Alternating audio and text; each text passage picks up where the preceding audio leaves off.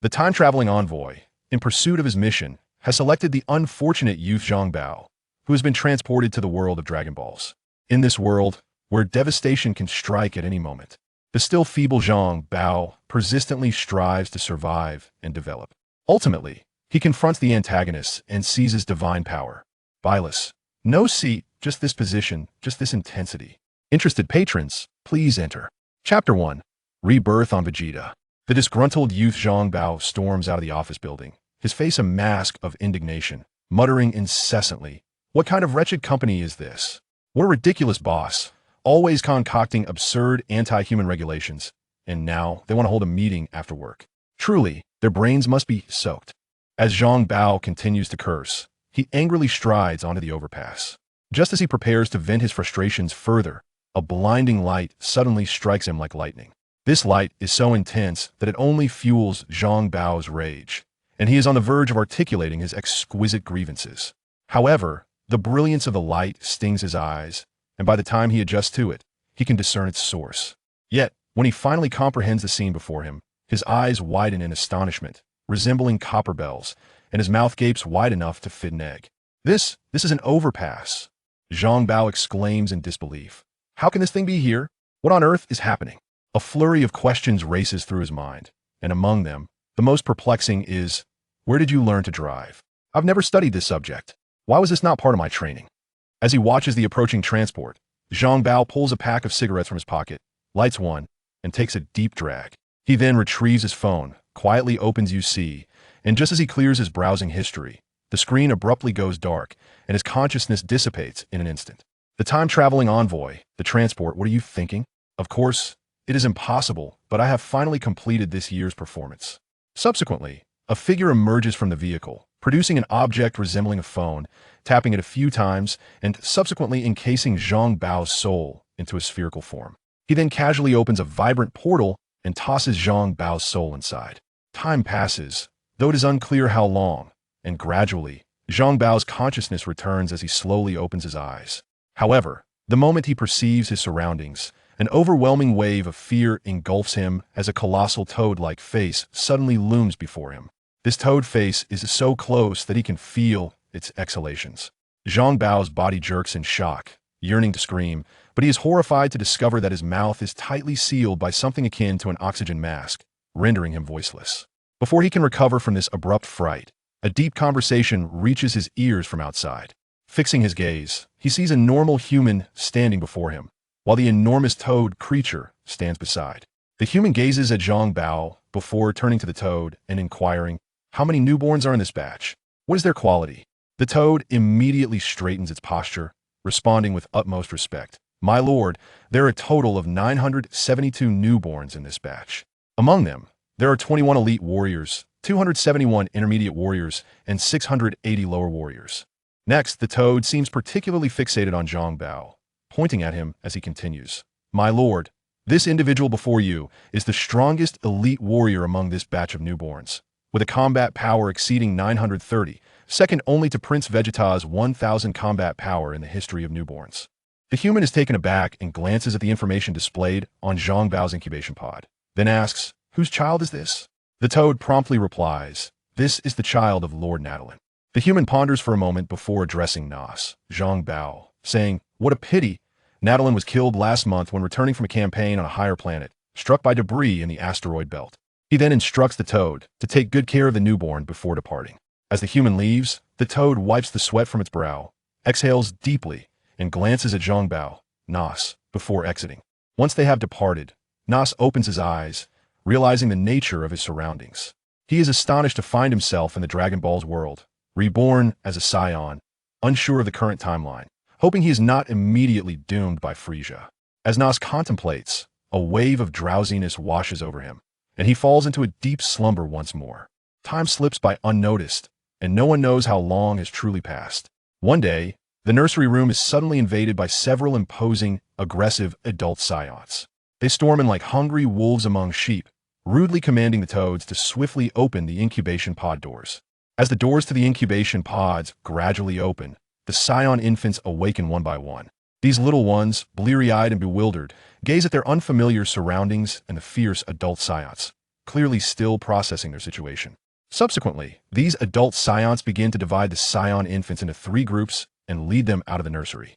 Nas and several other elite warriors are guided by one of the adult Saiyans towards the palace. Before long, Nas and his group arrive at the grand hall of the palace. Inside the hall, resplendent and majestic, a sense of awe naturally arises. At the center stand a massive throne occupied by an imposing figure, King Vegeta. Beneath King Vegeta sits a somewhat youthful, yet equally formidable boy, Prince Vegeta. Due to the lengthy childhood of Saiyans, it is difficult to ascertain Prince Vegeta's precise age based solely on his appearance. Just as Nas was lost in thought, King Vegeta spoke. You elite warriors are the future of our Vegeta star. Over the next 2 years, you must diligently study and hone your strength, and then march forth to claim greater glory for the Saiyans.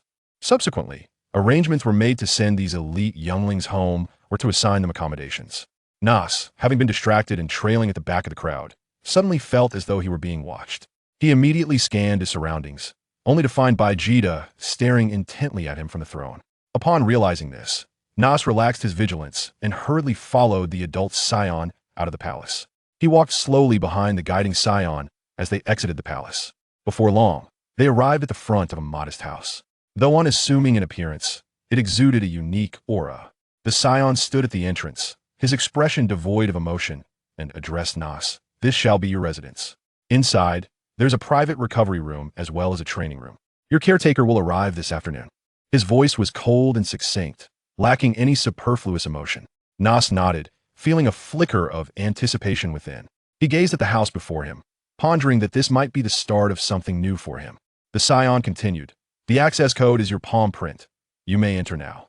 With that, he turned and departed, offering Nas no further opportunity to speak, nor did he spare him another glance as he led the remaining younglings away to arrange their accommodations. Nas stood rooted in place, watching the Saiyan's figure gradually fade from view, his heart swelling with joy. He too now had his own abode, albeit for a short time. It was at least a beginning. Taking a deep breath, he pushed open the door and stepped inside. Upon entering the room, Nas was immediately captivated by the arrangement within. Though not large, the space was impeccably tidy, equipped with all manner of facilities. He curiously surveyed his surroundings, and, after completing a circuit, could not help but exclaim, Indeed, the treatment of elite warriors is unparalleled. After lingering in the room for a short while, Nas began to feel a sense of boredom. He resolved to check out the training room.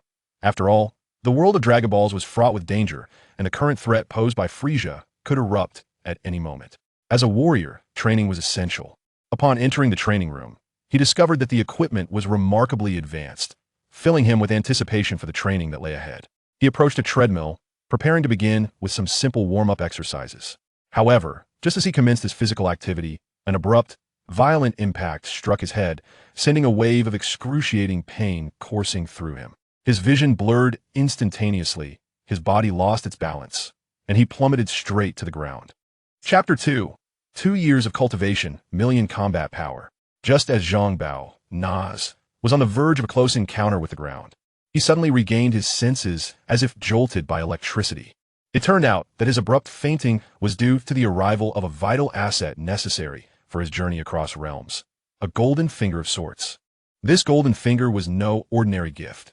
It consisted of 2 invaluable cultivation techniques and a powerful enhancement energy, specially bestowed upon him by the messenger of transcendence. Among these techniques, one was the breathing method, a remarkable manual that enables the absorption of the energies of heaven and earth, allowing one to continuously transcend their own dimensional limits and grow stronger in the art of cultivation. The other was the renowned Golden Light Mantra, one of the 8 great spells of Taoism, which also served as an extraordinary technique for dual cultivation of life and spirit. As for the enhancement energy, it was astonishingly potent. Not only did it fortify his essence, spirit, and vitality, but also further elevated his already commendable innate talents. At the very moment Nas collapsed, the transcendent messenger kindly elucidated the cultivation methods for these 2 techniques. Upon grasping this knowledge, Nas felt as if he had received a revelation. Instantly awakening from his dazed state, he focused his gaze and noticed his body was perilously close to crashing to the ground. With quick reflexes, he extended his hands, pushed against the ground with force, and executed a graceful somersault, landing firmly on his feet. Once he regained his balance, the lingering fear within Nas began to subside. Yet he was soon engulfed by a wave of intense dissatisfaction. Unable to contain himself, he unleashed a torrent of expletives, venting all his frustrations and vexations in a string of eloquent yet fiery expressions. Just as he prepared to embark on his cultivation practice, a sound echoed from outside the door, prompting him to step out for a moment. Nas slowly opened the door, his gaze falling upon a petite woman standing outside. Her frame appeared fragile, as if a mere gust of wind could topple her. However, what drew the most attention was the tail coiled around her waist, unmistakably indicating that she, too, was a Saiyan. Gazing at the woman before him, a sense of perplexity surged within Nas. He inquired, "What brings you here?" His tone laced with a hint of caution. The woman smiled gently and replied, "Greetings, my name is Janae. I have been assigned to assist with your daily needs." Upon hearing this, Nas was momentarily taken aback. A familiar thought flashed through his mind. Janae? That name seemed oddly familiar. He suddenly recalled that Janae was indeed Bardock's wife, and the mother of Goku and Raditz. How could someone of Bardock's caliber have a wife reduced to the role of a caretaker? Questions flooded Nas's mind. Yet he concealed his curiosity, silently observing Janae.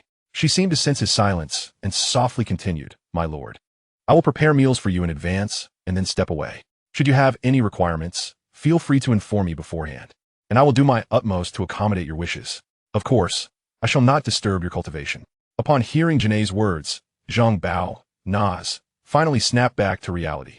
He quickly responded, "Oh, it's quite all right. Just prepare the food, as usual. There's no need to trouble yourself further." Upon witnessing Nas's amiable demeanor, Janae felt her previously tense heart begin to relax. After their exchange, Nas led Janae into the room, where she promptly headed to the kitchen to prepare the meal, prompting Zhang Bao to refrain from further conversation.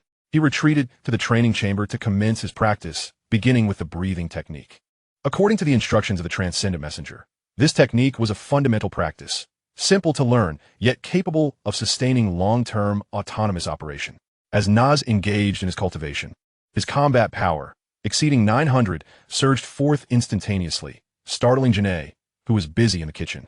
Her eyes widened in disbelief as she gazed at Zhang Bao Nas, internally marveling, how can he be so powerful? Just recently born, yet his combat strength exceeds 900, truly a prodigy. At that moment, Zhang Bao, Nas, was immersed in the absorption and operation of the technique. He felt the energy within him flowing in accordance to the practice, akin to a clear spring coursing through his body. As the energy circulated, his body gradually became lighter, accumulating strength. After several cycles of energy flow, Nas sensed a tremendous force surging within him, resulting in a spike in his combat strength, ultimately stabilizing at a value of 1200. Slowly opening his eyes and feeling the tumultuous power within, a joyful smile graced his face. However, upon glancing at the reading on the combat measurement device, a flicker of concern eclipsed his joy.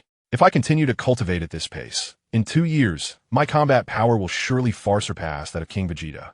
Nas pondered, realizing that such growth would undoubtedly attract Frieza's ire, and he would not hesitate to eliminate him. Contemplating this, Nas furrowed his brow, understanding that he could no longer pursue power blindly.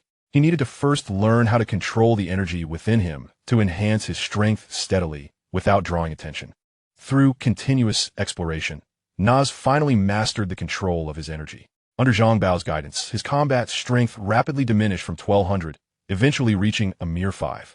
Just as Nas savored this newfound ability, the door to the training room was suddenly thrust open with force. Janae rushed in, her expression frantic upon seeing Zhang Bao seated in meditation. "My lord, are you all right? I noticed your combat power plummeting on the scanner and feared something had happened," she exclaimed, her face etched with worry. Observing Janae's anxious demeanor stirred a small wave of emotion within Nas. He offered a gentle smile, reassuring her, "Do not worry. I was merely experimenting with a new training method, which caused some fluctuations in my combat power. In the future, there's no need for such formality. Simply call me by my name." Upon hearing this, Janae seemed inclined to refute, yet Nas quickly urged her not to be overly concerned with formalities. Observing his earnestness, Janae reluctantly nodded in agreement. From that moment forth, Nas devoted himself entirely to his cultivation. Each morning, he practiced breathing techniques and the golden light spell, tirelessly enhancing his energy. In the afternoons, he engaged in rigorous physical training, employing various high-intensity exercises to bolster his physique and stamina. When fatigue set in, He would converse with Janae to alleviate his mind. They shared insights on their training and exchanged personal life experiences.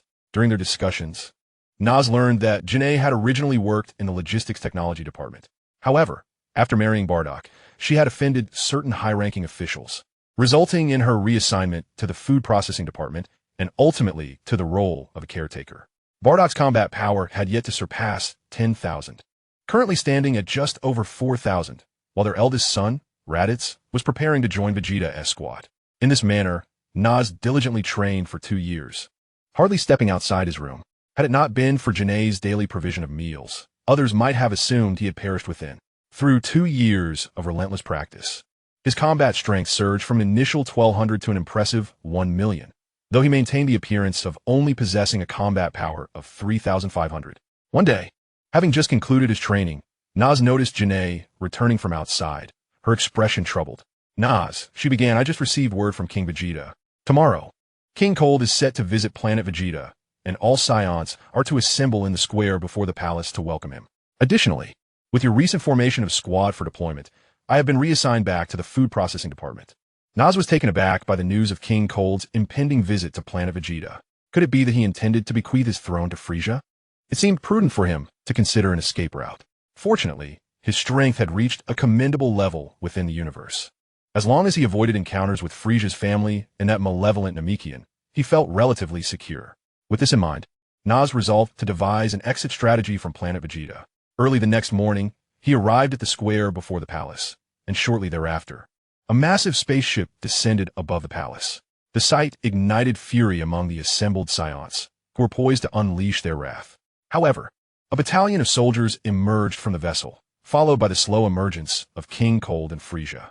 A formidable aura radiated from Frieza, overwhelming the Saiyans present and rendering them unable to lift their heads in submission. Naz, feeling the weight of this oppressive energy, instinctively lowered his gaze, though he perceived that Frieza's power level was merely around 500,000.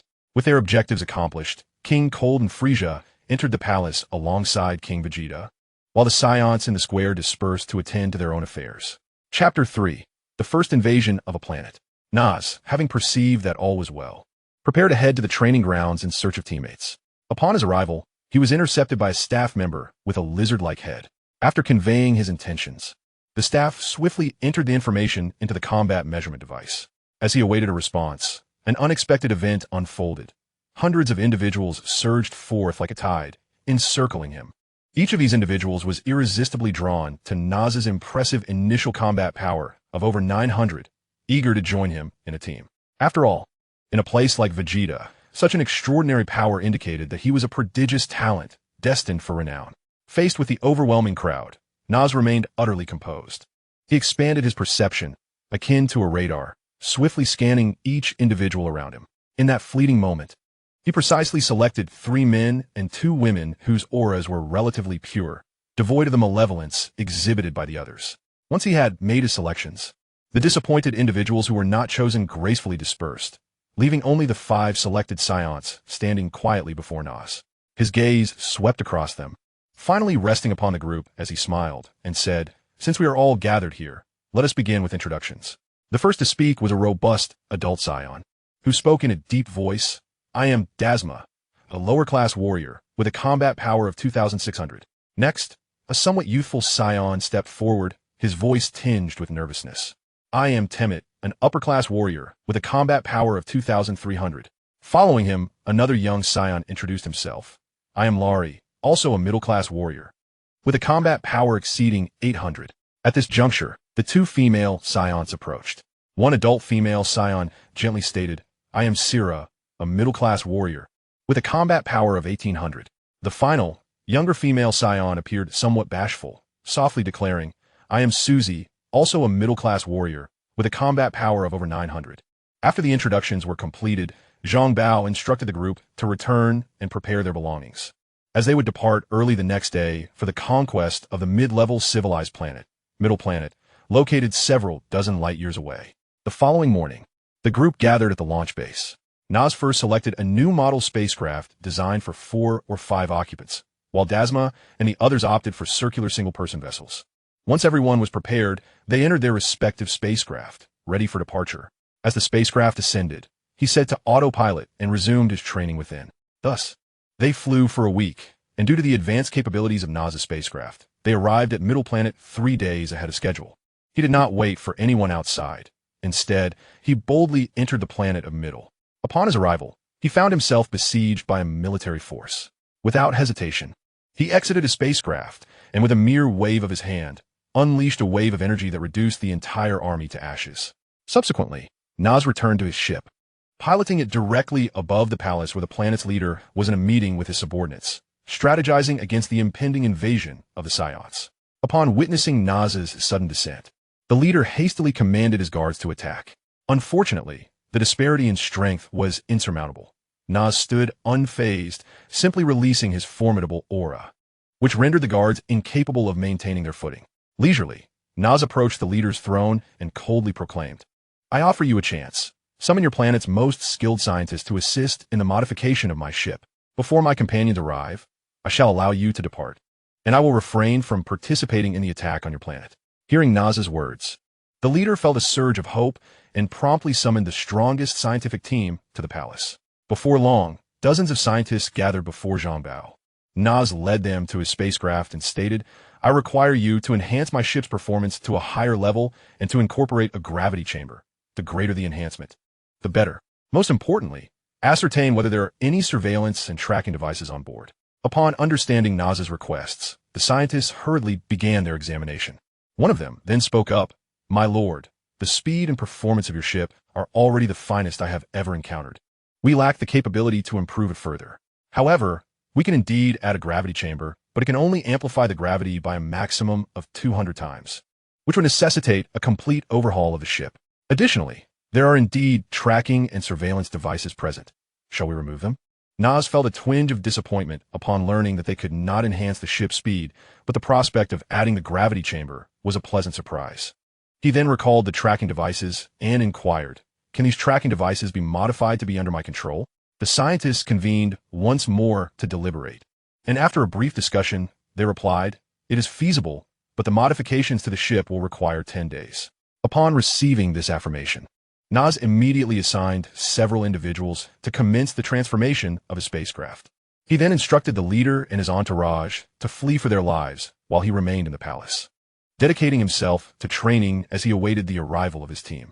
3 days passed in the blink of an eye, and 5 beams of golden light descended from the heavens, signaling the arrival of his companions. Naz promptly assigned them tasks to begin cleansing the planet, while he continued to wait in the palace, prepared to intervene should any adversaries prove overwhelming. Thus, after a span of more than 10 days, the modifications to Naz's spacecraft were completed, and he inquired of the scientists if they would be willing to follow him. Upon learning of Naz's impending invasion, the group displayed their indignation. However, faced with his formidable strength, they found themselves at a loss. Subsequently, they expressed their intention to depart from the planet. Naz, observing their resolve, chose not to hinder them. Once they had left, he immersed himself in his training once more. It was not until that fateful day that an urgent distress signal suddenly emanated from his combat power measurement device, causing a pang of anxiety within him. His subordinates had initially made astonishing progress during their offensive, sweeping through territories with unparalleled vigor. Yet, just as they believed victory was assured, a legendary local hero named Luai's appeared on the battlefield like Spectre. Luai's emergence introduced a significant variable into the previously favorable situation, boasting a combat power exceeding 6,000 and a speed that was nothing short of astonishing. Confronted with such a formidable adversary, Darzma and the others unhesitatingly opted for their giant ape transformation, although this would elevate their combat prowess beyond that of Luai's. It came with a grave drawback. Their bodies swelled to enormous proportions, resulting in a considerable decrease in agility. During several fierce encounters, Luai's swiftly discerned the weaknesses of their giant form, skillfully weaving between the colossal figures and evading their attacks, seizing the opportunity to sever their tails. Had it not been for Darzma striking Luai's at a critical moment, they might have met their demise. Upon receiving their distress signal, Naz immediately soared towards their location at breakneck speed. Just as Luai's energy wave was about to strike them, Naz appeared before them as if teleporting. Without a moment's hesitation, he waved his hand, effortlessly deflecting the ferocious assault. In the next instant, a powerful aura erupted around Naz, akin to an invisible shockwave, which sent Luai's hurtling away. Yet, due to certain circumstances from his previous life, he harbored no desire for excessive slaughter. His sole wish was to conclude the battle swiftly and arrange for his imminent departure for Vegeta. After annihilating all enemies with combat power exceeding 4,000 with tremendous force, Nas vanished from the battlefield like a wraith. Moments later, he reappeared in the royal palace like a ghost. Following this harrowing rescue operation, Nas not only succeeded in liberating his companions, but also learned of the progress of others. However, upon discovering their pace, an overwhelming sense of helplessness and anxiety washed over him. At this rate, accomplishing their task would likely require at least another year and a half. Fully aware of the preciousness of time, Nas recognized that while continuing his training here could yield some improvement, the potential for advancement was exceedingly limited. As he pondered deeply, his gaze inadvertently fell upon the star map. Suddenly, a spark of realization ignited within him, for he discovered that the planet Ryadrat was a mere few light years away. In the original text about the planet Ryadrat, it is mentioned that Sun Wukong mastered the art of instantaneous movement here. He was also aware of the existence of numerous extraordinary skills on this planet, many of which were life-saving techniques. Contemplating this, an impulse surged within him, compelling him to immediately journey to Ryadrat to acquire these invaluable skills. With his decision made, Nas left essential instructions for his companions without hesitation, then boarded his spacecraft and resolutely departed from the planet Middle, racing towards Ryadrat. Chapter 4, Ryadrat. The distance of a few light years was but a brief voyage of 4 or 5 days for Nas's spaceship. Upon finally arriving at Ryadrat, his heart brimmed with anticipation and excitement. The moment Nas stepped out of his vessel, he was instantly awestruck by the scene before him. Surrounding his spaceship was a throng of individuals, each varying significantly in appearance. Some were tall, others short and robust, some had fair skin, while others exhibited remarkable hues. Upon seeing Nas emerge from the ship, the inhabitants of Ryadrat collectively focused their gaze on the tail that coiled around his waist. Their faces displayed an expression of vigilance, as if filled with suspicion towards this unfamiliar visitor. Noticing this, Nas remained calm and composed. He stood still, smiling as he made eye contact with the Ryadrat inhabitants. After a while, an elder Ryadratian stepped forward from the crowd. His gait was steady, and his sharp gaze conveyed an air of authority. The elder approached Nas, scrutinizing him thoroughly before inquiring, "Saiyan, what brings you to our planet?" Upon hearing the question, a slight smile graced Nas's lips. In a gentle tone, he replied, "Greetings, esteemed elder. My name is Nas, and I hail from a distant planet. I have heard tales of the many wondrous skills possessed by the Ryadrat people, and I have come to seek your guidance in learning some of them." Upon hearing Nas's words, the Ryadrat people began to employ their spirito, initiating a perception of Nas's own spirito. Discovering that his energy was not malevolent, they relaxed their caution. After a cloud of smoke dissipated, only a green and a blue Ryadratian remained. The blue Ryadratian then spoke, "I am Pikura, an elder of the Ryadrat people. What you witnessed earlier were merely my and Karami's, the green Ryadratian, projections." Nas was taken aback, initially believing them to be mere duplicates as in the original narrative. However, his perception indicated that they were distinct entities, each possessing unique energies. He was astonished to discover that they were indeed projections. The secret arts of the Ryadrat people were indeed profoundly remarkable. Subsequently, Piccolo remarked, "I have sensed your spirit. Indeed, you differ from other Saiyans, exhibiting a relatively lesser degree of malevolence. I have just communicated with the Elder Council, who have consented to allow you to learn our skills. However, I hope that in the future, you will protect our planet. Which skill would you like to acquire?" Nas, upon hearing this, slightly bowed and politely replied, "Rest assured, Elder Piccolo, since I have chosen to learn the skills of your planet, the people of your world shall be my friends. I will offer my assistance in times of need. At present, I wish to first learn the art of instantaneous movement." Piccolo nodded. "This art is not easily mastered. It requires formidable perception and concentration, and most importantly, a certain affinity for spatial abilities." With that, Piccolo instructed Karami to take Nas to a tranquil location to commence his training. Piccolo began to patiently elucidate the principles of instantaneous movement, explaining that one must first sense the opponent's energy, then lock onto their position, and finally, with immense willpower, execute spatial movement. Nas listened intently, occasionally posing questions. Piccolo then demonstrated, vanishing from his position and reappearing a short distance away. Nas's eyes widened in astonishment and yearning. Following Piccolo's guidance, He endeavored to perceive the surrounding energy and attempted to move. However, on his initial attempt, he merely swayed slightly. Piccolo encouraged him, "Do not rush. This requires continual practice."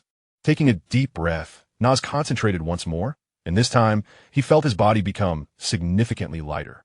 He sensed a spatial node, realizing he could traverse from one point to another. Following the guidance of that spatial node, he exerted himself and astonishingly vanished from his original position, reappearing several meters away. Filled with excitement, Nas clenched his fist and exclaimed, "I did it!" Piccolo and Karami exchanged pleased smiles, and Piccolo praised, "Well done." Achieving such results on your second attempt indicates that your spatial aptitude surpasses that of the average person. Now, simply persist in your practice until you become proficient. Encouraged, Nas became increasingly motivated, diligently practicing instantaneous movement. With each attempt, the distance he covered grew greater, and his speed accelerated. However, just as he reveled in his achievements, an unexpected incident occurred. During one long-distance movement, he suddenly felt dizzy, his consciousness blurred, and he veered off course, finding himself in a perilous valley. Surrounded by jagged rocks and the fierce roars of wild beasts, Nas fought to steady his mind, striving to sense the surrounding energy once more and execute instantaneous movement to escape. After 3 months of relentless practice, he not only mastered instantaneous movement, but also gained precise control over energy. Just as he prepared to seek out Elder Piccolo, a figure suddenly appeared through instantaneous movement. Upon closer inspection, he realized it was the Elder Piccolo he intended to find. Upon the arrival of Elder Piccolo, Nas hastily rose to greet him.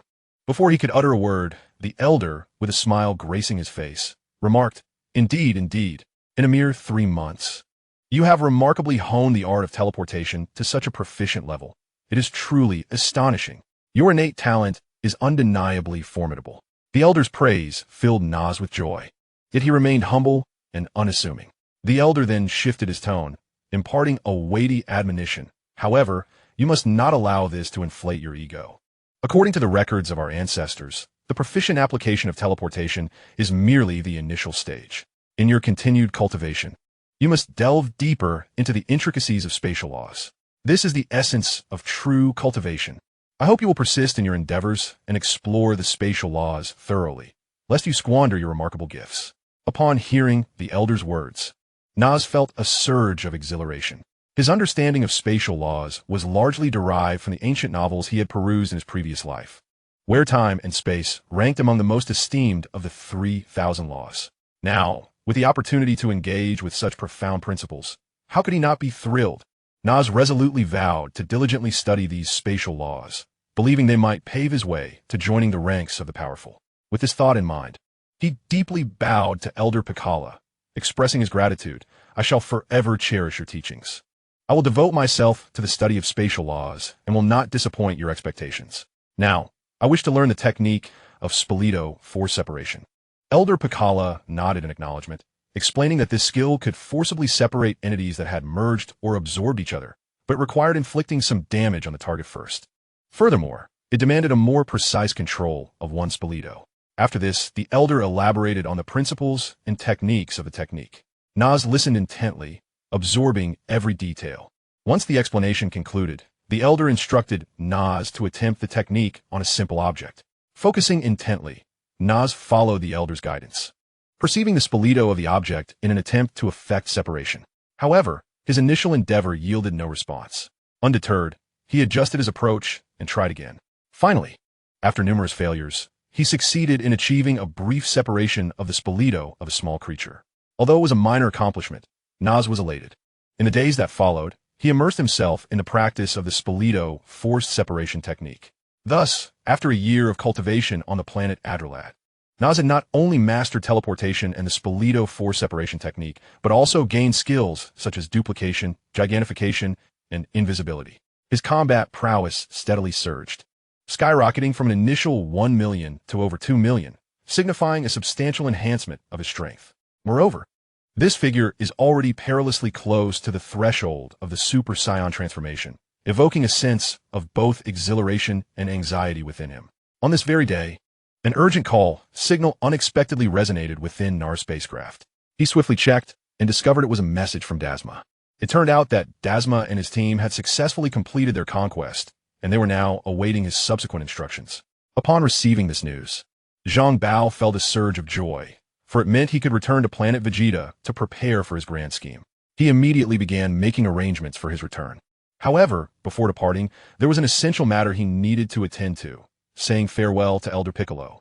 After all, Elder Piccolo had provided him with considerable assistance and support during this training period. Upon locating Elder Piccolo, he expressed his intention to leave.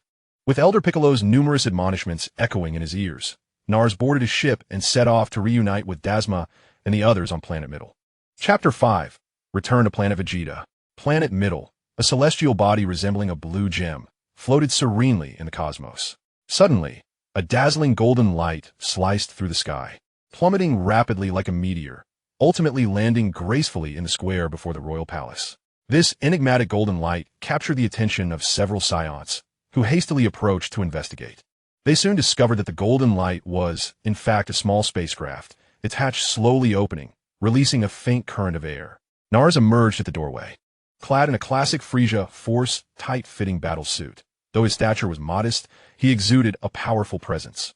With each step he took, he seemed to embody boundless strength. As Nars disembarked from the ship, Dasma and the others quickly gathered around him, their faces alight with excitement and anticipation. "Captain, you have finally returned," Dasma exclaimed. "The entirety of Planet Middle has been successfully occupied, with no opposing forces remaining." Nars nodded slightly, acknowledging their efforts. He surveyed the conquered land around him. "Well done." Nars' voice resonated, deep and commanding. "However, before we return to Planet Vegeta, there's a crucial matter that requires our attention." His gaze fell upon the scanner in Dasma's hand, and he continued, "First, remove that scanner and place it in the adjacent palace." After a few moments, as the others returned, Nars looked at them with a grave expression and said, "During my recent expedition, I acquired a significant piece of information from the interstellar black market. Frieza intends to annihilate us Saiyans and Planet Vegeta." As his words hung in the air, the group fell into stunned silence. After a moment, the hot-tempered Larry broke the silence, his eyes wide with disbelief. "No way, Captain. We Saiyans have always been the backbone of the Frieza Force. How could he dare to sever his own arm like this?" Larry's words resonated with the others, prompting Dasma to respond immediately. "Indeed, the prowess of our Saiyan lineage is undeniable. Even Frieza must consider this before daring to confront us." Nus, casting a gentle smile upon the assembly, spoke slowly. "You perceive only the superficial, yet fail to delve into the depths of Frieza's strength and the circumstances of his lineage." The audience, upon hearing his words, displayed expressions of bewilderment, save for Suzy, who contemplatively remarked, "I believe I heard on the information platform that Frieza's combat power exceeds 500,000. Suzy's statement astonished the others, with Termat exclaiming in disbelief, "That cannot be true. How could it be so high? I have heard that King Vegeta's power is merely over 10,000. Observing the chaotic discussion akin to headless flies buzzing about, Nas felt as though his head might erupt from the cacophony, akin to a swarm of insects incessantly droning in his ears, driving him to distraction. Finally, unable to bear it any longer, he rose abruptly, eyes wide with fury, and bellowed, "Enough." Silence. His roar reverberated through the room like thunder, causing the very walls to tremble. As his voice fell, a formidable aura erupted from him, akin to a volcanic eruption, sweeping the individuals before him off their feet.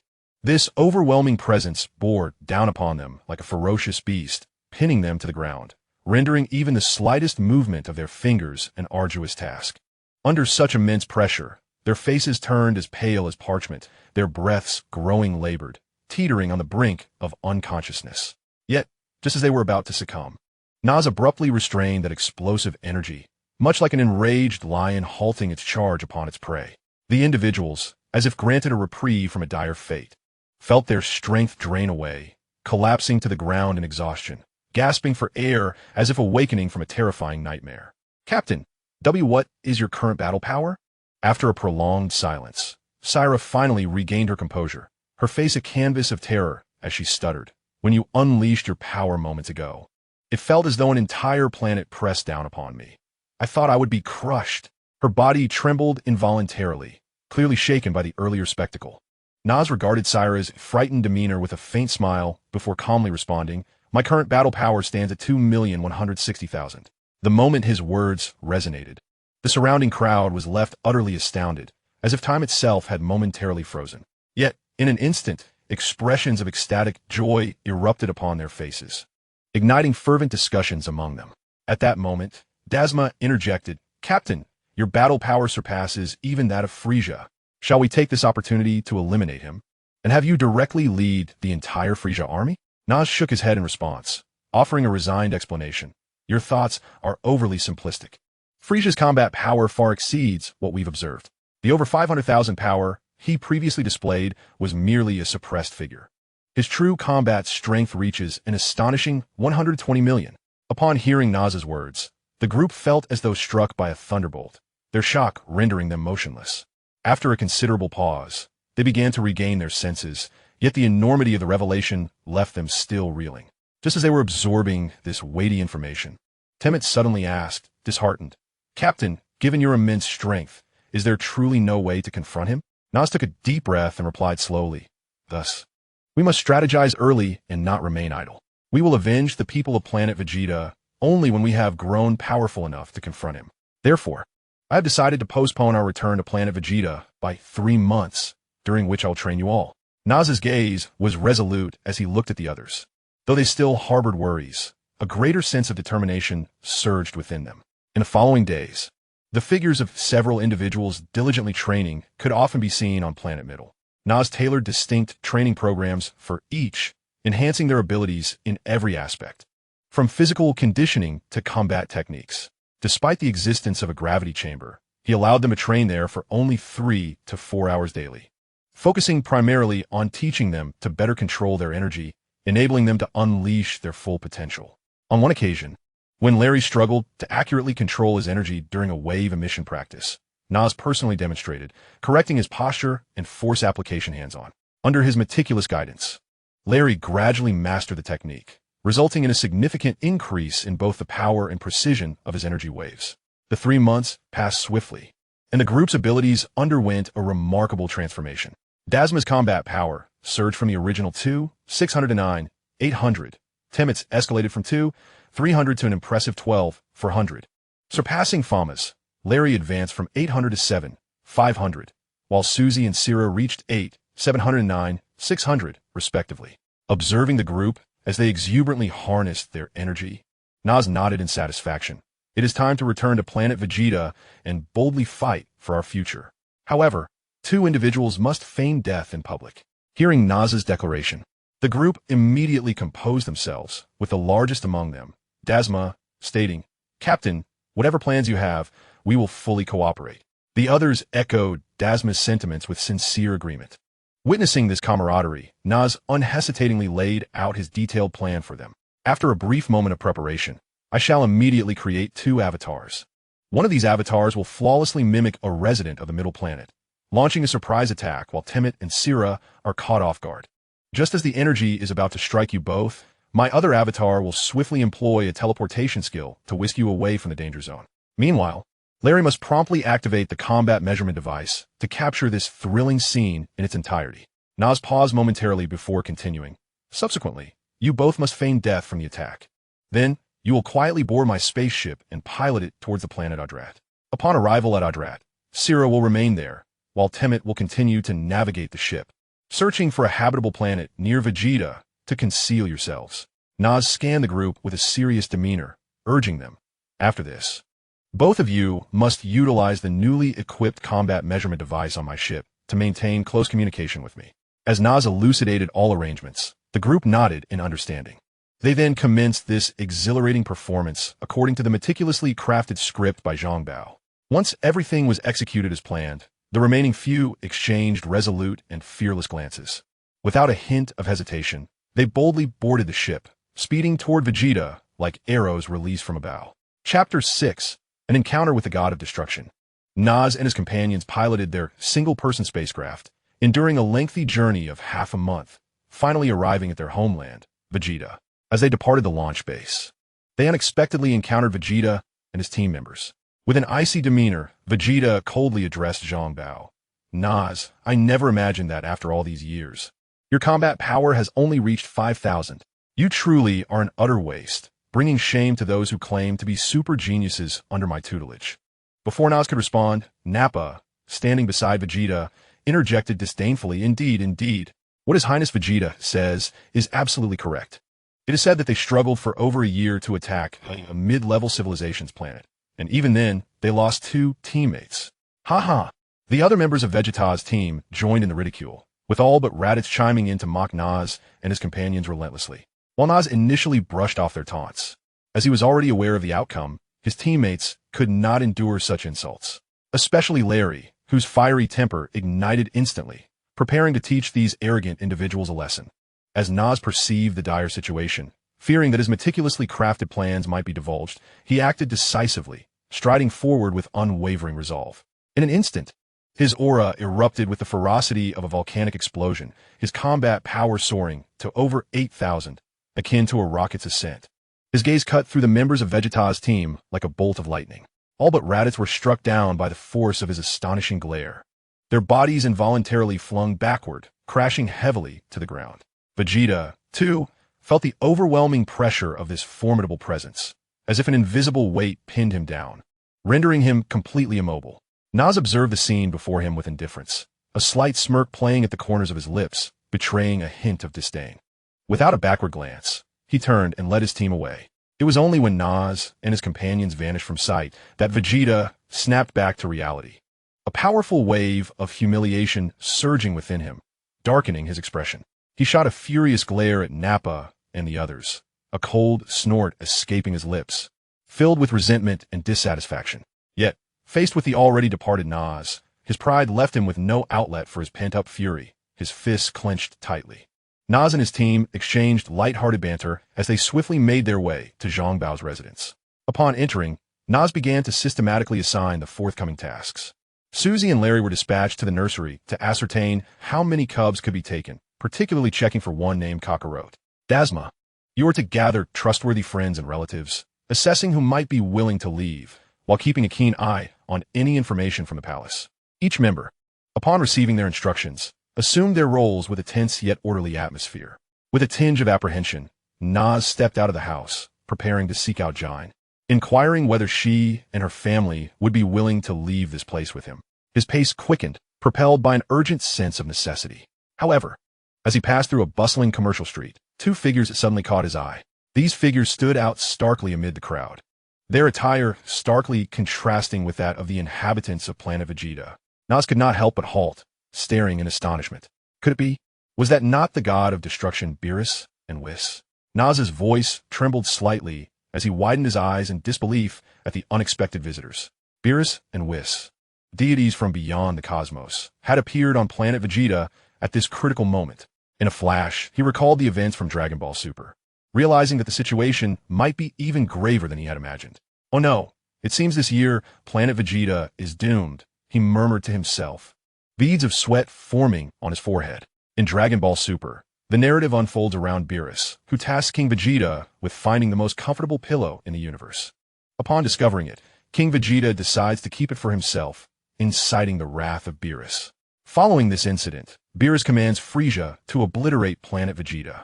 Now, with Beerus's presence looming over planet Vegeta, it seems the destruction of the planet is imminent. His original plan appears to necessitate a hastening of actions, lest the consequences be dire. Perhaps due to the prolonged focus of Beerus upon them, both he and Whis suddenly become aware of Nas's existence. They turn in unison to fix their gaze upon him. Nas's heart races, and he wishes to avert his eyes instantly, but it is too late. His body feels immobilized, as if frozen in place. In the brief moment their eyes lock, time seems to stand still. Yet, Beerus and Whis observe him as if he were an intriguing curiosity, approaching Nas with a leisurely demeanor. Realizing there is no escape, Nas steels himself and steps forward. He takes a deep breath to compose himself, then bows deeply to Beerus, his voice trembling as he speaks. I have the honor of meeting you, Lord Beerus. The cold, star-like gaze of Beerus sweeps over him, sending a chill through Nas as if he were stripped bare, exposed before the deity. His body trembles uncontrollably, and his teeth chatter, just as fear overwhelms him. Beerus unexpectedly breaks the silence. I did not expect to find another Saiyan who recognizes me besides King Vegeta. You seem rather composed, unlike those reckless individuals.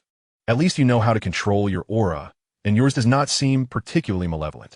Hearing Beerus's praise, Nas feels a slight sense of relief, but remains cautious and responds humbly. You honor me, Lord Beerus. I possess only a modest understanding and am far from proficient. Beerus appears unfazed by Nas's modesty, casually waving his hand to indicate that such humility is unnecessary. He then turns to lead Whis toward the royal palace. However, at the moment Beerus pivots, Whis suddenly halts, casting a penetrating gaze upon Nas.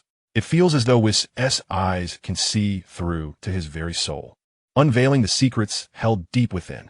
Nas's expression tightens with anxiety, but then Whis offers a slight smile and a nod before turning to follow Beerus. This seemingly simple gesture from Whis allows Nas's tension to ease somewhat. Not wishing to appear remiss, Nas promptly returns the nod to Whis as a gesture of goodwill. Subsequently, he no longer lingered and hastened towards Janae's residence. Upon arriving, he observed Janae and Bardock gathered around the incubation chamber, gazing at one of the infants. After a while, upon noticing Nas's arrival, both of them expressed their joy, as their bond had deepened over the course of 2 years. It was then that Nas realized Bardock's combat power had surpassed 8,000, prompting the three to engage in conversation. Just as Nas was poised to mention the impending destruction of planet Vegeta, a series of calls echoed from outside Bardock's home. It turned out that Bardock's comrades had come seeking him for a mission. Upon seeing the crowd, Nas could only relent. After exchanging a few more words with the two, he cast a lingering glance at the infant Goku in the incubation chamber before departing. Chapter 7. The rescue of Broly upon returning to his dwelling from Bardock's home. Nas encountered Suzy hastening towards him. Upon seeing Nas, Suzy rushed over and said, Captain, we have thoroughly examined the incubation room, and, on our way back, we unexpectedly learned some vital information. Nas, upon hearing Suzy's words, felt a flicker of anticipation in his eyes and quickly inquired, Oh, what's the situation? Doing leaguing me. Suzy took a deep breath to steady her emotions before responding. It is as follows, Captain. Larry and I have just tallied the number of newborns in this batch, and we discovered there are a total of 562 infants. Among them, 12 are elite warriors, 210 are intermediate warriors, and 340 are lower-tier warriors. Noticing that Nas was still contemplating her report, she cautiously added, Among these younglings, the highest combat power is nearly 300. Additionally, we did not find any Saiyan infant named Kakarot. Nas nodded in acknowledgement, indicating he comprehended the situation. He then continued, I understand that. So, what is the news you mentioned earlier? Suzy paused momentarily, seemingly organizing her thoughts, before stating, as we verified the numbers and were about to return. We overheard a few Saiyans discussing in hushed tones. They mentioned that King Vegeta initially intended to execute Beerus' child, but for reasons unknown, he suddenly altered his decision, changing the child's fate to exile. Moreover, Larry discreetly followed to ascertain the specifics. Upon hearing this news, Nas contemplated briefly before exclaiming, Beerus' child? That must be Broly. His voice carried a hint of astonishment and excitement. Broly was the legendary Super Saiyan, a phenomenon that appeared only once every millennium. If he could be taken and nurtured, he might very well become the divine warrior of the Saiyans. With this thought, Nas's heart raced, and he resolved to contact Larry immediately to ascertain from where they planned to launch Broly's exile. After a series of urgent calls, Nas finally received a response from Larry. He learned of Broly's location and, without hesitation, sped towards the launch base alongside Suzy. The pair swiftly arrived at Larry's hideout. Upon arrival, Nas immediately began employing his perceptive abilities to pinpoint the vessel carrying Broly. Simultaneously, he instructed Suzy to urgently contact Temmet to inform them of their plan. Once everything was prepared, Nas took a deep breath, ready to execute his instantaneous movement skill. He aimed to appear beside Broly in an instant, and then transport him directly to Temmet's side. Just as Suzy finished her communication with Temmet, Broly's spaceship had already departed for Vegeta Star. In that critical moment, Nas, with remarkable speed, swiftly activated his instantaneous movement skill, appearing almost like a phantom within the confines of Broly's ship. Fortunately, due to their still youthful stature, they did not cause the vessel to implode. Nevertheless, the sudden appearance left Broly utterly astonished, as he had not anticipated Nas materializing before him in such a breathtaking manner. Before Broly could fully comprehend the situation, Nas struck like lightning, seizing Broly and once more employing his instantaneous movement, bringing him alongside Temmet. In that fleeting moment, Broly felt a disorienting blur as his surroundings transformed entirely. He glanced around, realizing he was in an entirely unfamiliar place, a wave of intense unease washing over him. At that moment, Broly finally regained his composure from his initial shock. Realizing he was in a precarious situation, he feared that Nas and Temmet might harbor ill intentions. And without hesitation, he unleashed a formidable aura. This energy surged forth like a tidal wave, overwhelming Temmet, who staggered backward, nearly losing his balance. Observing Broly's eruption of power, Zhang Bao couldn't help but marvel at the boundless potential of this young boy. Taking a deep breath, he unleashed his own aura unreservedly, akin to a colossal mountain bearing down upon Broly. Feeling Naz's overwhelming presence, Broly roared in an attempt to break free from this pressure, yet Naz's aura stood impenetrable, like a fortified wall, rendering his struggles futile.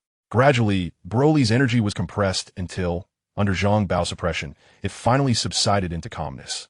Once tranquility was restored, Nas gently extended his hand, tenderly stroking Broly's head as if comforting a frightened child.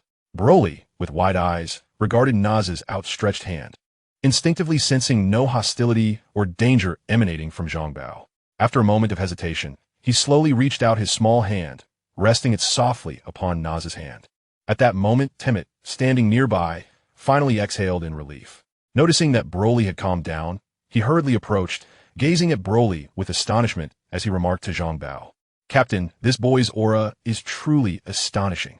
I just sensed a bit, and despite his tender age, his battle prowess is nearly on par with mine.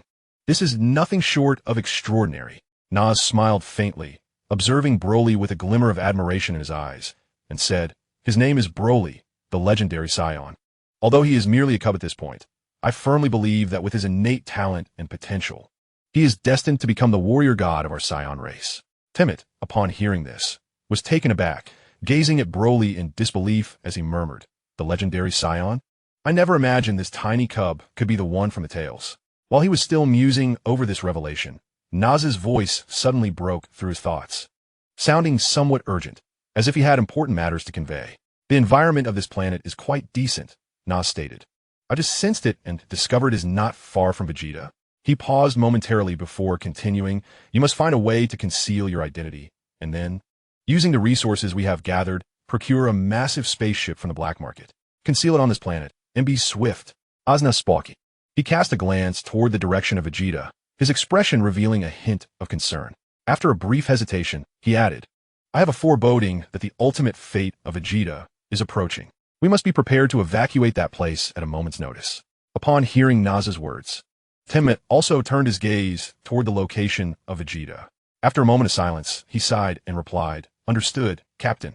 I will attend to this matter promptly. You all must exercise caution on Vegeta. If the situation deteriorates, you must retreat decisively without a moment's hesitation."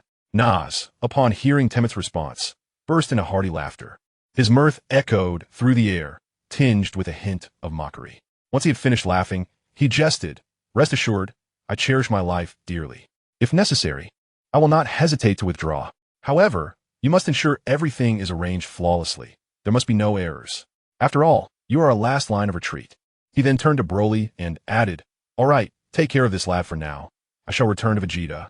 With that, he effortlessly executed his instant transmission skill, vanishing in the blink of an eye to appear beside Suzy and Larry. Suzy and Larry displayed no surprise at Naz's sudden appearance, as if it were entirely anticipated. Suzy smiled and greeted Nas, "Captain, you have finally returned. Is everything arranged?" Nas nodded, a confident smile gracing his face as he replied, "Indeed, everything has been arranged. From now on, you must remain vigilant. Should King Vegeta and his entourage depart from planet Vegeta, or if you sense Frieza's presence nearing, do not hesitate to gather at the nursery immediately. At that moment, we shall depart from this planet." Suzy and Larry exchanged glances before responding in unison, "Understood, Captain. We shall remember."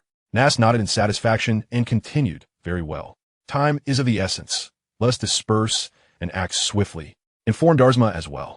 Now, prepare the necessary items for our evacuation while I attend to some matters." With that, the three individuals went their separate ways, commencing preparations for their departure from planet Vegeta. Chapter 8. The explosion of planet Vegeta. Months passed, and the group was ready to evacuate planet Vegeta at a moment's notice. On this fateful day, as Nas was immersed in his training, a powerful premonition surged within him. An overwhelming and malevolent energy emanated from above.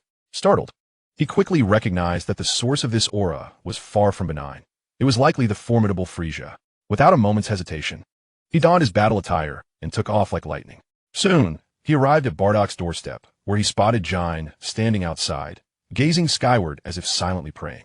Nas approached her swiftly, and upon seeing him, Jine's expression shifted to one of surprise. Before he could utter a word, she urgently inquired, "Nas, what brings you here? I heard Bardock say that Frisia intends to destroy planet Vegeta and annihilate all Saiyans. You must escape on a spaceship at once." Seeing Jine's anxious demeanor, a warmth surged within Nas.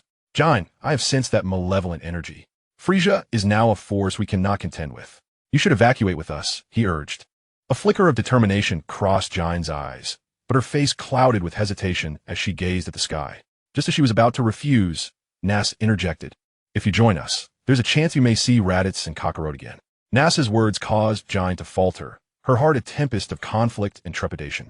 Yet a glimmer of hope seemed to spark within her at his proposition.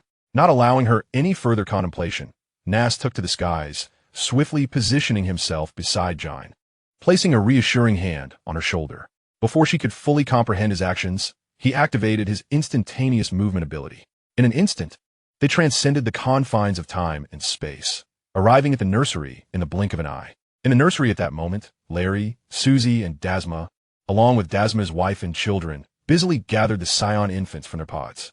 These adorable little beings, some still slumbering, while others curiously gazed at their surroundings, appeared quite bewildered. The arrival of Nas and Jine did not garner much attention. Everyone remained engrossed in their respective tasks. Observing this, Nas promptly attended to Jine, swiftly positioning himself before the scattered Saiyan infants. With great care, he lifted them from their pods and gently placed them on a large platform. After a while, through collective effort, all the Saiyan infants were finally assembled together. As Nas gazed at these tiny lives, an inexplicable surge of emotion welled up within him. These were the future commanders under his command. The thought of venturing forth with a cadre of Super Saiyans thrilled him. Next, he instructed everyone to stand on the platform. Once they were steady, he soared beneath the platform, supporting it effortlessly with a single hand. Taking a deep breath, he pressed 2 fingers against his forehead, attuning himself to the energy of Temet. Moments later, he executed his instant transmission technique.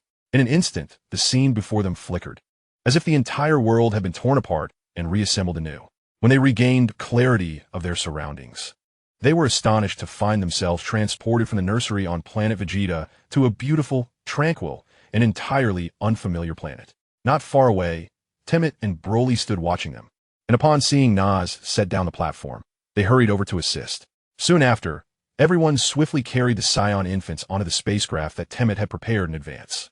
At that moment, Jine rushed to Nas, her voice filled with urgency. "Nas, please help me bring Bardock back." Nas, contemplating a return to planet Vegeta himself, knew he could use instant transmission.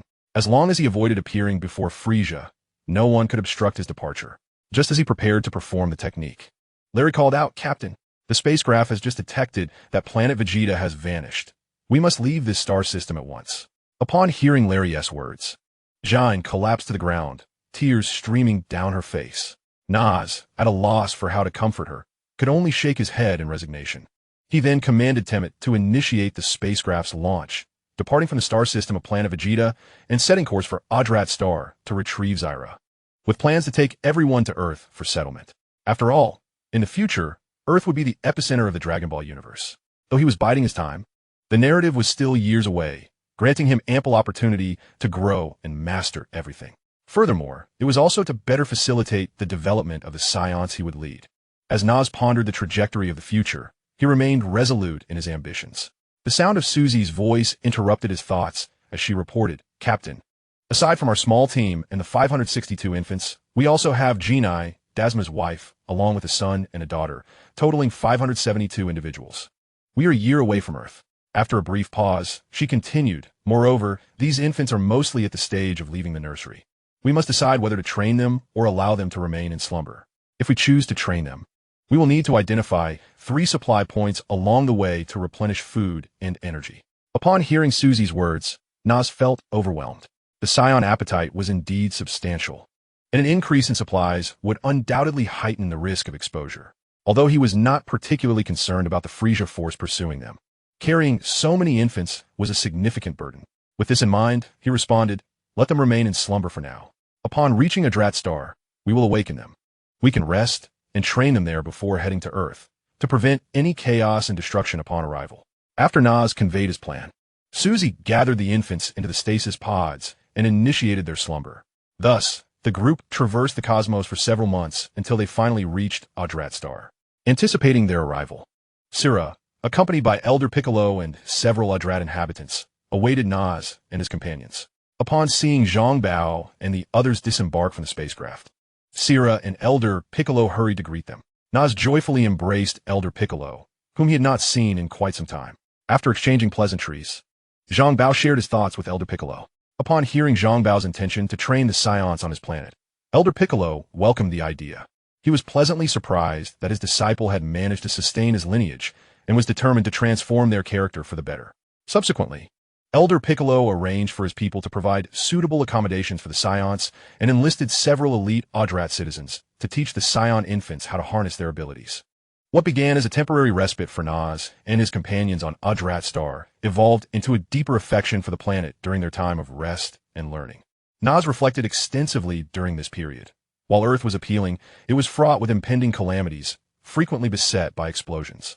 Living on Adrat Star seemed far more secure, allowing for peaceful slumber without the fear of vanishing during the night.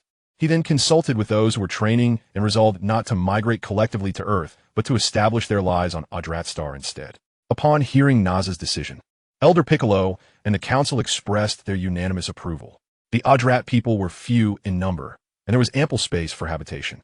Secondly, although the secrets of the Adralith are marvelous, their combat prowess is not particularly formidable. Thirdly, after spending some time together, they recognized the immense potential of the Saiyans. They resolved to invite the Saiyans to join Adralith Star, believing that under their guidance, the Saiyans could significantly unleash their latent abilities. Consequently, the strength of Adralith Star would be greatly enhanced, enabling them to better resist external invasions. Thus, the Saiyans began their settled life on Adralith Star, with Nas being elected as their chieftain by the community.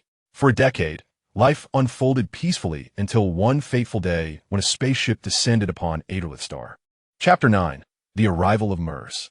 On this bright and sunny day, 16-year-old Nas, having grown to a height of 1.68 meters, was leading a group of Saiyans in a serene and focused meditation practice. Suddenly, a dazzling streak of light pierced through the cosmic darkness, plummeting to the ground like a meteor. The attention of everyone was drawn to this luminous phenomenon, prompting them to cease their practice and gaze in awe at the mysterious radiance. As the light gradually dissipated, a colossal spaceship emerged before their eyes, resembling a fortress from outer space. Observing this, Nas rose without hesitation, his eyes reflecting a mix of eagerness and curiosity. He swiftly led Broly, Dasma, Temet, and Larry towards the direction where the spaceship had landed. Upon their arrival, they discovered Elder Piccolo had already surrounded the spacecraft with 3 Adralithians, utilizing their unique cloning abilities. The atmosphere became tense and heavy, as if an intense confrontation was imminent. However, as seconds ticked by, the spaceship's hatch remained firmly shut, showing no signs of opening. The gathered crowd anxiously awaited, their curiosity and anticipation intensifying. Just as their patience was about to wane, the hatch finally began to open, accompanied by a faint mechanical sound. All eyes were fixed on the opening, eagerly anticipating the emergence of its occupants. As the hatch fully opened, 2 figures stepped out, clad in the uniforms of Galactic Patrol. They exuded an aura of charisma and authority. One possessed purple skin, radiating a mysterious and dignified presence, while the other bore a striking resemblance to Ultraman, évoquant a comical impression. Nas stared intently at these 2 individuals, and a flash of realization struck him. He suddenly recalled their names. The purple-skinned figure was none other than Mers, the hidden apprentice angel within the Galactic Patrol. The one resembling Ultraman was undoubtedly Gak, who proudly identified himself as a super elite of the Galactic Patrol. Upon seeing their attire, the previously vigilant crowd felt their tension dissipate like mist in the spring breeze, vanishing without a trace. Mel's, with a serene smile, took a step forward at a measured pace, gracefully extending his arms as though to welcome distant guests. His voice, gentle and amiable, evoked a sense of goodwill among the assembly. Esteemed Saiyans and friends from Adrat, please do not feel apprehensive. Our intentions are entirely benevolent. Mel's words enveloped the crowd like a warm ray of sunshine, gradually easing their previously taut nerves. He then turned his gaze towards Nas and the others, continuing, "When you departed from the planet Molds, my colleague Jack had already taken note of your presence. At that time, Vegeta had only just vanished, and we observed that the majority of you were mere children, which led us to refrain from any aggressive actions." Upon hearing this, Temmet and his companions exhaled in relief, realizing that unbeknownst to them, they had already drawn the attention of the Galactic Patrol, yet thankfully, their adversaries had not acted immediately. Jack nodded in agreement with Mel's statement, adding, "Through our extensive surveillance of Audrat over the years, we have witnessed a remarkable transformation among you Saiyans. No longer do you exhibit the same belligerence and brutality. Instead, you have become more amicable and gentle. Therefore, we wish to extend an invitation for you to join the Galactic Patrol to collectively uphold peace within the cosmos." Jack's proposition left Nas and his companions astounded, exchanging glances, momentarily uncertain of how to respond. After a brief contemplation, Nas stepped forward, locking eyes with Mel's, and inquired, "We Saiyans have indeed committed numerous transgressions, causing great calamity across the universe. Are you truly willing to accept us into the Galactic Patrol?" Mel's responded with a warm smile. "Every individual deserves the opportunity for redemption. We have observed your current conduct, and we believe you can become guardians of cosmic harmony." Hearing this, Nas pondered deeply once more, and after a moment, he looked at Mel's and Jack with resolute determination, stating, "If we can contribute to the peace of the universe, we Saiyans are willing to join." The assembly nodded in agreement, expressing their approval. Mel's and Jack exchanged gratified smiles, believing everything was progressing smoothly. However, Nas then shifted his tone, adding, "Nonetheless, our Saiyan kin are still relatively weak and quite young. I propose that we consider their entry into the Galactic Patrol in 10 years. Upon hearing this, both Mel's and Jack furrowed their brows in contemplation.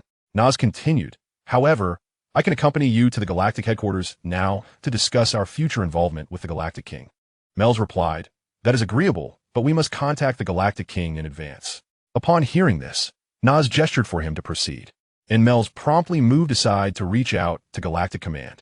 After a while, Mel's, who had previously shown a smile, approached and said, "The Galactic King has consented. You may accompany me back to the Galactic Headquarters to discuss this matter in person." Upon hearing this, Nas extended his hand towards Mel's, and the two clasped hands, marking the commencement of a partnership that would influence the future of the universe. After Nas had arranged all the necessary details, he followed closely behind Mel's and Gak as they boarded the spacecraft. Upon entering the vessel, they arrived at a spacious reception room, furnished with utmost comfort, complete with sofas and coffee tables. Nas and Mel sat across from each other, initiating a fervent exchange. Nas was filled with curiosity about Mel's, particularly regarding the topic of deities, which he subtly probed. However, Mel's appeared to be reserved on this subject, often sidestepping the questions or providing vague responses. Realizing that he might not extract further information on this matter, Nas decided to shift his inquiry towards cultivation. "Mr. Mel's, I am quite intrigued by the history of the Saiyans.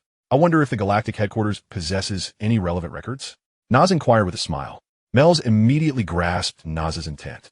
He pondered internally, recognizing that since he had not directly answered the earlier questions about deities, he could not refuse this inquiry about cultivation. Indeed, the library at the Galactic Headquarters contains some accounts of Saiyan history, though they are not extensive. Mel's replied slowly. "Mr. Nas, if you have specific questions, I will do my best to address them." Seeing that he had achieved his objective, Nas internally sighed with relief. Though he maintained an outward demeanor of humility and eagerness to learn, he proceeded to ask without reservation. It is said that as long as a Saiyant's base combat power reaches 3 million, they can successfully transform into a Super Saiyan. However, after years of relentless training, my base combat power has surpassed 40 million, yet I still cannot achieve the transformation. What would be the reason for this? Mel's furrowed his brow upon hearing Nas's question. Clearly taken aback by the situation, he began to rapidly contemplate the possible causes for such an occurrence. At that moment, Gak, who had just entered from the cockpit, happened to overhear Nas's words. Upon learning that Nas's base combat power had indeed reached such a staggering level, he could not help but exclaim, "What, Nas? Your combat power has reached such a terrifying extent. Does this not imply that you are far more powerful than Frisia? Once you join the Galactic Patrol, will you be able to eradicate the menace that is Frisia once and for all?" Noting that Mel's was still deep in thought, Nas feared Gak's exclamations might disturb him, and thus addressed Gak. You may be disappointed to hear that, despite my battle power exceeding 40 million, the information I currently possess indicates that Frisia's ultimate combat strength is approximately 120 million. Regrettably, I am not yet a match for Frisia. Upon hearing Naz's words, Gak was rendered speechless, standing frozen in shock at Frisia's overwhelming power. Chapter 10. Training and Consultation, Collaboration with the Galactic Patrol. As time inexorably passed, Mel's finally emerged from his reverie. His gaze slowly settled upon Naz, who looked at him with eager anticipation, seemingly awaiting a significant answer. A hint of embarrassment crossed Mel's face as he cleared his throat and spoke softly. Mr. Naz, this is indeed the first time I have encountered such a situation. According to the records from the Galactic Headquarters, Saiyans typically only need to reach a base power level in the hundreds of thousands. Coupled with a sufficient quantity of S cells within their bodies and some emotional guidance to successfully transform. Mel's pondered internally, realizing that this information was derived from his observations of Bardock's transformation experience when he first arrived in the 7th universe as an apprentice angel. He continued thoughtfully. In your current state, I suspect there may be some discrepancies between your body and soul. Perhaps there are lingering obsessions in your heart, preventing you from achieving true unity, thus impacting the transformation process. Upon hearing Mel's words, Naz felt a tightening in his heart, momentarily stunned. Had Mel's uncovered his identity as a traveler? Was it indeed the case that the lack of resonance between his body and soul was the reason for his unsuccessful transformation? As he fell into contemplation, he unwittingly activated the breathing technique once more. Mel's, noticing the unusual aura emanating from Naz, quickly roused him, saying, Mr. Naz, I didn't expect you possessed a technique for dimensional breakthrough. Naz was left bewildered by Mel's statement, his expression clouded with confusion. Mel's proceeded to explain Naz's recent condition. Upon hearing Mel's words, Naz's heart sank, prompting him to concentrate and scrutinize his body. After a thorough examination, he suddenly realized that this breathing technique was indeed a method capable of elevating one's dimensional state. This revelation implied that dimensions, akin to realms in cultivation novels, could be continuously enhanced. With this thought, a surge of excitement welled up within Naz. However, as he reveled in his newfound understanding, a fleeting notion crossed his mind. If this breathing technique was so extraordinary, how could he conceal his past? Consequently, Naz resolutely decided to fabricate a story to mask the truth and feign sharing this secret with Mel's. Naz cleared his throat, adopting a rather self-satisfied demeanor as he addressed Beerus. This is actually a unique technique I discovered during my previous training. By employing a special breathing rhythm, I can absorb the energies of the universe and transform them for my own use. Upon hearing this, a glimmer of surprise flickered in Beerus's eyes, but he quickly regained his composure. Reflectively, he replied, I see, Mr. Naz. This leads me to understand why you are unable to transform into a Super Saiyan. The Super Saiyan state is achieved by exhausting one's divine cells to obtain a temporary surge in energy which imposes a certain strain on the body. The technique you devised, on the other hand, allows you to absorb external energy to enhance your own. Thus, I surmise that once your cells are sufficiently strengthened, you will indeed be able to successfully transform into a Super Saiyan, and the transformation will impose considerably less strain on your body. Just as Naz was about to speak, Beerus paused momentarily before continuing. Your technique has the potential to transcend dimensions, allowing you to cultivate divinity and become a free god, which will enable both your strength and lifespan to grow infinitely. This is the crux of the matter. You should devote yourself to this training, as it will greatly benefit your future. Upon hearing Beerus's words, Naz felt a surge of excitement. During Beerus's explanation, he had taken the time to observe his own body closely.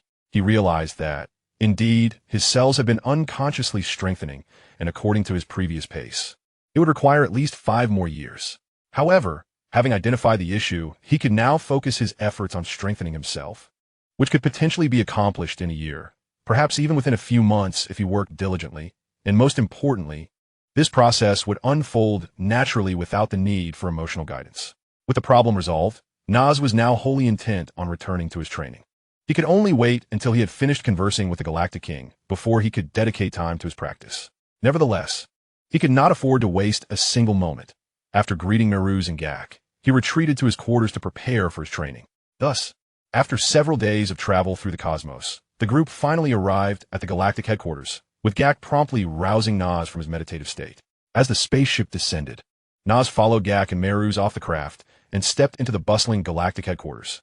There, he observed a scene of vibrant activity, with various extraterrestrial beings bustling about. They traversed a lengthy corridor until they reached a spacious conference room. At the head of the room sat a green, octopus-like creature, crowned regally, flanked by 2 guards. Upon noticing their arrival, the Galactic King boomed, "Welcome, Mr. Nas, and a warm welcome back to you, Beerus and Gak." Just as the Galactic King prepared to extend his hand for a handshake with Nas, seeking to secure the utmost advantage for the Scions, contemplated his next move. With great enthusiasm, he promptly grasped the tentacle of the Galactic King, who instantly flushed with embarrassment. Observing the suddenly bashful Galactic King, Nas was struck by a moment of inspiration, recalling the handshake between Sun Wukong and the Galactic King from the original tale. He internally exclaimed, "No way." Startled, he quickly released the Galactic King's tentacle, retreating slightly and discreetly wiping his hand on Jack's garment. Nas then skillfully shifted the conversation, saying, "Your Majesty, Galactic King, I have come with the hope that our Scion race can collaborate with the Galactic Patrol to contribute to the maintenance of peace in the universe." The Galactic King nodded slightly, indicating his awareness of the Scion's transformation and Jack's records. He continued, "I have heard a bit about the combat capabilities of the Scions, but I would like to hear your detailed account." Recognizing the Galactic King's keen interest in the Scion's strength, Nas did not hesitate and began to elaborate on their current prowess. "Our Scion race now totals 574 members. Among them, most are seasoned warriors, each boasting considerable combat power." He paused briefly to allow everyone to grasp the distribution of their strength before continuing. "Specifically, the lowest combat power among us exceeds 300, with these individuals primarily responsible for logistical support, numbering 84 in total." He took another moment, allowing the audience to absorb this information, then proceeded. "There are 216 members whose combat power ranges from 1,000 to 2,000. These individuals can also play significant roles in battle. Furthermore, we have 200 members with combat power between 2,000 and 10,000, whose strength is already formidable." At this point, Nas raised his voice slightly. "Finally, the remaining members possess combat power exceeding 10,000. Among them, aside from myself, one individual has achieved an astounding combat power of 1,000,000. Everyone present, except for Melis, gasped in astonishment upon hearing this revelation. Clearly, they had not anticipated the Scion's current strength to be so formidable, which undoubtedly left them in a state of great shock. They began to feel a sense of relief, recognizing that without the Scion's transformation, the galactic, if not the entire universe, would have faced dire consequences. Following a thorough discussion between Nas and the Galactic King, they decided to establish a Scion Guard, with Nas appointed as the captain and Temmet as the vice captain, allowing all Scion combatants to join. Additionally, they would designate 2 or 3 elite members to form an elite squad with outstanding personnel from the Galactic Patrol headquarters, tasked with emergency response duties. Considering that most Scion members are still quite young, a few adult Scions would initially join the elite squad. Due to the Galactic headquarters high-level combat forces being inferior to the Frisia clan, all Scions must conceal their identities when venturing out. Following a discussion between Nas and the Galactic King, the future path for the Scions was established, transforming them from notorious aggressors into valiant warriors. Chapter 11. The Transformation into Super Scions. Once the deliberation concluded, Nas prepared to take his leave from the Galactic headquarters. Observing this, the Galactic King instructed Gak to arrange for Nas's return. Nas, however, declined the offer and with a casual wave of his hand, conjured a portal before him, leading directly to the planet Adrat. Witnessing Nas's mastery of spatial manipulation, even the composed Mels was taken aback. He had not anticipated that Nas, in addition to the invaluable dimensional breakthrough technique, had also touched upon the laws of space. As the onlookers stood in astonishment, Nas stepped through the portal, departing from the Galactic headquarters, which subsequently vanished. Upon his return to Adrat, he summoned all the Scions. Once everyone had gathered, he began to announce the arrangements made with the Galactic Alliance. Upon hearing about the establishment of the Scion Guard, there was great joy among the crowd, as this meant they could enjoy the thrill of battle without destruction. Nas then instructed everyone to return to their training, leaving only a small team behind. With Sira and Laurie having married and given birth, their roles had shifted from frontline fighters to trainers, leading to their departure as well. Only Broly, Temmet, Dasma, Laurie, and Suzy remained, the pillars of the Scion community.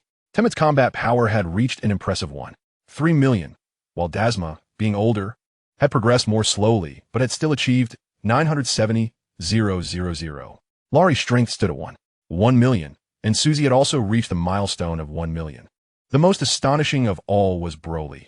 Despite Naz's efforts to curb his energy surges, he had spent much of his time learning about mental fortitude and energy control from Elder Husu of the Odrat people. Even with these restrictions, his combat power surged to over 30 million, a rate of growth that compelled Naz to train relentlessly, explaining why his own combat power had reached over 40 million.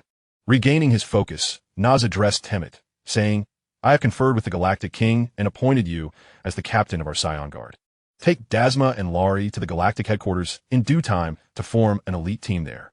Remember to conceal your identities during missions to avoid drawing attention from Frisia's forces. Once we further enhance our strength, we shall have no worries."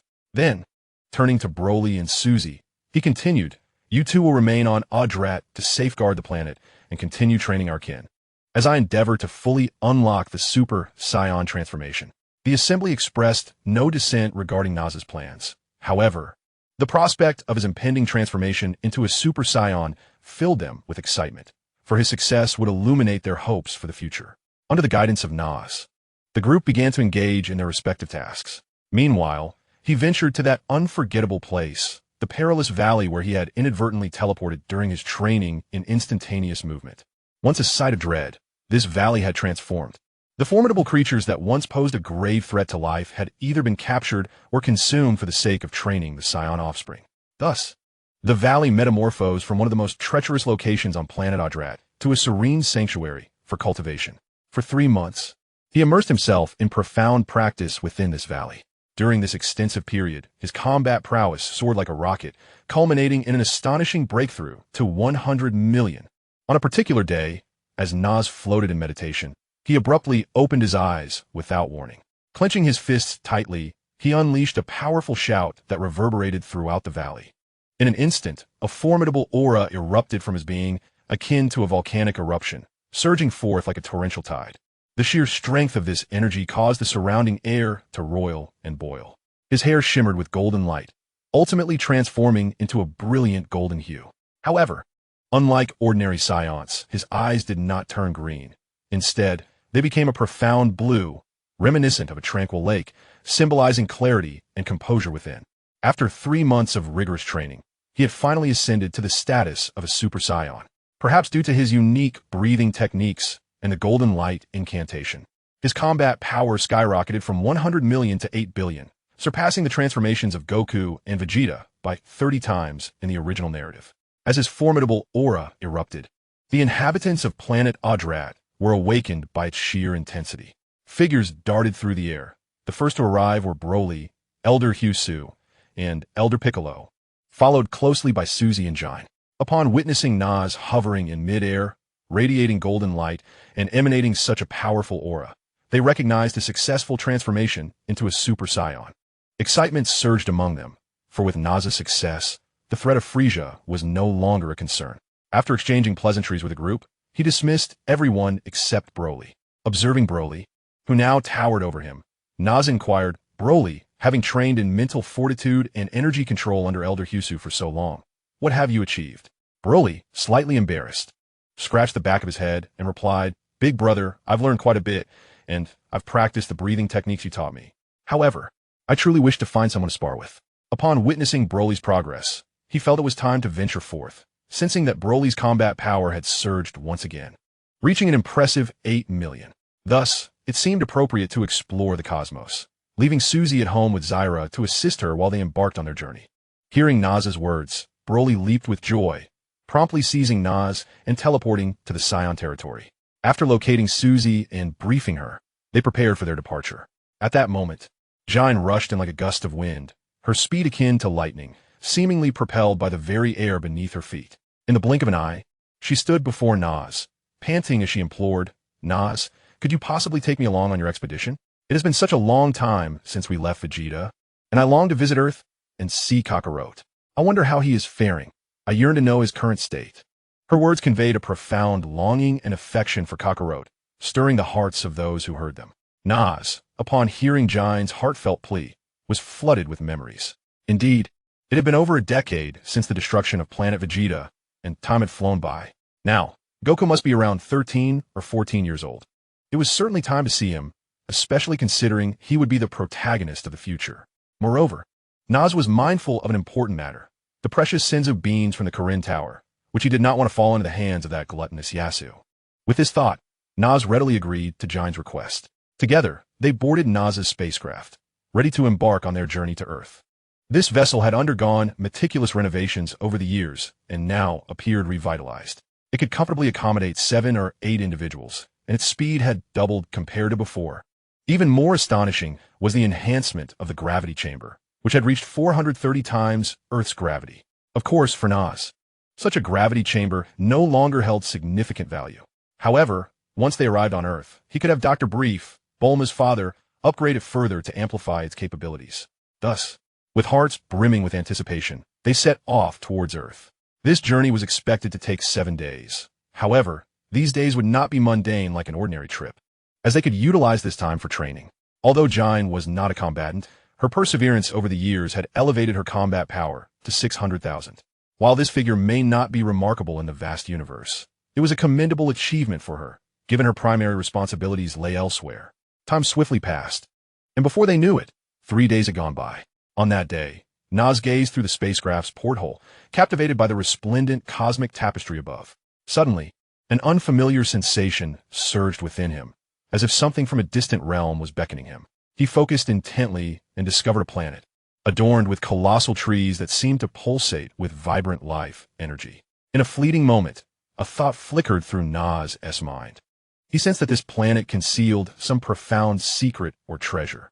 Without hesitation, he addressed Jine, saying, "Jine, let us alter our course. Do you see that planet on the left? Let's investigate it before proceeding to Earth." Although surprised by Nas's directive, Jine swiftly maneuvered the spacecraft towards the enigmatic orb. As they drew closer, the planet's full splendor unfolded before their eyes, heralding the commencement of an adventure replete with the unknown and extraordinary encounters. Chapter 12. The Tree of Spiritual Fruits. Under Jine's adept guidance, the spacecraft descended gracefully, like a delicate bird, landing beneath the towering fruit tree. As the hatch slowly opened, several individuals emerged, their gaze immediately captured by the towering giant. Its trunk was immensely robust, seemingly reaching towards the heavens, while its lush foliage formed a verdant canopy that shielded the sunlight completely.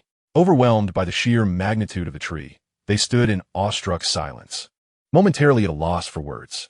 However, as they remained enraptured by the tree's grandeur, a powerful energy wave suddenly surged towards them like a bolt of lightning. In an instant, Broly's figure appeared, a specter of agility, intercepting the energy wave. Just as the wave was about to strike, he unleashed a colossal protective shield, enveloping himself and the others within its embrace. A resounding clash erupted as the shield collided with the energy wave, sending a cloud of dust spiraling into the air, reminiscent of a swirling sandstorm. After a brief moment, as the smoke began to clear, the group heard a cacophony of laughter followed by a teasing voice. "Dai Z, you are far too impulsive. These are merely minor minions of the Frisia army. Are they truly worthy of your formidable power? Kakao. It would be wise to temper your arrogance. If we do not swiftly eliminate these minions and prevent them from leaking information to Frisia, we will be doomed. Not to mention, the captain will not spare you." Upon hearing Dai Z's words, Kakao seemed to recall something, causing him to involuntarily shudder. As the group idly conversed, the dust stirred by Dai Z's attack gradually dissipated, akin to a mysterious veil being unveiled. With the smoke clearing, the figures of Nas and his companions emerged like phantoms. The jovial laughter of Dai Z and the others abruptly ceased, as if an invisible hand had suddenly silenced them. Their eyes widened in disbelief, their faces etched with expressions of incredulity, as if witnessing the most astonishing spectacle on Earth. At that moment, Nas exchanged a meaningful glance with Broly, a silent transmission of understanding and trust. Broly, comprehending the unspoken bond, nodded slightly, and in the blink of an eye, his form darted like lightning to stand before Daze and his companions. This sudden turn of events caught Daze and his group completely off guard, their hearts racing in terror as they beheld Broly's formidable presence. Just then, Kakao regained his composure first, a surge of potent energy emanating from his palm, as if poised to unleash a devastating strike upon his adversary. However, at the very instant Kakao prepared to attack, Broly remained astonishingly calm. He did not even cast a glance at Kakao, merely waving his arm nonchalantly. To their astonishment, Broly's arm transformed into a razor-sharp blade. With a swift motion, it sliced through Kakao's body, producing a sharp crack as Kakao was severed cleanly in two, akin to bamboo being cleaved. In a seamless flow of movement, Broly followed up with a thunderous punch, the force of which was beyond imagination. The punch hurtled towards Daze, akin to a cannonball in its trajectory. With a resounding crash, Daze's head exploded like a ripe watermelon, blood and brain matter splattering everywhere. Witnessing this horrific scene, the Lesricase brothers and Amando were paralyzed with fear, unable to fathom Broly's overwhelming strength and brutality. Terror rendered their legs weak, making even the thought of escape seem insurmountable. Their combat power, just recently exceeding 10,000, was utterly insignificant against Broly. Broly offered them no chance to flee. Like a specter, he swiftly pursued the Lesricase brothers. Overwhelmed by dread, they desperately sought escape. But it was far too late. Broly's speed was blinding, and his fist struck with the hardness of iron. With two resounding thuds, the brothers' bodies erupted like burst balloons, flesh and blood scattering in all directions. At last, only Amando remained, sprinting for his life. His heart brimmed with despair and terror, fully aware that he stood no chance against Broly. Yet, he clung to a sliver of hope, yearning to escape this nightmare. However, Broly would not relent. With a flick of his hand, a dazzling wave of light surged forth like a comet, directly striking Amando. In an instant, Amando's form was obliterated into a cloud of ash, as if he had never existed in this world at all. In but a few fleeting moments, those individuals were effortlessly vanquished by Broly, leaving no room for even the slightest resistance. Subsequently, Broly approached Naz and inquired, "Brother, what is that magnificent tree? Why do those individuals seem so invested in it? And who are they?" Naz glanced up at the towering tree and replied, "That is the Tree of Might, said to be a divine entity from the realm of gods, meant exclusively for their consumption. Eating its fruit can enhance both combat prowess and mental fortitude." He seemed to ponder further, taking a breath before continuing. If such a tree were to be planted on a lower realm planet, it would absorb the life essence of the entire planet. Once the fruit ripens, the planet would become a lifeless husk. Most critically, the fruits born of the planet's life essence, while capable of augmenting strength, would render the consumer exceedingly brutal, for such power is imbued with malevolence and destructive desire, ultimately corrupting the mind and fostering a bellicose and savage nature. At that moment, Jine, who had been standing silently, interjected, "How can we destroy such a tree? We cannot merely watch as it obliterates this planet." Upon hearing Jine's words, the benevolent Broly promptly added, "Indeed, brother, you must devise a way to eradicate this tree." Naz furrowed his brow, contemplating for a moment before stating, "To annihilate this tree, ordinary attacks may prove futile. It has absorbed vast amounts of planetary essence, rendering it incredibly resilient. However, I have heard that there exists a purifying force in the divine realm capable of countering it, one that could dispel its malevolent aura and render it inert." As the group deliberated, the ground suddenly began to quake violently, and countless vines erupted from the roots of the great tree, surging towards them like serpents. Broly immediately charged forward, unleashing energy punches to sever the encroaching vines.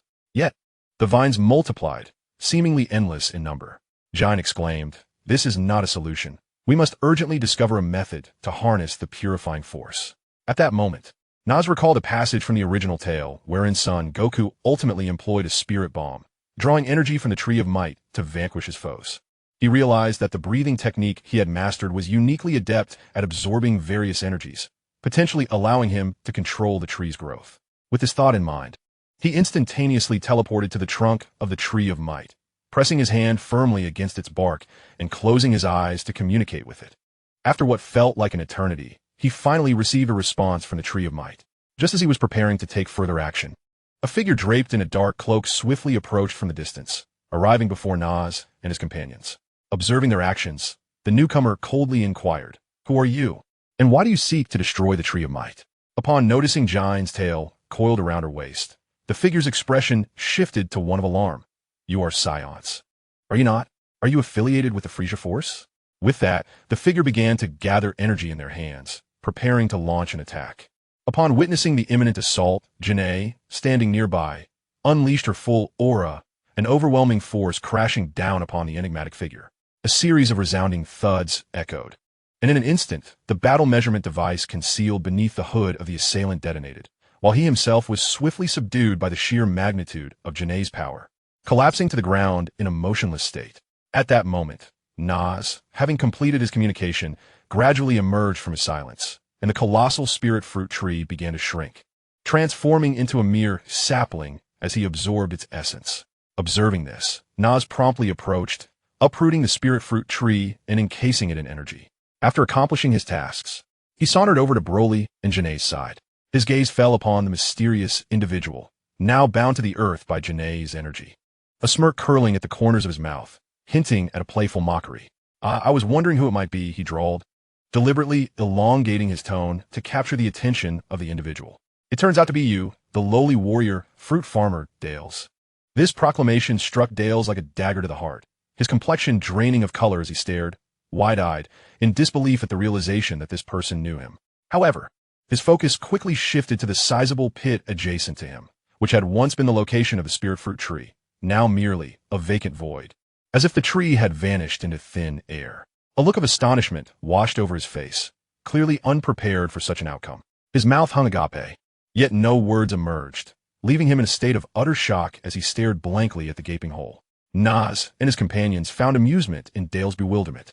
Just as Nas was about to speak, Dales suddenly slid to his knees before them. Witnessing such a feeble display from Dales, Nas felt a surge of disdain, and proceeded to recount Dale's background to Janae and Broly. Chapter 13. Reactions upon arrival on Earth as they regarded the spineless Dales before them. A shared expression of contempt emerged on the faces of the trio, particularly Janae, who fixed her gaze on Dales with an intensity fueled by indignation. For this Dales bore an uncanny resemblance to Bardock, yet their personalities could not be more disparate. Bardock was characterized by his valor and fearlessness, while Dales epitomized weakness and ineptitude, a disparity that Janae found utterly intolerable.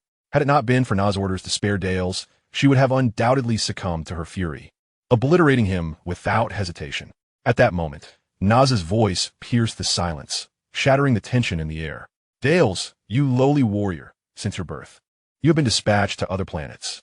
It was during a mission that you stumbled upon the spirit fruit tree. Judging by your appearance, it seems you have indulged in its fruits on multiple occasions. Nas's words revealed a hint of disdain for Dares, who stood there, grinning obsequiously, seemingly indifferent to Nas's remarks. Sensing this, Nas continued, you have consumed the fruits of the spirit tree countless times, yet your fighting power is merely 20,000. This indicates that your innate talent is exceedingly lacking. Moreover, judging by your fawning demeanor, you clearly lack the determination and resolve to become a formidable warrior. With such qualities, your future accomplishments are likely to be exceedingly limited. Therefore, I see no need to bring you back. Upon hearing Nas's words, Dares was struck as if by lightning. His face contorted with fear, and he hastily knelt on the ground, pleading, Master, please spare me. I can do it.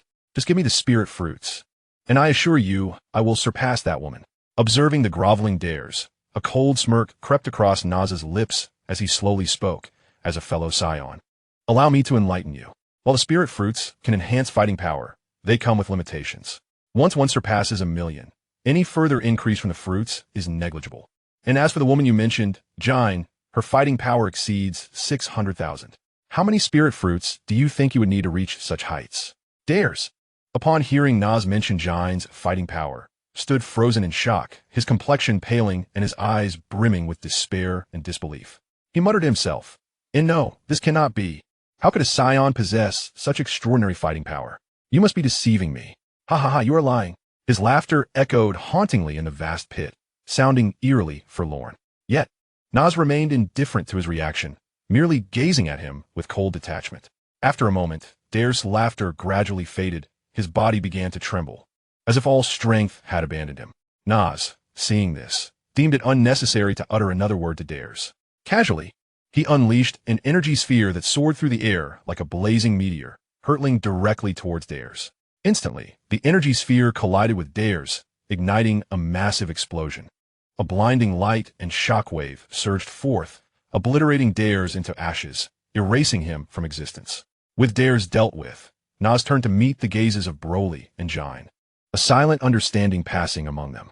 They boarded their ship together, resuming their journey towards Earth. The ship raced through the cosmos, traversing the boundless starry expanse, with Earth awaiting their arrival.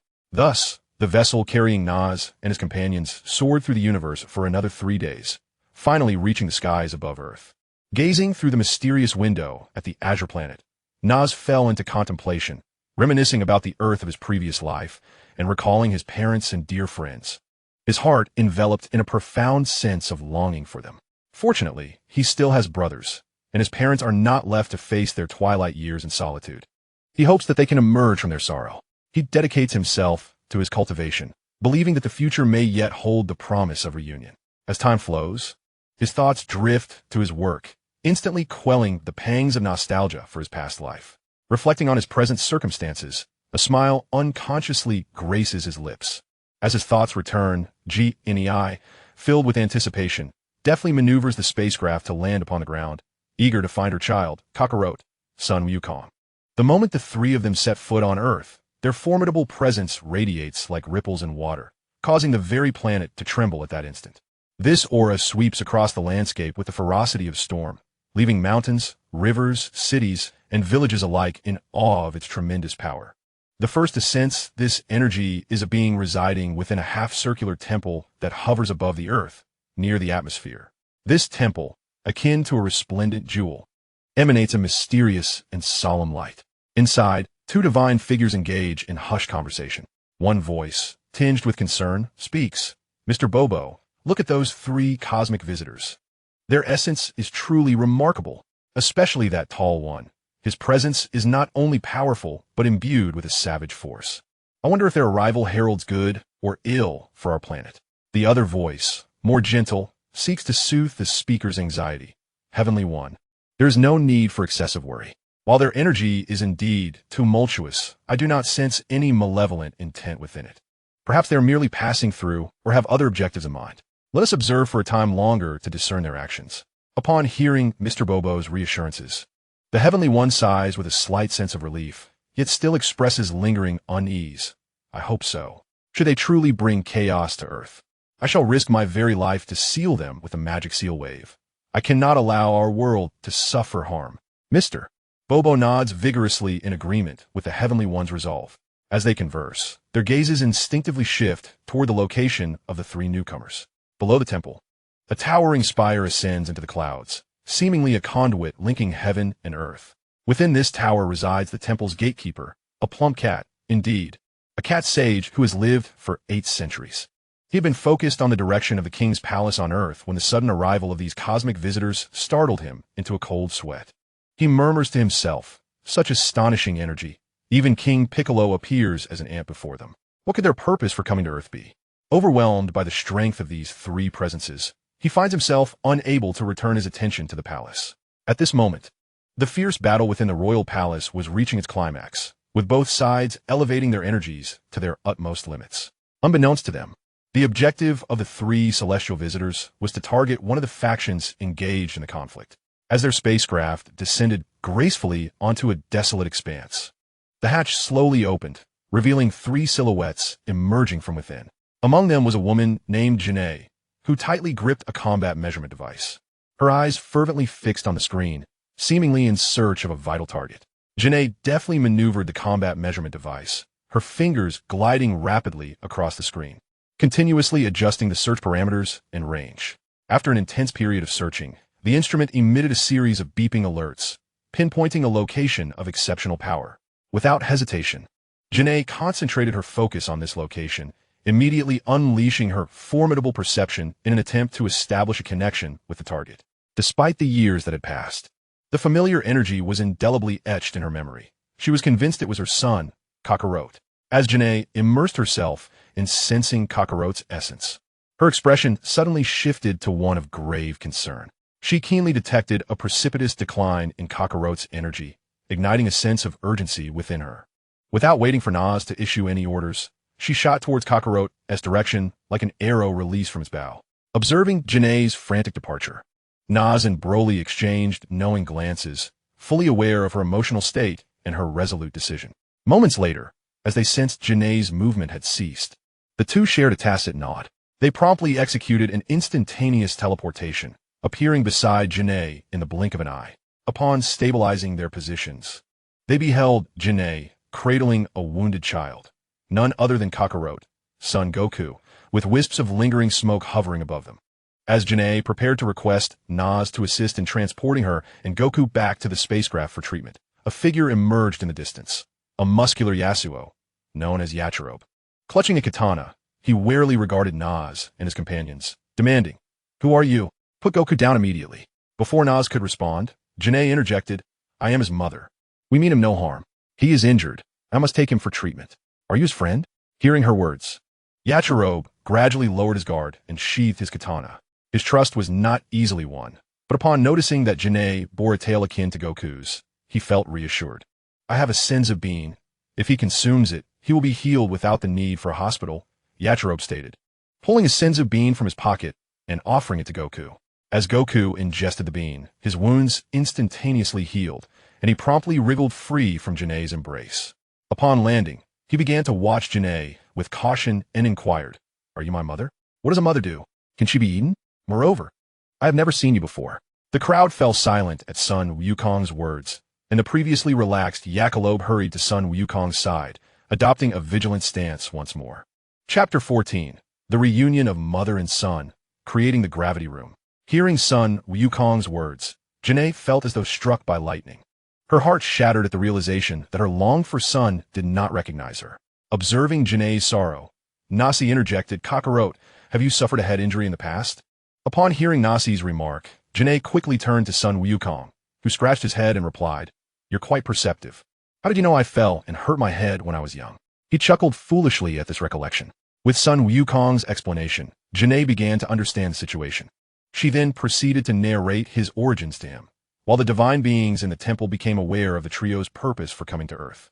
Just as everyone was preparing to disperse, Tianjin Fan approached, and upon seeing that he was unharmed, Sun Wukong's previously gloomy demeanor brightened. At that moment, Yachirobe, standing nearby, remarked, "The cat sage mentioned that the dragon can be resurrected. As long as we find the deity, he can revive the dragon." This news brought even greater joy to Sun Wukong, for it meant that Master Roshi, Krillin, and everyone slain by the Demon King Piccolo could be brought back to life. Subsequently, after bidding farewell to Janae, Sun Wukong hurriedly prepared to accompany Yachirobe to Karin Tower in search of the cat sage who would guide him to the deity. Watching Sun Wukong leave in such a flurry, Nasi could only smile helplessly. This was indeed characteristic of him. Just as Janae was about to follow Sun Wukong, Nasi interrupted her. "There is no need for you to accompany him just yet. He has his own destiny to fulfill. If you follow him now, it may hinder his future development. Let us first proceed to West City and attend to our matters before seeking him out." As the three prepared to depart, Tianjin Fan, who had been standing by, spoke up, "Please wait. I sense that you three are extraordinary warriors. I humbly request to become your disciple. Might you consider teaching me?" Upon hearing Tianjin Fan's words, Nasi paused and regarded him thoughtfully before responding with a hint of mockery. "Oh, you wish for us to teach you? What motivates your desire to grow stronger? Why should we impart our knowledge to you?"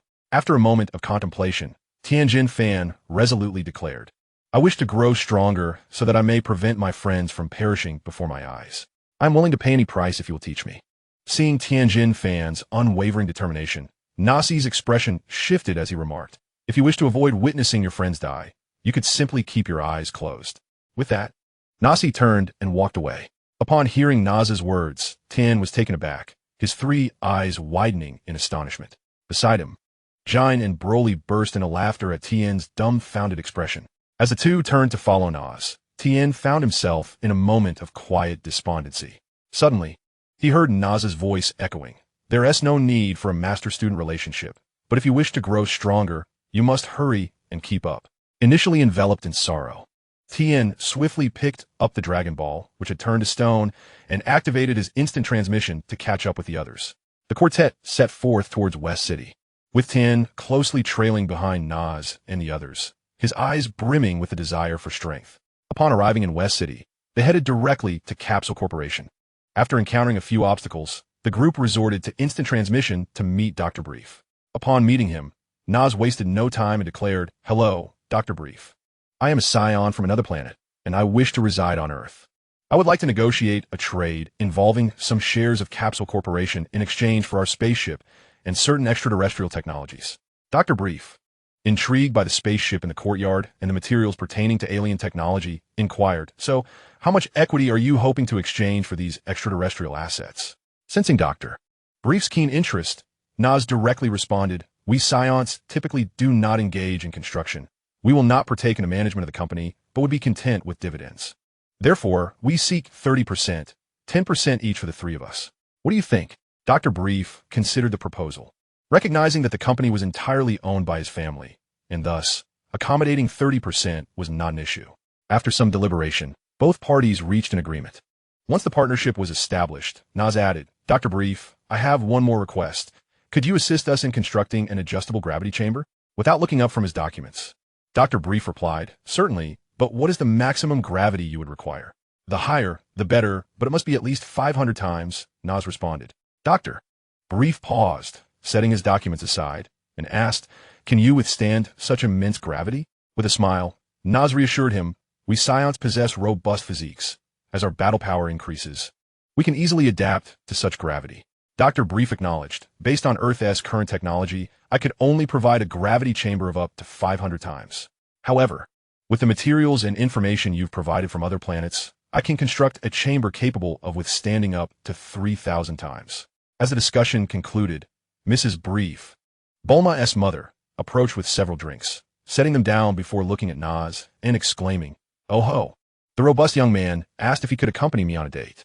Observing the enthusiastic Mrs. Brief, Nas glanced at Dr. Brief, who remained unfazed, and with a hint of resignation, jestingly remarked, "Charming Mrs. Brief, I too would relish the opportunity to date you, but I fear being hunted down by Bulma." Upon hearing Nas's words, Mrs. Brief erupted into hearty laughter before departing with her tray.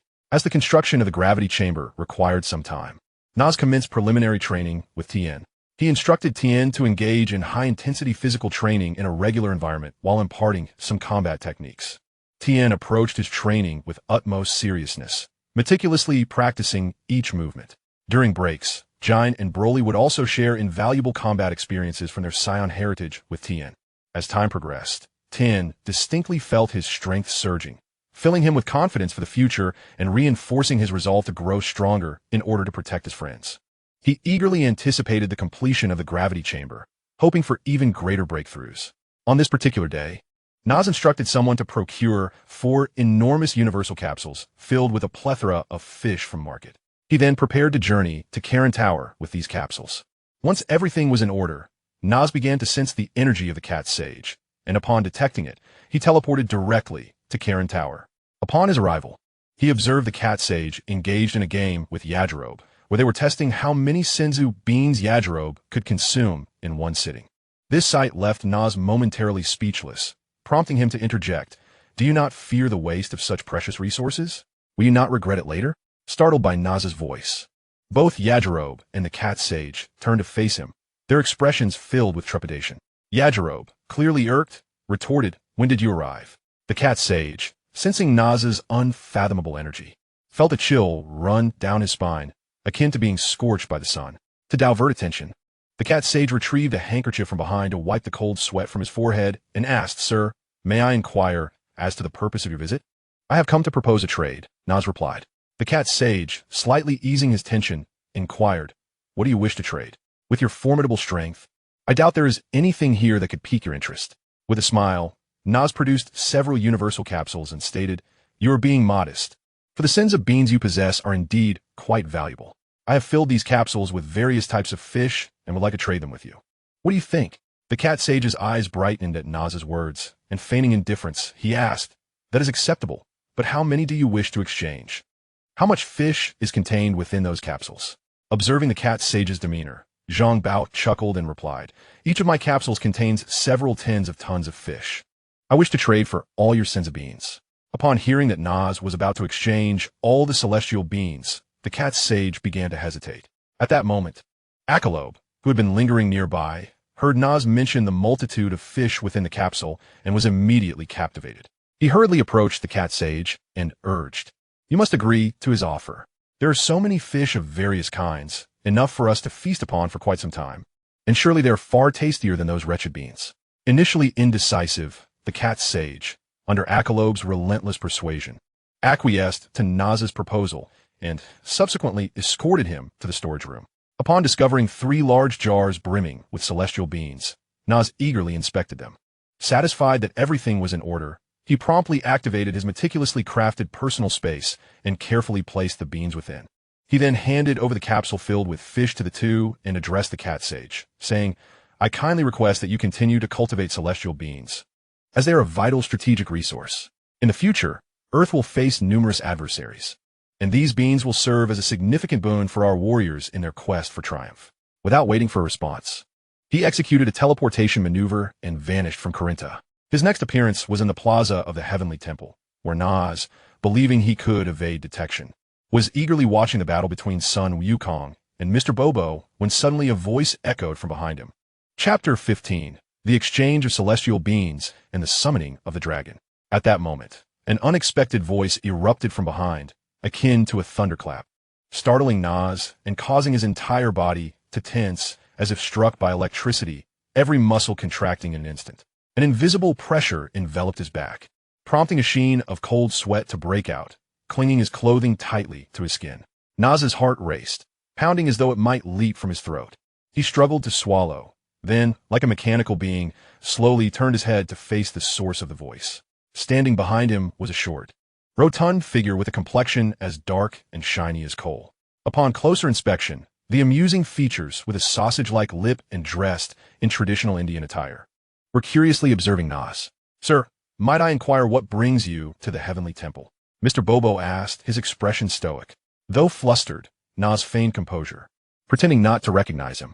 "Oh, I came in search of Sun Wukong. I arrived rather hurriedly without prior notice. I hope you will not take offense," he replied. Bobo responded with a broad smile, revealing a set of pristine white teeth. "No worries at all. Just call me Bobo. Sun Wukong is currently in training and may need a little while longer to finish. Please wait a moment, and once he is done, you can converse at length." With that, Bobo's form suddenly flickered and vanished before Nas's eyes like a flash of lightning. His speed was astonishing, to the point that Nas could barely glimpse a vague silhouette before it vanished entirely. Curiosity about Bobo's identity had already stirred within him, and witnessing his effortless departure sent ripples of intrigue through Nas's mind. In his previous life, he had encountered numerous discussions suggesting that Bobo might hold a divine position akin to that of a high priest. Now, he found Mr. Bobo indeed shrouded in mystery. While Nas was still lost in contemplation, suddenly, the vibrant voice of Sun Wukong thundered in his ears. "Oh my, are you not the formidable elder I've heard about? Have you come to challenge me?" Startled by the unexpected voice, Nas snapped back to reality, his gaze fixed upon the exuberant youth before him. "You are still too weak, little one," Nas replied with a smile, "but do not be disheartened. With persistent training, you shall grow strong one day. I have come to Corinta on a matter of importance, but sensing your presence, I thought to pay you a visit. After all, I promised your mother I would look after you." After a brief pause, he continued, "By the way, Tianjin Fan is currently training with me. He has high hopes for you and wishes to face you in the next martial arts tournament." Upon hearing Nas's words, Sun Wukong's eyes sparkled with excitement as he exclaimed, "Great! I will train diligently and ensure I defeat Tianjin Fan when we meet at the tournament." Observing Sun Wukong's spirited demeanor, Nas nodded in satisfaction and said, "Excellent. Such determination is commendable. However, remember that training is no easy feat. It requires immense effort and perseverance." With that, Nas spoke no further. He raised his hand gently, employing his instant transmission technique. In an instant, a flash of light enveloped him, and he vanished as if he had never been there. The next moment, Nas found himself back at Capsule Corporation. As he materialized, he noticed Jine was engaged in a pleasant conversation with Mrs. Brief, while Bulma sat quietly nearby, seemingly deep in thought. It turned out that upon hearing about Goku's quest to seek the Dragon God for revival, she had returned to West City with Yamcha and others to locate the Dragon Ball radar. After her return, she discovered that Tianjin Fan had already gathered all the Dragon Balls, and several new faces were animatedly chatting with him. The sudden appearance of Nas startled both Bulma and Yamcha, who had not anticipated his arrival at that moment. With a smile on his face, Nas turned to Yamcha and Bulma and remarked, "Ah, are you the prodigious Bulma that Dr. Brief spoke of?" At his words, Bulma felt a surge of delight within her, her face blossoming into a proud smile as she replied with confidence, "Ha, indeed, I am the genius girl Bulma. You must be the extraterrestrial Mr. Nas, right?" In the future, whenever you need something crafted, feel free to seek my assistance. I am certain I can be of help. Nas observed Bulma's proud demeanor and couldn't help but find it amusing. Yet he graciously responded, "Haha, I shall rely on you henceforth. Oh, extraordinary genius girl." Thus, the group engaged in light-hearted banter, the atmosphere becoming more relaxed and the distance between them noticeably diminished. At that moment, Tien Shinhan approached, holding the restored Dragon Balls. Bulma quickly stepped forward to assist him, and together they placed the Dragon Balls on the ground. She then called out, "Come forth, Shenron, and grant my wish." As Bulma's voice echoed, the sky darkened as if engulfed in a total eclipse, and the 7 Dragon Balls began to shimmer with golden light, resembling lightning striking from above. Suddenly, they emitted a blinding radiance, and after a brief moment, a resounding dragon roar reverberated through the heavens and the earth. A magnificent emerald dragon, exuding boundless majesty, materialized from the luminous glow. Its vast body coiled through the dark clouds, and after a moment, it lowered its head, its enormous red eyes scanning the minuscule humans below. A thunderous voice emanated from the dragon. "I shall grant you all your wishes. Quickly, state your desire." In response, Bulma promptly declared, "Revive all those who were slain by the Demon King Piccolo and his minions." The dragon acknowledged her wish, stating, "This desire is simple." With a flash of red light from its eyes, it proclaimed, "Your wish has been fulfilled. Farewell." After completing its task, the dragon vanished, and the 7 Dragon Balls ascended into the sky, scattering in all directions. As the Dragon Balls disappeared, the sky brightened once more. At that moment, Krillin and Master Roshi emerged from the room. Observing Bulma and Yamcha, the group joyfully bounded together in celebration. Kayat, noticing Tien Shinhan standing to the side, was equally delighted, swiftly flying into Tien's embrace. After a while, Tien approached Master Roshi and recounted the recent events. Upon learning that Nas and his companions were kin of Goku, Master Roshi turned to them, his senses heightened, and was instantly drenched in cold sweat. The aura of Nas and his friends was overwhelmingly powerful, rendering the Demon King Piccolo as insignificant as a firefly compared to the sun. While the group continued their conversation, Nas interjected, "Everyone, I recently visited the Heavenly Temple and encountered Goku. He is training there and mentioned he will meet you all at the martial arts tournament in 3 years." Upon hearing Nas' words, the group was momentarily taken aback, with Krillin expressing astonishment. "Truly, that is Goku's style." At that moment, Bulma suddenly spoke up, proclaiming, "To celebrate the restoration of normalcy, I have decided to treat everyone to a sumptuous feast." Her proposal was met with immediate enthusiasm from the group. Consequently, they joyfully made their way to a restaurant. Upon entering, they were irresistibly drawn to the lavish spread before them. Nasu and Broly, unable to contain their excitement, lunged towards the table like famished beasts, eagerly indulging in the delectable offerings. In contrast, Jine exhibited a touch of elegance. Although she did not devour her food with the same fervor as Nasu and Broly, her pace was far from leisurely. She deftly picked up morsels, savoring each bite before chewing thoughtfully, embodying the essence of culinary enjoyment. Bulma and the others watched in astonishment, utterly taken aback by the Saiyan's astonishing appetites. Following their delightful repast, Bulma and her companions gained a newfound understanding of the Saiyan's extraordinary consumption capacity. The restaurant was strewn with empty plates and bowls, and the chefs and waitstaff were left exhausted, gazing in disbelief at the aftermath. Ultimately, the group departed the restaurant, satisfied, each embarking on their individual training journeys. They agreed to reconvene in 3 years at the martial arts tournament to showcase their prowess and progress. Chapter 16. The Progress of the Group. Once the group dispersed, the garden fell into a serene silence, leaving only Nasu, Broly, and Jine, alongside Ten, Kaiatsu, Bulma, Oolong, and Puar. Yamcha and Krillin had accompanied Master Roshi back to Kame House to continue their training odyssey. With tranquility restored, Nasu not only dedicated time daily to his own training, but also mentored Tien and Kaiatsu in their practices. During this endeavor, Nasu serendipitously discovered Kaiatsu's remarkably potent spiritual energy, revealing an exceptional aptitude for mastering various supernatural abilities and secret techniques. This revelation delighted Nasu, as he recognized Kaiatsu's immense potential in this domain. Consequently, Nasu resolved to impart the secret techniques of the Yardrat people, spiritual amplification and cloning, to Kaiatsu and Tien. These techniques were profound skills that could significantly enhance a practitioner's strength. Nasu was confident that, With Kaiotsu's talent and diligence, he would undoubtedly master these techniques and unleash their formidable power in combat. One day, while the group was enthusiastically training, Dr. Briefs arrived on a small flying vehicle, presenting a universal capsule. "Mr. Nasu," he announced, "the gravity chamber you requested has been completed. It is the highest version, capable of increasing gravity up to 3,200 times. After a brief pause, he continued, "The additional gravity chambers you asked for will take a few more days to fabricate." Nasu promptly replied, "Thank you, Dr. Briefs. I would like to inquire if there are any accommodations nearby, as we are planning to purchase a place. Staying with you indefinitely may prove too disruptive." Just as Bulma approached, she remarked, "Nath, what is the fuss about? We are friends, and with such a spacious home, it's no bother at all. If we weren't training here, we wouldn't be able to fully immerse ourselves. Finding a quiet place for our training would allow us to dedicate ourselves completely." Nath smiled as he explained this to Bulma. Understanding Nath's words, Bulma replied, "I have a manor in the suburbs where you can stay. It's south conveniently close." The others concurred with Bulma's suggestion and promptly gathered their belongings to head to the manor. Once at the manor, they began their rigorous training. Nath, in his leisure time, would often bring delectable food and fish to visit Master Rashi and son Wukong at the Heavenly Temple.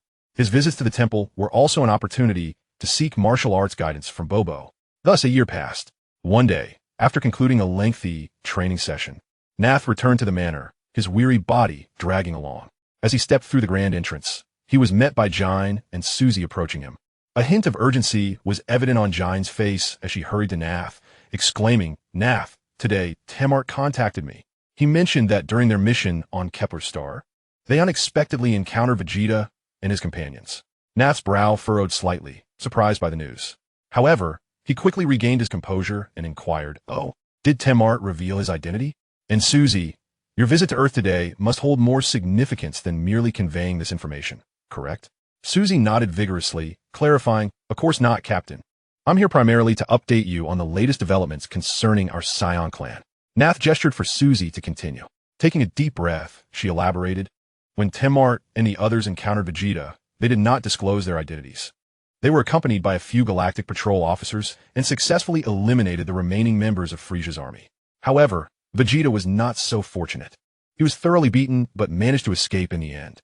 Jine then added, "Indeed, Nath, Vegeta's team now comprises only 4 members. Shouldn't we go to retrieve them? After all, they are our fellow Saiyans." Nath pondered for a moment before responding, "Now is not the right time. Our Saiyan clan still needs a bit more time. Suzy, please continue with your report." Upon hearing Nath's prompt, Suzy quickly replied, "Yes, Captain. The Saiyan offspring are merely a year away from entering their youth phase. I believe it is time to discuss with the Galactic King about initiating preparations for the Saiyan Security Force at the Galactic Patrol headquarters." After considering Suzy's words, Nath couldn't help but exclaim, "Time truly flies. It has been so long since planet Vegeta was destroyed. I wonder how the combat capabilities of those Saiyan offspring have developed. Have you finalized the level and team formation systems?" Suzy promptly replied that their combat power currently ranged from a minimum of 50,000 to a maximum exceeding 900,000. After deliberation with Temmet and the others, they decided that the newly born Saiyan offspring must remain at the planetary headquarters until they reach their adolescent phase. Upon entering puberty, they would begin to categorize them according to their power levels. Specifically, Saiyans with a combat power not exceeding 300,000 would be classified as lower-tier warriors. Those between 360,000 and 1 million would be deemed mid-tier warriors, while those surpassing 1 million would be regarded as upper-tier warriors. Furthermore, any Saiyan capable of transforming into a Super Saiyan will be classified as an elite warrior. After taking a moment to catch her breath, Suzy continued, stating that lower-tier warriors would typically be responsible for life on planet Yadrit, where they could teach the new offspring and handle logistical tasks. Elite warriors would primarily participate in the Galactic Patrol elite teams or be stationed at the planetary and galactic headquarters. The main combat force would follow the original team structure of 2 upper-tier warriors and 4 mid-tier warriors forming a squad. Upon hearing Suzy's report, Naz nodded in agreement and remarked that they should proceed accordingly.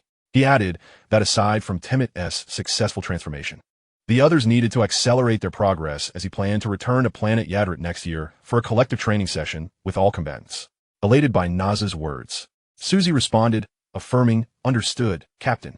I will ensure everything is arranged." Just as Naz was finalizing arrangements, Bulma hurriedly approached them. Upon seeing Naz and Suzy, she exclaimed, "Naz? Suzy is here too." Naz immediately inquired, "What is it, Bulma? Is there something urgent?" Bulma replied, "It's nothing too serious. It's just about the smartphone you mentioned earlier. I've finished it. Take a look." She then handed Naz a device that resembled transparent glass. Naz inspected the smartphone and gave it a brief trial, finding it exceptionally impressive. He complimented her, exclaiming, "Ah, no doubt. You are a genius. Could you explain to me?" Bulma beamed with pride and began to demonstrate. This smartphone not only provides entertainment, but also allows for communication across cosmic dimensions without distance limitations. It features artificial intelligence and can verify an individual's status, creating a 3D model that details health and combat power information. Most importantly, in case of danger, it can deploy an electromagnetic shield, offering self-protection and the ability to capture thieves. Naz was utterly astonished by Bulma's revelations. He had merely requested a simple smartphone for fun, yet she had developed something so extraordinary. He then asked, "Will this smartphone's combat power measurement overload and explode? What is the purpose of the artificial intelligence?" Bulma assured him, "No, it won't explode. The combat power measurement limit is 100 billion. Exceeding this value will prompt a warning indicating it cannot be measured. The artificial intelligence is designed to provide the most accurate answers based on inquiries made by the user or detected needs." Upon hearing Bulma's elucidation, Naz was immensely impressed. He then permitted Bulma to release the product for sale. In no time, the mobile device became a sensation across the entire planet, even reaching the distant planet of Adrat. Thus, Zhang Bao spent another year training on Earth. Throughout this year, his combat power did not significantly increase. However, his mastery of dimensional techniques had ascended to the level of King Yama, just a step away from breaking through to the realm of the King of Worlds. Most importantly, he had begun to grasp the subtle laws of space, which facilitated a more fluid application of spatial secret arts. Broly, who had been by his side, was now able to transform into a Super Saiyan, exhibiting greater proficiency in controlling his energy and acquiring numerous secret techniques. Under his tutelage, Tien and Kaiatsu had elevated their combat prowess to over 600 and slightly above 400, respectively, primarily due to their extensive focus on learning secret arts. Chapter 17. Enhancing the overall strength of the Saiyans. With a full year remaining until the World Martial Arts Tournament, Naz had already devised a plan. He decided to send Tien and Kaiatsu on a journey to broaden their horizons and enhance their strength. As for himself, he intended to return to Adrat with Broly. Standing side by side, they resembled two radiant stars, poised to execute instantaneous movement and traverse vast distances in an instant. As they concentrated their thoughts, a brilliant light of instantaneous movement ignited, and in the blink of an eye, their figures vanished from Earth without a trace. Upon their arrival at Adrat, they were suddenly met with a formidable surge of energy rushing towards them. Reacting swiftly, they deftly sidestepped, narrowly evading the onslaught of the energy wave. Upon closer inspection, they discovered that Dasma was engaged in an intense spar with a fellow Saiyan. Surprised by Naz's sudden appearance, they halted their actions and quickly approached to greet him. "Chief, what brings you back so unexpectedly?" Dasma inquired, astonished.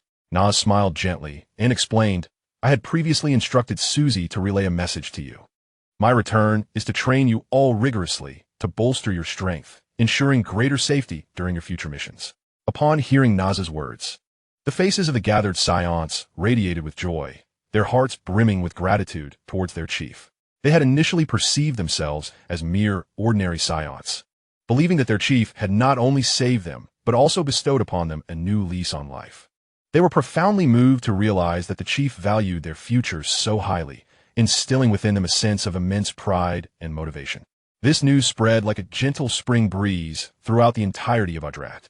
People engaged in lively discussions about Naz's return, filled with anticipation and reverence for him. Before long, the first to arrive was Elder Piccolo, who shared a close bond with Naz. Overjoyed by their reunion, they embraced warmly, exchanging heartfelt greetings. They engaged in lively conversations about each other's recent experiences, reminiscing about the wonderful times they had shared, their laughter echoing through the air. After conversing with Elder Picara for a while, Naz began to organize the upcoming events. He first instructed Suzy to notify all the Saiyans to gather, preparing for an important training session. Once everyone arrived at the training ground, Naz stood upon a raised platform, surveying the faces of each Saiyan. He perceived the anticipation and determination in their eyes, which filled his heart with immense satisfaction. Subsequently, Nas issued a command for Broly and Temmet to lead the elite and intermediate warriors directly into an environment of 100-fold gravity to commence their training. He understood the significance of such intense training in enhancing their strength and firmly believed that in this environment, the Saiyans would undoubtedly make substantial progress. As for Nas himself, he led Dasma, Larry, Suzy, and 8 elite warriors into a different form of training. His objective was to assist these individuals in transcending the realm of Super Saiyan, elevating their power to new heights. With reverence in their hearts, they slowly stepped into the valley that had once witnessed miracles. This was the very place where Nas had achieved his breakthrough to Super Saiyan, and it was also the sacred ground chosen by Temmet to transform into a Super Saiyan. Standing in the center of the valley, Nas gazed around, a wave of nostalgia washing over him. He recalled the moment of his own breakthrough here, the awakening of power and the exhilarating sensation of surpassing limits, a memory that remained vivid in his mind. Taking a deep breath, Nas turned to the others and spoke. "All right, everyone, let us begin. I hope you can unleash your full combat potential and show me your true strength." The first to step forward was Dasma, a lower-tier warrior whose years of battle and training had honed his abilities. With a deep breath, his energy erupted forth, his muscles tensed, and his gaze sharpened like that of a hawk. "Hiya!" Dasma roared, his combat power surging forth like a volcano, reaching an astonishing 2.8 million. Next, Larry stepped forward. This once hot-tempered elite warrior had become markedly calmer after his union with Sheila. He stood there like a towering mountain, exuding an aura of awe. Slowly raising his hands, he suddenly unleashed his power. Ha! His combat prowess crashed forth like a tumultuous wave, astonishingly reaching over 3.6 million. Finally, it was Suzy's turn. The only woman in Nas's team, she had been responsible for managing the Saiyans and serving as Nas's secretary over the years. Nevertheless, her strength was equally formidable. With a gentle smile, she leapt gracefully, akin to a dancing fairy. Her movements were elegant and light, yet when she unleashed her combat power, it struck like a thunderbolt, leaving everyone in awe. Wow! The crowd was utterly astounded to discover that Suzy's combat power had reached an astonishing 3.1 million. Among the 8 elite warriors, 2 boasted combat powers exceeding the remarkable 3 million mark. This figure left everyone speechless, while the other warriors, despite their commendable prowess, only possessed combat powers in the range of 2 million, rendering them somewhat inferior in comparison to the 2 exceptional individuals. At that moment, an unforeseen event transpired. Nas suddenly launched an attack on the warriors with combat powers barely exceeding 2 million, without any prior warning. He swiftly unleashed several formidable energy waves, which struck like lightning, hitting the unsuspecting warriors with a ferocity that left them no time to react. In an instant, they were violently knocked to the ground, their bodies suffering severe injuries, and their life force draining away like a torrent breaching its dam. This shocking action took everyone present by surprise, as they stared in disbelief at Nas's sudden betrayal against his own comrades. Yet Nas did not pause. He promptly retrieved 7 mysterious beans from his pocket and unhesitatingly handed them to Suzy and the others, signaling them to administer these beans to the fallen Dasma and his companions. Although Suzy and the others were perplexed by Nas's actions, they swiftly complied with his instructions. When Dasma and his comrades consumed the beans, a miracle unfolded before their eyes. Their injuries began to heal at an astonishing rate, and not only that, their combat powers surged instantaneously, surpassing 3 million. Particularly remarkable was Dasma, whose combat power skyrocketed due to years of accumulation and the passive enhancement from his near-death experience, propelling him to an astounding 4 million, eclipsing Larry in the process. While the crowd was still immersed in this incredible transformation, excitedly discussing the events, Nas once again showcased his remarkable abilities. He began to channel a powerful energy, which enveloped the animated discussion with an invisible torrent. In an instant, the consciousness of the gathered individuals seemed to be drawn by an overwhelming force, plunging them into a peculiar illusion from which they could not escape. Within Suzy's illusion, several individuals were enthusiastically sharing their newfound combat power, and after a brief exchange, she turned to Nas and inquired, "Captain, where are those marvelous little beans you just took? They're more potent than a healing pod." Just as Nas was about to respond, his expression tightened, and he looked up towards the sky, where a colossal spacecraft descended. Upon closer inspection, it was revealed to be the flagship of the Frisia Force. Moments later, the ship's hatch slowly opened, and 2 figures emerged. She rushed forward and exclaimed, "Captain, it's Frisia and Cold."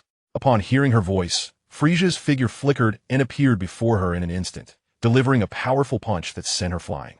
She hastily attempted to defend herself, yet the disparity in strength was insurmountable, and she was hurled against the rocky wall of the valley, where she eventually lost consciousness. When she regained her senses, the valley was strewn with the lifeless bodies of Saiyans and Ardatian beings, her heart overwhelmed with boundless sorrow and fury. Suddenly, the sound of fierce combat echoed from nearby, prompting her to stagger forward to investigate. Just as she discerned the unfolding situation, Temmet was struck through the chest by a single energy blast from Kurd, and life slipped away from him. Witnessing the scene, Susie felt as though her heart had been seized. Her pupils constricted sharply, and her body began to tremble involuntarily. At that moment, a voice pierced her thoughts. Just moments ago, Naz had been fiercely battling Frisia, yet in an instant, the tide of battle shifted dramatically. Frisia, like a specter, suddenly struck, seizing Naz by the throat and lifting him high. Naz had not anticipated this abrupt turn of events. He grasped Frisia's hand with all his might, striving to break free from the constriction. His face turned crimson from the struggle to breathe, and he painfully turned his gaze towards Susie nearby. "Susie, quick, flee!" Naz's voice was fragmented, as if every word drained him of his strength. "We underestimated Frisia's fighting prowess. You must avenge us." No sooner had he spoken than a faint smile graced Naz's lips.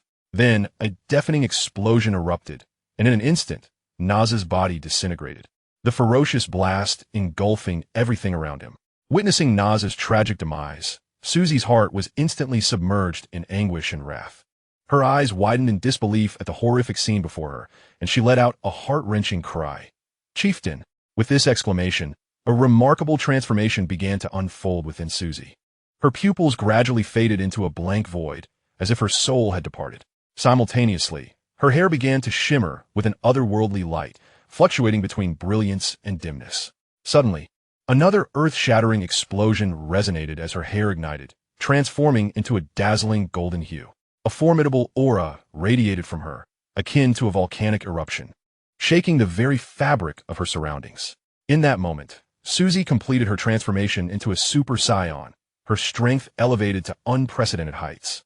Fueled by the flames of vengeance and hatred, she vowed to avenge Naz and seek justice for all her fallen kin. Chapter 18. The First Saiyan Martial Arts Tournament. Just as Susie prepared to exact revenge for her people, the environment surrounding her shattered like a mirror. Before my eyes, everything reverted to its original form, yet the companions surrounding me had transformed into Super Saiyans. The golden aura illuminated the entire valley with a radiant glow. Observing the scene, Susie quickly glanced toward the spot where Naz had just stood. To her relief, he remained in place, smiling at everyone. Seeing his smile sparked a realization within Susie, prompting her to laugh suddenly and approach Naz, saying, "Captain, I so wish to punch you into the air, you scoundrel who toyed with my feelings. Nevertheless, I must thank you, Captain." After uttering these words, she embraced Naz. In response, Naz joked, "Ha, just be gentle with your punch. Thankfully, it's only emotions we're dealing with. I too must express my gratitude for your unwavering support and assistance over the years." Once their embrace concluded, the others gathered around. Despite Naz's formidable strength, the sight of a dozen Super Saiyans surrounding him stirred a flutter of excitement within him. Thankfully, they were all allies. Such a sense of pressure would accompany him whenever he stepped outside. How extraordinary! What enemy would not be intimidated by this display? As he gazed at the assembled group, "A confidência maior graça nas lipis." He surveyed the crowd before addressing them. "My friends, you have successfully transformed into Super Saiyans. This is a remarkable achievement. Now, you must adapt to this new state, familiarizing yourselves with its powers and characteristics. Remember, becoming a Super Saiyan is merely a starting point in our journey as Saiyans. A long road lies ahead." Naz's voice resonated among the crowd, each individual listening intently. He continued, "There exist many hidden powerhouses throughout the universe, their strengths unfathomable. Transforming into a Super Saiyan merely offers you the hope to catch up to and surpass them. It does not imply invincibility.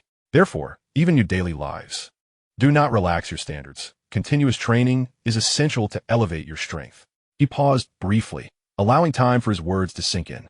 Taking a deep breath, he began to elucidate the reason for his sudden attack on them. "For the past 2 years, I've been on Earth, and I haven't had the chance to explain everything in detail. In truth, we Saiyans possess a unique passive ability, Each time we revive from a near-death state, our power significantly increases. Observing the excitement that his words incited among the group, he quickly added, "However, this ability has certain limitations. It requires a foundation built through consistent effort. Regular training cannot be neglected. The more you train, the greater your accumulation and subsequent enhancement." The group nodded in agreement, their eyes filled with determination. Susie scratched her head and cheerfully inquired, "Captain, how shall we train next?" Nas contemplated for a moment before responding, "For now, you will each experience the power of the Super Saiyan and become familiar with this transformation. Once you have mastered this power, we shall report to the galactic headquarters. From then on, you will engage in missions across the cosmos, confronting formidable adversaries, thereby enhancing your prowess through real combat." As soon as the words left my lips, each individual sought a corner to commence their training. The golden auras enveloping them flickered continuously as they endeavored to harness this newfound strength. Nas stood to the side, vigilantly observing their progress. Thus, the entire Saiyan race devoted over half a year to their training, each member achieving varying degrees of advancement. One day, Nas convened a meeting with Tammate, Suzy, and all members of his team.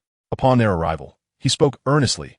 "Our clan has diligently trained for half a year now, and as we prepare to report to the Galactic Patrol headquarters in the latter half of the year, I propose we hold a martial arts tournament for the Saiyans. This will serve as a means of evaluation for everyone. What do you think?" Upon hearing Nas's words, the group began to ponder. After a moment, Tammate was the first to respond. "I believe the captain's proposal is commendable. Not only will it assess each individual's strength, but it will also provide insight into their actual combat capabilities, facilitating better team arrangements to ensure that each squad's overall power remains balanced." Encouraged by Tammate's words, the others concurred, and they began to deliberate the tournament structure. Once everything was finalized, Suzy disseminated the news to every Saiyan via mobile communication. Upon receiving the announcement, excitement erupted among the ranks. Having been secluded on Adrat Star for over a decade, they could hardly contain their eagerness to venture forth. They also saw this opportunity as a chance to secure stronger allies for future team formations. To showcase the prowess of the Saiyans, Nas requested Tammate to invite the Galactic King and elite officers from the Galactic Patrol to observe the competition. As the venue was prepared by the logistics team, the Galactic King, along with Mers, Gak, and others, arrived at Adrat Star, accompanied by Nas and Elder Pikera to the viewing area.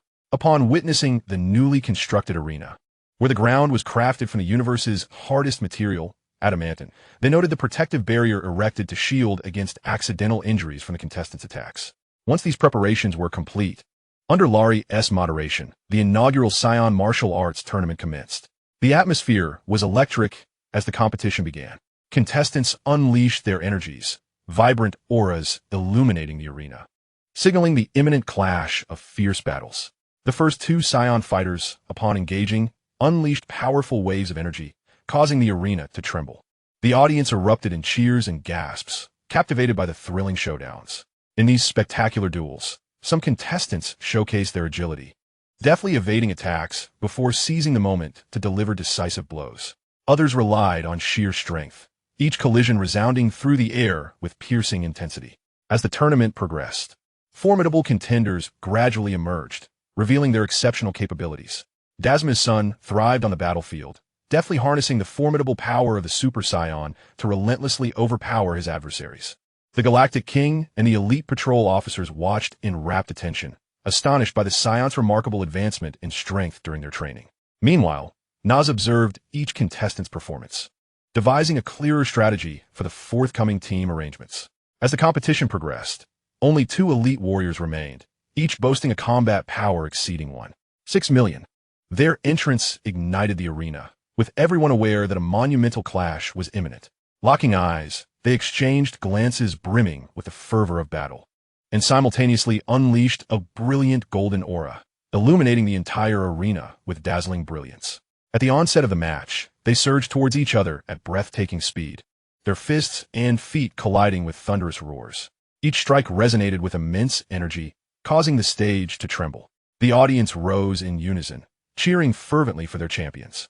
As the fight intensified, both warriors began to reveal their signature techniques. One instantaneously teleported behind his opponent, unleashing a flurry of powerful punches, while the other utilized an energy shield for defense, countering with a massive energy wave. Just when it seemed victory would be elusive, One warrior seized a fleeting opening and delivered a devastating punch to his opponent's abdomen.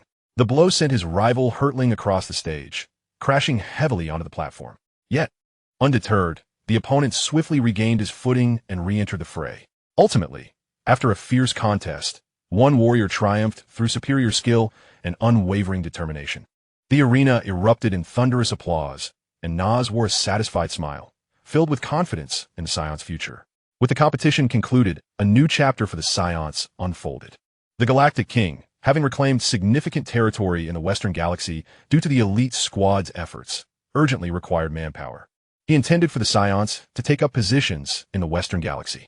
Prompted by the Galactic King's insistence, Nas began coordinating with Temmet and Suzy to prepare for their team arrangements and subsequent employment in the Western Galaxy. Thus, Nas spent the better part of 6 months managing these affairs. One day, just as he finished his duties and prepared for training, he received a message from Zhang, who remained on Earth, informing him that the martial arts tournament had commenced there as well. Following the Galactic King's confirmation of the Saiyans' future roles at the Galactic Patrol headquarters, Nas, under the guidance of Myers and Gak, commenced a tour of the headquarters. He marveled at the array of advanced technology, towering skyscrapers, and the bustling diversity of various species, painting a scene of happiness and peace. At that moment, Myers remarked, "Nas, I hope that once your Saiyan clan joins the Galactic Patrol, the entire galaxy and the universe can prosper together, ushering in an era of harmonious existence." Upon hearing Melis's words, Nas could not help but inwardly scoff at the naivety of this angel. However, he maintained a composed demeanor and replied, "Indeed, a peaceful existence is something we all yearn for. This way, I could engage in simple daily training and then embark on journeys to other planets." At this moment, Gak, who had been listening to their conversation, burst into laughter, exclaiming, "Then I shall find a place to play games, and I won T be nagged every day. I still haven't T figured out my building blocks." Nas could only feel exasperated at Gak's remarks. This elite was always daydreaming about slacking off at work.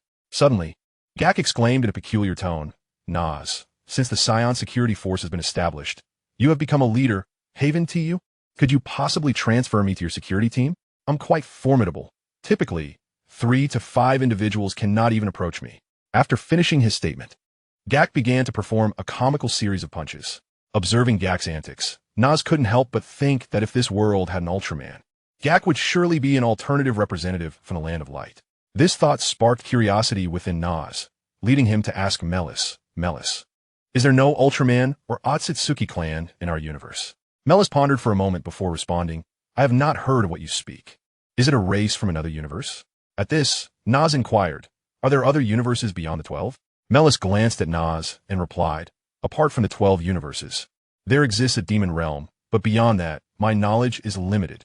However, with your growing strength, you might explore the Void Realm." "Isn't the Void Realm just a realm of nothingness?" Nas questioned, intrigued. Melis clarified, "Although the Void Realm appears empty, it connects various worlds. As long as you possess coordinates, you will not lose your way. However, the Void Realm is indeed perilous. Even the King of All and the Grand Priest cannot roam freely within it. A moment's carelessness could lead to complications in finding the way back, as both time and space in the Void Realm are unpredictable." From Melis's explanation, Nas gained a deeper understanding of the Void Realm. It seemed that the upcoming power tournament would be held adjacent to the King of All's world. Just as Gak's playful voice interrupted Nas's thoughts, he ceased to ponder further.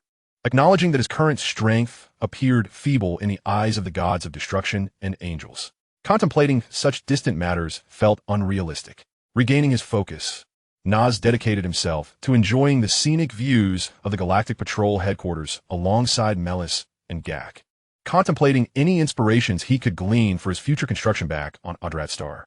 Chapter 19. Farewell, Son Goku. The martial arts tournament gathers. Upon receiving communication from Zhang, Nas learned that Earth was soon to make its debut on the cosmic stage.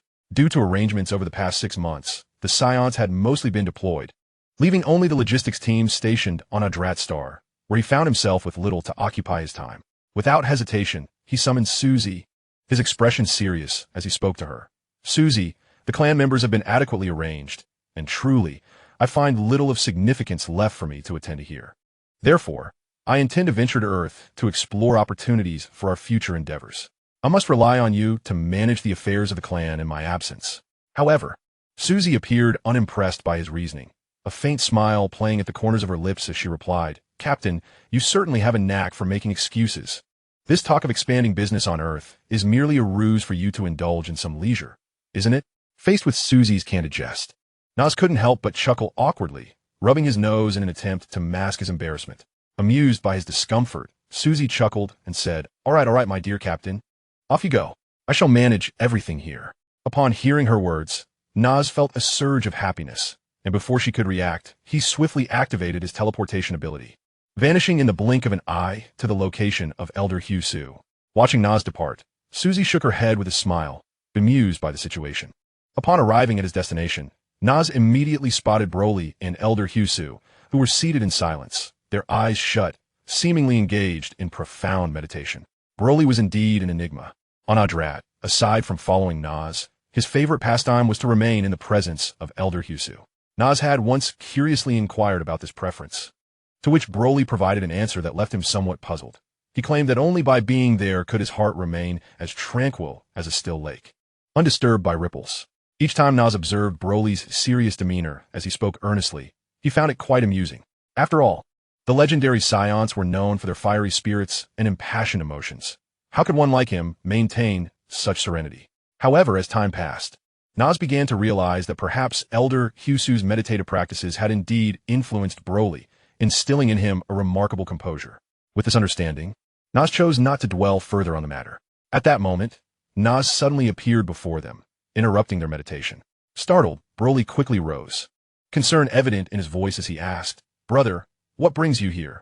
Broly's inquiry jolted Nas back to the present, and he recognized that he had momentarily lost focus. Regaining his composure, Nas replied, "Oh, yes, Jinai just sent me a message that the martial arts tournament on Earth is about to commence. I plan to stay there for a while. Would you care to join me?" Nas had anticipated that Broly would readily agree to accompany him to Earth, considering their close bond as brothers. However, to his surprise, Broly offered a rather perplexing response. "My dear brother, it appears that I shall not be able to accompany you to Earth this time. During my period of cultivation under Master Hugh Su, I have been pleasantly surprised to discover that my dimensional breakthrough is imminent. Therefore, I wish to wait until I have successfully transcended before seeking you out on Earth." Upon hearing this news, Nas's face instantly radiated with unrestrained joy, and he excitedly exclaimed, "Wow, after your dimensional breakthrough, you will be approaching the power of the King of Hell, won't you? That is truly remarkable. In that case, focus solely on your training, and once you have completed it, come find me on Earth. I will be waiting for you." As soon as he finished speaking, Nas effortlessly cast his teleportation spell. In an instant, his form vanished without a trace, as if he had never existed. The next moment, Nas materialized in a grand estate on Earth, surrounded by a lush forest that exuded an aura of tranquility. Standing in the center of the estate, he surveyed his surroundings, feeling the familiar essence of the place, which stirred a wave of nostalgia within him. Just then, he caught sight of Jine and Bulma emerging from the house.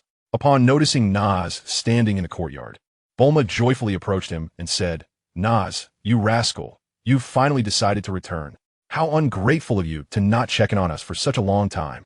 Upon hearing Bulma's playful reprimand, Nas scratched his head and offered an awkward smile, refraining from directly addressing her comment.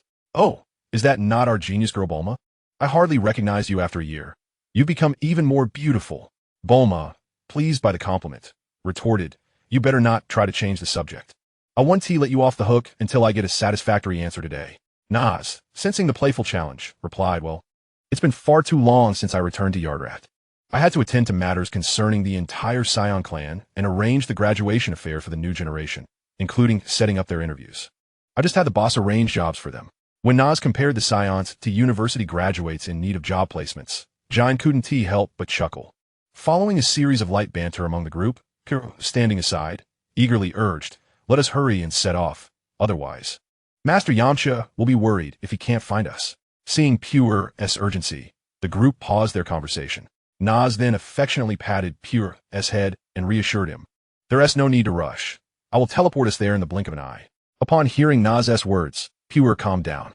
At that moment, Bulma glanced at Nas's battle attire and remarked, "Nas, you needn't wear that for this outing. Change into something more suitable. I happened to buy you a suit recently." Surprised, Nas responded, "Wow, Miss Bulma, you've put so much thought into preparing clothes for me?" Just as Bulma was about to reply, Oolong, who had been playing with Pure, interjected.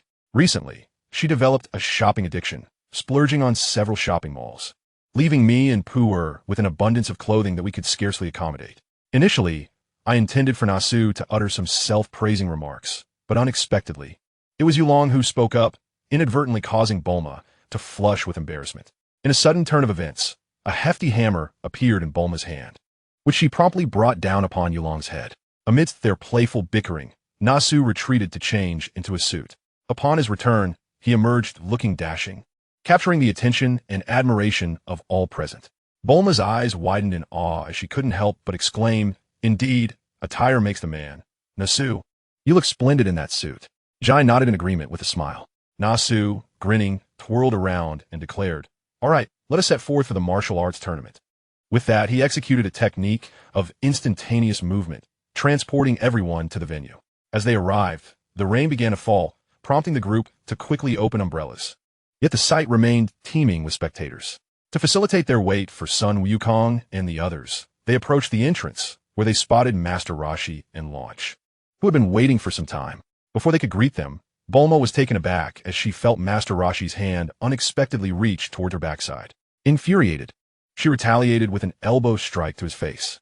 After a brief bout of playful chaos, they began to exchange pleasantries. At that moment, Bulma noticed a child's balloon caught in a tree. She attempted to assist, but, due to her height, was unable to reach it. Just as she was about to call for Nasu's help, a figure appeared and retrieved the balloon for her. "Here you go, Bulma," he said, leaving her momentarily bewildered. Standing nearby, John excitedly exclaimed, "Kakarot, it's been ages, you've finally returned."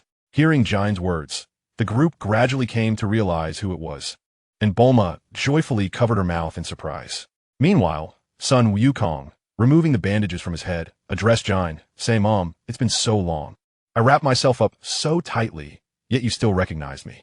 Observing the now towering Sun Wukong filled everyone with delight. As they conversed, an announcement echoed through the venue. "Attention, spectators! The martial arts tournament is about to commence. Contestants, please register promptly and prepare backstage." Just as they voiced concerns about Krillin and Tan arriving in time, several figures flashed into view, appearing before them. Without delay, they rushed to the registration area to sign up, eager to reunite after the preliminary rounds. Nasu and the others found their seats, settling in to await the start of the preliminaries. Meanwhile, backstage, several contestants noticed Nasu's striking suit and distinguished demeanor, quietly speculating whether he might also be a participant. Thus, the stage was set for a thrilling and unpredictable martial arts tournament to unfold. Chapter 20. The martial arts tournament begins. Although the preliminaries typically prohibited spectators, Bulma, leveraging Sun Wukong's status as a savior, managed to sneak this group in. Upon their arrival, they discovered an optimal vantage point on the second floor. Just as they settled in, Oolong exclaimed, "Wow, so many people. Everyone look, it seems Goku is about to make his entrance." Upon hearing Oolong's words, Bulma and the others hurried to the railing, peering towards the location he indicated. Bulma, observing Goku's opponent, remarked with a smile, "Oh, that person, it's King Kappa. He was defeated by Goku in the last martial arts tournament, and there's no way he could possibly rival Goku now." As if to affirm Bulma's statement, King Kappa was swiftly knocked down by Goku. Following this, Tien Shinhan entered the fray and dispatched his opponent with a single strike. At that moment, a sudden cry of panic erupted. "Oh no, Dumpling seems to be in danger." The voice belonged to Puar, who, with a face full of terror, pointed towards the battlefield not far away. Upon hearing Puar's exclamation, the group quickly turned their gaze in Dumpling's direction. Indeed, they witnessed Dumpling being assaulted by a powerful energy wave. Surprisingly, Dumpling did not retaliate, but remained in a state of passive defense. Just then, Master Roshi spoke up. "Isn't that Tao Pai Pai? Wasn't he eliminated by Goku? How could he be here?" His voice conveyed a hint of confusion and shock. Bulma, upon hearing this, scrutinized the assailant and replied to Master Roshi, "Look, he has been transformed into a cyborg." Her tone was laced with certainty. Master Roshi, upon realization, responded, "Oh, I see. He must have been modified by the Rogue Crane. I just wonder if Dumpling can endure this challenge." Worry etched across Master Roshi's face. Nas, who had been sitting quietly, shook his head in resignation at the scene. He understood well that Dumpling's continued passive defense stemmed from his immaturity, unable to shake off the significant trauma inflicted by Tao Pai Pai. Thus, Nas decided to reach out telepathically to Dumpling, aiming to help him overcome his internal fears. He concentrated and sent his voice into Dumpling's mind. Dumpling, do not be afraid. Confront your inner self. You have surpassed him in strength. His attacks are even less damaging than what you have endured during your training. Believe in yourself. Possess the unwavering spirit of a martial artist. You can conquer any adversary. Initially paralyzed by fear, Dumpling felt a sense of calm envelop him as if a warm hand were gently soothing his dread after hearing Naz's words. He began to reflect carefully on the recent attacks from Tao Pai Pai, realizing that although they appeared ferocious, they had not inflicted significant harm. Just then, Dumpling suddenly let out a thunderous shout that reverberated through the air like a clap of thunder. The resounding shout startled those nearby, causing the imminent attack of the energy wave aimed at him to alter its course abruptly, akin to a cannonball ricocheting back.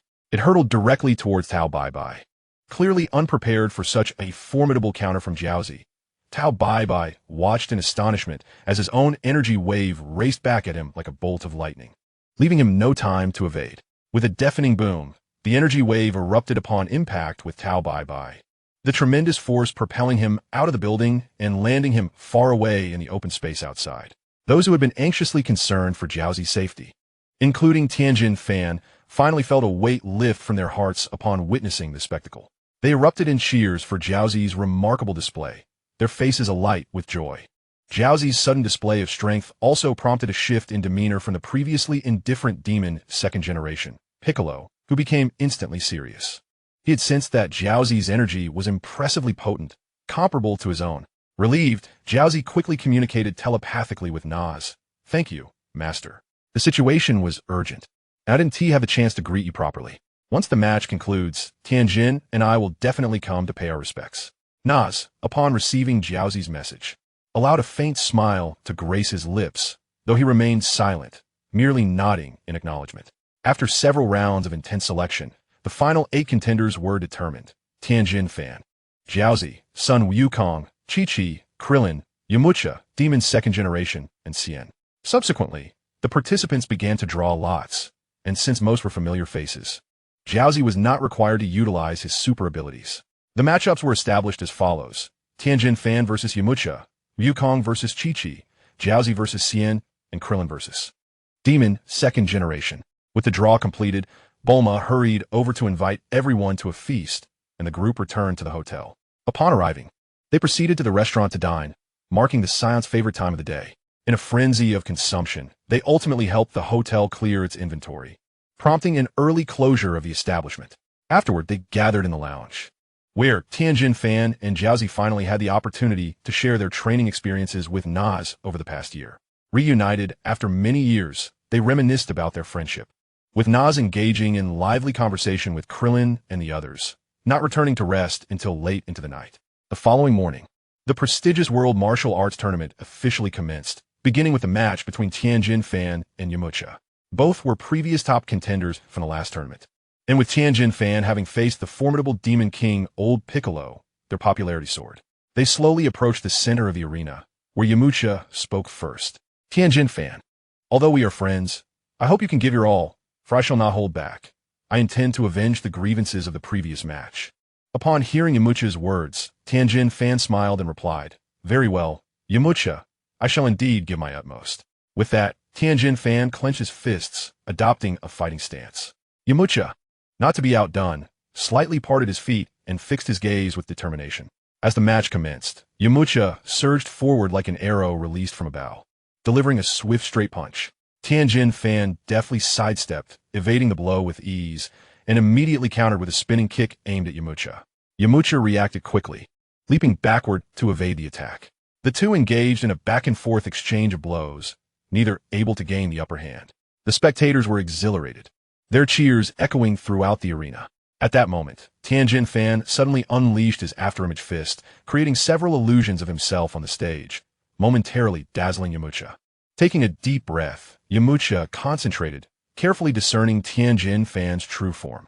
Seizing the opportunity during Tianjin Fan's assault, Yamcha unleashed his Wolf-Fang fist, sending a flurry of punches cascading toward Tianjin Fan.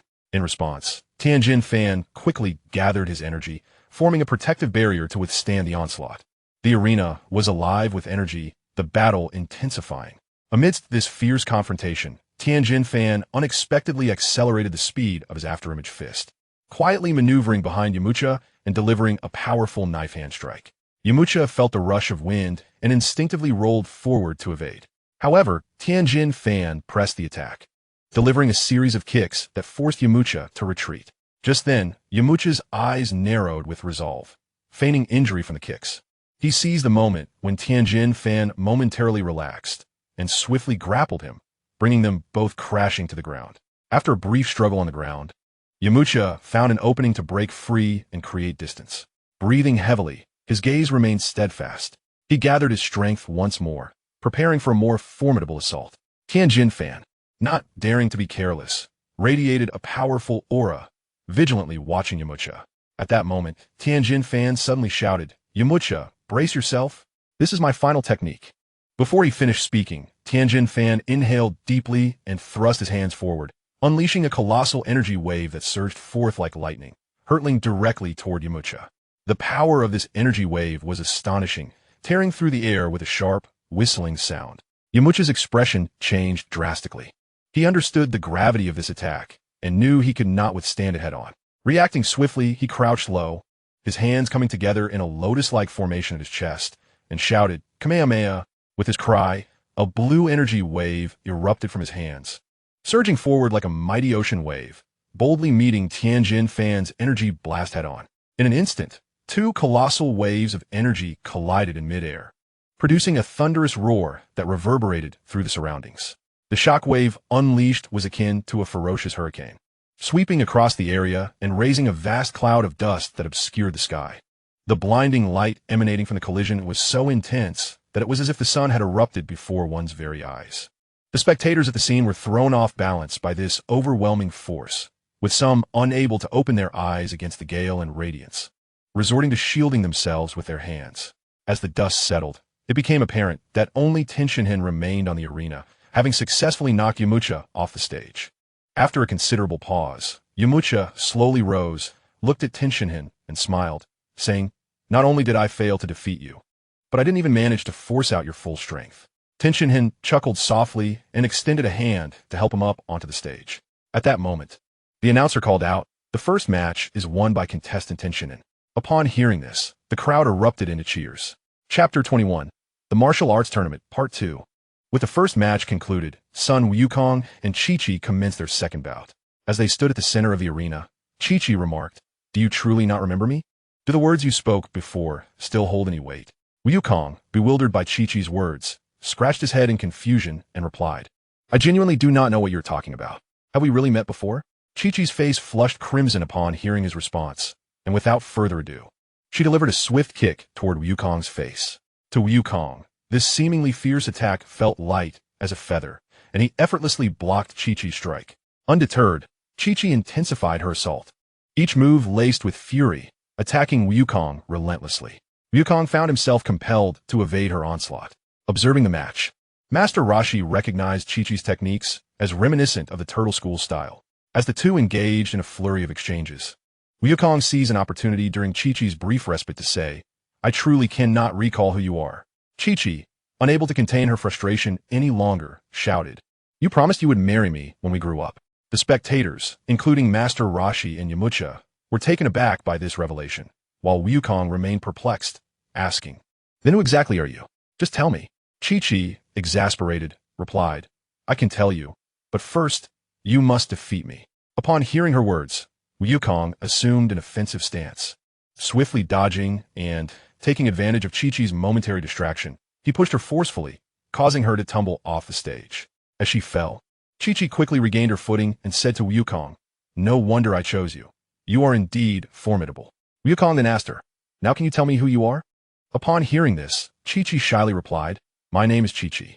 At that moment, Sun Wukong suddenly recollected and exclaimed, "Ah, I remember now. You were the daughter of the Ox King, and I had promised to marry you back then. I used to think that bride referred to something delicious." Upon hearing Wukong's words, Chi-Chi became anxious and cautiously inquired, "So, have you changed your mind now?" Wukong responded, "Since I made a promise to you, let us proceed with the marriage." At this juncture, Naz turned to Jine and remarked, "Congratulations, Jine. Kakarot has quickly found himself a wife. Soon, you shall become a mother-in-law. Zhang glanced at Bulma aside, and then smiled, saying, perhaps this is the arrangement of fate. Hearing the exchange between Nas and Zhang, Bulma, who had been momentarily lost in thought, trembled slightly and began to engage in conversation with the others, her expression troubled. Meanwhile, the audience, witnessing the transformation of the competition into a scene of confession, erupted into cheers, ultimately offering their blessings to the couple, thus concluding the second match. After descending from the stage, Wukong approached Krillin, who was preparing to enter the arena, and advised, Krillin, your opponent is exceptionally formidable. You must exert your utmost strength. If you find yourself at a disadvantage, do not hesitate to concede. In response to Wukong's words, Krillin chuckled and playfully punched Wukong's chest, saying, congratulations, Wukong. I never expected you to be so fortunate. Nor do I believe you underestimate my strength. I have made significant progress over the years. However, noticing the concern etched on Wukong's face, Krillin paused and added, all right. If it becomes necessary, I shall do what must be done. With that, under the host's urging, Krillin made his way to the stage. At that moment, with arms crossed and an air of confidence, Piccolo coldly addressed Krillin, who was preparing to bow. There is no need for feigned courtesy. You may strike whenever you wish. Hearing Piccolo's words, Krillin halted his bow and, with a smile, acquiesced to the impolite demand. He then crouched down, spread his arms wide, and summoned 2 energy waves into his hands. With a forceful push, he propelled the energy waves towards Piccolo like shooting stars. Piccolo, with a dismissive smile, slightly tilted his body and effortlessly evaded the attack. In an instant, he flashed forward, delivering a powerful straight punch to Krillin's chest. Krillin reacted swiftly, raising his hands to block, but the tremendous force sent him staggering backward. Seizing the opportunity, Piccolo unleashed a flurry of punches and kicks upon Krillin, who could only dodge left and right, searching for a moment to counterattack. Suddenly, Krillin spotted an opening amidst Piccolo's assault, leaped backward, rapidly formed seals with his hands, and shouted Kamehameha. A thick beam of energy surged towards Piccolo. Observing this, Piccolo quickly raised his hands to release a barrier for defense. The collision of energy resulted in a violent explosion, enveloping the arena in a cloud of dust. As the haze dissipated, Piccolo remained steadfast in his position, while Krillin was left panting for breath. With a cold smirk, Piccolo launched another attack, this time with increased speed and power. Krillin began to falter under the onslaught, and just as Piccolo's fist was about to connect, Krillin had a sudden epiphany. He deftly maneuvered behind Piccolo and delivered a powerful kick to his back, causing Piccolo to stumble forward. As Krillin prepared to follow up with another strike, Piccolo's figure suddenly vanished, only to reappear beneath Krillin, delivering a kick that sent him soaring into the air. Just as Krillin landed, he was met with another kick that propelled him out of the ring. In a moment of desperation, he executed the instant transmission technique, halting his descent and returning slowly to the arena. By this time, Krillin was breathless from the relentless assault of Piccolo. The intense competition was further enriched by the announcer's commentary, igniting a fervent excitement among the spectators. Upon his return to the ring, Krillin faced Piccolo, who remained composed and unfazed. Realizing the vast difference in their abilities, Krillin raised his hand, breathless, and conceded, I admit defeat, before collapsing onto the mat. Seeing Krillin concede, Goku's earlier worries melted away, and he hurriedly ascended the stage to assist his friend. The audience, witnessing Krillin's loss, erupted in applause, celebrating his valiant effort against Piccolo. Thus, the third match concluded. Next came the final bout of the quarterfinals, with Kaiotsu facing off against Tien. The two approached the center of the ring, exchanging polite bows before launching into their attack. Initially, Kaiotsu exhibited a hint of disdain towards Tien. However, as their battle progressed, Kaiotsu recognized his opponent's formidable strength, as Tien adeptly countered each of his assaults with the simplest of techniques. Furthermore, Tien's strikes were executed from peculiar angles, prompting caution among the martial artists in attendance. As Kaiotsu began to take the fight seriously, after exchanging blows for several rounds, he gradually adapted to Tien's attack patterns. No longer holding back, he intensified his offensive, while Tien transitioned from aggressive strikes to a full defensive stance. Internally, Tien grappled with tumultuous emotions, astonished by the unexpected prowess of a warrior from Earth, lamenting that the body he inhabited could not fully unleash his potential. In that critical moment, Kaiotsu seized the opportunity while Tien was momentarily distracted, employing the techniques taught by Master Roshi to propel him out of the ring. The abrupt conclusion stunned not only Tien, but also Goku and Piccolo, who were equally taken aback by Kairatsu's remarkable display of skill. Thus, the quarterfinals came to a close, leading to the forthcoming duel, Goku versus Tien. Chapter 22. The Martial Arts Tournament, Part 3. The semifinals between Piccolo and Dumpling as the host announced the names of the semifinalists for the martial arts tournament. The audience erupted in cheers, and Tianjin Fan and Sun Wukong stepped onto the stage. The two faced each other, and upon the host's signal, they commenced their warm-up. In an instant, they launched themselves forward, their fists colliding, releasing a formidable aura from their clash. The shock waves reverberated, causing the arena to sustain continuous damage, and before long, they had exchanged dozens of blows.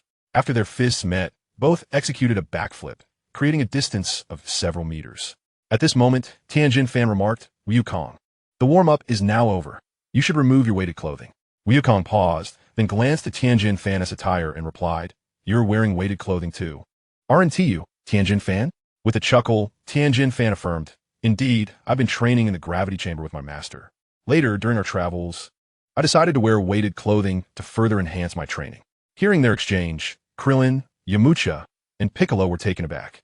Krillin turned to Dumpling beside him and inquired, "Dumpling, do you all usually train in weighted clothing? How much do you carry?" Dumpling smiled and responded, "Yes, Krillin, we wear all the time.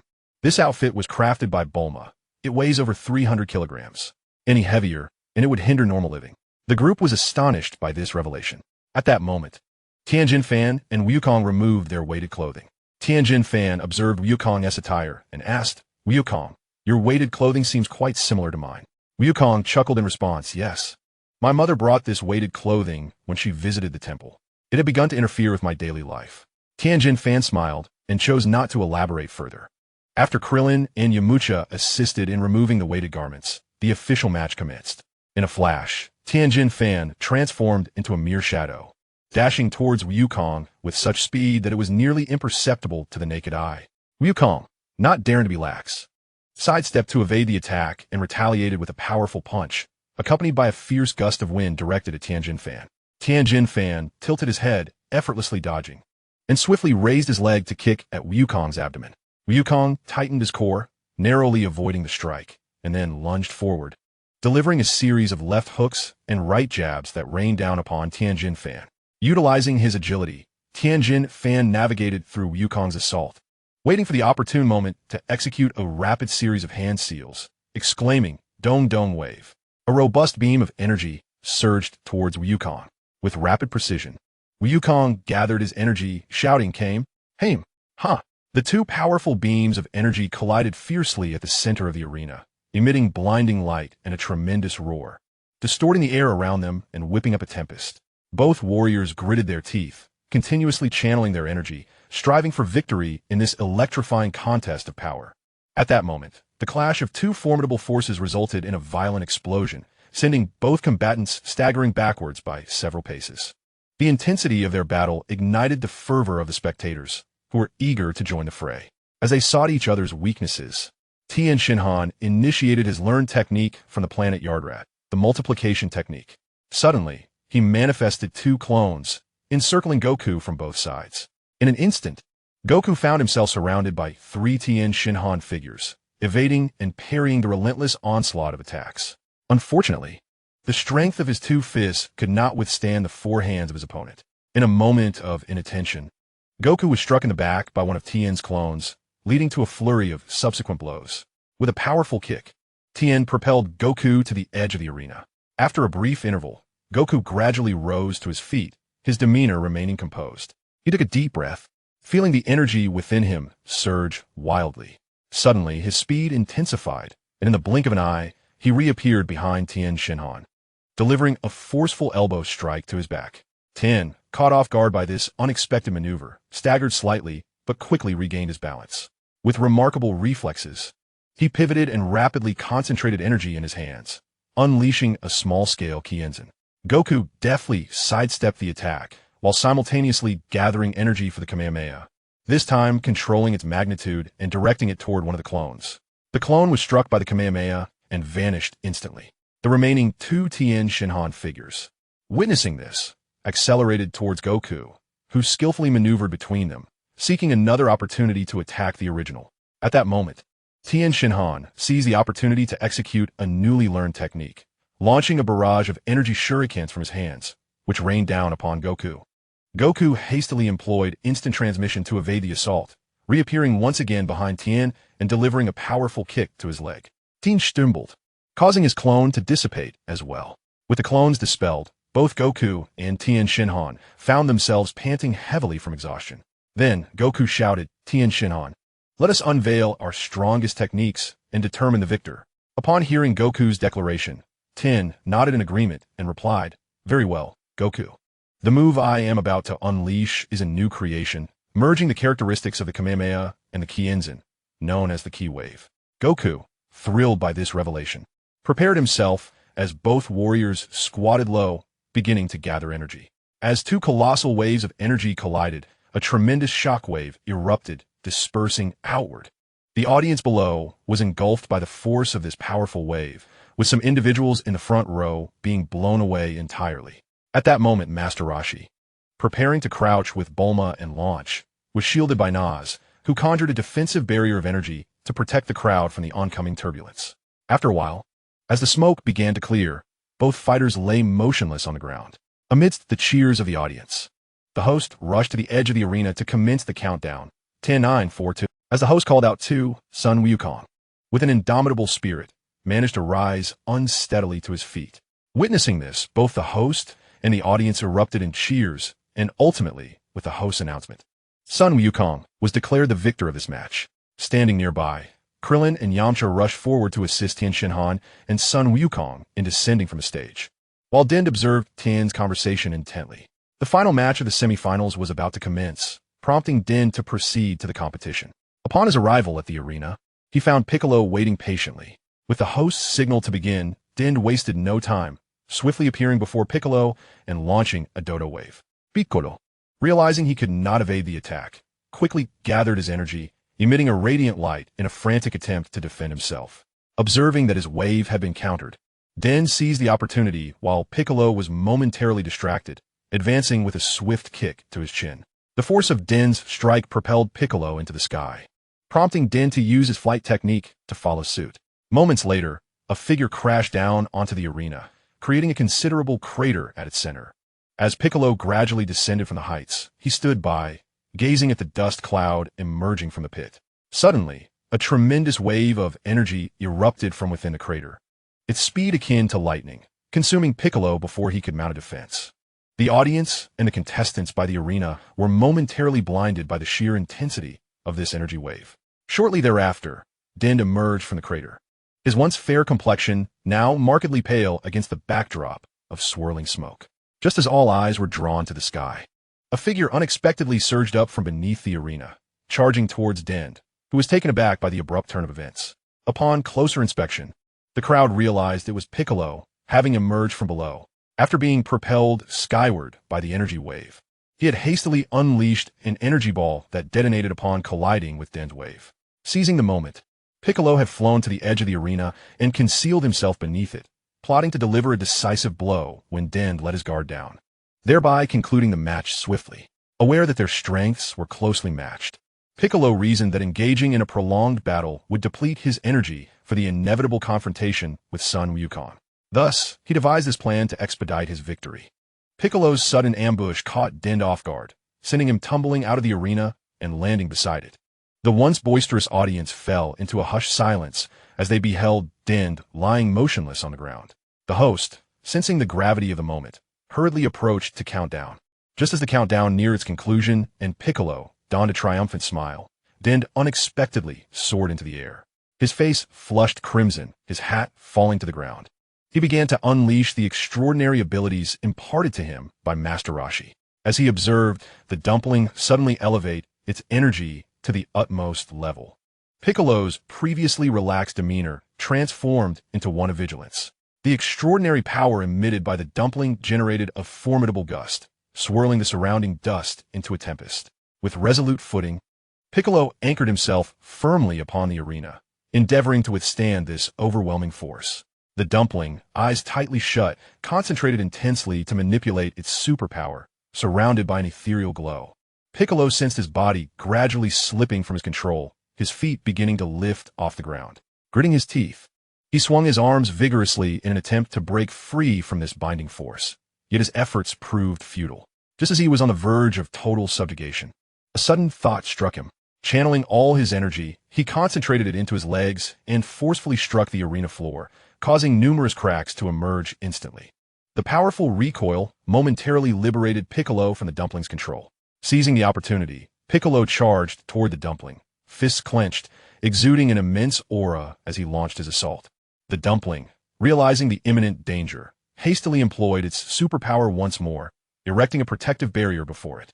Piccolo's fist collided forcefully with the barrier, producing a resounding crash and sending energy waves radiating outward. Recognizing the futility of his initial strike, Piccolo swiftly transitioned his approach, unleashing a flurry of rapid kicks, each accompanied by a sharp whoosh of wind. Under the relentless barrage, the dumpling's barrier began to fracture, cold sweat beading on its brow as it desperately fought to maintain its power. Just as the barrier seemed on the brink of collapse, the dumpling deftly evaded Piccolo's strike, its body flickering momentarily. Taking advantage of Piccolo's momentary lapse, the dumpling swiftly formed a series of hand seals, murmuring incantations.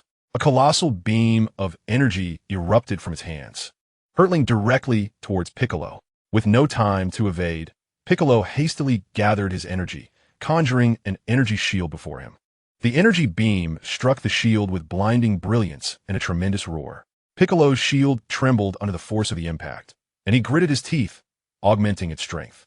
Just as the shield was on the verge of shattering, Piccolo unleashed a powerful shout, releasing a surge of energy that rebounded the beam back towards the dumpling. Caught off guard by this unexpected maneuver, and with his strength nearly depleted, the dumpling was unable to evade the returning energy beam and was struck. With a pained cry, it was sent hurtling backward, crashing heavily onto the arena floor, unable to rise again. Witnessing the dumpling finally topple from the arena, Piccolo too succumbed to exhaustion. Collapsing upon the stage, the announcer, standing beside the weary Piccolo, proclaimed him the victor. The surrounding audience erupted into jubilant cheers, showering both competitors with fervent applause.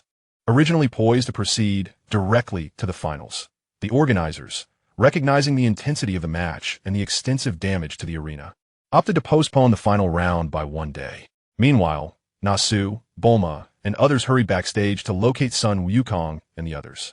At that moment, Sun Wukong and Krillin were gathered around Tianjin Fan and Jiaozi, assessing their condition.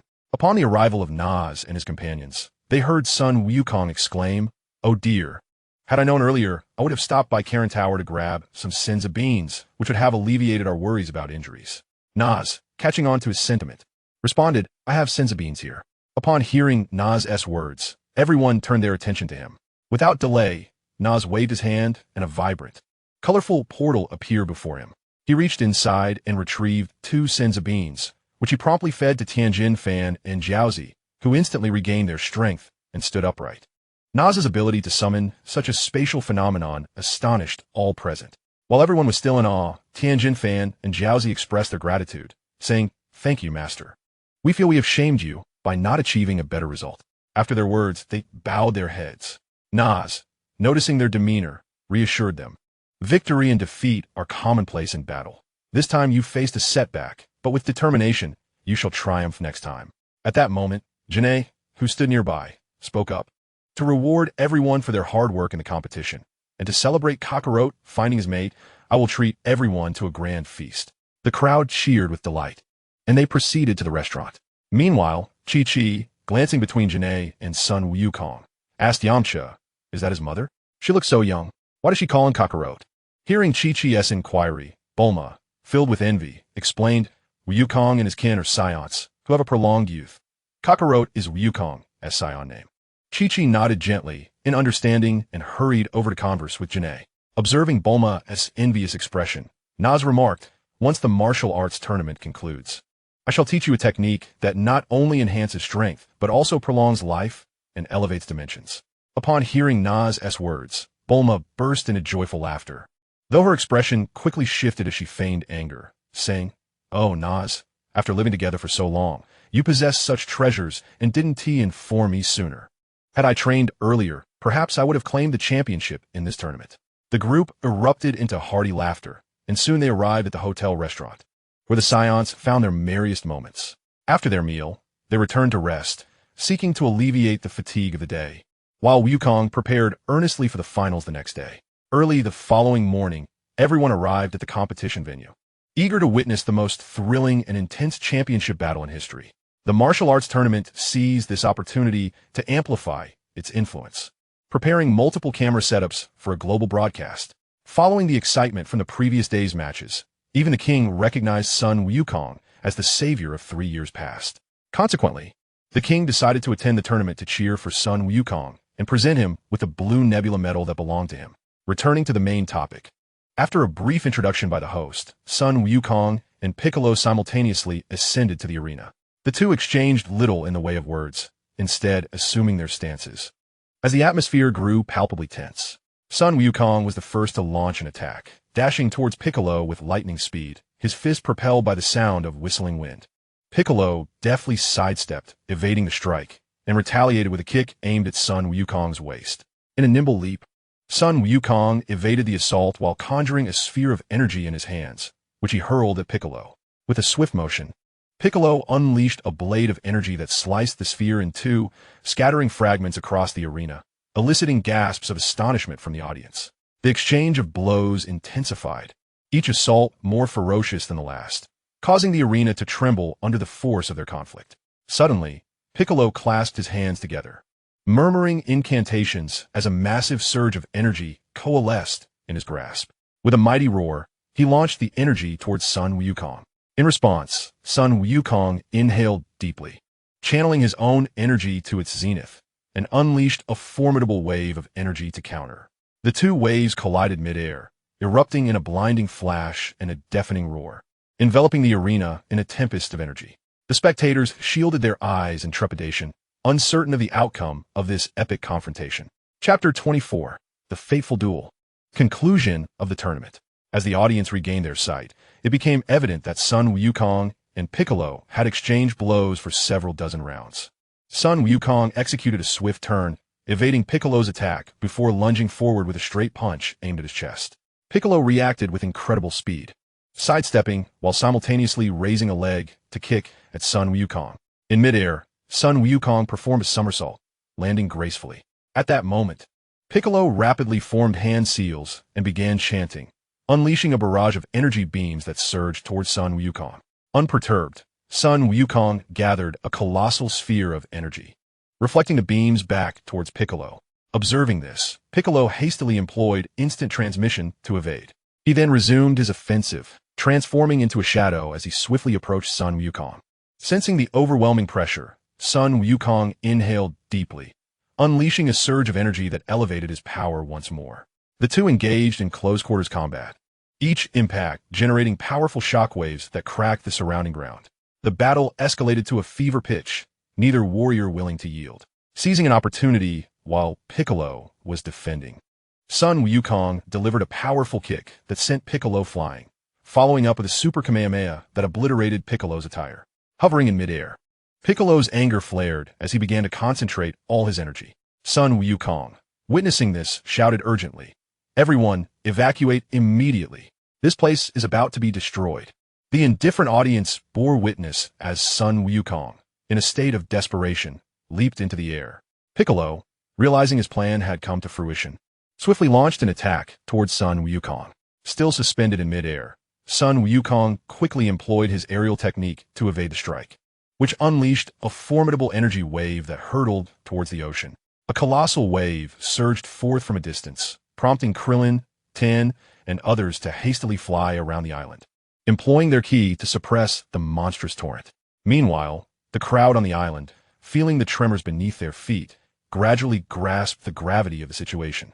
Fear gripped each individual as they trembled at Piccolo's devastating blow, with some possessing foresight hastily evacuating their families from Papaya Island. Upon witnessing Sun Wukong narrowly evade the attack, Piccolo's gaze intensified with ferocity as he gathered an even greater reservoir of energy. The atmosphere around him swirled wildly, reminiscent of a volcano on the verge of eruption. Sun Wukong, unwilling to let his guard down for a moment, focused his mind and swiftly adjusted his stance, bracing himself for Piccolo's next onslaught. With a thunderous roar, Piccolo thrust his hands forward, launching a colossal energy column imbued with a destructive force aimed directly at Sun Wukong. In response, Sun Wukong crossed his arms swiftly before him, forming an energy shield in a desperate attempt to withstand the overwhelming power. The energy column collided with the shield, producing a deafening roar as the shockwave radiated outward, scattering everything in its vicinity. Gritting his teeth, Sun Wukong exerted every ounce of strength to maintain the shield.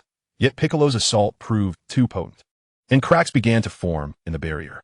In that critical moment, an idea struck Sun Wukong. He contorted the shield into a curved arc, redirecting Piccolo's energy wave skyward.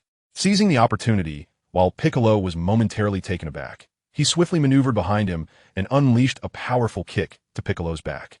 Staggering, Piccolo nearly fell, but managed to brace himself with one hand on the ground, performing a front flip while simultaneously launching an energy wave at Sun Wukong.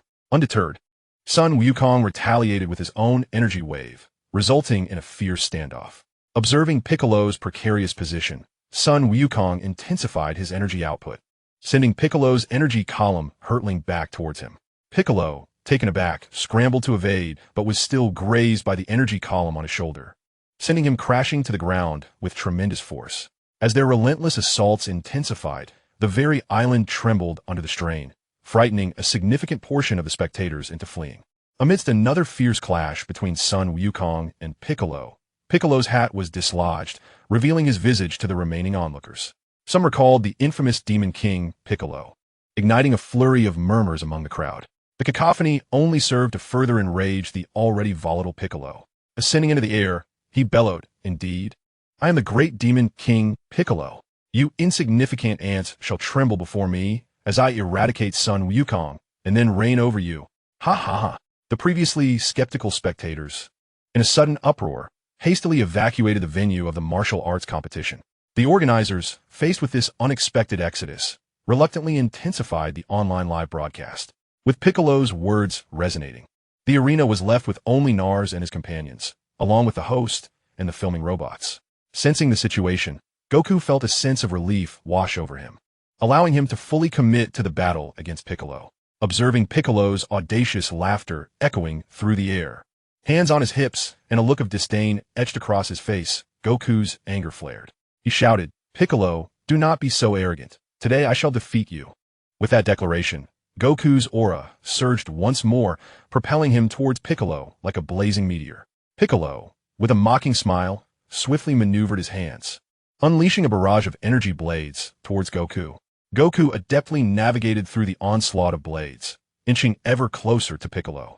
In a decisive moment, Goku leapt high into the air, delivering a powerful flying kick aimed squarely at Piccolo's head. Piccolo quickly raised his arm to block, the immense force causing his arm to tremble slightly. The two engaged once more in a fierce struggle, the collision of fists and feet generating shockwaves that rippled outward, uprooting the ground and stirring the sea into towering waves. Spotting an opportunity, Piccolo instantly teleported behind Goku, conjuring a colossal energy sphere, which he hurled down upon Goku with great force.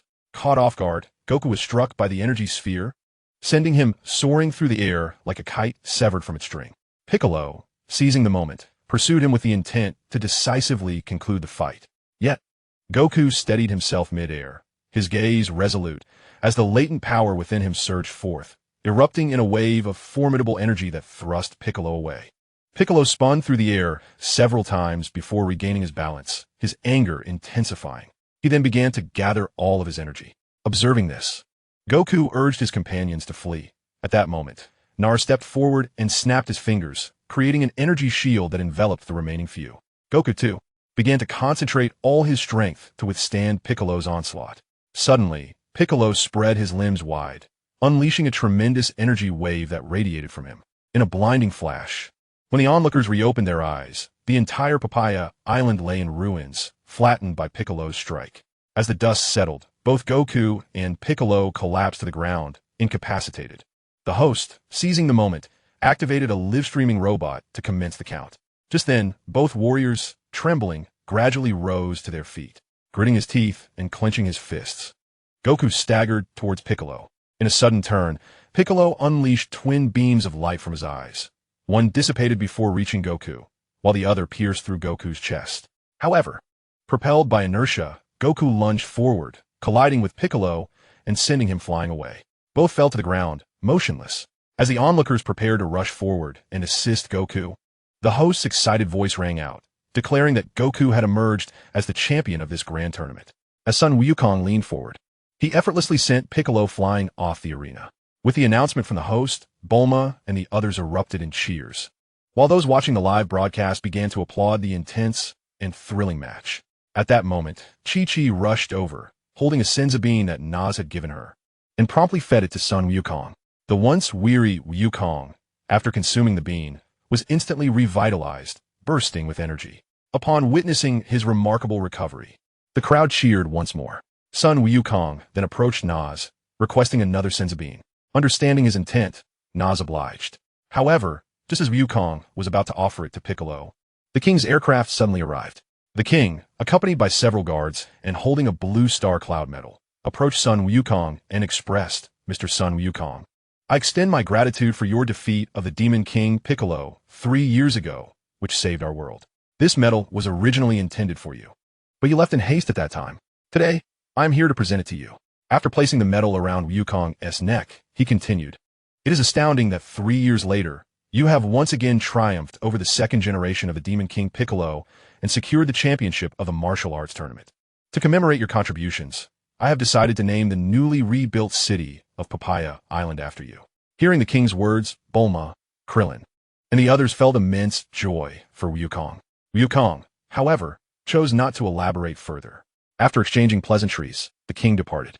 Subsequently, Wukong took the senzu bean and approached Piccolo, offering it to him. Upon consuming the bean, Piccolo swiftly regained his strength, uttered a cold remark, and left without a backward glance.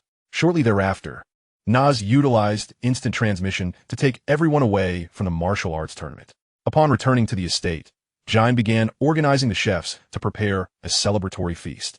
Amidst laughter and merriment, the gathering became delightfully lively.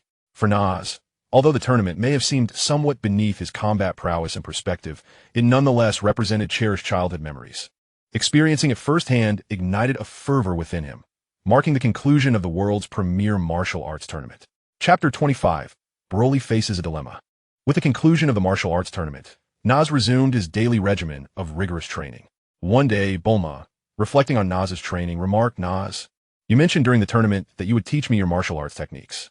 When do you plan to do so?" In response, Naz replied, "Perhaps after Wukong's wedding. By then, everyone will be gathered, and it will save me the trouble of assembling everyone again." Bulma chose not to press further, knowing that Wukong was set to marry in just a couple of days. This thought left her feeling somewhat disheartened. Thus, with Wukong's wedding approaching, the atmosphere was filled with excitement. As everyone prepared to depart, Naz called out, "Everyone, please remember that saying, 'No one lends me.'" Oops, I misspoke. Upon hearing Naz's words, the individuals who were initially ready to depart gathered around, listening as he proclaimed, "Each of you is my friend. I possess a technique that can transcend personal limitations and pave the way to a magnificent future, enhancing not only combat prowess, but also enabling dimensional breakthroughs." At this juncture, Krillin interjected, "Nars, are you referring to the same combat power as that on the mobile device?"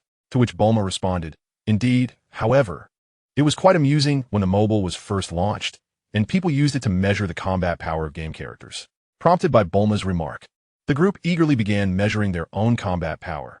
Master Roshi at 136, Krillin at 206, Yamcha at 197, Chi-Chi at 124, Chaozu at 578, Tien at 740, and Goku at an astounding 1210. The revelation of Goku's combat strength reaching 1,000 astonished everyone, especially considering he had previously been nearly equal to Tien. As Jian explained the unique circumstances of the Saiyans, the group couldn't help but feel envious of the Saiyan trio. Nars then shared the breathing technique with them, and upon grasping its profound applications, they hurriedly returned to prepare for their attempts. Nars, observing their excitement, smiled without attempting to hold them back. After some time, Goku wished to return to the KO's residence, and Jian accompanied him to the mountain. The estate was left in solitude with only Nars remaining, who then embarked on an intense regimen of cultivation.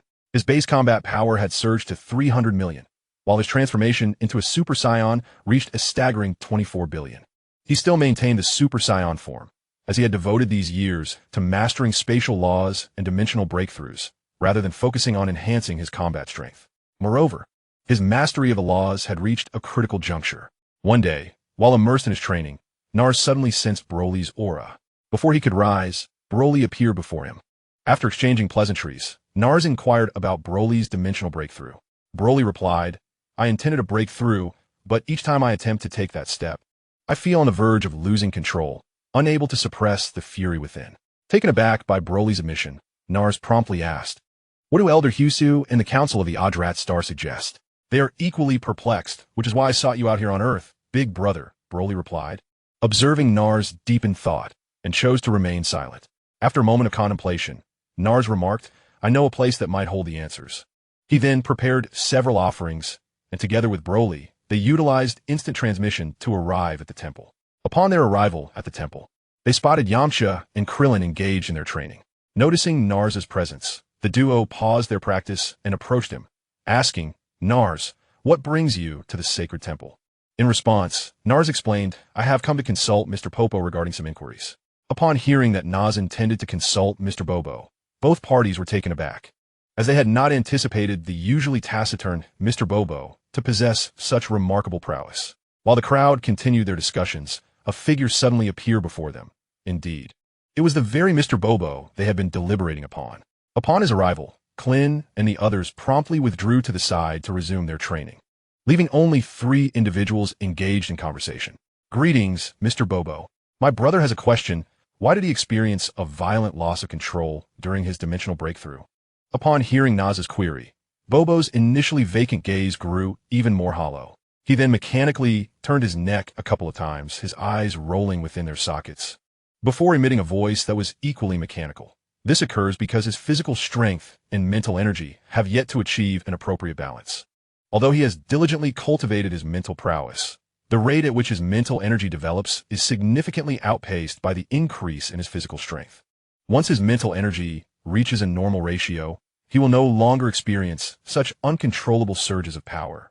Nas, upon hearing this, promptly inquired, "Is there a way to expedite the growth of mental energy or to regulate the increase of physical strength?" Bobo replied, "Firstly, one must persist in meditation and continue utilizing the secret techniques of the idolatrans for cultivation.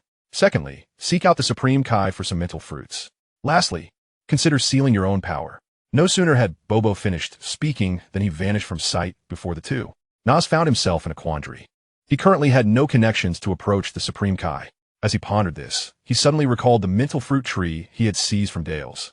However, since that tree was planted in the lower realm, its fruits were inedible. Just then, he noticed the God of Heaven instructing several individuals, and an idea struck him.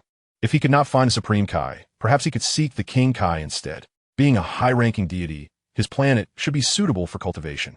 If he could gather the Dragon Balls and make a wish to restore the King Kai's planet, then cultivation would be feasible. With this thought in mind, Nas hurriedly approached the God of Heaven and said, "God of Heaven, could you transport me to the Netherworld? I wish to visit the King Kai."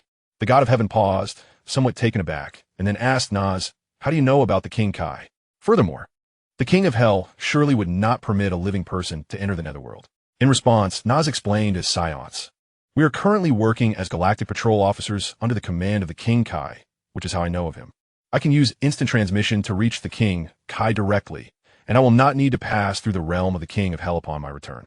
After a moment's contemplation, the God of Heaven, seeing the sincerity in Nas's eyes, decided to acquiesce, and together they journeyed to the Netherworld. Upon arrival, Nas immediately sensed the presence of a nearby, high-ranking deity and promptly activated his instant transmission.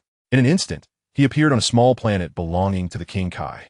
Just as he was surveying his surroundings, a small car approached and came to a halt beside him. The King of Worlds gradually emerged from his vehicle. Upon seeing Nas, a flicker of surprise danced in his eyes.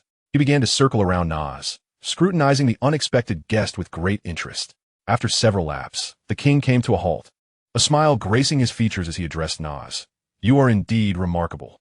A mere mortal has managed to cultivate dimensional prowess to the level of the King of Hell and is on the verge of transcending to the realm of the King of Worlds." Nas humbly smiled, preparing to explain, but the king swiftly inquired, "What brings you to my planet?" Taking a deep breath to steady himself, Nas replied, "Your Majesty, I have come to propose a transaction with you." The king's interest piqued. He regarded Nas with curiosity. What sort of transaction? Pray do tell. Nas offered a faint smile and said, before we discuss the transaction, I would like to share a joke with you, as a token of our meeting. The king, intrigued by the prospect of humor, eagerly awaited Nas's jest. Clearing his throat, Nas began, Your Majesty, do you know how the cannibal tribe supplements its vitamins and dietary fiber? The king shook his head, chuckling, I must admit, I do not. With a mischievous grin, Nas revealed, they consume plant people. The king was momentarily taken aback, then erupted into roaring laughter, nearly collapsing in mirth, tears brimming in his eyes. Nas observed the king with a hint of concern, fearing he might choke on his laughter. After a considerable time, the king gradually composed himself, wiping away the tears from his eyes, and declared, that joke is truly delightful. I thoroughly enjoyed it. Now, I accept your gift of humor, and you may now disclose your purpose. Nas, however, did not rush to respond. Instead, he inquired, might I ask, Your Majesty, if this planet is capable of cultivating spirit fruit trees?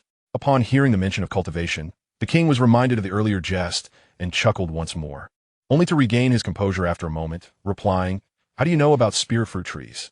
Those fruits are only accessible to deities above the great king.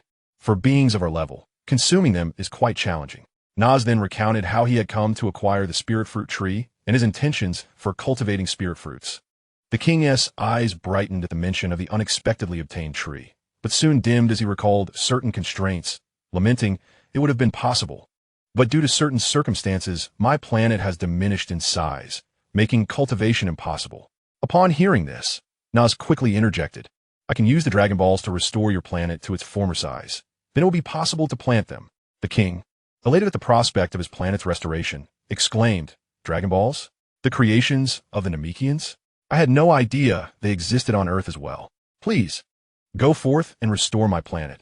I shall permit you to cultivate. The planet has been restored, allowing him to enjoy a leisurely drive without the ridicule of the other Kai. With this thought, the Kai began to chuckle once more. Observing the inexplicable Kai, Nas promptly remarked, next time I visit, I shall bring you a selection of joke books. Without waiting for the Kai's response, Nas executed his instant transmission and departed from the Kai's planet. Little did the Kai foresee that his planet would eventually transform into a transit station for others and a training base for Earthlings. Chapter 26. Cultivating the spirit fruit trees, Nas's figure vanished from the Kai's planet like a flash of lightning. In the blink of an eye, he appeared in the heavenly temple, much like a specter.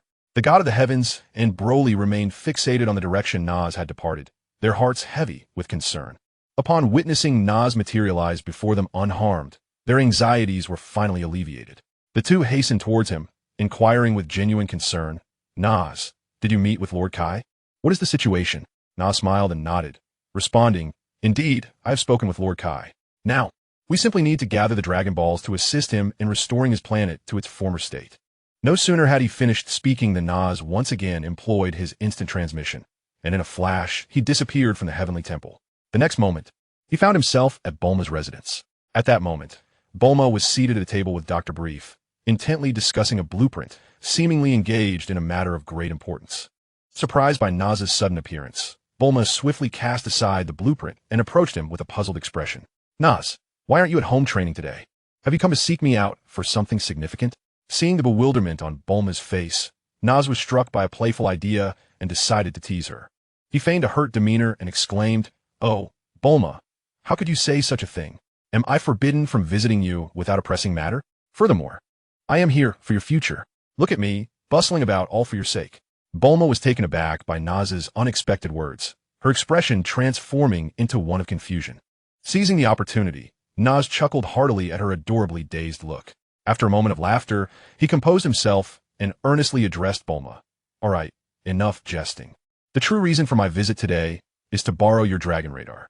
Bulma finally regained her composure and shot him a glare, responding somewhat irritably. Oh, is that all? I thought you had something of great importance to discuss. But what do you need the dragon radar for? Observing the situation, Nas promptly shared his plan in its entirety with Bulma. He had recently learned of a wondrous fruit known as the spirit fruit, reputed to possess extraordinary powers that could significantly enhance one's mental acuity and strength. Upon hearing Nas's account, Bulma's eyes sparkled with excitement. Naturally curious about novel phenomena, and having embarked on her own journey of mastering breathing techniques, she found herself particularly intrigued by anything that could elevate her mental prowess, strength, and vitality. Initially disheartened by her perceived lack of talent, she was astonished that Naz would present her with such a delightful surprise. It wasn't that her abilities were lacking.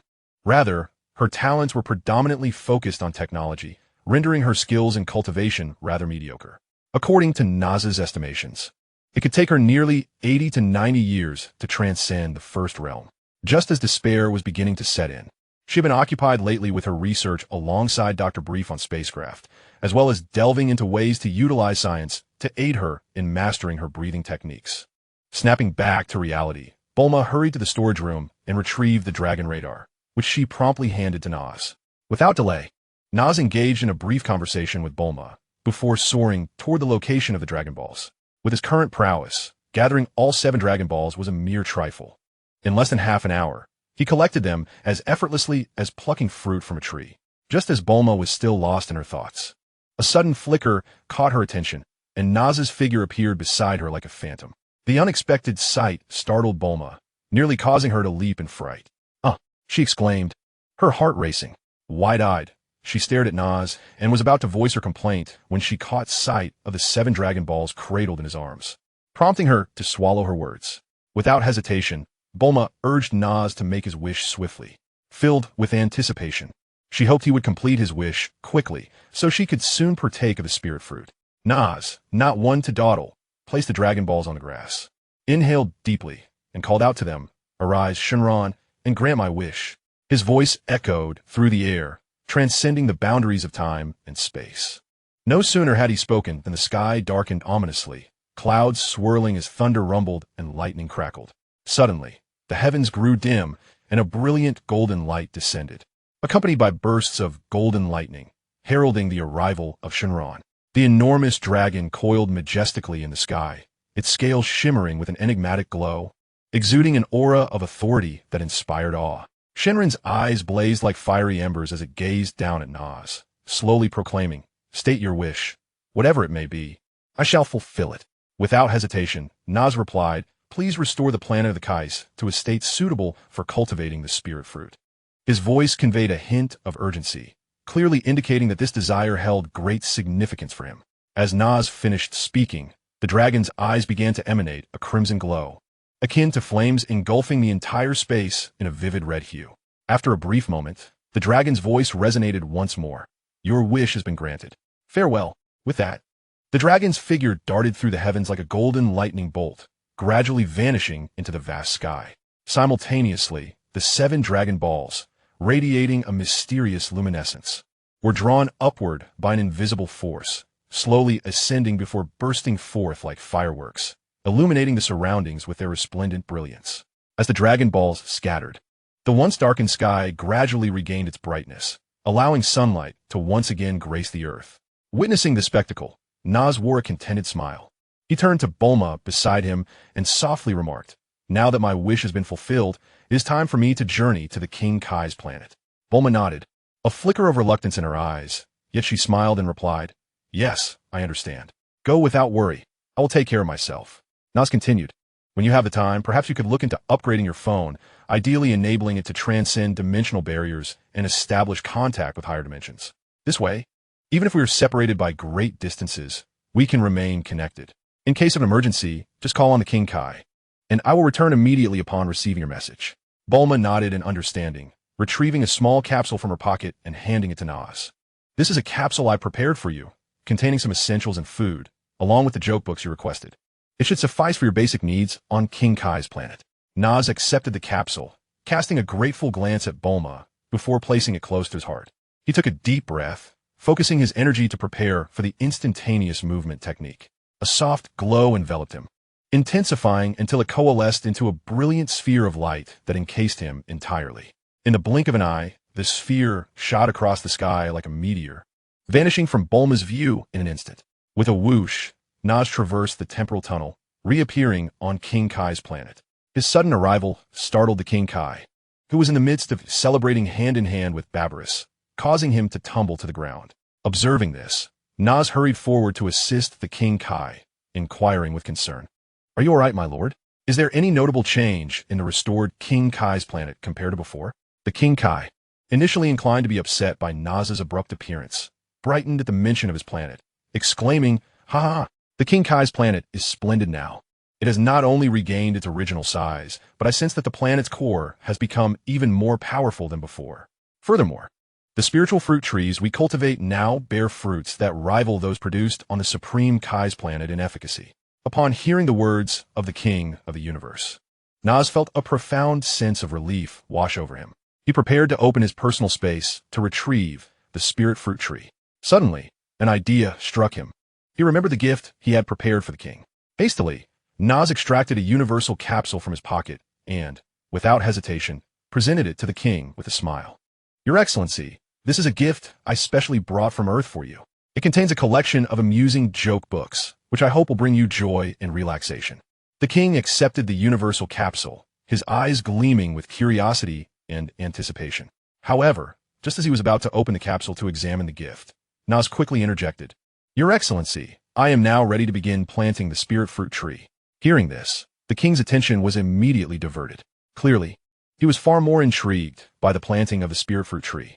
So he set aside his curiosity about the gift and followed Nas and Beerus to the other side of the planet. Upon reaching their destination, Nas took a deep breath and cautiously opened his personal space. The portal slowly revealed a faint glow emanating from within. Nas focused intently and saw the shrunken spirit fruit tree inside. With a gentle wave of his hand, the tree floated out of the personal space and settled firmly on the ground. Following that, Nas gathered a surge of energy, forming an energy sphere, which he forcefully hurled toward the ground. With a thunderous boom, the energy sphere erupted upon impact, creating a deep cavern. As if sensing the call of the earth, the spirit fruit tree immediately began to burrow its roots into the soil upon landing. In the blink of an eye, the roots anchored themselves securely in the ground, and soon after, the trunk began to grow at an astonishing rate. Observing this, Nas quickly grasped the king and his pet Beerus, retreating swiftly to avoid being knocked over by the suddenly expanding spirit fruit tree. As seconds ticked by, the growth of the spirit fruit tree accelerated, its trunk thickening and its branches becoming increasingly lush. Eventually, after a period of frenzied growth, the spirit fruit tree ceased its expansion. Although its size was not as immense as it had been in the lower realm, it still occupied a significant portion of the planet. Gazing at the towering spirit fruit tree before him, Nas was filled with a profound sense of accomplishment. Chapter 27. The surge of power with the planting of the spirit fruit tree, Nas remained on Planet King, awaiting the tree's fruition while diligently cultivating his own strength. As he prepared to enter an era of power surges, Nas contemplated the necessity of rapidly enhancing his abilities to avert circumstances beyond his control in the future.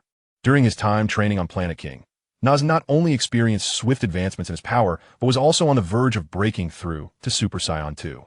Having mastered the ultimate technique known as the King's Fist, which he further refined, the user incurs minimal bodily harm as long as the power does not exceed 20 times. A year passed, during which the spiritual fruit tree yielded 3 harvests. One day, while Nas was diligently training, he suddenly heard the call of the king. It turned out that Bulma had sought him through the king.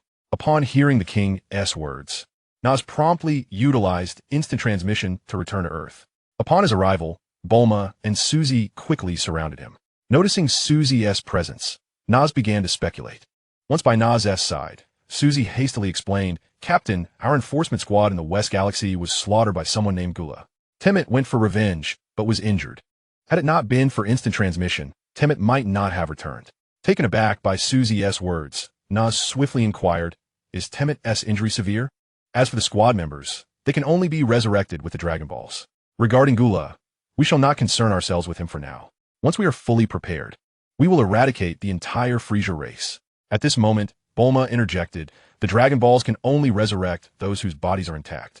A subtle smile graced Nas's lips as he replied softly, "If it's the Dragon Balls from Namek, they should be able to bring him back."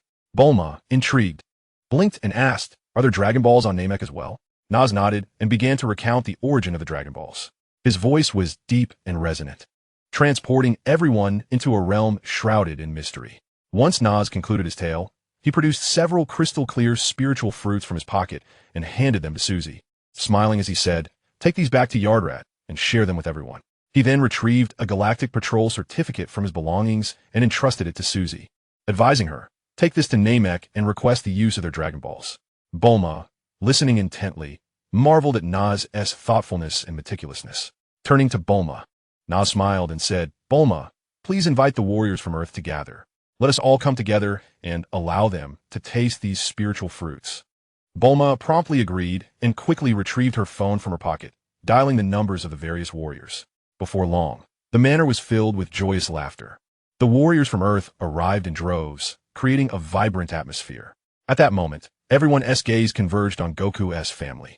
They beheld Chi-Chi cradling a cherubic 2-year-old child, whose adorable features were strikingly charming. Krillin, observing the scene, approached eagerly and asked with curiosity, Goku, is this your child?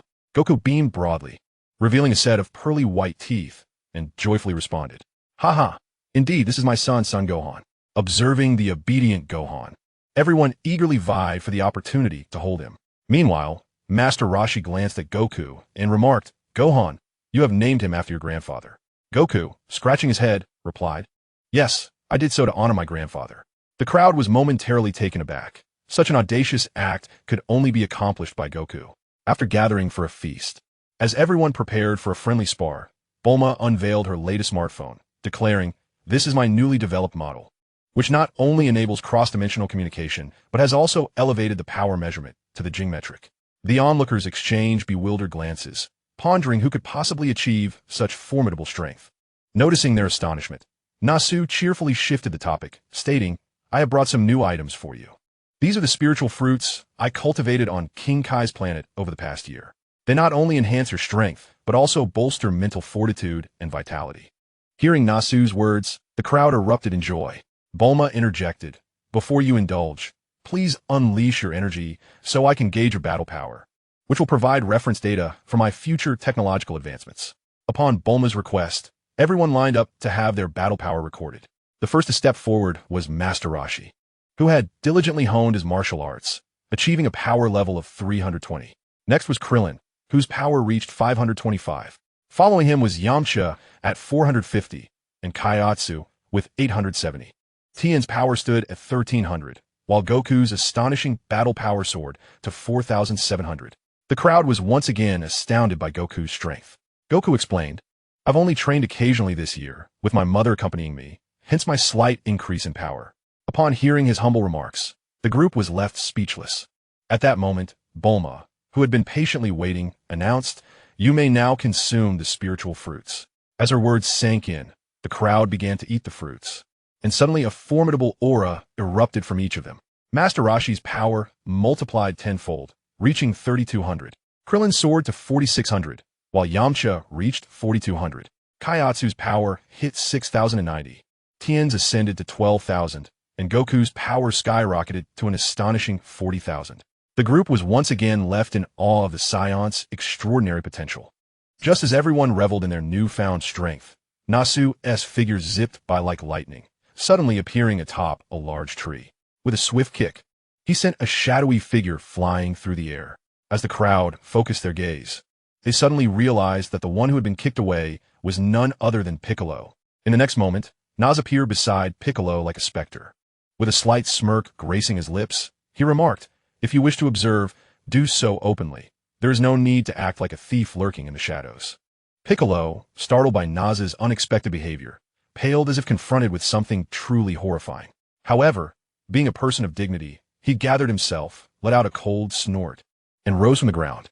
Observing Piccolo's feigned composure, Nas couldn't help but find it amusing.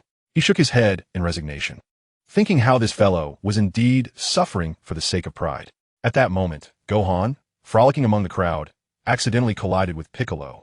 The force of inertia caused Gohan to tumble to the ground, landing right at Piccolo's feet.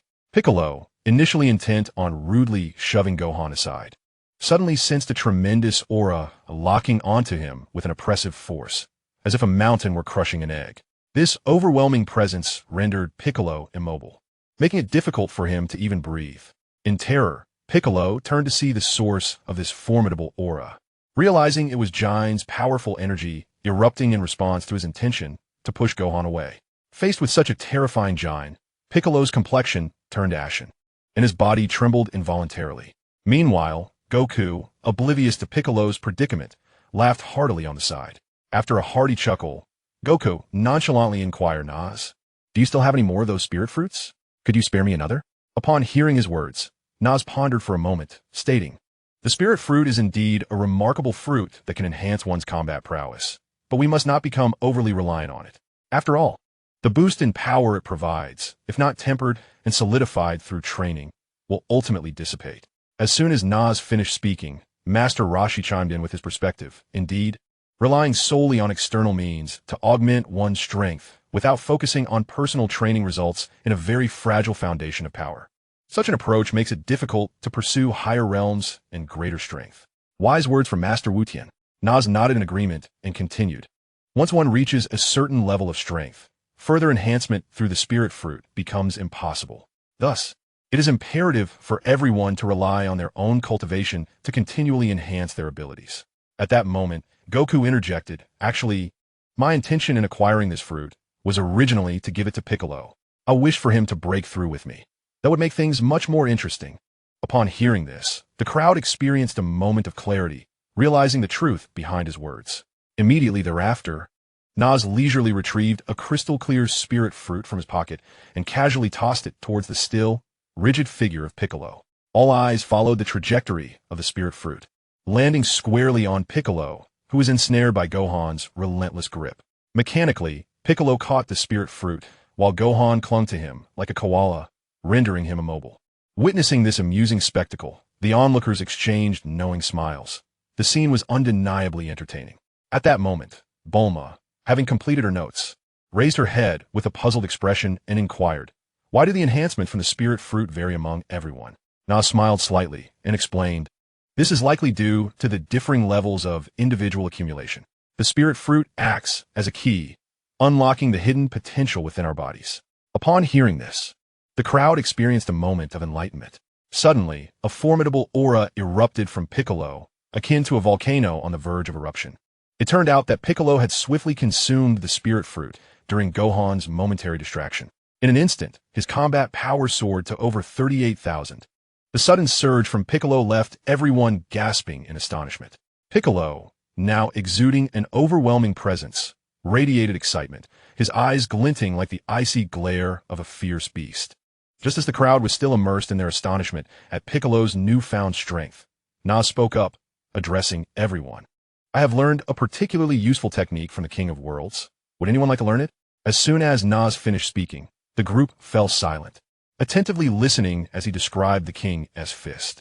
Their interest piqued, they eagerly gathered around as Nas proceeded to teach them the technique. As twilight descended, the group began to disperse, but they made plans to reconvene on Kame House 2 years hence. Chapter 28. The scene at Raditz underworld after the others departed. Nas lingered for a moment, retrieving several spirit fruits from his pocket and placing them carefully on the table. He then executed instant transmission and swiftly arrived at the temple. Upon his arrival, he spotted Broly seated quietly with eyes closed, seemingly engrossed in meditation. Beside him, Bopo and the Supreme Kai were similarly immersed in their own realms, motionless. Suddenly, a faint rustling sound broke the silence. Bopo had sensed Nas's presence. His figure materialized before Nas like a wraith, a hint of uncertainty flickering across his face. "It seems you have succeeded," Bopo remarked, gazing at Nas. "I wonder if you could spare a spirit fruit for the Supreme Kai." Nas smiled gently and replied, "Rest assured, Mr. Bopo, the celestial deity once extended assistance to me. Even if you do not voice it, I shall undoubtedly share the fruits of my labor with him. And of course, you shall not be overlooked."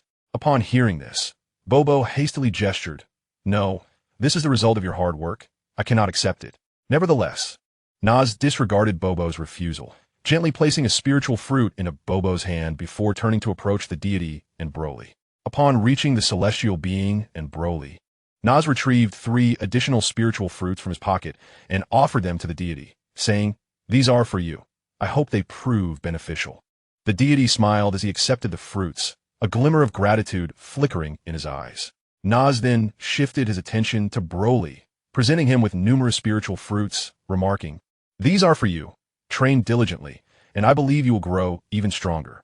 Broly accepted the fruits, a joyful smile illuminating his face as he cast a grateful glance at Nas, subsequently examining the precious fruits with great care. Soon after, the group settled together and began a converse.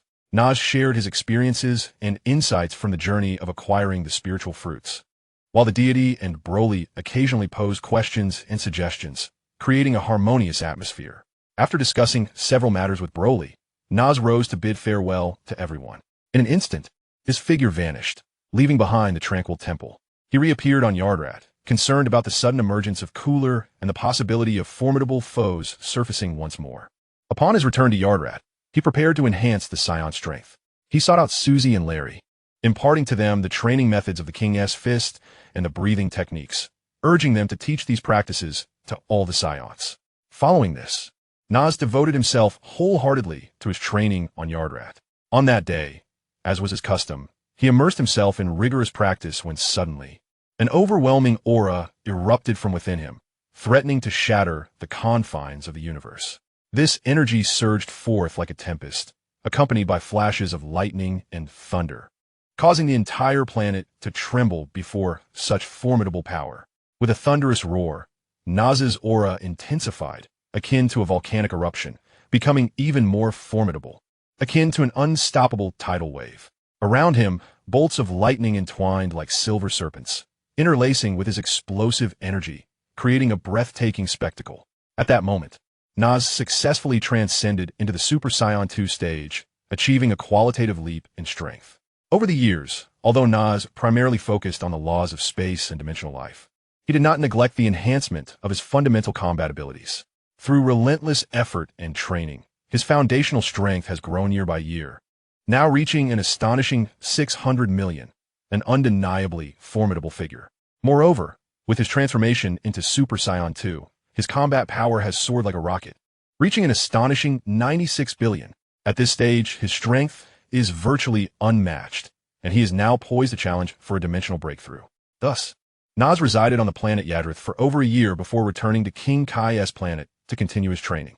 It was there that he achieved a breakthrough in his dimension, startling the king with the magnitude of his success. The sheer force of his breakthrough caused a segment of Snake Way to collapse, and it was only through the king's intervention that the situation was calmed. To make amends to the king, Nas brought dozens of vehicles from Earth, along with a bounty of food and housing. He even arranged for the Saiyans, while on missions across the universe, to locate beings living on high-gravity planets for the king. Under Nas's assistance, King Kai's planet blossomed with life. One day, while Nas and the king were enjoying tea beneath the spirit fruit tree, his phone suddenly rang. It was Bulma, notifying him of a gathering at Kame House. Nas chuckled at the news, bid farewell to the king, and with a swift motion, departed from King Kai's planet. Meanwhile, Bulma and her companions had already arrived at Kame House, engaging in pleasant conversation. Just as they were chatting, Nas's figure flickered and appeared before them. After experiencing Nas's numerous instantaneous movements, they had developed a slight awareness of spatial phenomena. Upon his arrival, Bulma joyfully exclaimed, "Ha! Nas, my battle power is now over 500. She continued with pride, "I entered the recent martial arts tournament and won the championship, becoming the first female champion in the history of the event." While they were still conversing, Nas suddenly sensed an energy approaching Earth from the universe. Seizing the opportunity while others prepared food, he concocted an excuse and used his instant transmission to leave. With a flash, he arrived at a nearby farm, and just as he steadied himself, he heard a voice declare, "A combat power of only 5? What a weakling." In that moment, a bullet was fired at the man, but Nas swiftly appeared before him, catching the returning bullet with his hand. The voice then exclaimed in terror, "Why, you are Nas? I thought you were destroyed along with Planet Vegeta." Turning his head with a smile, Nas feigned ignorance and inquired, "Raditz, what brings you to Earth?" "I'm here to find Kakarot. We are attacking a planet and need additional personnel," Raditz replied. Hearing this, a subtle smile crept across Nas's lips as a thought crossed his mind. "Looking for Kakarot, huh? Very well. I shall take you to him," he said. Before he finished speaking, Nas's hand shot out like lightning, resting on Raditz's shoulder. Raditz was utterly unprepared for such a move, unable to react in time. In an instant, the scene before them blurred, and their bodies involuntarily vanished alongside Nars. The next moment, they found themselves standing before the Kame House. Surrounded by lush greenery, the establishment basked in dappled sunlight streaming through the leaves overhead, creating a picturesque interplay of light and shadow. Inside the Kame House, a bustling atmosphere prevailed as everyone busily prepared the ingredients. Jine, Chi-Chi, and Lanchi gathered around the table, some washing vegetables, others chopping them, while a few arranged the cooking utensils, rendering the scene exceedingly heartwarming. Suddenly, two figures materialized like phantoms, startling everyone into raising their heads in astonishment. Nars and Raditz had appeared before them without warning. For Raditz, the surroundings shifted dramatically. The previously boundless plains transformed instantaneously into a vast, tumultuous sea, leaving him momentarily disoriented. Regaining his composure, he cast a wary glance at Nars, who seemed indifferent to his presence, prompting Raditz to turn and survey his surroundings. At that moment, Raditz noticed Jine, who was preparing food, standing frozen in shock. She quickly set aside what she held and, in a flash, appeared before Raditz, her eyes brimming with tears as she beheld her eldest son. Raditz, have you been well all these years? Upon hearing Jine's words, Raditz snapped back to reality, glancing between her and Nars. The memory of how Nars had transported him surged back, leading him to a realization. His expression softened, reminiscent of his days on planet Vegeta, and he looked at Jine, saying, "Mother, it has been a long time. I'm still the same, fighting alongside Prince Vegeta." At that moment, Goku ambled over to Jine, a massive skewer of meat in his mouth, chewing contentedly. His curious gaze landed on the unfamiliar figure before him, prompting him to question, "Mom, is this person my brother Raditz? But he doesn't seem that impressive. I thought elite warriors would be as formidable as Nars." Goku's words caught Jine off guard, an awkward expression crossing her face. During Goku's training, she had often exaggerated Raditz's strength to inspire his fighting spirit, claiming he was an elite warrior with exceptional combat prowess from a young age. Yet, she never anticipated that after all these years, Raditz's power level would only exceed 1,000. However, Raditz interpreted Goku's remarks entirely differently. He perceived them as a deliberate mockery, igniting a surge of anger within him. His eyes widened as he glared at Goku, snorting disdainfully and retorting, "Kakarot, you insignificant low-class warrior. How dare you mock me? What is your own power level, I wonder?" Before he could finish his words, Raditz swiftly activated the battle scanner, eager to ascertain Goku's combat power, so he could demonstrate his superiority. Chapter 29. The Tragic Path to Vegeta's Strength. With a disdainful expression, Raditz gazed at Goku, a mocking smile playing at the corners of his mouth. He prepared to ridicule his seemingly feeble brother. However, when the scanner revealed Goku's power level to be a mere 800, Raditz's laughter abruptly ceased. Just as he was about to unleash his derision upon Goku, an earth-shattering roar erupted from Goku. This roar reverberated like thunder, shaking the very air around them. Immediately, a formidable aura surged forth from Goku, overwhelming and irresistible in its might. Raditz stood frozen in shock, his battle scanner exploding under the pressure of Goku's powerful energy. Meanwhile, far across the cosmos, Vegeta was observing the situation on Earth through Raditz's scanner. The moment he sensed Goku's overwhelming energy, he was taken aback.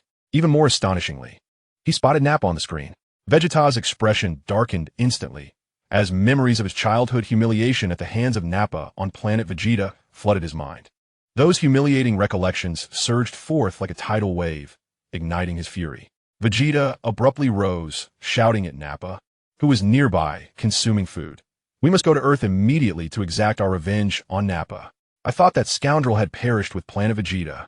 This time, we shall seize the opportunity to deliver a thrashing and then recruit him into our ranks." Upon hearing Vegeta's words, Nappa could only comply, setting off for Earth alongside him. Back on Earth, Raditz observed his brother's explosive energy, sweat beading on his forehead in astonishment. After a long pause, he stammered, "Kakarot, what is your power level?" Just as Goku was about to respond, Gohan interjected proudly, "My dad's current power level is 200,000. Raditz was rendered speechless by Gohan's declaration, and after a considerable silence, he asked, "Kakarot, how could your power level be so high?" Nappa chimed in, "This is the result of years of rigorous training.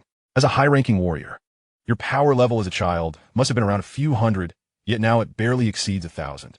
After this, Nappa shook his head, leaving Raditz at a loss for words. At that moment, Chia brought forth a platter of roasted meat and addressed the group, "Everyone, come and enjoy the meat. Raditz should stay on Earth from now on." Upon hearing Janae's words, Raditz did not decline, and soon everyone began to feast and revel together. Once they were satiated, Naz's phone rang. Upon opening the video, he saw it was Temet calling. "Captain, we have just received news that Frisia's army has discovered our enhanced capabilities within the Galactic Patrol. He has allied with Gula, Kurd, and Schlag from the Western Galaxy, declaring his intent to annihilate the Galactic Patrol within a year." Upon hearing Temet's words, Nas remained unperturbed and instructed Temet to inform the Galactic King and summon all Scions back to Yardrat. He intended to conduct specialized training for everyone, subsequently teleporting with the Earth Warriors and Raditz to Yardrat. The group was awestruck by Yardrat, as their senses revealed that every corner of the planet was suffused with a formidable aura. Furthermore, the technological advancements here surpassed imagination, leaving them utterly astonished, particularly for Raditz. The sight of so many Scions transported him back to planet Vegeta. However, unlike planet Vegeta, the overwhelming power emanating from the Scions here left him somewhat shaken. Soon after, Nas led everyone to the training grounds. Upon entering, they were struck dumb by the vastness of the arena, which was beyond their wildest dreams. Moreover, the place was teeming with powerful warriors whose strengths were astonishing. Even more surprising was that the battle prowess of some children exceeded their own. Faced with such a scene, the group could hardly find words. Nas did not allow them much time for awe. He promptly directed everyone to select a training room to commence their practice. He then took Raditz to another location for specialized training. Thus, time flew by, and in the blink of an eye, half a month had passed. During this time, all the Scion guards gradually returned to Yardrat. Nas allowed them 2 days of rest before gathering them at the training grounds.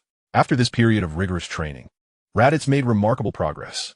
He not only mastered the art of ki control, but also saw his combat power soar beyond 90,000, which astonished him greatly. On the day when all the Scions gathered, Nas asked Temet to explain the reasons for their training session. Once Temet finished, Nas continued, "Fellow warriors, with Frisia's impending attack, we must not only repel their invasion, but also eradicate them, avenging planet Vegeta." Upon hearing Nas's words, the crowd erupted in excitement. Nas then assigned Temet and Suzy to separate the adult warriors for training. Thus, everyone immersed themselves in fervent training, preparing to unleash their might when Frisia invaded. On this day, as Nas was engrossed in his training, he suddenly sensed a ripple in the space behind him, catching a fleeting glimpse of Sun Wukong. "Wukong, why are you not diligently honing your skills? How have you mastered instant transmission?" Wukong quickly replied, "I observed Elder Piccolo and you frequently employing it, and out of curiosity, I thought I might learn it too. It would expedite my travels and allow me to visit Earth more often to see Chi-Chi, my mother, and Gohan." Nas was momentarily speechless, realizing that Wukong had taken instant transmission merely as a means of travel. With a resigned shake of his head, he resumed his meditative practice. Thus, a year passed in their rigorous training. One day, as Nas prepared to head to the training grounds to assess everyone's progress, he received a message from Bulma. Nas, can you hear me?" "I can hear you, Bulma." "What is it?" "Two Scions have arrived on Earth, named Vegeta and Nappa. They are causing destruction, but have been subdued by Jine and Broly. Jine asked me to contact you to discuss how to handle this." Taken aback, Nas realized that Vegeta and Nappa had indeed come to Earth, just as depicted in the original tale. He then resolved to utilize instant transmission to return to Earth. Just as Sun Wukong and Raditz approached, laughing and conversing, Nas inquired, "Vegeta and Nappa have come to Earth. I need to return. Do you wish to accompany me?" Raditz's eyes sparkled with excitement at the prospect of confronting Vegeta and Nappa. Before Wukong could respond, Raditz eagerly grasped his arm and pulled him to Nas's side.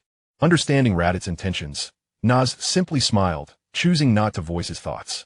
In an instant, the three figures flashed and found themselves on Earth. At that moment, Vegeta and Nappa had already been brought to the sacred world by Broly and the others. Upon seeing Nas and his companions appear unexpectedly, Broly hurried over to greet them. "Big brother, it has been quite some time." Meanwhile, Vegeta shouted at Nas, "Nas, you scoundrel, you are still alive? Today, I shall reclaim the honor you stole from me all those years ago." With fire blazing in his eyes, Vegeta's aura began to surge. Nappa, eager to engage, rubbed his fists in anticipation. Raditz stepped forward, brimming with pride. "Vegeta, take a look at my current strength." As he unleashed a formidable aura, his overwhelming power erupted like a volcano, causing Vegeta and Nappa to change their expressions.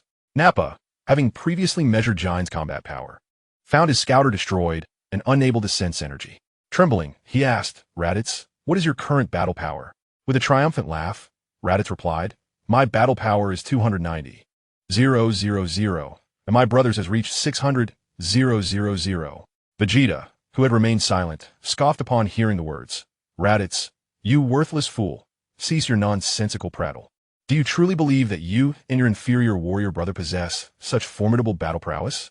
As he glared at Raditz's arrogant demeanor, His frustration peaked, and he prepared to strike when Jine stepped forward, icy resolve in her tone.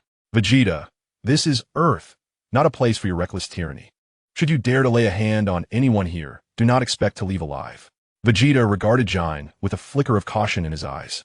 At that moment, Naz interjected, Vegeta, we face a far more significant adversary now. Frieza has allied with Cooler, Kurd, and Slag, intent on obliterating the Galactic Patrol.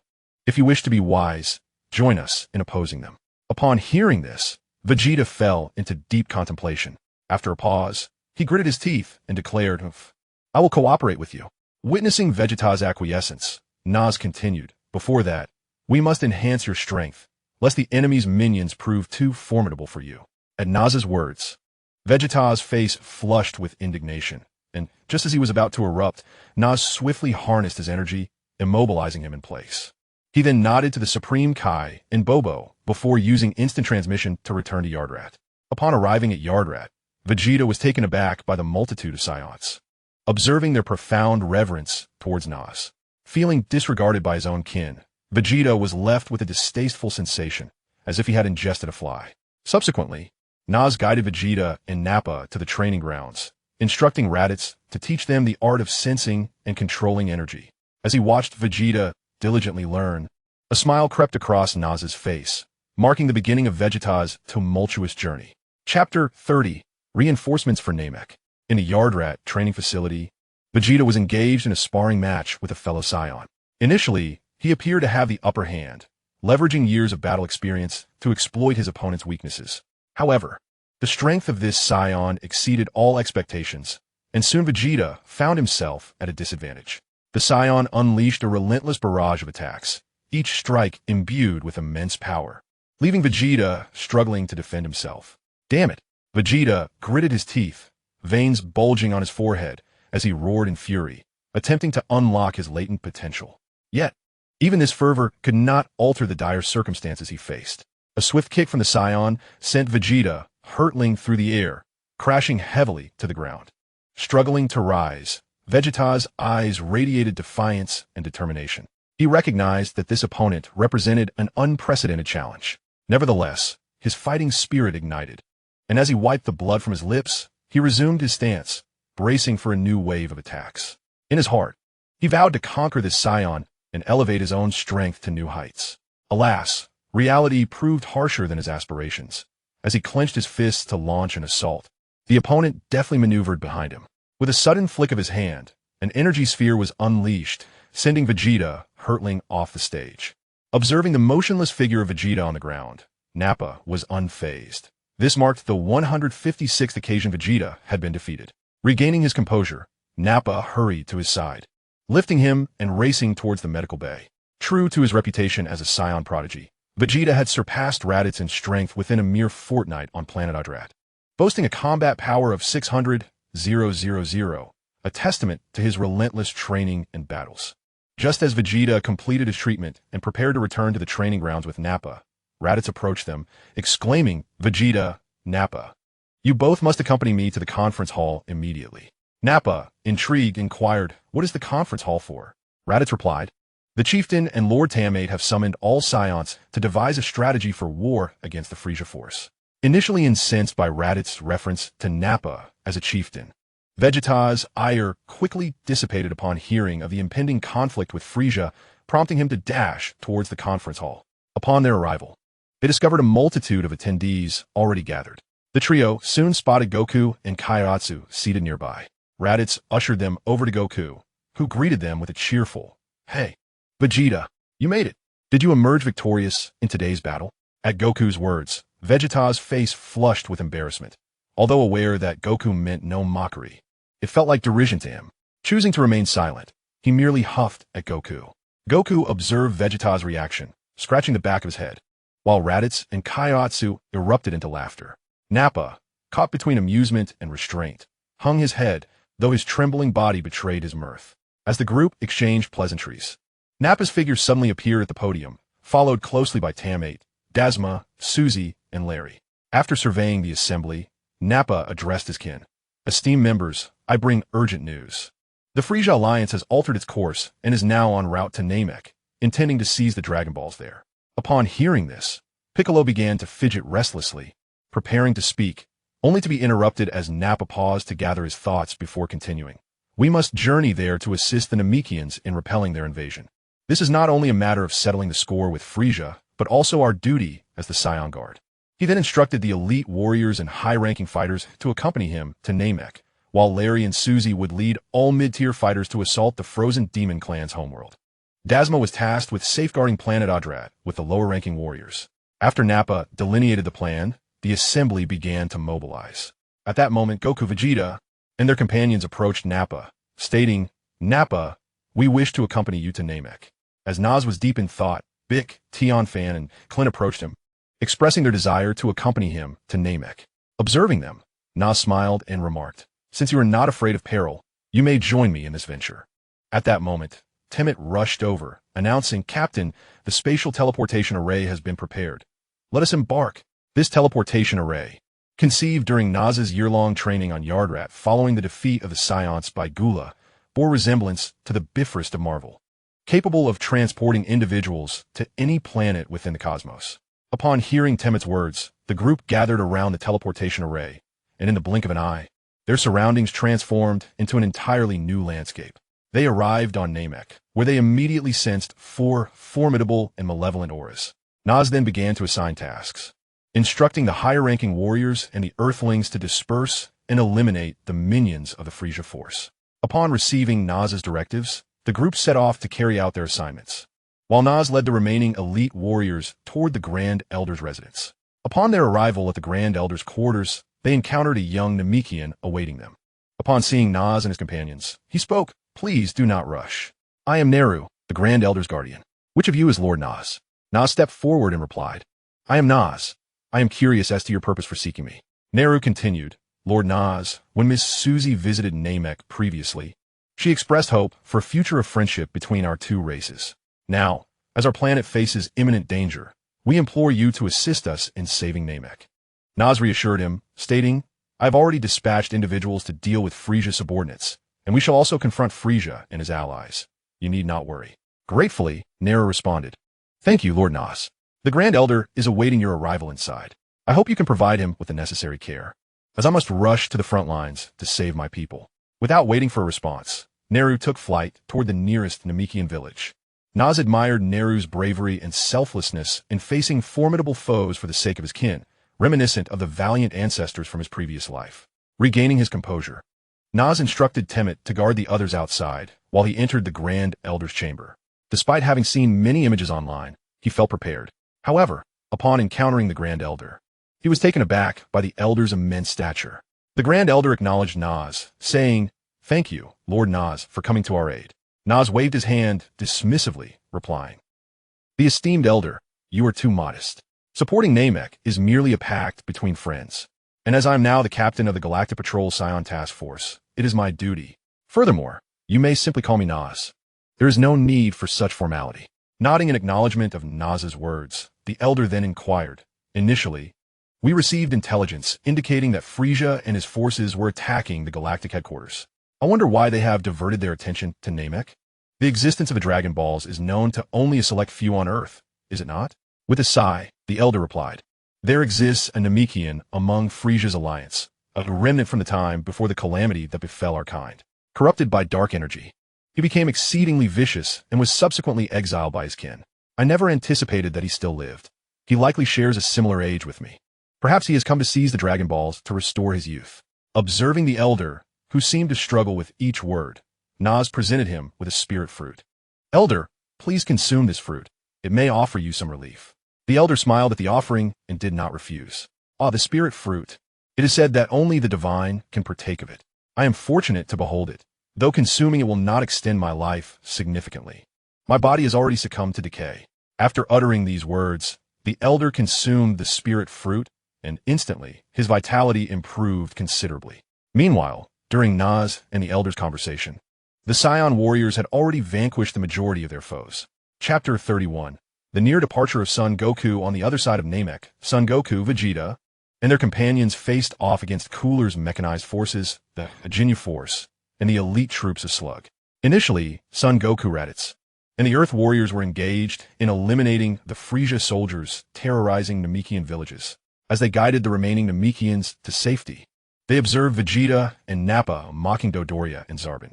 Upon noticing Son Goku and the others, the two ceased their antics and unleashed powerful energy blasts to eliminate them.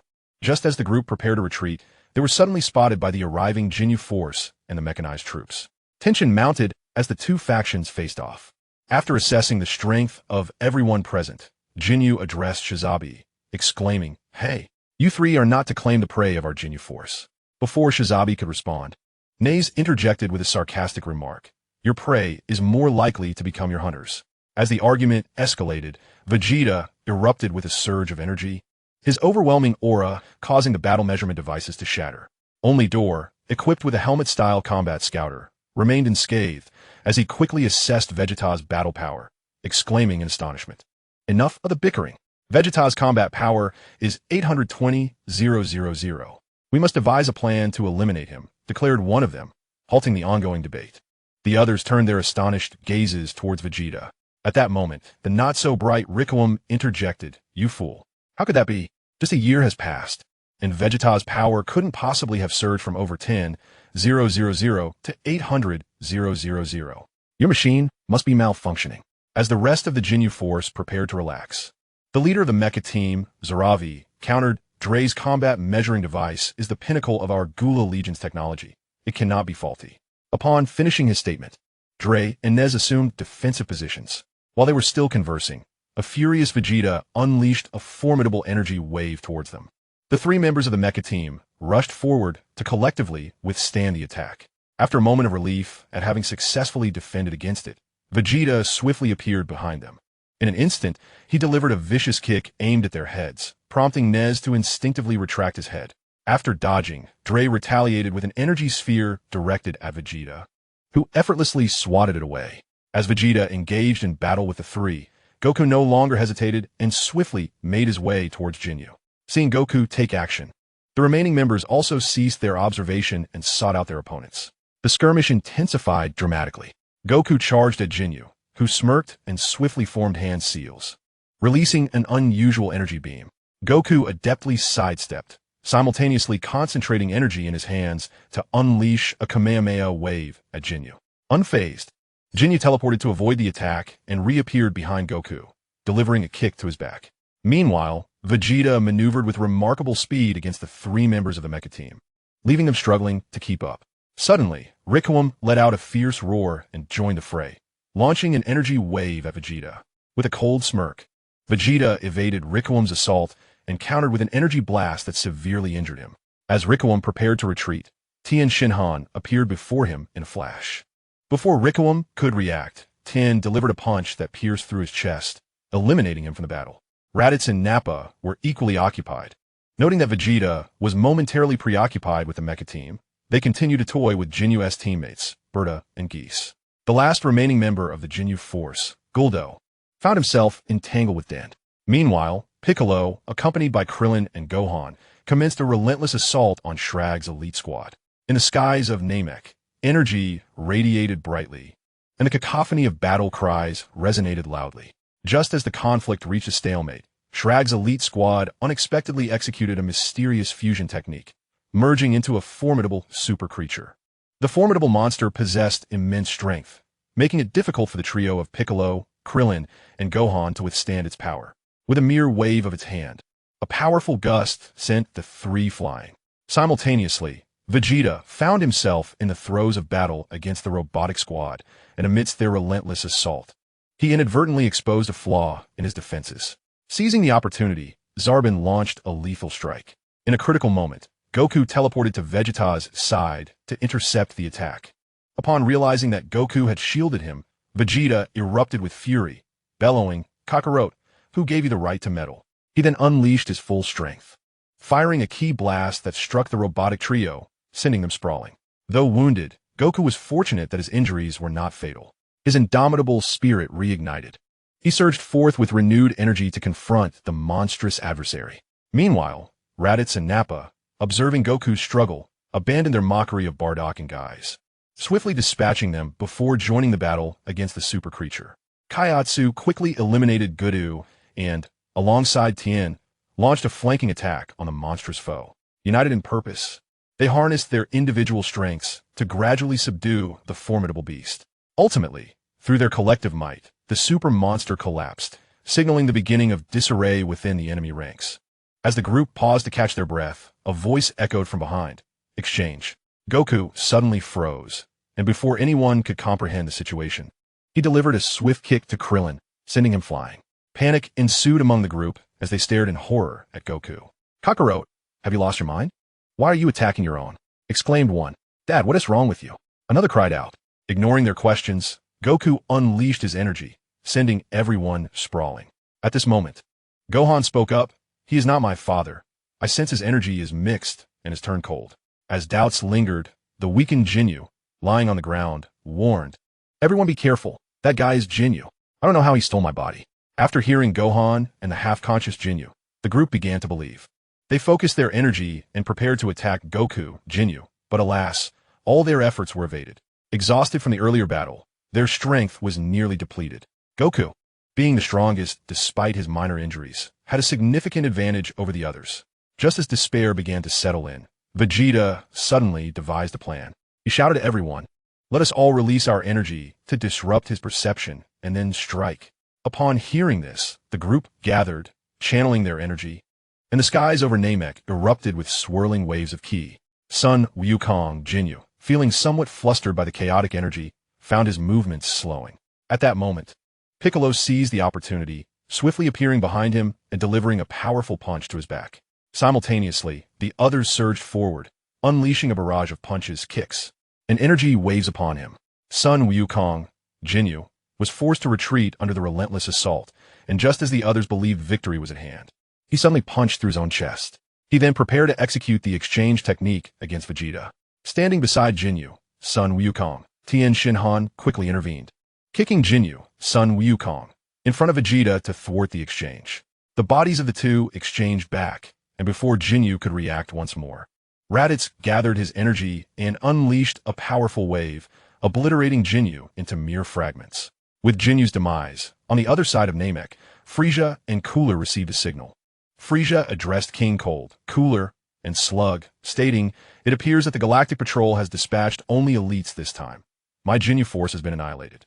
Cooler, upon hearing this, shot Frieza a disdainful glance, mocking the Jinyu force. "Huh, only you, my dear brother, would regard them as treasures." Frieza, enraged by Cooler's words, was about to retort when King Cold diverted the conversation, saying, "Now that the Galactic Patrol has sent reinforcements, we must eliminate them first. We cannot afford internal strife. Especially you. Cooler, behave yourself." Upon hearing King Cold's words, Cooler's expression turned icy, revealing unabashed murderous intent directed at King Cold. As the three remained silent, Slug, who had been observing, chuckled and remarked, "Indeed, we are on the verge of achieving our goals. It would be wise to avoid discord." Just as the group fell into silence, a soldier rushed in, announcing, "My lords, we have detected the locations of 2 Dragon Balls, one at the Grand Elder's position and another where the Jinyu force had just been." Upon hearing the soldier's report, King Cold promptly instructed Frieza and Slug head to the location of the Jinyu force to retrieve the Dragon Ball and eliminate those Galactic Patrol agents. Cooler and I will secure the other Dragon Ball. Then we shall regroup here. After assigning their tasks, the group hurriedly set off, as an epic battle was on the horizon. Chapter 32. The arrogant Vegeta faces a severe beating. At this moment, Naz was conversing with the Grand Elder, while simultaneously sensing all occurrences on Namek. Suddenly, he felt the energies of Frieza and his allies beginning to mobilize, with 2 formidable auras approaching rapidly. He also sensed that Wukong's energy had reached a critical state. Observing Naz sat in silence. The Grand Elder appeared to have discerned something as well. He said nothing further, merely watching attentively for Naz's next move. After a while, Naz regained his composure and called for Temmet, who was meditating outside. Temmet sent a warrior capable of transforming into a Super Saiyan to support Son Goku and the others. Their role is merely to bolster our defenses. They should refrain from engaging unless absolutely necessary. Upon finishing his instructions, Naz produced a pouch of senza beans and handed it to Temmet. Temmet accepted it without further comment and turned to make arrangements. Once outside, Temmet surveyed his surroundings and fixed his gaze on the nearest warrior. He approached the fighter briskly, patting him on the shoulder and saying, "Carlos, take these sins of beans and immediately go to assist Son Goku and his companions." Carlos nodded solemnly as he accepted the beans. Temet then detailed various particulars, including the location of Son Goku and the current battle situation, as well as potential adversaries they might encounter. Once briefed, Carlos wasted no time and activated his instant transmission. In a flash of white light, he vanished like lightning, leaving only a faint whooshing sound behind. Upon arriving at Son Goku's location, Carlos observed the Earth warriors pacing anxiously, clearly in dire straits. They were urgently contacting logistics for support. The sudden appearance of Carlos startled them, but they quickly recognized him as their reinforcement. Carlos swiftly assessed the situation and noted that everyone bore injuries to varying degrees, especially Son Goku, whose wounds appeared quite severe. Without hesitation, Carlos retrieved a senzu bean from his robe and carefully administered it to Son Goku. Without a moment's delay, Son Goku swallowed the bean, and an immense surge of energy erupted within him. In the blink of an eye, his injuries healed completely, and his body radiated a dazzling light, as if life had returned to him anew. Remarkably, following this near-death revival, Son Goku's combat power soared to an astonishing 3 million. Seeing Son Goku restored to his former glory, Carlos breathed a sigh of relief. He then distributed the remaining senzu beans among the other warriors to aid their recovery. Just as everyone prepared to relax and share a few laughs before departing, an overwhelming sense of unease washed over them. Frowning in unison, their keen instincts alerted them to the approach of two incredibly powerful and malevolent presences, advancing at an alarming speed. At that moment, Carlos spoke up. "The chief has assigned you as the leaders in this battle, while I will assist from the sidelines. He hopes this encounter will be transformative for you." Listening to Carlos, the group began strategizing their response to the impending threat. Now, invigorated and significantly more powerful, Vegeta taunted, "What's there to deliberate? Let me, Super Vegeta, defeat them. You cowards can cower in the shadows." As the arrogant Vegeta stood before them, the onlookers glared at him, their hearts brimming with indignation and discontent. However, at that moment, Goku suddenly spoke up, saying, "Vegeta, do not speak in such a manner. I can distinctly sense that the approaching foe possesses formidable strength, and that ominous presence is anything but ordinary. Thus, I believe it is prudent for us to unite and confront this powerful adversary together." Goku's words plunged the crowd into contemplation, leading them to realize that this enemy might indeed be formidable. Just as the debate among them intensified, two figures suddenly streaked towards them like lightning from a distance. In the blink of an eye, the two figures had arrived before the group. Upon recognizing the true identities of the newcomers, Vegeta, Nappa, and Raditz simultaneously stood up, their faces reflecting shock and fury, intermingled with a hint of exhilaration. Vegeta fixed a fierce gaze upon the newcomers, his eyes ablaze with rage. He had entirely forgotten Goku's previous counsel and, through gritted teeth, confronted them, exclaiming, "Frieza, I never imagined you would deliver yourself right into my hands. Today, let me, Super Vegeta, send you straight to hell." Frieza, however, was not incensed by Vegeta's words. Instead, he responded with a cold chuckle. "Oh ho ho, it is Prince Vegeta. What a pleasant surprise. I never expected that within just a year, you would achieve such progress, managing to defeat my Ginyu Force. However, this does not imply that you can provoke me." Unfazed by Frieza's taunting, Vegeta boldly pointed his thumb at himself, proclaiming, "Frieza, my battle power now exceeds yours, and I have transformed into the Super Saiyan you dread most." With that, Vegeta cast a haughty look at Frieza. Nearby, Carlos, witnessing Vegeta's audacity, nearly lost his composure. Frieza paused momentarily upon hearing Vegeta's declaration, then burst into laughter, menacingly retorting, "Oh, let us see how this foul monkey can instill fear in me." With that, Frieza vanished in a flash, propelling himself like lightning towards Vegeta, raising his fist to deliver a crushing blow. Yet Vegeta was not caught off guard. With keen eyes and agile movements, he swiftly sidestepped to evade Frieza's attack. Without hesitation, Vegeta retaliated, launching a powerful punch that soared towards Frieza like a cannonball. The force of this strike was astonishing, and its speed left Frieza no time to evade. With a resounding thud, he was sent hurtling away, akin to a kite severed from its string. In midair, Frieza tumbled uncontrollably, ultimately crashing into a towering mountain. The impact reverberated with a deafening roar, causing the entire mountain to tremble and debris to scatter in all directions. Frieza was buried beneath a pile of rubble. Yet he refused to concede defeat. Suddenly, a formidable aura erupted from the debris, reminiscent of a volcanic explosion, shattering the stones that covered him. Fragments of rock soared through the air, and billowing clouds of dust obscured his form. In an instant, Frieza materialized before Vegeta like a specter.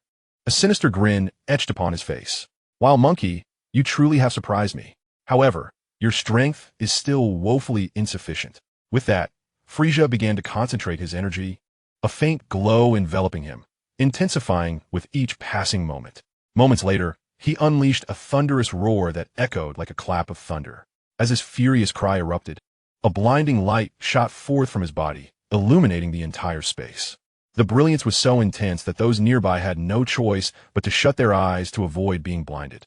As the light gradually subsided, everyone was astonished to witness a dramatic transformation in Frieza's physique. All of his spikes had vanished, his skin had become smoother, and his tail was now more refined. It was evident that Frieza had ascended into his ultimate form. The sudden surge of his aura instilled a palpable fear in the hearts of the onlookers. His overwhelming presence seemed capable of annihilating everything in its path, sending shivers down their spines. At that moment, Vegeta found himself momentarily paralyzed, his body immobilized by Frieza's formidable energy. Noticing Vegeta's sudden loss of resolve, Frieza smirked coldly, swiftly appearing before him and delivering a punch to his abdomen. Vegeta let out a pained cry, his protective gear dented by the force of the blow, followed by a relentless barrage of strikes. By the time anyone could react, Vegeta had been reduced to a mere shadow of himself. Just as Frieza prepared to unleash a death ray to finish him off, Goku appeared before him, swatting the beam aside, causing Vegeta to be hurled away by the sheer force of the impact. Seeing another dare to confront him, Frieza paused briefly, then scrutinized Goku before saying, "Ah, I recognize that face. When I obliterated Planet Vegeta, a man who resembled you confronted me, though he bore a cross-shaped scar. Regrettably, he was far too weak and perished alongside Planet Vegeta in a single death ball." Upon hearing Frieza's words, Goku hesitated momentarily, while Raditz, standing behind him, began to tremble before launching an energy sphere at Frieza. Raditz then swiftly positioned himself beside Goku, coldly gazing at Frieza, consumed by his own energy ball. "Kakarot," he said, "the person Frieza mentioned is our father, Bardock. We must avenge him today." As soon as Raditz's words echoed, a beam of death suddenly shot forth from the swirling smoke. Aimed directly at the two, they swiftly retreated, and thus commenced the epic battle of brotherly vengeance. Chapter 33, The Super Saiyan Goku. After evading the attack, the two began to unleash their energy. At that moment, Goku called out to Raditz, "Brother, may I face him alone? I wish to defeat him by myself." Recognizing Goku's resolute demeanor, Raditz understood his determination and chose not to argue, promptly yielding the battlefield to the two warriors. As the spectators focused intently on the unfolding drama, Yamcha, clutching a Dragon Ball, was suddenly struck by an energy wave. The Dragon Ball was snatched away by Slug, seizing the opportunity while the crowd was still in shock, prepared to make his escape. However, Carlos intervened with an energy wave, blocking Slug's path, prompting the onlookers to react. They quickly surrounded Slug, who realized that a fierce confrontation was now inevitable. Shedding his cloak, the crowd finally discerned his visage, revealing him to be a Namekian. Much like Piccolo, enraged, Piccolo stepped forward, exclaiming, "You scoundrel! As a Namekian, you conspire with outsiders to harm your own kin. I shall not let you go unpunished." With that, Piccolo flared his energy and engaged Slug in combat. Their fists and feet collided fiercely in midair, unleashing torrents of energy. Slug's formidable strength momentarily overwhelmed Piccolo. Upon exposing a slight vulnerability, was swiftly kicked away by Slug, crashing into a massive boulder that shattered upon impact. The onlookers gasped, their spirits igniting as they surged towards Slug with renewed vigor. Leading the charge was Tan, whose combat style contrasted sharply with Piccolo's. He danced around Slug. Laun King Rapid Strikes. Slug, irked by Tien's relentless assault, gathered energy in his hands and unleashed a colossal energy wave towards him. In a flash, Raditz appeared, swiftly channeling his own energy to counter with an energy wave of his own. The two waves collided in the air, resulting in a violent explosion that enveloped the arena in smoke. As the dust settled, the crowd anxiously observed the battlefield, uncertain of the outcome. Suddenly, a figure burst forth from the haze. It was Nappa. Taking advantage of Slug's disorientation from the blast, he approached from behind and, summoning all his strength, delivered a powerful punch to Slug's back, causing him to stagger forward. Meanwhile, Goku had activated his 20-fold Kaioken, his body surrounded by a crimson aura that surged with intensity. Each punch seemingly capable of splitting mountains. In a fierce exchange with Frieza, it became evident that Goku was a formidable adversary, and Frieza, gradually losing his patience, began to amplify his energy, escalating his combat power from an initial 6 million to an astonishing 8 million. As Sun Wukong sensed the formidable aura of Frieza, a shiver ran through him, yet his gaze grew ever more resolute. Gritting his teeth, he amplified the Kaioken to 25 times. Every muscle in his body taut with the surge of power, the crimson flames around him swelling with ferocity. Frieza let out a cold chuckle, instantly dashing towards Sun Wukong, his speed so blinding that it left behind mere specters of his form. The two clashed once more, each encounter erupting with powerful shockwaves that shattered the ground beneath them. Meanwhile, Shrag had evaded Nappa's onslaught, roaring in fury as he unleashed a circular wave of energy, forcing everyone back. Taking advantage of the moment, Piccolo recalibrated his stance and rejoined the fray. He coordinated with Tien Shinhan, Raditz, and others, launching attacks on Shrag from various angles. Although Shrag was immensely powerful, his age hindered him from swiftly dispatching his opponents. On Sun Wukong's side, bolstered by the 25-fold Kaioken, he surprisingly matched Frieza blow for blow. A flicker of astonishment crossed Frieza's eyes. He resolved to unleash his full might to conclude the battle. At that moment, his power erupted like a volcano, 100% of his energy roaring within him, seemingly threatening to burst forth from his very being. His figure darted like lightning, appearing instantaneously behind Sun Wukong, too swift for him to react. As Sun Wukong spun in midair, Frieza mercilessly fired a death beam, the bolt striking towards him like a flash of lightning. Yet, in this critical moment, Krillin, who had been gathering energy for a decisive blow against Shrag, witnessed Sun Wukong in dire peril and unhesitatingly abandoned his original strategy. The energy blade in Krillin's hand blazed like an inferno as he poured every ounce of his strength into hurling it towards Frieza's beam. The two energies collided midair. Trigring a cataclysmique explosion. The shockwave from the blast surged outward like a violent tide. Frieza, who had been certain that his attack would annihilate Sun Wukong, watched in disbelief as his death beam was intercepted by Krillin's energy blade. Miraculously, Sun Wukong had evaded catastrophe, igniting an uncontrollable fury within him. Frieza's eyes blazed like raging flames, fixating malevolently on Krillin. He extended a finger, delicately pointing at Krillin, and a minuscule energy sphere shot forth like a meteor, racing towards him with astonishing speed. Krillin had no time to evade. The sphere pierced through his body in a flash. Subsequently, Frieza clenched his hand, as if commanding the very fabric of space, and in an instant, Krillin's form was crushed, erupting into a mist of blood. Having just steadied himself, Sun Wukong bore witness to the brutal murder of Krillin at the hands of Frieza, an act committed in a desperate bid to save him. His heart was engulfed in an abyss of fury and sorrow. His body trembled uncontrollably, as if ensnared by an overwhelming force. Every muscle was taut, each nerve seemingly stretched to its limit. Meanwhile, Piccolo and the others found their meticulously devised battle plan utterly thwarted by the absence of Krillin's final strike. The opponent, Shrag, who should have been vanquished, seized the opportunity to launch a counterattack without hesitation. While the others were still reeling from the shock of Krillin's demise, Shrag acted swiftly. He unleashed a colossal energy sphere towards Tien Shinhan and Kairatsu, the orb blazing like a meteor, hurtling forth with astounding velocity. Only at the last moment did Tien and Kairatsu awaken from their stupor, but it was far too late.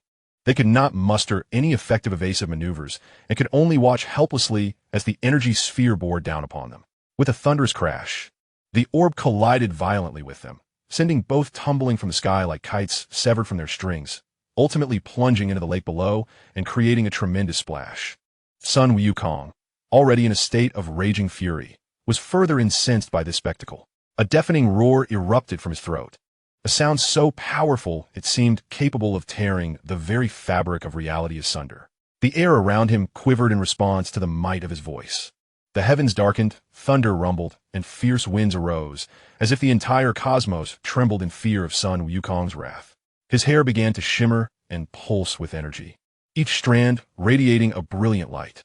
His pupils faded, replaced by a chilling white hue, as though his fury had reached its zenith. With another roar, His hair transformed into a dazzling golden hue, resplendent as the sun itself.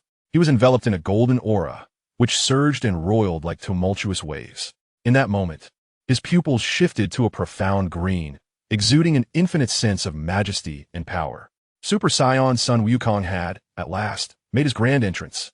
The onlookers were left awestruck by his formidable presence. Frieza recalled the ancient warnings passed down through his lineage. Beware the Saiyan with golden hair. A prophecy he never expected to confront. As Shrag prepared to ambush the dazed Nappa, the waters below erupted in a tumult of spray, heralding the emergence of Carlos and Vegeta from the depths. In their hands, each held a plate of Tianjin rice and dumplings. Although Sun Wukong had just deflected a blow for Vegeta, the immense impact still sent the severely weakened Vegeta tumbling into the water. Carlos, witnessing this, hastily plunged in to rescue him.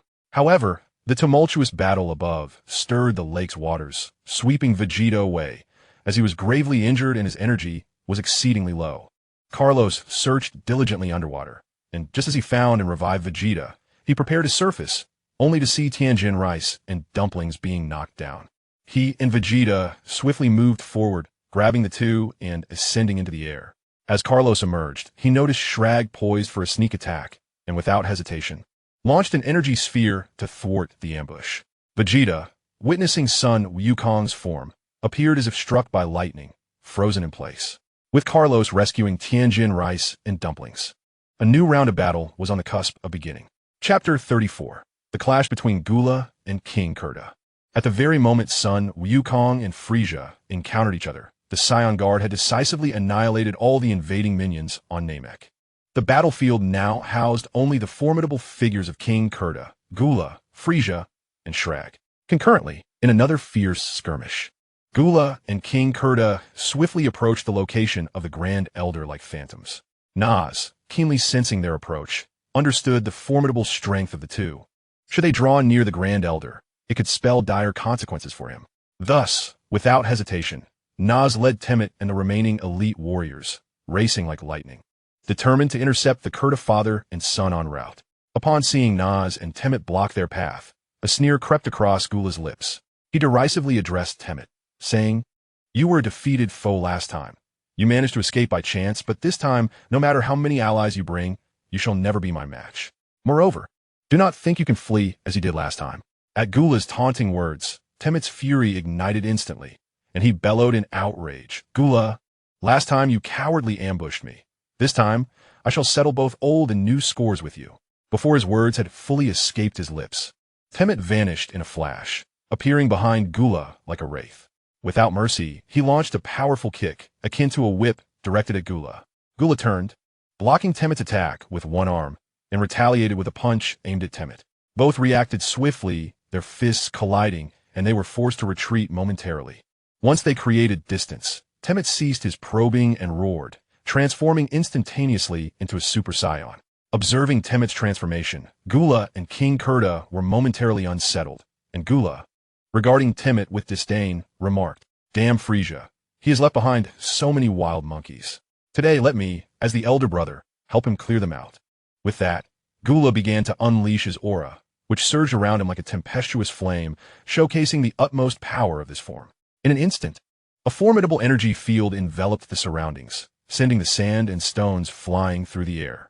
Gula clenched his fists and charged at Tiamat with astonishing speed, akin to a golden lightning bolt.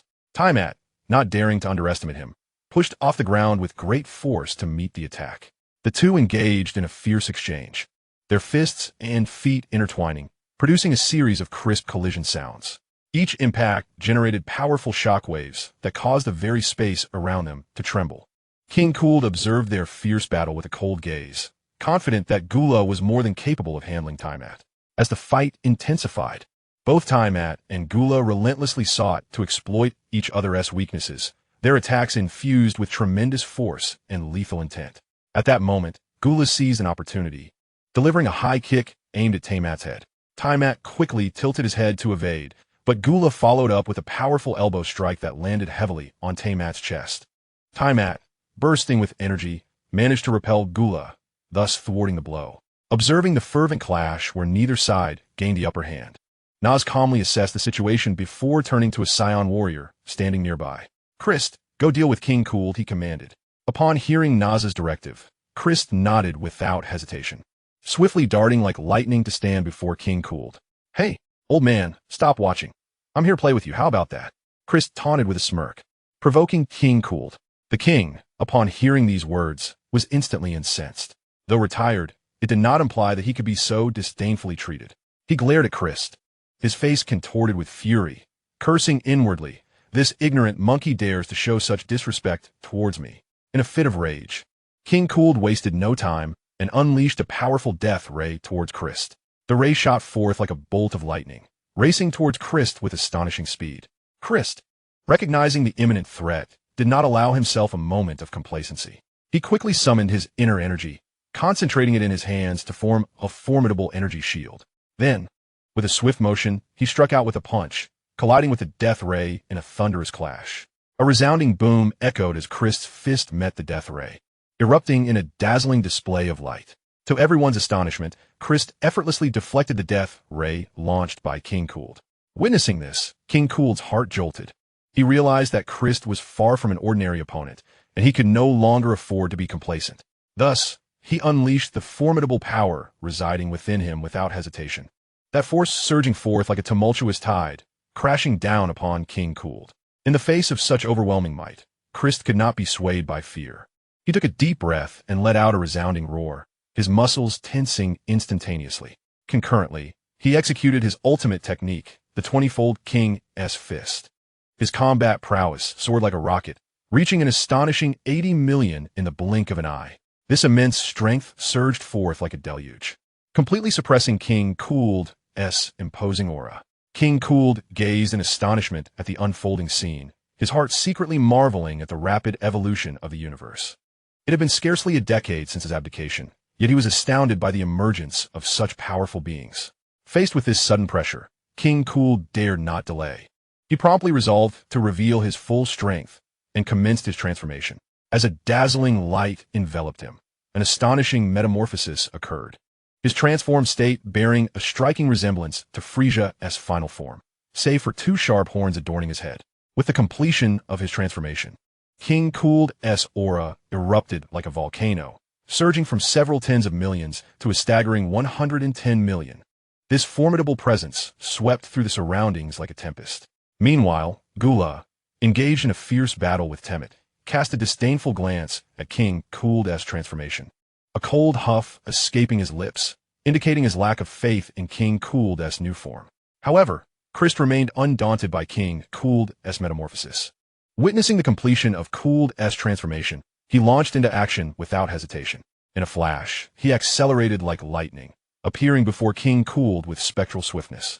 Christ executed a phantom fist technique, manifesting instantaneously behind Cooled, and without a moment's pause, he struck with a powerful punch aimed at Cooled's lower back, the force seemingly capable of shattering the opponent's spine. Yet, King Cooled was no ordinary adversary. Seasoned by countless battles, he was well acquainted with Christ's feints. Just as Christ's fist was about to connect, King Cooled nimbly pivoted, seizing Christ's fist with deft precision. Christ, quick to react, twisted his body sharply, leveraging the momentum to launch a kick aimed at King Cooled's head. This kick was executed with lightning speed, akin to a bolt slicing through the night sky. Catching Cooled off guard, noticing the impending threat, King Cooled hastily leaned back, attempting to evade this lethal strike. However, Christ's reflexes were equally remarkable. Mid-air, he altered his trajectory, transforming the kick aimed at Cooled's head into a fierce blow that crashed directly into King Cooled's face. The power of this kick was immensely formidable, not only propelling the King of Kurds into the air, but also liberating Christ from the King's grasp. As the King soared through the air, he resembled a kite severed from its string, utterly defenseless. Just as he was about to crash heavily onto the ground, he suddenly unleashed a powerful aura that abruptly halted his descent. In the next moment, his eyes emitted two dazzling beams of light, akin to lasers, aimed directly at Christ. Caught off guard and still struggling to regain his balance, Christ was struck by the beams, hurtling away like a cannonball and crashing violently against a nearby mountainside. A thunderous roar erupted as the mountain collapsed, debris scattering in all directions. Yet, amidst this seemingly tranquil wreckage, a formidable golden wave of energy erupted, surging forth like a torrential flood. This wave was astonishingly potent, reducing all debris in its path to fine dust, as if the very world trembled before its might. At the heart of this golden surge, Christ's figure gradually emerged, undergoing a remarkable transformation. His once black hair transformed into brilliant gold, radiating an extraordinary luminescence, signifying his successful metamorphosis into a Super Saiyan. Slowly ascending from the ruins of the collapsed mountain, Christ's emergence left all in awe. The king of Kurds and Gura, who was fiercely engaged in battle, were momentarily stunned by this unforeseen spectacle. Where did this Saiyan monkey come from? Gura stared in disbelief at Christ, momentarily forgetting to continue the fight. In that fleeting moment of Gura's distraction, Temmet seized the opportunity without hesitation, launching a massive energy sphere that streaked like a meteor directly towards Gura. With a resounding explosion, the energy sphere struck Gura with unerring accuracy, sending him crashing into the earth. The resulting shockwave kicked up a cloud of dust, obscuring the sky. When the dust settled, a massive crater remained on the ground, while Gura had vanished without a trace. At this moment, the king of Kurds seemed to awaken from a dream, his gaze slowly shifting towards Naz and the remaining Saiyans behind him. A ludicrous thought suddenly surged within him. Could it be that all these people are Saiyans? Chapter 35. The Erupting King of Kurds. Christ flickered like lightning, suddenly appearing before the king of Kurds. This unexpected turn of events filled the king with terror, causing him to involuntarily take 2 steps back, his face a portrait of disbelief. Perhaps feeling embarrassed by his earlier actions, he sensed a blow to his pride. In a fit of rage, he bellowed at Krista while simultaneously unleashing a barrage of formidable energy waves. An earth-shattering roar resounded as the energy waves collided with Krista, sending clouds of dust and debris swirling into the air. However, as the dust gradually settled, onlookers were astonished to find Krista standing unscathed, as though the tremendous energy waves had not affected him in the slightest. Witnessing this, King Cooled felt a tightening in his chest, realizing that his adversary's strength was likely far beyond his own capacity to contend with. Just as he was lost in thought, Krista denied King Cooled any respite, darting forward like a flash of lightning, and in an instant, he stood before the king. Before King Cooled could react, Krista swung a punch, a blow that struck with the force of thunder, crashing into the king's face with unparalleled power. King Cooled felt darkness envelop him, and like a kite severed from its string, he was sent hurtling skyward. Krista, seizing the opportune moment to assault an opponent in distress, followed closely behind King Cooled, raining down punches like a tempest upon him. With a final, thunderous spike akin to a volleyball smash, King Cooled could bear the burden no longer, plummeting into the lake like a cannonball, struck down by Krista. The onlookers gaped in disbelief as the Cooled father and son descended into the water like kites cut loose, creating a tremendous splash before falling silent, the surface of the water settling as if nothing had transpired. As time ticked by, the pair failed to resurface, leaving those present in a state of shock, utterly at a loss regarding how to respond to the unfolding situation. Just as the crowd remained bewildered, a surge of even greater power erupted from the ground, akin to a ferocious beast, crashing through the once tranquil plain with immense force. The ground began to tremble violently, as if the very fabric of the world was on the verge of being torn apart. Amidst the cacophony, the earth seemed to be rent asunder by an invisible hand, revealing a gaping chasm before the astonished spectators. The fissure expanded rapidly, transforming into a vast valley in the blink of an eye. Towering cliffs flanked the valley, imparting an overwhelming sense of insurmountable pressure. Just as the crowd was left dumbfounded by this sudden upheaval, Gula erupted from the valley like a projectile, his body spinning rapidly through the air, stirring up a fierce wind. Once he stabilized his form, onlookers were astounded to witness yet another remarkable transformation in Gula's shape. His physique had grown more imposing, with muscular contours becoming increasingly defined, exuding explosive power. His skin exhibited a deep gray hue, cloaked in a faint luminescence. As unyielding as steel, his gaze had turned icily cold, and a formidable aura surged around him, akin to flames ablaze. At this moment, Gula was encircled by countless fragments of stone, swirling around him like the rings of a celestial body. Each shard flickered with a subtle glow, harmonizing with the radiance emanating from Gula, creating a breathtaking tableau. Witnessing the transformation of Gula into such a formidable entity, Temmet felt an uncontrollable surge of excitement within him. During their last encounter, he had been ambushed before he could even transform, an experience that lingered in his mind, fueling a desire for retribution against Gula. Upon returning to the planet Yadralat, Temmet had embarked on an intense regimen of training, tirelessly pushing his limits day and night.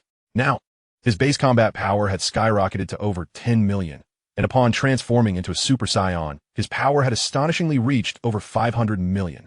At that moment, King Cooled, having been cast into the lake, soared back into the air, gasping for breath as he beheld Gula in his most powerful form. He then turned his gaze towards Christ and declared loudly, "You wretched wild monkey, you have forced me into such a predicament. Thus, I must unleash my utmost strength." Upon uttering this, Cool began to gather all his energy, a powerful aura erupting forth like a volcanic eruption, followed by a blinding flash of light. Although Cooled's physique had grown even more robust, his form remained unchanged. However, an overwhelming aura began to emanate from him, surpassing even Gula's strongest state, reaching around 1 billion. Gula, observing the formidable transformation of King Cooled, smirked slightly, thinking the old man has finally begun to fight with all his might. I wonder if he can muster enough power to eliminate the rest. Just then, an ear-splitting roar resonated throughout the space, a bellow from King Cooled. This roar thundered like a clap of thunder, instantly snapping Gula out of his momentary distraction. He could not afford to be complacent for an instant. Immediately channeling all his focus onto Temmet, preparing to launch a new wave of fierce attacks. Simultaneously, King Cooled showed no signs of weakness. He moved with ghostly swiftness.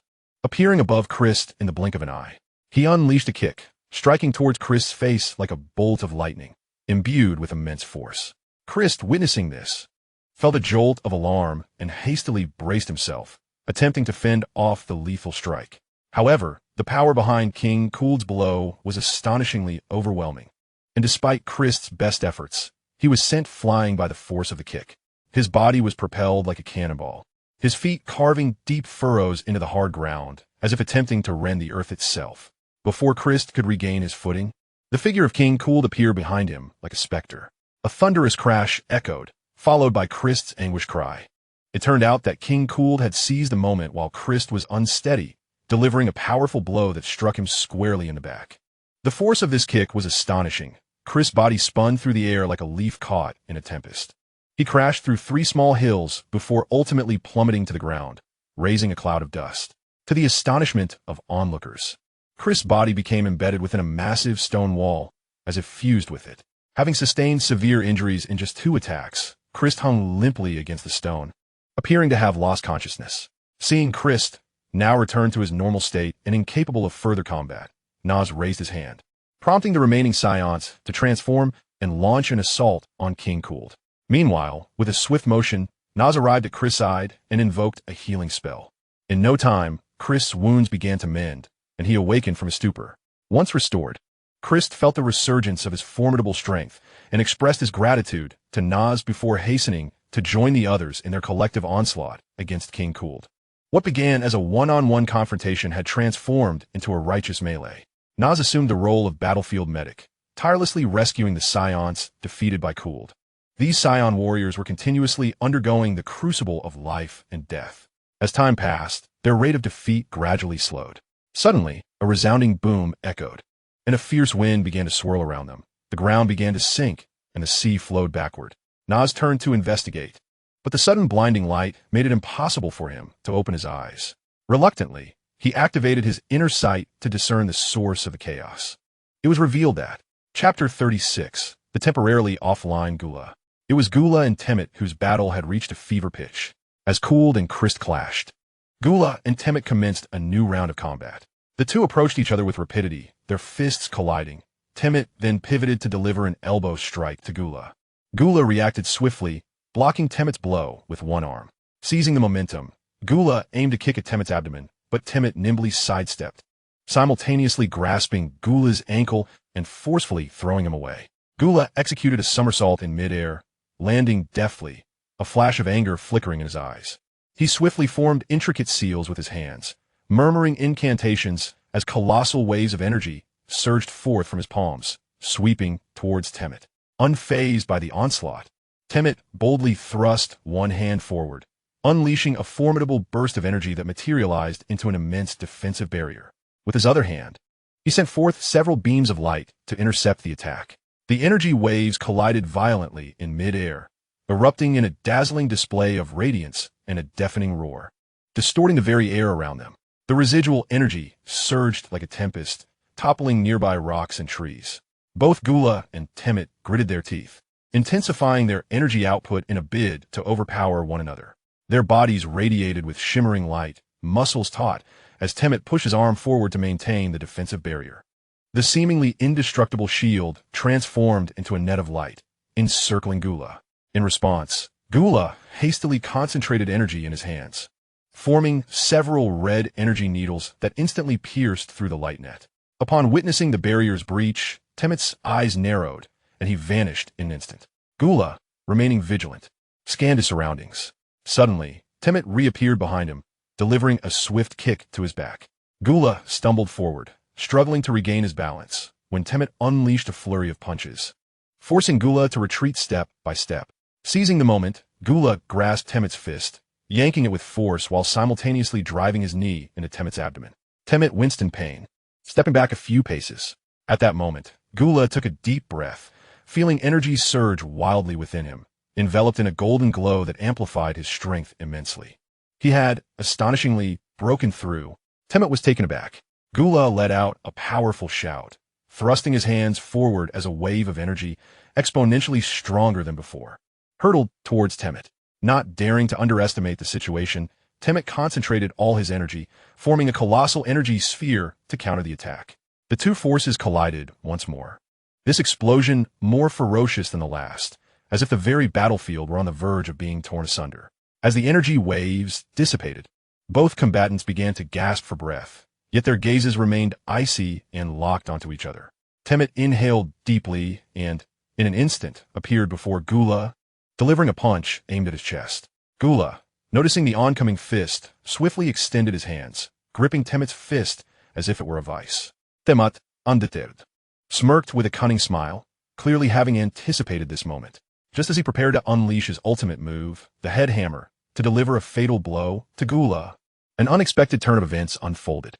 Gula harbored the same intention, charging headlong into Temmet. In an instant, a resounding crash echoed as their heads collided with force. This impact resembled the collision of two meteors, sending shockwaves that reverberated through the surrounding air. After the collision, the world before the two became instantly blurred, as if the entire universe were spinning. Dizziness overwhelmed them, leaving them unsteady, their bodies swaying uncontrollably. Yet, this fleeting disorientation did not deter their fierce battle. Once they regained a semblance of composure, Gula swiftly unleashed a powerful kick aimed at Temmet. Reacting with remarkable agility, Temmet reached out to grasp Gula's leg, striving to thwart his assault. Thus, their limbs entwined in a fierce struggle, exchanging punches and kicks, neither yielding an inch. The atmosphere in the arena reached a peak of tension, as both combatants poured forth their utmost efforts, vowing to vanquish the other. In the midst of their intense engagement, Gula suddenly conceived a cunning stratagem. He deftly wielded his tail, akin to a whip, delivering a sharp strike against Temmet.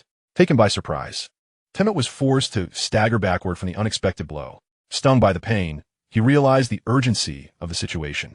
However, he quickly remembered that he too possessed a tail, and he deftly maneuvered it to engage in a thrilling contest against Gula's.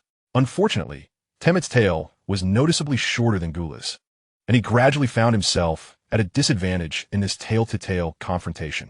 Gula's tail coiled around Temmet's neck and mouth like a serpentine viper, nearly suffocating him. Struggling in dire straits, Temmet suddenly had a flash of inspiration. He opened his mouth and bit down fiercely on Gula's tail. The bite was excruciatingly hard, causing Gula to feel a sharp wave of pain, compelling him to release his grip on Temmet. Seizing this opportunity, both fighters simultaneously unleashed a punch at one another and quickly distanced themselves to reassess their conditions. At this juncture, both had expended a significant portion of their stamina, and each required a decisive blow to triumph.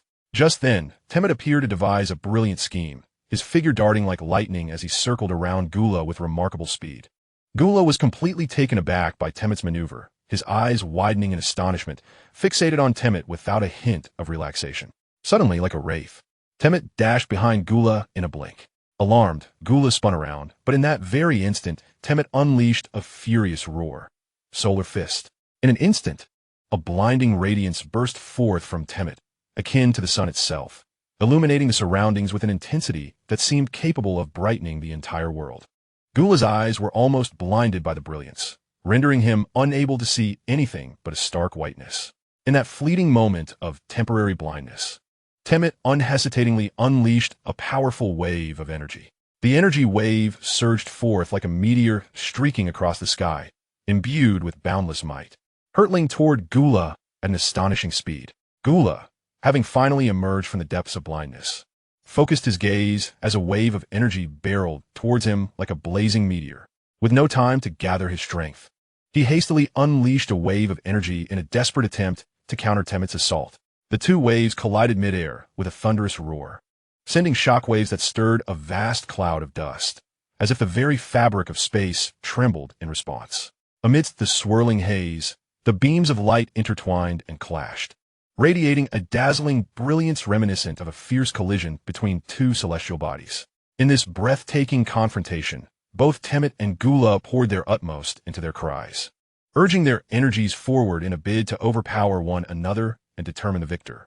As Temet intensified his assault, the energy waves surged towards Gula with alarming speed. This clash of waves reached a pivotal moment, where the outcome seemed poised to reveal itself in an instant. With a cry of despair from Gula, Temet claimed victory in this fierce battle. Chapter 37. The Cowardly King Kurd. Under siege, King Kurd was taken aback upon witnessing Gula's demise. As his strength waned, so too did his courage, compelling him to seek an escape. After narrowly evading an attack from one soldier, he retaliated with a death ray aimed at another. Seizing the opportunity, he broke free from the encirclement and began to gather his energy, launching a massive wave of power towards his assailants.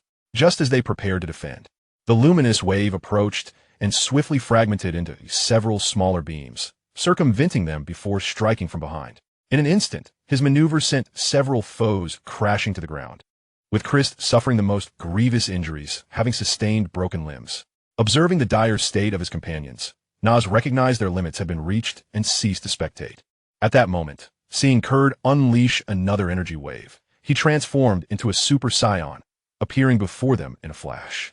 As King Kurd delivered his final strike, Nas merely waved his hand, effortlessly swatting the lethal blow aside as though swatting a fly. This seemingly casual gesture concealed an immense force and unparalleled skill, rendering King Kurd utterly defenseless. His eyes widened in disbelief as he witnessed his attack so easily neutralized, leaving him frozen in place, bereft of reaction. Yet, Nas did not seize the moment to vanquish King Kurd. Instead, he turned and approached Christ and the others. He extended his hands towards them, invoking a healing spell. A warm glow emanated from his palms, enveloping the injured party in a soothing light. Upon witnessing the scene, the Kurdish king was taken aback, realizing that Nas was endeavoring to rescue the people. He understood that once they were revived, his own chances of survival would dwindle. Without a moment's hesitation, he unleashed a more potent wave of energy directed at Nas's back. This wave surged forth like a bolt of lightning, racing towards Nas with astonishing speed. Yet, Nas appeared to have anticipated this move. Without so much as glancing back, he nonchalantly waved one hand, effortlessly deflecting the energy wave, much like he had previously repelled the Kurdish king's earlier attack. Meanwhile, his other hand continued to administer healing to Christ and the others, unwavering in its task. Thus, while fending off the Kurdish king's onslaught, Nas methodically tended to the wounded. After a brief interlude, he successfully healed all the injuries of Christ and his companions. Rising slowly, he regarded the Kurdish king with a glint of disdain in his eyes. The Kurdish king, increasingly agitated, hastily launched another assault in a futile attempt to thwart Nas. However, Nas merely waved his hand, sending forth an energy sphere that streaked like a meteor, striking the Kurdish king's energy wave with pinpoint accuracy, shattering it. Before the Kurdish king could recover from his astonishment, Nas suddenly vanished and reappeared before him like a specter. The Kurdish king, filled with terror, realized it was too late to evade. Nas extended a hand towards the Kurdish king, then unleashed a formidable wave of energy. This surge erupted like a volcanic explosion, engulfing the Kurdish king in an instant. A deafening crash resounded as the king's body was decimated, leaving only his head and one arm intact. Trembling with fear, the Kurdish king gazed at Nas, fully aware he had nowhere to flee, with the shadow of death looming over him. Please spare my life, my lord," he stammered. "I am willing to offer you all the planets under my dominion, If only you grant me a chance to live. He propped himself up with his remaining arm, desperately bowing his head to the ground, the impact echoing, hoping to sway Naz's heart. My lord, you see, my strength is quite formidable. I am fully capable of serving you as a loyal subordinate. The Kurdish king continued to plead, I shall be unwavering in my loyalty, with no other intentions. Yet, Naz merely scoffed, dismissing the Kurdish king's entreaties with indifference. Foolishness. Naz taunted, those planets would be mine to conquer just as easily. The Kurdish king was rendered speechless by this declaration. He had believed that he could barter his planets and his prowess for a glimmer of hope, only to discover that Naz possessed no compassion, regarding his offers with utter disregard. Furthermore, Naz remarked, you are truly repulsive. How could I allow such an unsightly creature among my ranks? The king of Kurd widened his eyes in disbelief, unable to comprehend the words he had just heard. He had always taken pride in his formidable power, never considering that he might be scorned for his appearance. So, you would do well to continue on your journey. Naz stated mercilessly. No sooner had he spoken than he unleashed another powerful energy sphere, hurtling directly towards the king of Kurd. The king barely had time to react before being engulfed by the energy in an instant. With a resounding explosion, his body was obliterated, reduced to mere ashes. After eliminating the king of Kurd, Naz turned to Temmet and instructed, lead all the Saiyans in a retreat. Temmet nodded in acknowledgement and swiftly organized the Saiyans, ensuring their orderly exit from the battlefield. Meanwhile, Naz made his way alone to the residence of the Grand Elder, briefly relaying the situation before preparing to watch the live broadcast of the climactic battle between Son Goku and Frieza. Once all had dispersed like birds fleeing a storm, the battleground that had moments ago been rife with conflict fell into an eerie silence. In the massive crater formed by the energy clash, the once solid ground began to tremble slightly, as if something beneath was stirring. Suddenly, accompanied by a muffled rumble, a colossal hand burst forth from the soil. This hand appeared as though it had clawed its way up from the depths of hell, caked in dirt and debris, sending shivers down spines. Upon closer inspection, one would recognize the hand's owner to be Gula. Despite having endured a devastating blow from Temmet, he had not perished. Rather, his body lay gravely injured, mostly destroyed, and buried beneath thick earth, unconscious. Were it not for the extraordinary resilience of the Ice Clan, any other race would have succumbed to their fate under such grievous injuries. However, even though Gula had narrowly escaped death, his current condition was far from hopeful. His head was nearly severed from his body, connected only by the thinnest strand of flesh, appearing ready to detach at any moment. Moreover, he was left with only half of his form, the other half likely torn away during the battle. In that moment, Gula lay in the pit, struggling to inhale the surrounding air as if it were the most precious substance in existence. His consciousness remained hazy, his mind replaying the harrowing images of the recent conflict. He understood that, given his present state, seeking immediate vengeance was nearly impossible. Thus, he resolved to remain here, waiting until he regained some strength before attempting to stealthily depart from this planet. As for the Saiyans who had dealt him such a grievous blow, he certainly would not let them off easily. Once he has fully recovered from his injuries and regained his strength, he will undoubtedly seek retribution, ensuring that those responsible for today's transgressions pay dearly. Regrettably, at the moment Naz struck, Gula had already succumbed to unconsciousness, utterly unaware of the vast disparity between himself and his opponent. Chapter 38. The Fusion Strength of Piccolo. The scene shifts to Son Goku, who, upon witnessing Carlos rescuing the barely alive Tien Shinhan and Dumpling, exhales deeply. He then turns, casting a frosty glare at Frieza. Frieza, today, I shall surely end your life, avenging both my father and Krillin. With these words, Goku clenches his fists and swiftly launches an attack towards Frieza, who, feeling the weight of Goku's determination, hastily prepares to meet the blow. The two fists collide with tremendous force, unleashing a powerful shockwave that radiates outward, shattering the ground beneath them. Frieza, taken aback by Goku's newfound strength, feels a tingling numbness in his arm. Seizing the opportunity, Goku delivers a swift kick to Frieza's abdomen. But Frieza evades by sidestepping and retaliates with a blast of energy directed at Goku. Goku nimbly dodges and reappears behind Frieza, raining down a flurry of punches upon his back. Frieza, stung by the blows, is propelled forward but quickly regains his composure. A glint of malice flashes in his eyes as he rapidly gathers energy in his hands, unleashing a colossal purple energy beam towards Goku. Undeterred, Goku channels his own energy, countering with a golden energy wave. The two beams collide fiercely in midair, erupting in a dazzling display of light that envelopes the entire battlefield. The onlookers are left awestruck, particularly Vegeta, who, witnessing Goku's transformation into a Super Saiyan, clenches his fists, a wave of resentment washing over him. At that moment, Shrag, intending to slip away unnoticed while the crowd's attention was fixated on Goku and Frieza's battle, finds his every move closely monitored by Piccolo. As Shrag attempts to escape, a surge of energy is unleashed towards him. Despite his age, Shrag is easily able to deflect Piccolo's attack, yet the commotion serves to awaken the surrounding spectators, who quickly refocus their attention. Realizing he cannot escape, Shrag faces a renewed onslaught from the crowd. Just after blocking one of Piccolo's kicks, he laments, "What now? Has this no end?" Meanwhile, as the battle rages on, the approaching Nelu finally arrives at the scene. He surveys the conflict between Son Goku and Frieza and the assault on Shrag before swiftly making his decision. With a joyful decision, they join the fray against Shrag. Regrettably, his strength was somewhat lacking amongst the group. With a mere combat power of 42,000, he paled in comparison to Yamcha, whose battle prowess exceeded 400,000. Nairu had just joined the assault, and, after exchanging a couple of blows, found his arms severed by Shrag, followed closely by a devastating energy wave that nearly sent him away. Witnessing such a feeble Nairu, Shrag felt a surge of delight, perceiving him as an excellent target for exploitation. Without hesitation, he unleashed another energy sphere directed straight at Nairu. This projectile traveled at remarkable speed, closing in on Nairu in the blink of an eye.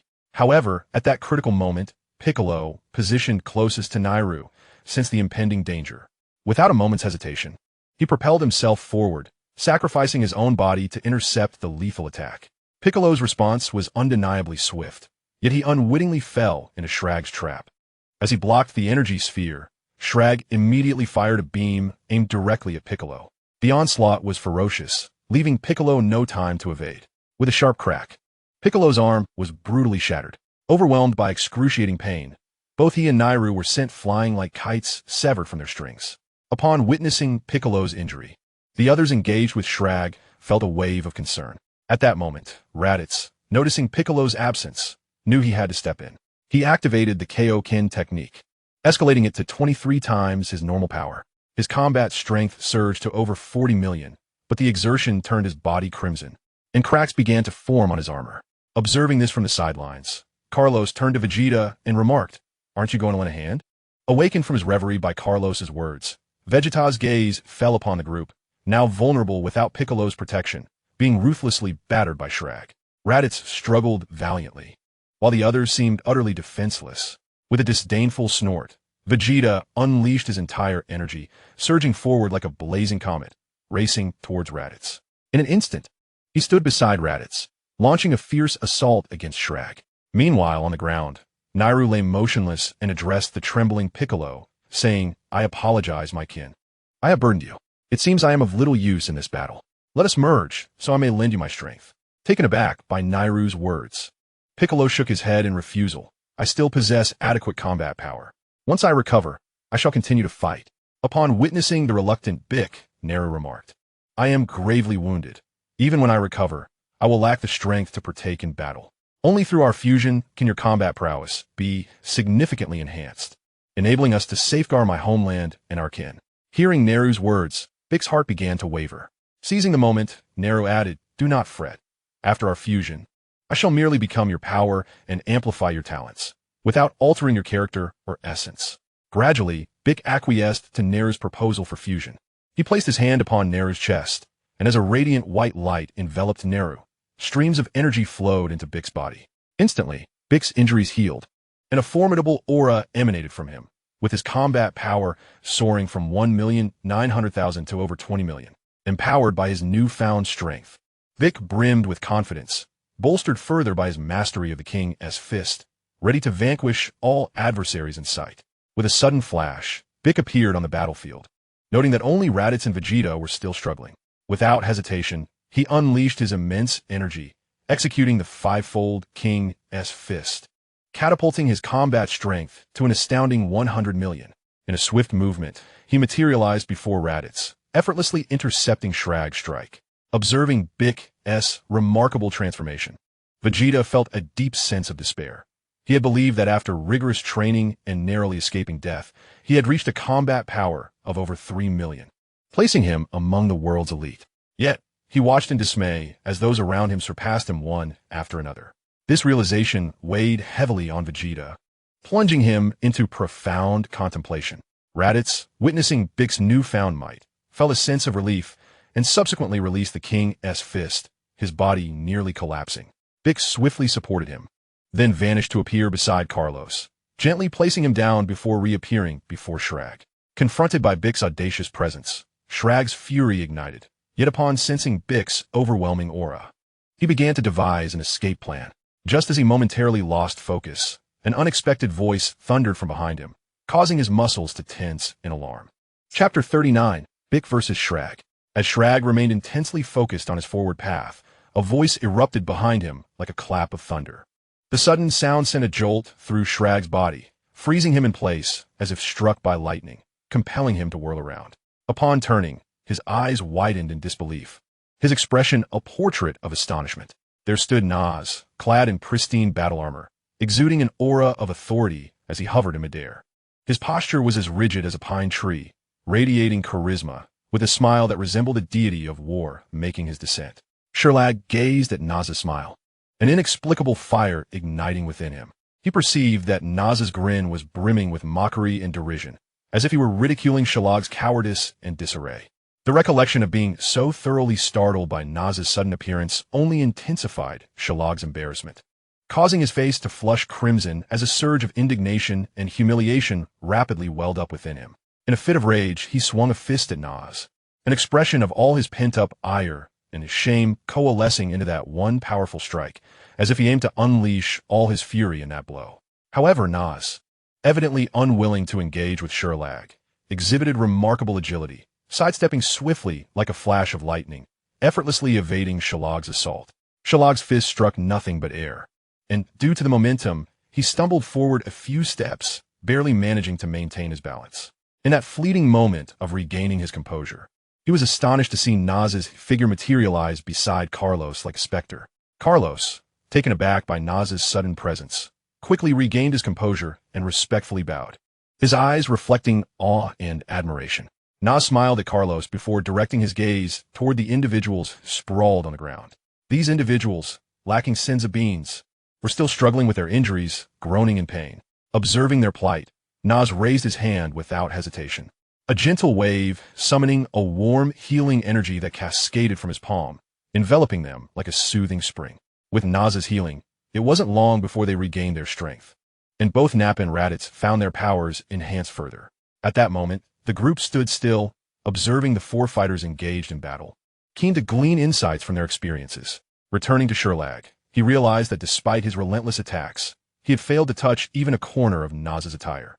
Infuriated by the humiliation of being toyed with, Sherlag summoned all his energy and unleashed a colossal energy wave directed at Piccolo. Piccolo, quick to react, swiftly formed hand seals, conjuring a green protective barrier that successfully absorbed the energy wave. The collision between the wave and the barrier erupted in a blinding flash and a thunderous roar. Nevertheless, Sherlag's strike was formidable, and the barrier began to show signs of cracking. Just as Piccolo prepared to evade, another blue energy beam suddenly struck from the side, hitting him squarely and kicking up a cloud of dust. It turned out that Sherlag, seeing Piccolo block his attack, had seized the opportunity to ambush him from the shadows, taking advantage of the obscured light. As the dust settled, Piccolo emerged unscathed, infuriating Sherlag further. With a furious roar, the energy around him surged wildly, heralding his transformation. His physique had grown taller, muscles bulging, and his skin had deepened in hue, emanating an aura of terror. After transforming, Shrag's speed and strength had escalated to a new echelon. He surged towards Piccolo like a specter, delivering a powerful punch. Piccolo sidestepped the blow and retaliated with a strike of his own, and soon, the two were exchanging blows in a fierce clash, the battle reaching a fever pitch. The onlookers, filled with tension and anticipation, fervently cheered for Piccolo.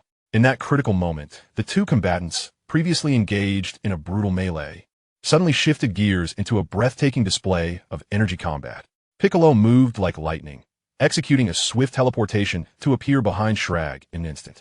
Without hesitation, He unleashed a formidable energy wave aimed directly at Shrag's head. Sensing the impending attack from behind, Shrag quickly gathered an energy sphere in his hand and hurled it at Piccolo's wave. Their energies collided, erupting in a cloud of dust. And just as Shrag regained his composure, he launched 2 beams toward Piccolo's position. Unfortunately, Piccolo had already evaded, reappearing behind Shrag yet again. Shrag promptly turned around, firing 2 beams that shot towards Piccolo like meteors. Unfazed, Piccolo returned fire with 2 beams of his own, neutralizing Shrag's assault. The two continued their fierce exchange. But Shrag's massive form rendered him slightly slower than Piccolo. Despite his considerable combat prowess, he fell short when compared to Piccolo's agility, making it impossible for him to evade the unexpected onslaught. With a resounding crash, Shrag was sent hurtling away by Piccolo's energy wave. His body, soaring through the air like a kite severed from its string, smashing into several towering mountains before finally coming to a halt. Yet, as Shrag painfully rose from the ground, the spectators were astonished to see that his once colossal physique had vanished, replaced by his normal stature. Moreover, his energy had significantly diminished, clearly suffering from the recent blow. Gasping for breath, Shrag's eyes were bloodshot, glaring furiously at Piccolo as if he could ignite flames with a stare. "If I were still in my prime, you would have been begging for mercy long ago," he huffed, indignation evident in his voice. In contrast to Shrag's outburst, Piccolo remained remarkably composed. A slight smirk of disdain graced his lips as he seized the opportunity while Shrag continued to rant, buying himself time. Once again, an even more formidable wave of energy was unleashed, hurtling directly toward Shrag. After enduring an arduous battle, Shrag was now panting heavily, each breath seemingly a struggle against death itself. Yet he had no time to catch his breath or dawdle, for another assault from Piccolo could arrive at any moment.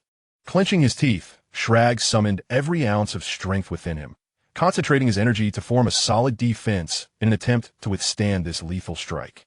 Finally, Piccolo's attack descended like a tempest, causing Shrag's body to sway precariously under the force of this overwhelming power. Despite his utmost efforts, the frail frame of his aging body could not endure such immense pressure. After a single blow, he collapsed to the ground like a marionette severed from its strings. At that moment, Piccolo darted to Shrag's side with lightning speed. Observing the defeated Shrag, his anger only intensified, flames of rage igniting his eyes as he reproached Shrag. "You traitor! How dare you lead outsiders to slaughter your own kin? Your transgressions are utterly unforgivable.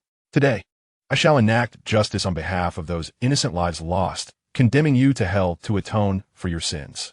No sooner had Piccolo's words left his lips than he unleashed a powerful wave of energy, racing towards Shrag with the swiftness of a lightning bolt, poised to obliterate him completely. However, in that critical moment, a robust arm suddenly emerged, grasping Piccolo's wrist firmly and diverting the lethal energy wave from its intended target. Piccolo turned in astonishment to find that the one who intervened was Nas. Confusion clouded his expression as he questioned Nas's motives for saving Shrag at that juncture. With a slight upward curve of his lips, Nas revealed a cryptic smile and softly replied, "To kill him outright would be a regrettable waste. After all, he still holds some potential for our advantage. Why not assimilate him? This way, not only would he atone for his misdeeds, but he would also gain strength from the process. Truly a win-win situation." Upon hearing Nas's suggestion, Piccolo hesitated briefly before resolutely declining. "No, I cannot. His hands are stained with the blood of my kin. I cannot forsake my vengeance for personal gain." Seeing Piccolo's stubbornness, Nas did not express disapproval. Rather, he admired it. He continued to persuade, by absorbing him, you could wield this newfound power to better protect your people. Would that not be the most fitting form of atonement for him? Just as Nas finished speaking, his eyes darted around mischievously as he added, "You know how swiftly we Saiyans progress. You wouldn't want the gap between you and Goku to widen any further, would you?" Initially hesitant, Bick found his resolve solidified upon hearing the final words of Nas. A faint blush appeared on his green visage as he awkwardly remarked, "Ahem, in order to better protect my kin, I find your suggestion rather agreeable. However, how might we persuade him to acquiesce willingly?" In response to his query, Nas smiled and said, "During my cultivation of the spiritual fruit trees on the planet of kings, I learned a technique from the underworld spirits that allows one to erase a person's consciousness. That should suffice." As Nas finished speaking, he materialized before Shrag, who was momentarily dazed by their conversation. The sudden appearance of Nas startled Shrag. who quickly regained his composure and fell to his knees, pleading, my lord, spare me, I shall mend my ways." Before he could finish, a dazzling crimson glow emanated from Naz's hand, resembling flames in its intensity. This red light surged toward Schlag's head at an astonishing speed, as if intent on consuming him. The moment the light made contact, Schlag's previously agitated body became eerily still, his eyes dulled, losing their luster and becoming vacant and dazed, as if his very soul had been extracted. At that moment, Schlag's form resembled a deflated balloon, the power within him dissipating rapidly. Without hesitation, Naz extended a finger and gently tapped Schlag's head. This seemingly trivial gesture acted as a valve, abruptly halting the outflow of energy, which began to return. Subsequently, Schlag's body collapsed to the ground, silent as a whisper. Observing this, Bick swiftly approached Naz, crouching beside him and eagerly reaching toward Schlag. At the instant Bick's hand made contact with Schlag, a brilliant white light erupted from Schlag's form, intensifying in brilliance. As the radiance grew, Schlag's body gradually began to dissolve, transforming into a torrent of powerful energy that flowed ceaselessly into Bick. Bick's form resembled an insatiable abyss, greedily absorbing this formidable energy. His body trembled slightly, as though burdened by immense pain, yet his countenance was alight with exhilaration. After a brief moment, Bick unleashed a thunderous roar that resounded like thunder, reverberating through the air and causing the surrounding atmosphere to tremble violently. With this bellow, an overwhelmingly potent aura erupted from Bick, akin to a volcanic eruption, searing and tumultuous, scorching the air into a viscous haze. As Bick felt the relentless surge of power within him, a wave of unparalleled confidence and joy surged in his heart.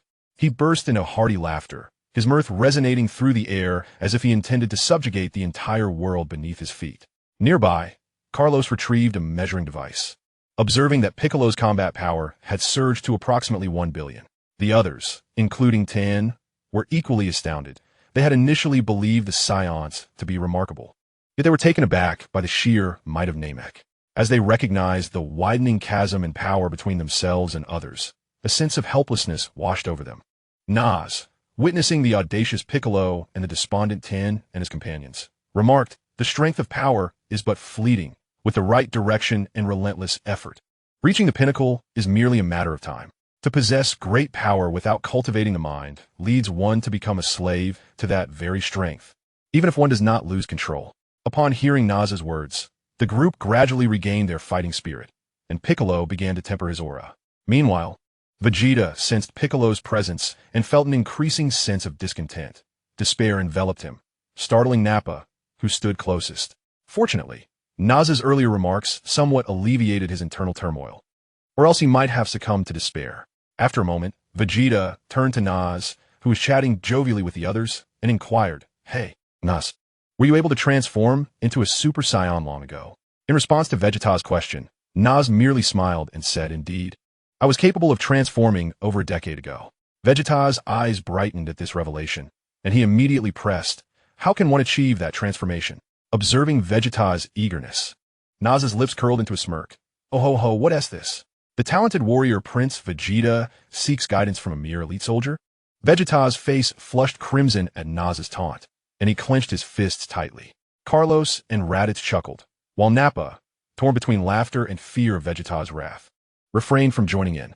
Sensing Vegeta's impending outburst, Naz decided to cease his teasing and stated, "Transforming into a Super Saiyan is quite simple. It requires only 2 conditions." Before Naz could finish, Vegeta eagerly interrupted, asking, "What are those conditions? Do I have a chance?" Understanding Vegeta's impatience, Naz continued without irritation. "The first and most crucial condition is that your S cells must reach a certain quantity. The second condition is that your combat power must exceed 1 million. The higher, the better. Then, under extreme rage, you can successfully transform." As Vegeta stood in stunned silence, Naz added, "If your S cells are plentiful, the requirements for combat power are not overly demanding, and one does not need to be in a state of extreme rage."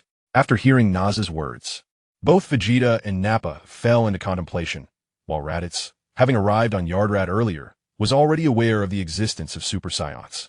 Moreover, he had also gleaned some information regarding the Super Saiyans from his mother, Kine. Coming back to his senses, Vegeta inquired of Naz, "How does one increase S cells?" The answer lay in a gentle, living environment, coupled with a tranquil heart. One must not behave like a superhuman every day. Upon hearing Na's reference as superhuman, Vegeta, despite his ignorance of its meaning, sensed it was far from complimentary, yet he chose to remain reticent. His gaze turned vacant, caught somewhere between contemplating Na's words and wandering through a myriad of chaotic thoughts. Just then, a resounding noise erupted. It became evident that the battle between Goku and Frieza was nearing its conclusion. Chapter 41. Goku vs. Frieza. The scene shifts to Goku and Frieza. Upon Goku's transformation into a Super Saiyan, his battle power surged to an astonishing 6 billion, surpassing Frieza by over 40 million. Initially, Goku could have easily dispatched Frieza, yet the influence of his Saiyan genes led him to revel in the fight, playfully toying with his opponent. As time unfolded, Frieza learned from the combat, gradually mastering his own prowess. The decades of stagnant power began to grow amidst the clash, and the gap that once stood at 40 million began to narrow, with Frieza breaking through to 5 billion. The combat between the two became increasingly balanced, and Goku, too, found joy in the thrill of battle. Thus, they engaged in hundreds of rounds, employing a plethora of grappling techniques and energy beams.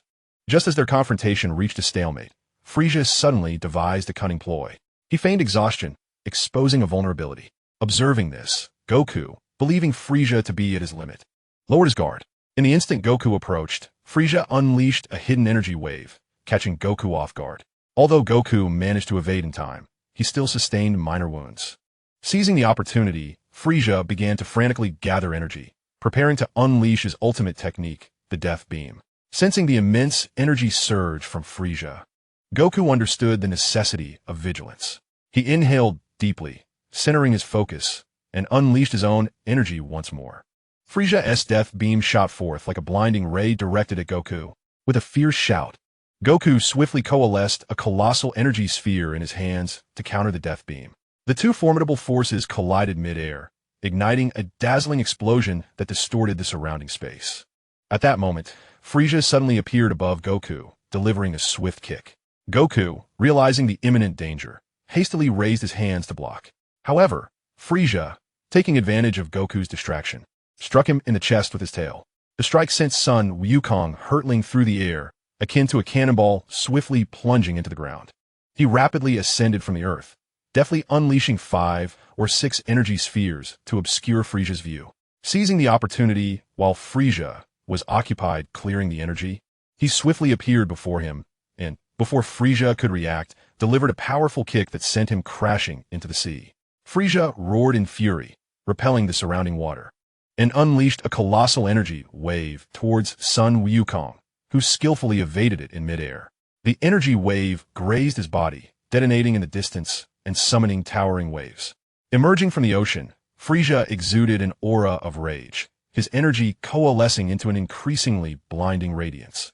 Sun Wukong regarded Frieza with unwavering resolve, igniting an even fiercer desire for battle. He unleashed his full power, his Super Saiyan aura becoming more tempestuous. Just as Frieza prepared to launch another assault, Sun Wukong instantaneously teleported behind him, delivering a flurry of punishing punches to his back. Frieza staggered backward, roaring in anger as he turned to grapple with Sun Wukong once more. Their figures danced between the sky and the ocean surface, each collision generating powerful shockwaves. Frieza relentlessly varied his attack patterns, yet Sun Wukong adeptly countered every move. In a sudden maneuver, Sun Wukong seized Frieza's arm and executed a shoulder throw, crashing him forcefully into the surface of the sea, causing the water to boil in response to the tremendous impact. Struggling to rise, Frieza realized that if he did not exert his utmost, he would surely meet his demise here.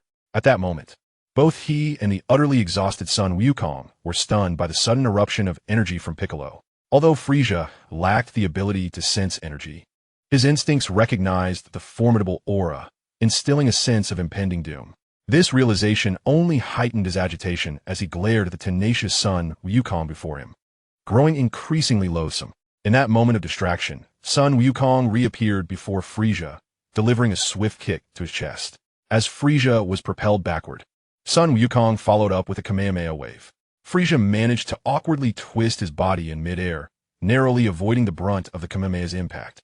Yet he was still grazed by the edges of its energy wisps of smoke rising from his form. Understanding that he could no longer afford to engage in a prolonged struggle with Sun Wukong, lest he meet his end, Frisia gritted his teeth and summoned the last vestiges of his strength. His energy surged wildly, temporarily enhancing his combat prowess. Both hands began to gather energy, coalescing into an even larger and darker energy sphere than before, which he hurled fiercely towards Sun Wukong. Sensing the immense power of this attack, Sun Wukong dared not relent, concentrating all his might to elevate his Kamehameha to its utmost limit. Two energy orbs collided in mid-air, unleashing a tempest of energy far more terrifying than before.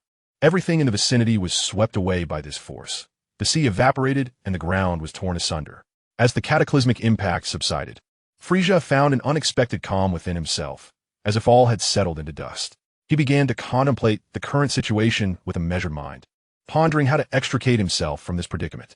As the battle progressed, Frisia gradually formed several conjectures in his mind. He realized that his father and Cooler had yet to make an appearance, a circumstance that strongly suggested they had met a grim fate. Furthermore, the sudden surge of energy from Piccolo indicated that Shrag might have already been eradicated. At present, Frisia found himself ensnared by the relentless grip of the monkey before him. Escaping with ease seemed nearly impossible. In this dire strait, his only apparent avenue of escape was to leverage his unique ability to survive in a vacuum. After careful deliberation, Frisia devised a meticulous plan. He resolved to concentrate all his energy and unleash a ferocious assault on Goku, employing what he termed the Prince's tactic. This strategy was capable of generating a multitude of attacks in a brief span, thereby exerting immense pressure on his adversary. Just as Frisia prepared to strike, he suddenly noticed Goku amidst the swirling smoke, poised to launch a Kamehameha wave. This revelation startled Frisia, yet he did not relinquish his grip on the planet-destroying energy ball, fully aware that this was his singular opportunity that must be seized. Quickly, he evaded Goku's impending attack, but the energy orb in his grasp impeded his movements significantly. Although he managed to narrowly dodge one strike, his arm was ultimately shattered by the force of the blow. Gritting his teeth against the pain, Frisia directed the planet-destroying energy ball towards the ground.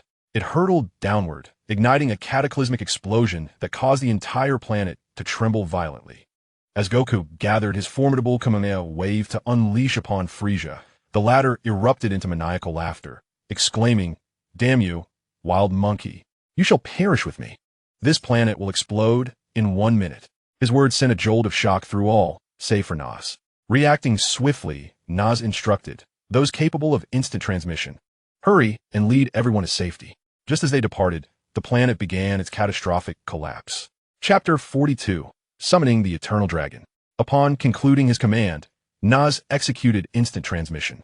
Arriving beside the Grand Elder, he began to sense the situation on Namek, discovering that many areas were already collapsing.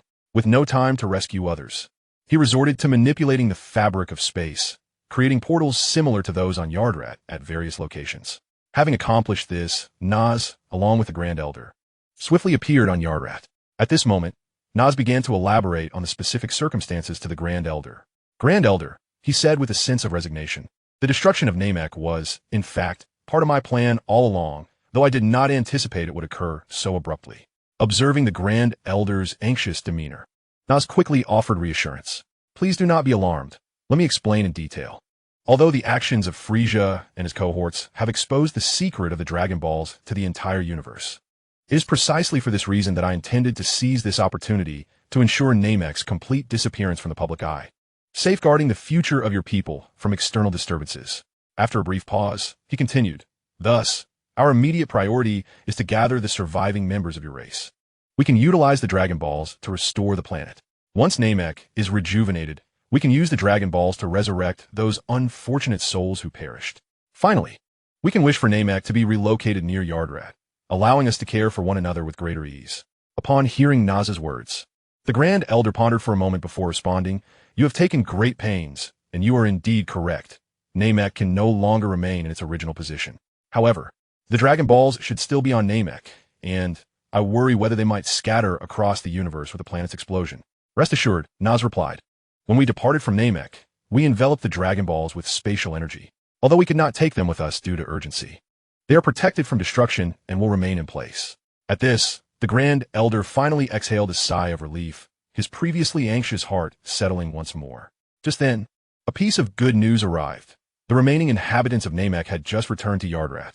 The Grand Elder, Naz, and others hurried to greet them, catching sight of Goku and his companions in a disheveled state. Goku's attire was tattered, and he bore numerous scrapes and bruises, clearly having endured a fierce battle. Naz rushed to Goku's side, ready to inquire about the situation, but was suddenly met with Goku's anguished exclamation, "It's all my fault. If I hadn't underestimated the situation, Namek wouldn't have exploded." Goku's voice resonated with remorse and self-reproach, his face etched with pain and regret.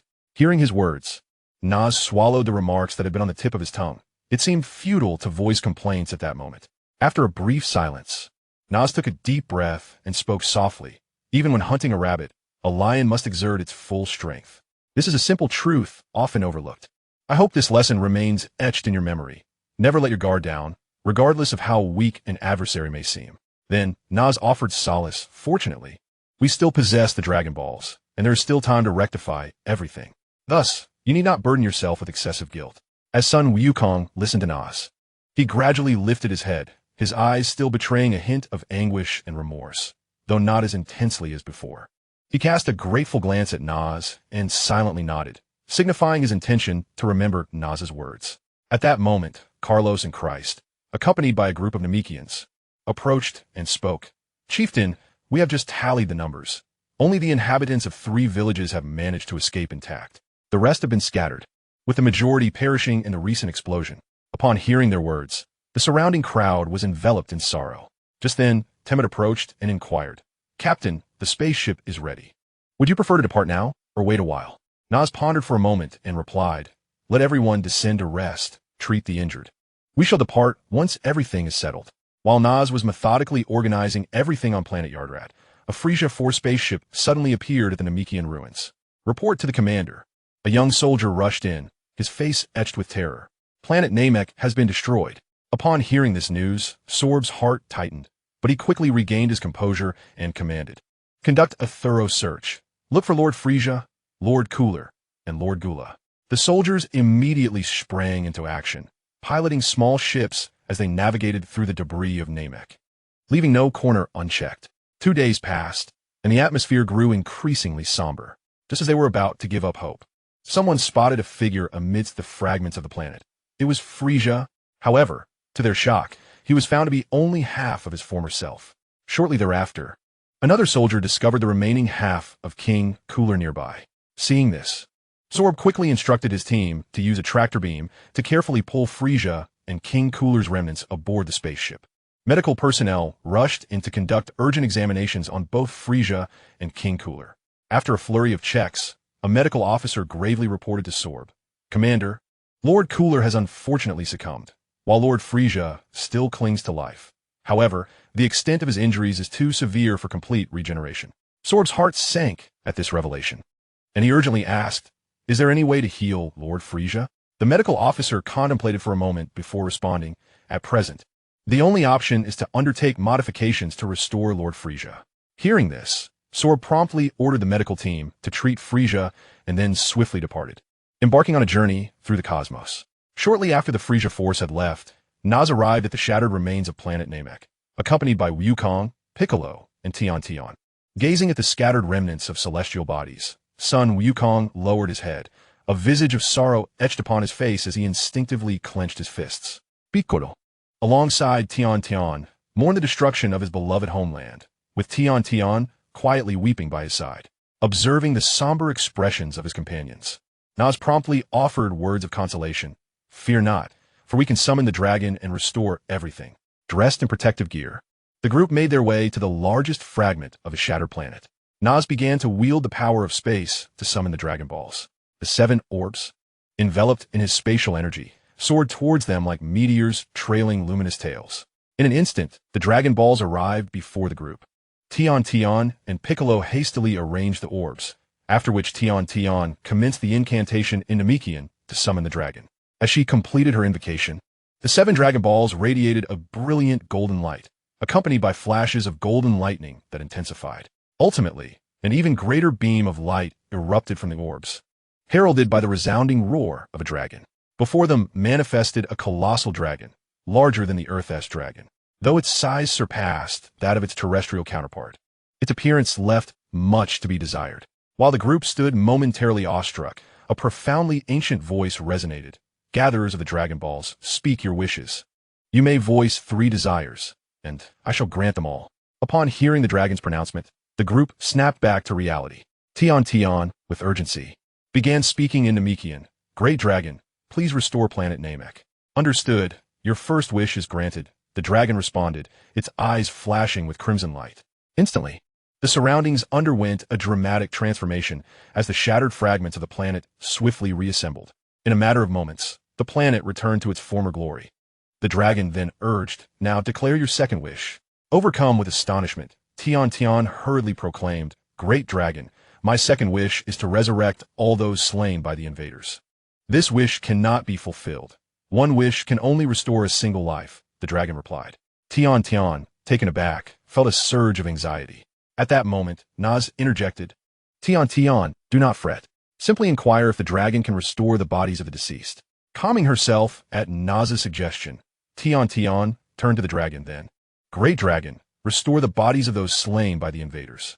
The dragon's eyes flashed once more. This wish has been granted. With that, the bodies of those who had fallen to Frisia, Cooler, and their ilk began to reappear around them, spotting Krillin among the restored. Sun Wukong rushed over to assess his friend's condition. Subsequently, Tian made another wish, requesting that Namek be relocated next to Yardrat. As this desire came to fruition, several individuals suddenly sensed the presence of others on Yardrat. Chapter 43. Journey to the Mysterious Training Ground. With the wish granted, Naz wielded the power of space. And at that moment, a portal appeared before the waiting crowd on Yardrat. On the other side stood Naz and his companions. They swiftly traversed the portal, arriving on Namek, where they beheld their kin lying scattered on the ground, while the surviving Namekians looked on in confusion. After listening to Tian's explanation, the others began to understand the situation. At this juncture, Naz addressed the elder and the others, stating, I must now travel to Earth to gather the Dragon Balls and resurrect them. Please safeguard their bodies in the meantime. With that, he vanished from their sight with a swift motion. When he reappeared, it was within a mansion on Earth. Just as his figure materialized, he heard Bulma's voice behind him. Naz, you've returned. How'd it go? Was everything smooth? Did you manage to eliminate Frisia? Turning around, Naz smiled and replied. Although there were a few hiccups, the mission was ultimately accomplished. Bulma, have you gathered the Dragon Balls? Please bring them forth for my use. Upon hearing Naz's words, Bulma, who had initially been at ease, suddenly froze and replied, I've gathered the Dragon Balls. I'll fetch them right away. With that, she dashed to her room to retrieve the orbs. As Naz arranged the Dragon Balls, she remarked, Was the task already completed? Why you still need the Dragon Balls? Naz awaited the emergence of the Eternal Dragon while recounting the particulars of the situation on Namek to Bulma. When she learned that Namek had been obliterated, she stood dumbfounded for a while before exclaiming, The planet was blown to pieces by you. This is what you call a minor setback? You and Goku truly excel. It seems that whenever you Saiyans experience any semblance of success, it's always accompanied by chaos. In response, Naz awkwardly chuckled, realizing that since transforming into Super Saiyan 2, he had indeed become a bit reckless. He resolved to exercise more caution in the future. At that moment, the Eternal Dragon had been summoned. Naz began to make his wish, requesting that all those who had perished on Namek due to Frisia and his invasion be resurrected. Upon hearing Naz's wish, the dragon's eyes glowed red, and a resonant voice echoed, Your wish has been granted. Farewell. At that instant, all those who had been killed on Namek were revived, except for Krillin, who lay motionless on the ground, devoid of life. Tien and the others were perplexed, and it was then that Piccolo interjected. Those who have been resurrected by the dragon cannot be brought back again. Hearing his words, Tien and the others grew somber, their hearts heavy with sorrow, while Goku's eyes brimmed with tears, intensifying his anguish. At that moment, the elder spoke up. Our divine dragon is not bound by such limitations. However, his resurrection will require a waiting period of 180 days. Upon hearing the elder's words, the assembly swiftly concealed their sorrow and regained their composure. At that moment, with a swift motion, Naz appeared before them. Once he learned the circumstances surrounding the situation, he remarked, I happen to transport Krillin's body to King Kai's planet, allowing Lord Kai to bring Krillin's soul there. Those who wish may visit him and engage in training together. The crowd erupted in cheers, and after exchanging pleasantries, Naz summoned a portal with his spatial powers, leading everyone back to Adrat Star. Upon their return to Adrat Star, they were met by Susie and Larry, who had also returned with their companions. Seeing Nas, they hurriedly approached him to recount their recent adventures. It turned out that while they had been eliminating the forces of the Frisia army, they encountered some minor troubles. However, thanks to their combined strength, they managed to resolve them smoothly. Yet, a pair of brothers had posed a significant challenge. They referred to the Frisia armies Abu and Kato brothers, whose individual strength was not particularly formidable, but when fused, they became exceedingly troublesome. Their combat power soared to nearly 100 million, and their resilience was remarkable. Many members of the Saiyan Guard who engaged them found themselves unable to defeat them. Ultimately, it was Larry, transforming into a Super Saiyan, who unleashed a massive energy wave that vanquished the duo. As the assembly absorbed their tale, curiosity washed over them. They had not anticipated such extraordinary developments. At this juncture, Susie informed Nas that they had also discovered a mysterious source of energy, seemingly beneficial for enhancing everyone's strength. Upon hearing this, Nas's eyes gleamed with intrigue, and he inquired, "Has this been examined?" Susie nodded and replied, "Initially, we conducted some tests, but could not fully comprehend its nature. Later, upon consulting the wise Zuno, we gained insight into its essence." Noticing Nas's avid interest, Susie continued, "According to Zuno, these substances appear to be cosmic essence, the creative power released by the Supreme Kai for the formation of planets, which has evolved into energy through cosmic processes. This energy not only aids in healing injuries, but also allows one to sense divine auras, facilitating dimensional cultivation." With Susie's words, Nas recognized this as a splendid opportunity to elevate everyone's abilities. He resolved to lead them to the site of the mysterious energy source for training. Nas arranged for Goku to travel to Earth to retrieve Bulma and others, as such a rare phenomenon warranted their presence. While Goku was on Earth fetching Bulma, Chi-Chi, and the others to Adrat Star, Nas seized the opportunity to bring Krillin's body to King Kai's planet. Upon Nas's arrival, the king was overjoyed, exclaiming, "Thank you, Nas. Not only did you vanquish Frisia, but you also eliminated the other 3 demons in the galaxy. Peace has finally returned to the cosmos." Upon encountering the other 3 kings, it is imperative that they express their profound gratitude towards me. With this thought, the king began to smile. Once his merriment subsided, Nas broached the subject of Krillin, to which the king readily acquiesced, instructing Yama to transport Krillin's soul to King Kai's planet. With all arrangements made, Nas utilized instantaneous movement to return to planet Yardrat, just as Sun Wukong and the others arrived. After a brief period of organization, they embarked on their journey aboard a spacecraft. After a considerable duration of travel, they finally reached their destination, a sphere enveloped in an extraordinary radiance, pulsating with intense energy fluctuations. As they stepped into the sphere, they were immediately met with a formidable force. Suddenly, a horde of bizarre creatures erupted from the depths of the sphere, lunging towards them with ferocity. A fierce battle ensued, with Nas leading Wukong, Vegeta, Piccolo, and others, donning protective suits to launch the first wave of attacks against the creatures. Subsequently, everyone equipped themselves with protective gear, unleashing their skills in a desperate struggle against these entities. The conflict was extraordinarily fierce. The grotesque beings were numerous and their attacks cunningly devised. Nas swiftly evaded an assault from one creature, then concentrated energy in his hands to unleash a powerful energy wave, annihilating a swarm of monsters. Regrettably, these creatures appeared to be immortal. Freshly slain, they resurrected nearby, emerging even stronger than before, prompting the group to intensify their offensive. Wukong soared into the air, transforming into a Super Saiyan, relentlessly firing spirit bombs down upon the throngs of monsters.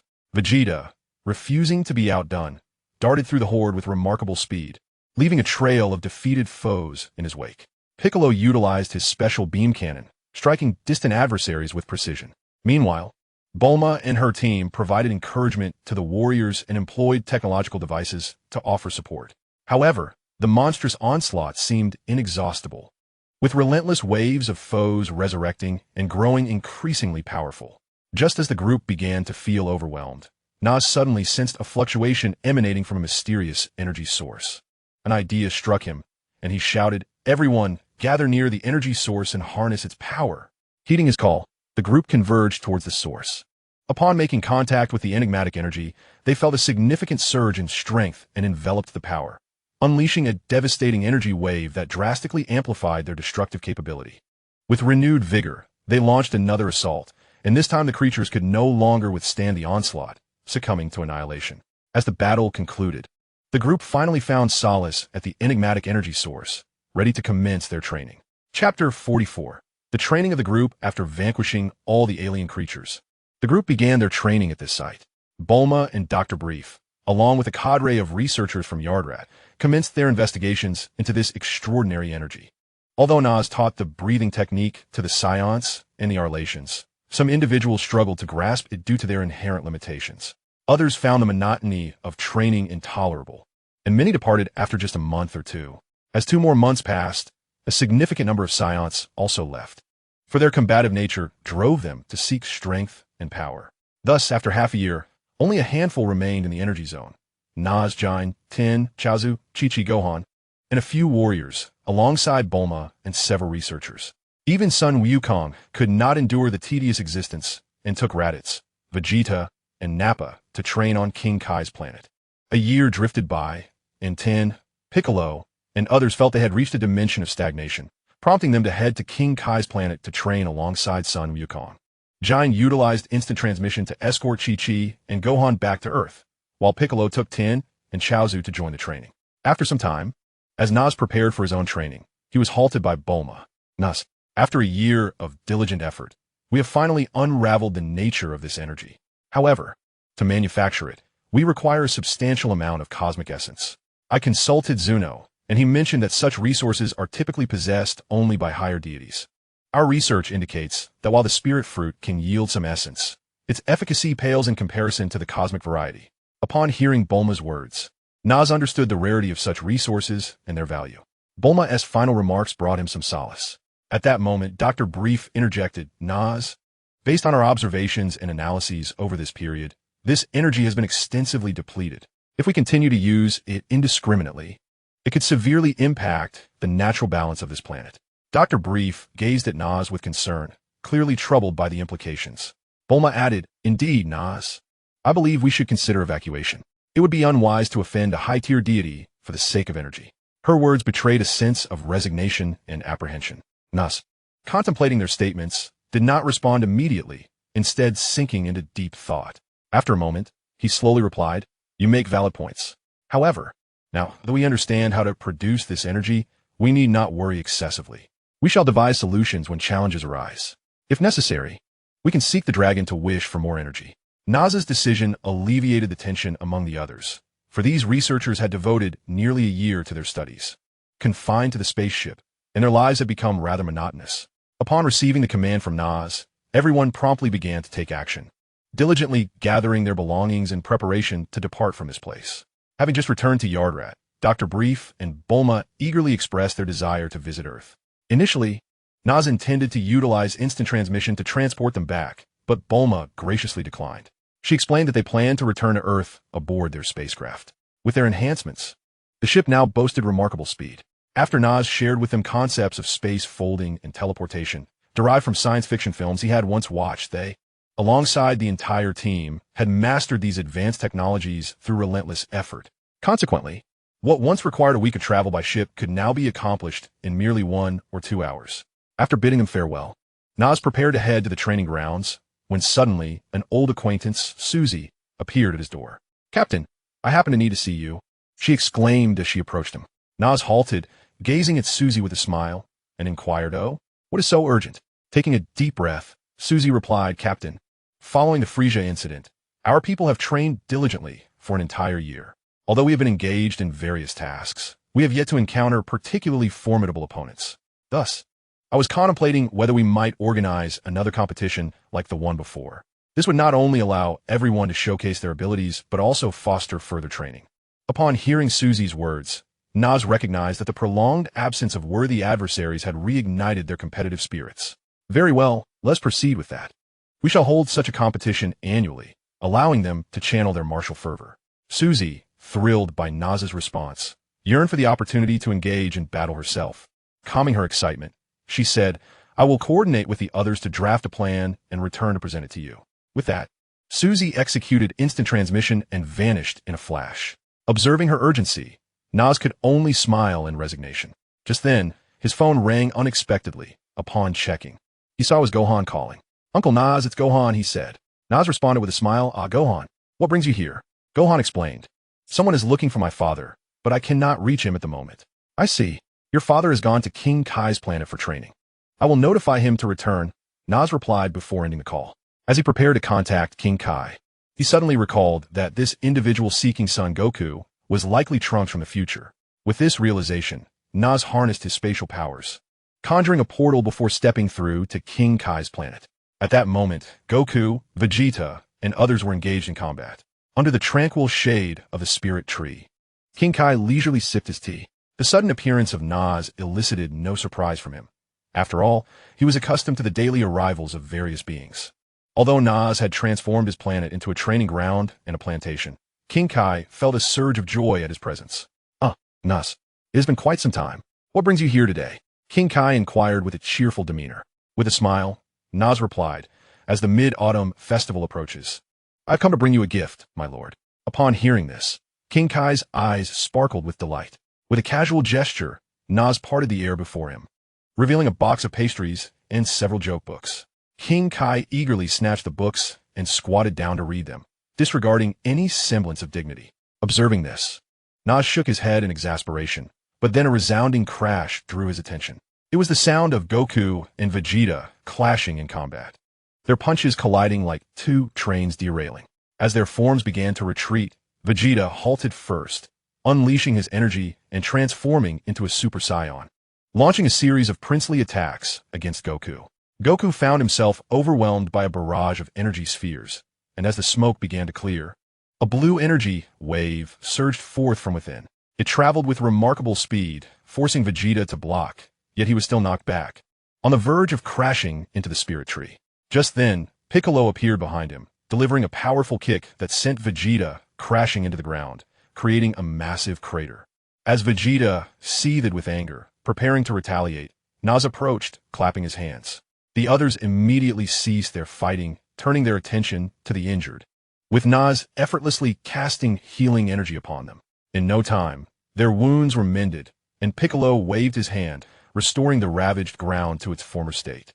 At that moment, the group hurried over to Nas, with Goku being the first to speak. "Nas, what brings you here? Are you inviting us to a meal?" Goku's words caught Nas off guard, leaving him momentarily speechless. To the side, Raditz delivered a punch to Goku's chest, chiding, "Kakarot, stop thinking about food." The elder must have come to discuss something important.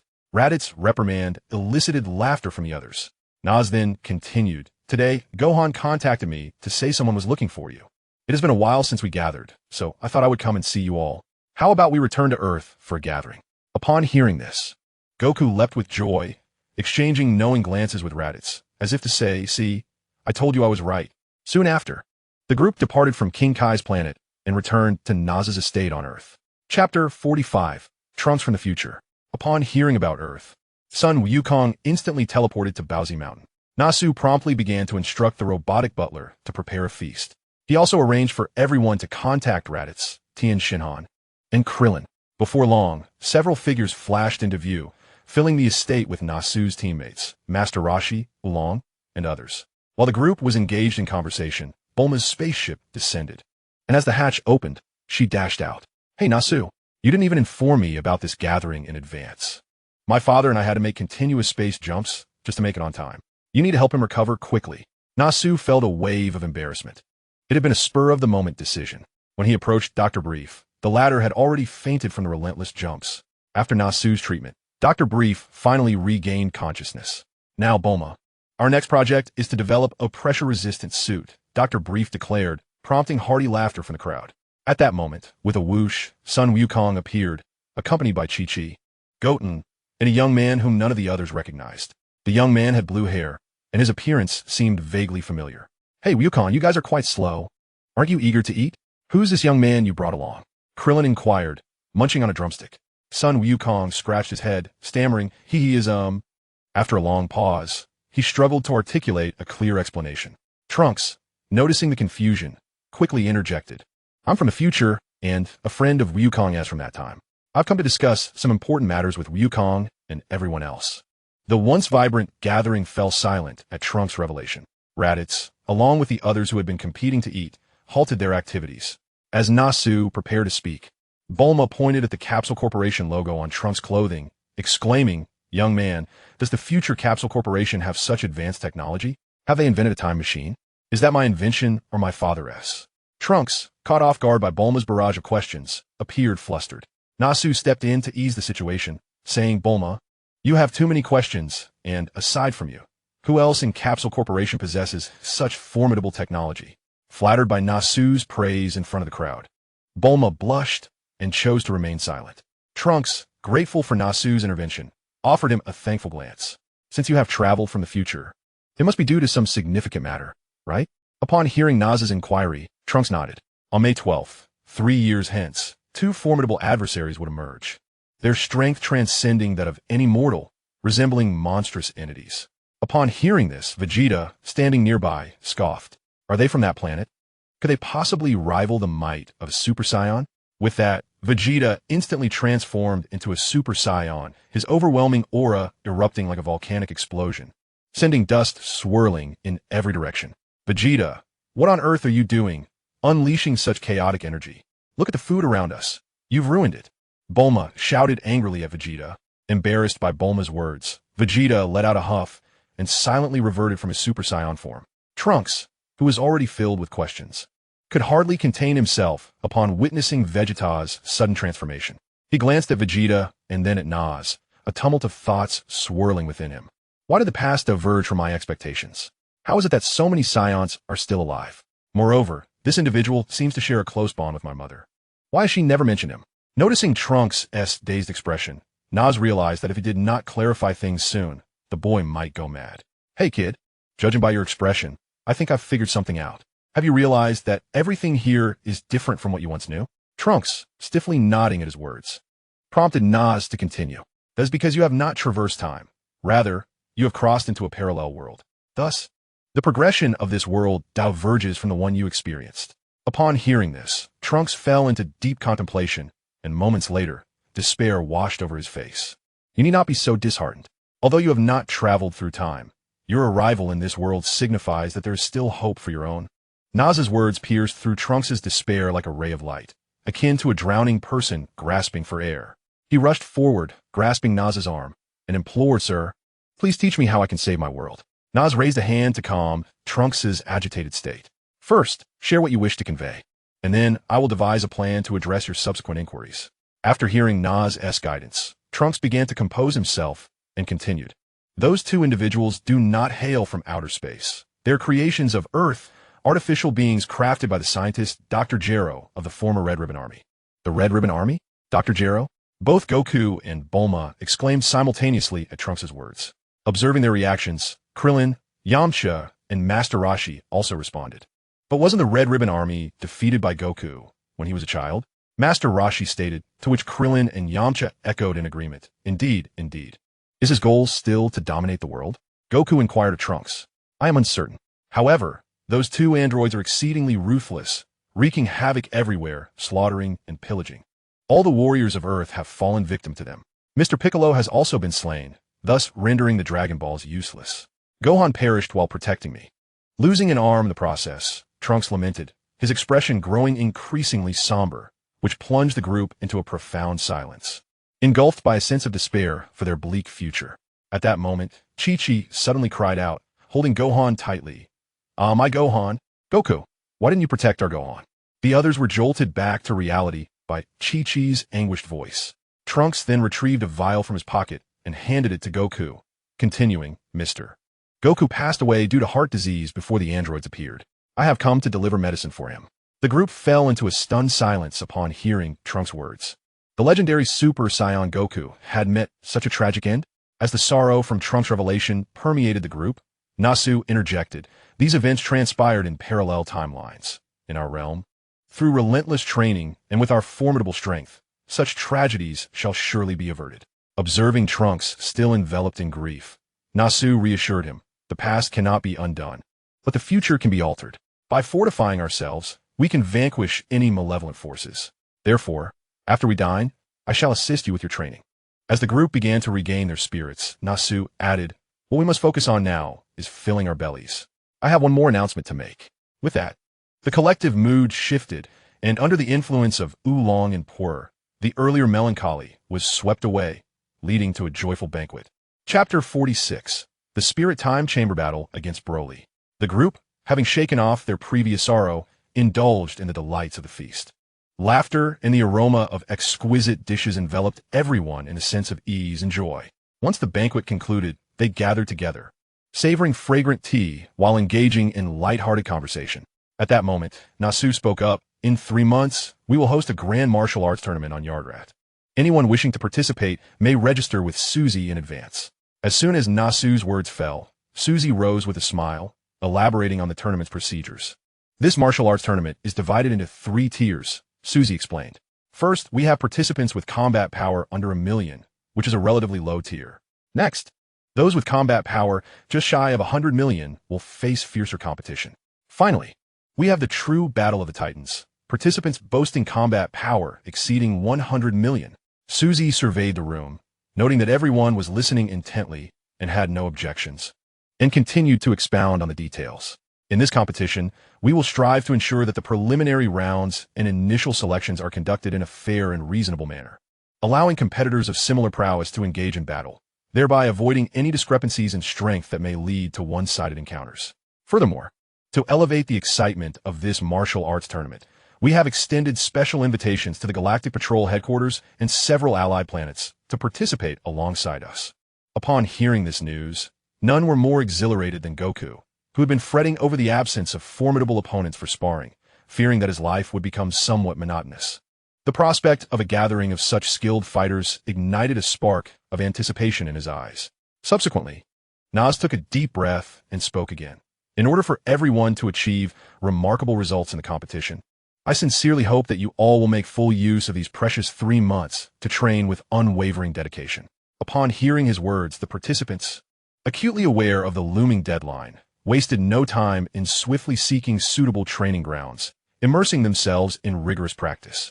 In the blink of an eye, the once boisterous atmosphere transformed into an unusually hushed silence, leaving only Nas, Trunks, Bulma, Chi-Chi, and Jian behind. Just as Goku was preparing to head to King Kai's planet for training, he was called back by Chi-Chi. Perhaps influenced by Trunks' earlier remarks, Chi-Chi, rather than discouraging Goku as she usually would, suggested that he take Gohan along to train with him this time. Once everyone had departed, Nas surveyed the surroundings to ensure they were alone. Without hesitation, he and Trunks executed the instant transmission technique, arriving in the heavenly realm with the swiftness of lightning. At that moment, the Kai and Bobo, along with Broly, had just returned to the Kai's palace.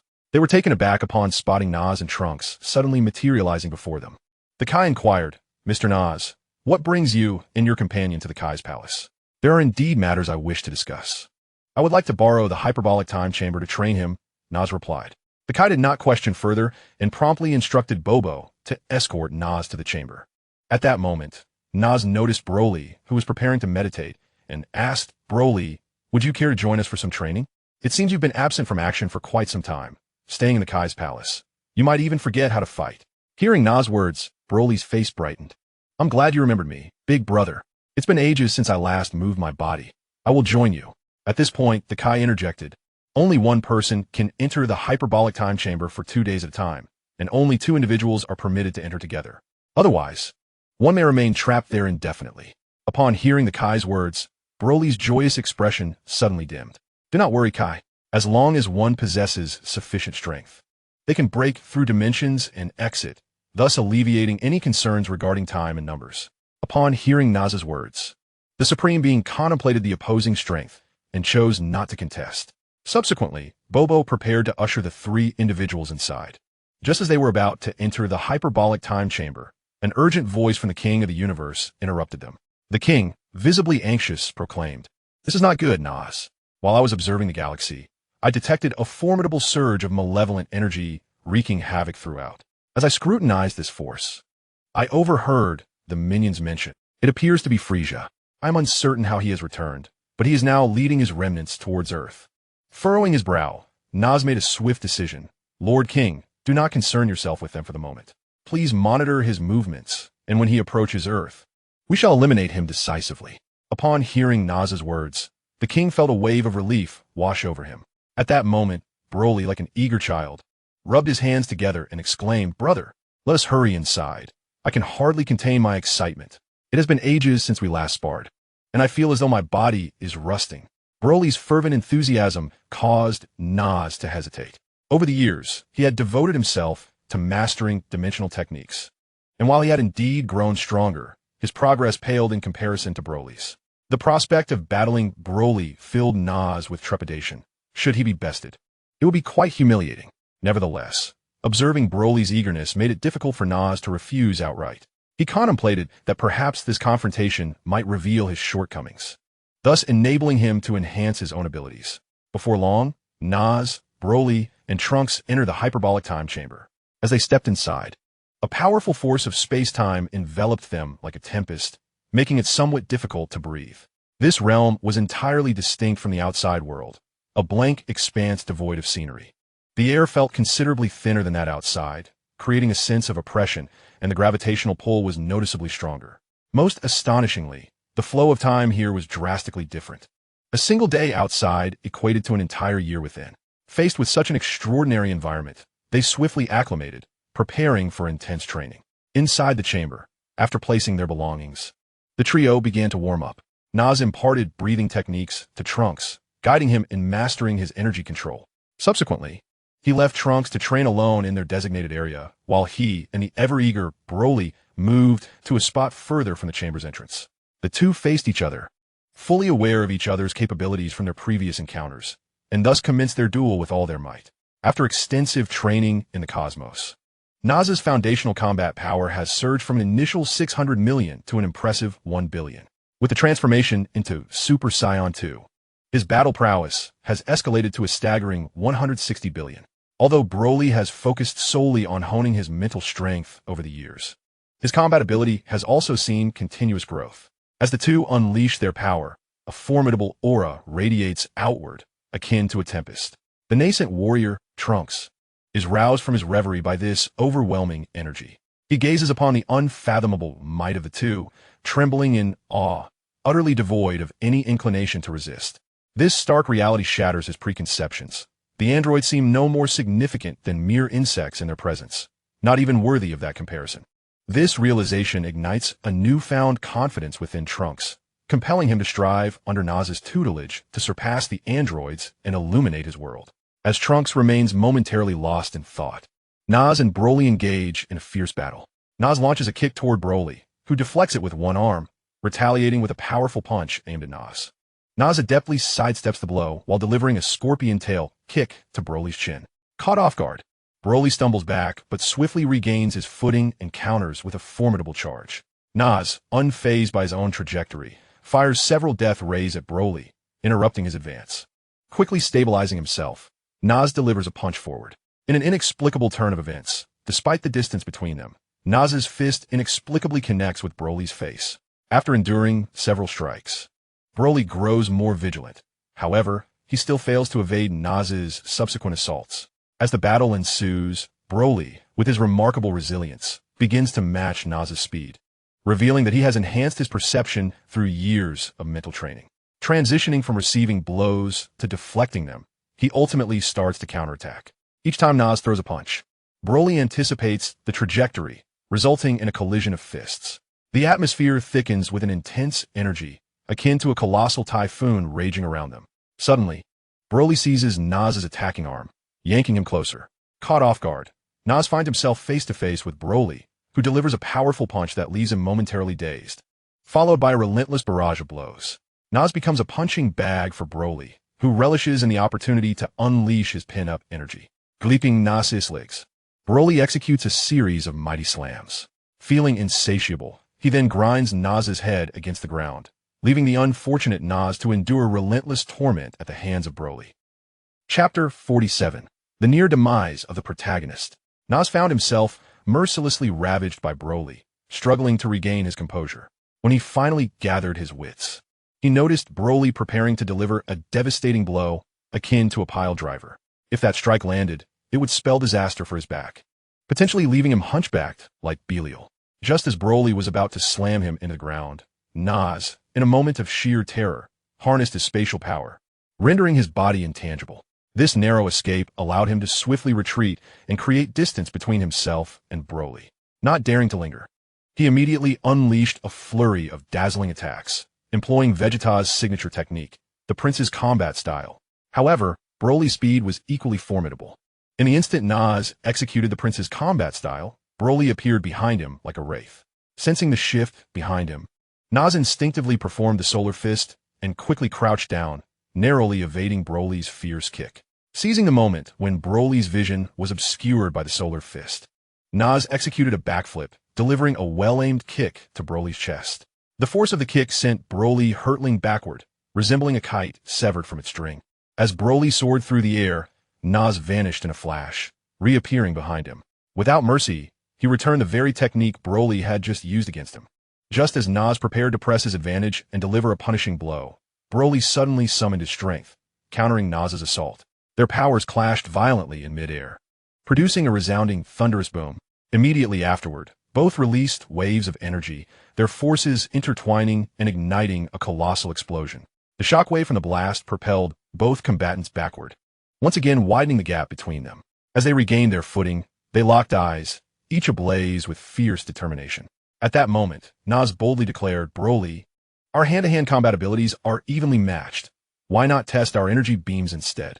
Broly, silent yet resolute, merely nodded in agreement. He then began to gather energy, his formidable aura escalating to new heights. In an instant, Nas found himself chastising his own impulsiveness, hastily channeling his energy as well. He thought to himself, "This is far more intense than mere brawling. Does Broly truly intend to take my life? My combat power exceeds 160 billion, while his must be over 170 billion. It seems I must risk it all."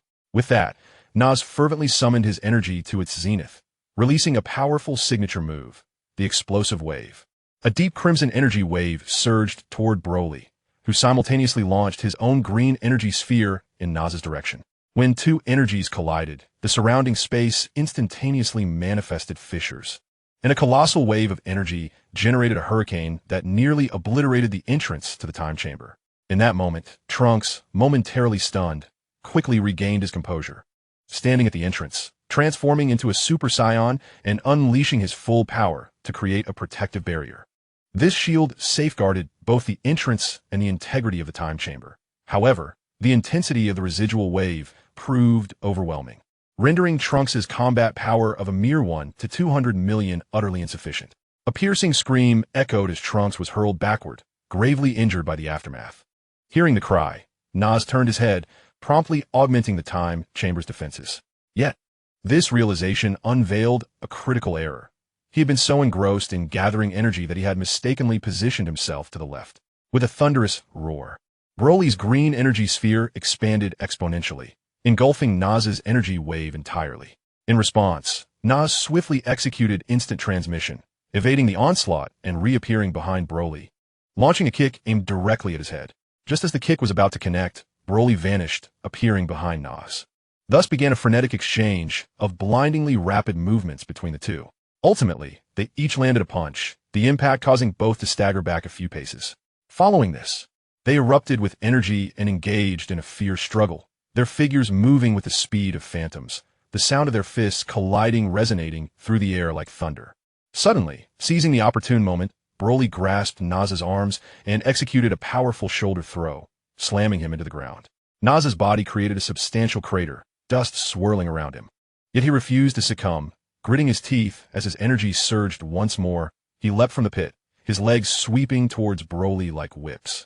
Broly sidestepped and retaliated with a punch to Nas's abdomen.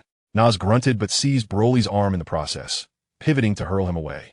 Upon landing, Broly swiftly regained his footing and charged once more, his attacks now increasingly ferocious, each punch carrying the force of a tidal wave.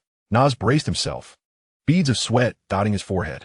As the battle reached a critical impasse, Nas suddenly feigned being struck, and when Broly drew near, he executed instant transmission to reappear behind him, channeling formidable energy into a powerful strike against Broly's back. Staggering forward, Broly faltered for a moment, allowing Nas to capitalize on the opportunity with a relentless barrage of strikes that left Broly struggling to defend himself. Just as Nas was savoring his advantage, Broly unleashed a sudden surge of energy, sending Nas flying.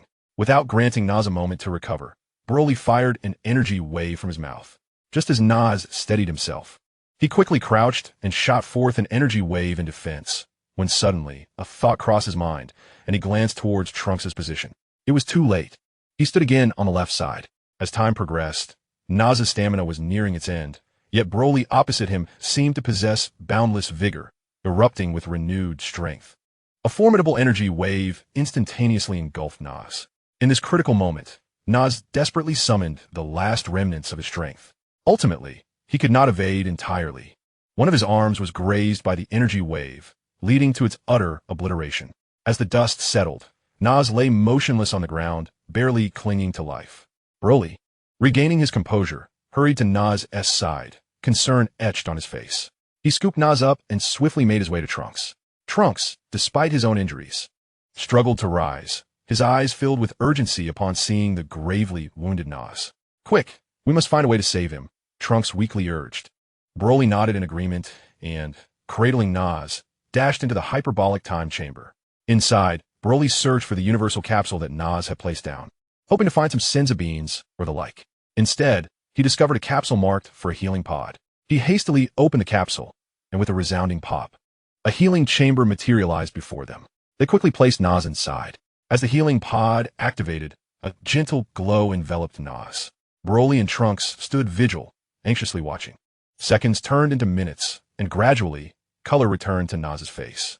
At last, the healing pod opened, and Nas slowly blinked awake. He gazed at Broly and Trunks, offering a faint smile. "It seems I was a bit careless this time." Broly scratched his head, feeling somewhat embarrassed.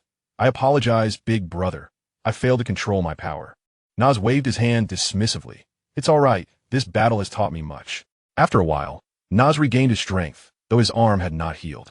Utilizing his instant transmission, he accessed his personal space and retrieved a packet of senza beans, giving one to Trunks while consuming another himself. Upon ingesting the senza bean, Trunks' injuries healed instantly, and Nas' arm gradually reformed. Through this battle, Nas recognized his shortcomings, and soon the three began an intense training regimen.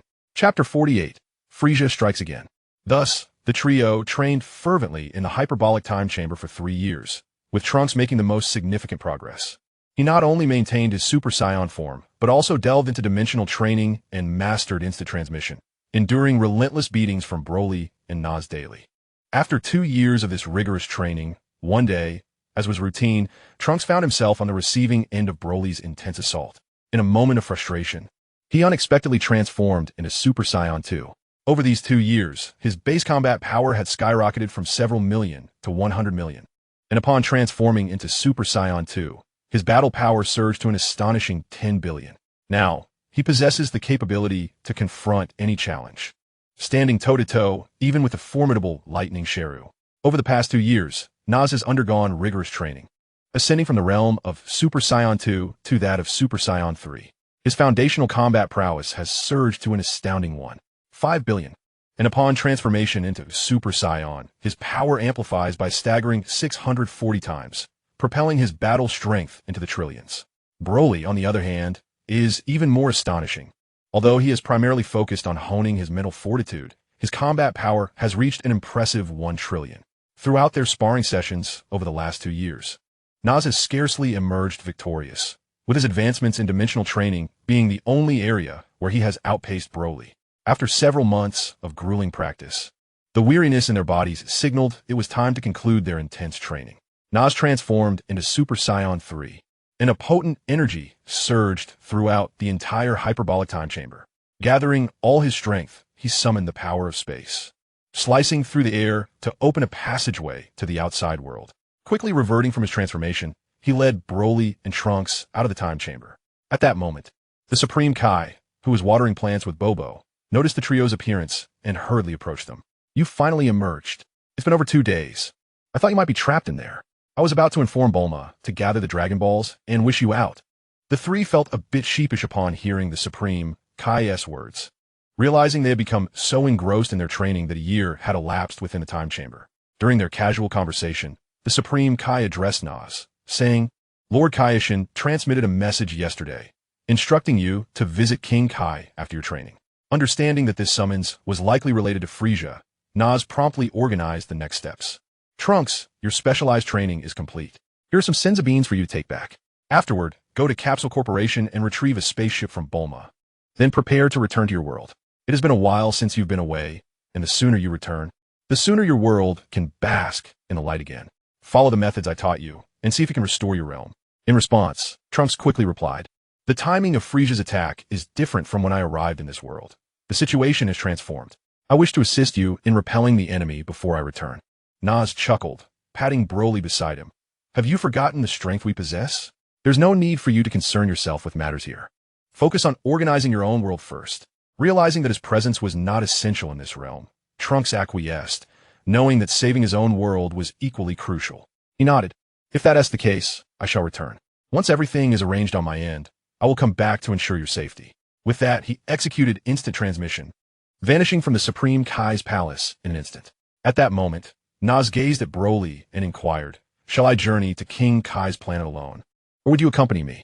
Broly pondered for a moment before responding, "I shall remain here for now, in case any unforeseen events arise." Upon hearing Broly's words, Nas felt no further hesitation and harnessed his spatial powers, a hexagram formation appearing behind him as his figure was enveloped and vanished within it. When Nas reappeared, he found himself on King Kai's planet, where the king was conversing with Goku. Upon seeing Nas, the king exclaimed, "Nas, you've finally arrived. I trust this journey has proven fruitful?" Nas nodded in affirmation without disputing the remark. "Nas, you seem to have grown considerably stronger. We have also made great strides in power here on King Kai's planet. When shall we engage in a friendly spar?" Goku, noticing Nas's formidable, could not resist the urge to challenge him. Nas shook his head and replied, "You are still too weak. Let us converse again once your foundational combat prowess reaches a 10, and you have achieved the transformation into Super Saiyan 2. Before Goku could respond, Vegeta interjected, "What do you mean by Super Saiyan 2? And how strong are you currently?" The other onlookers also regarded Nas with eager anticipation. Super Saiyan is merely the beginning for Saiyans. There are various tiers within the Super Saiyan transformations. The initial transformation into Super Saiyan is akin to where Nappa currently stands, having just begun to grasp its essence. Raditz is at a similar stage, while the next level resembles what you and Kakarot have achieved. Adapting to Super Saiyan, what can be termed as Super Saiyan full power. Nas paused for a moment before continuing, following that is Super Saiyan 2, which amplifies energy to double that of Super Saiyan, equating to 100-fold in normal state. As for what lies beyond, we shall discuss it once you have both transformed into Super Saiyan 2. The Saiyans present were filled with yearning at Nas's words. Suddenly, King Kai interjected, interrupting their thoughts. "Forget about surpassing Super Saiyan for now. We have urgent matters arising with Frisia." At that moment, Krillin, in his usual brash manner, remarked, "King Kai, what could possibly trouble us regarding Frisia? Even if he were to come to Earth, we are far beyond what we once were. We would easily dispatch him." Infuriated, King Kai struck Krillin's bald head, exclaiming, "You fool, allow me to finish. It's not just Frisia. He is accompanied by Cooler, who, it seems, is very much alive. And to make matters worse, he has brought along the planet Bixta. This could spell trouble." The others stood in stunned silence, responding, "What could possibly be so troublesome about Bixta? Is it more formidable than King Cold was back in the day? Do you know that Bixstar is a planet of remarkable intelligence, endowed with advanced technology?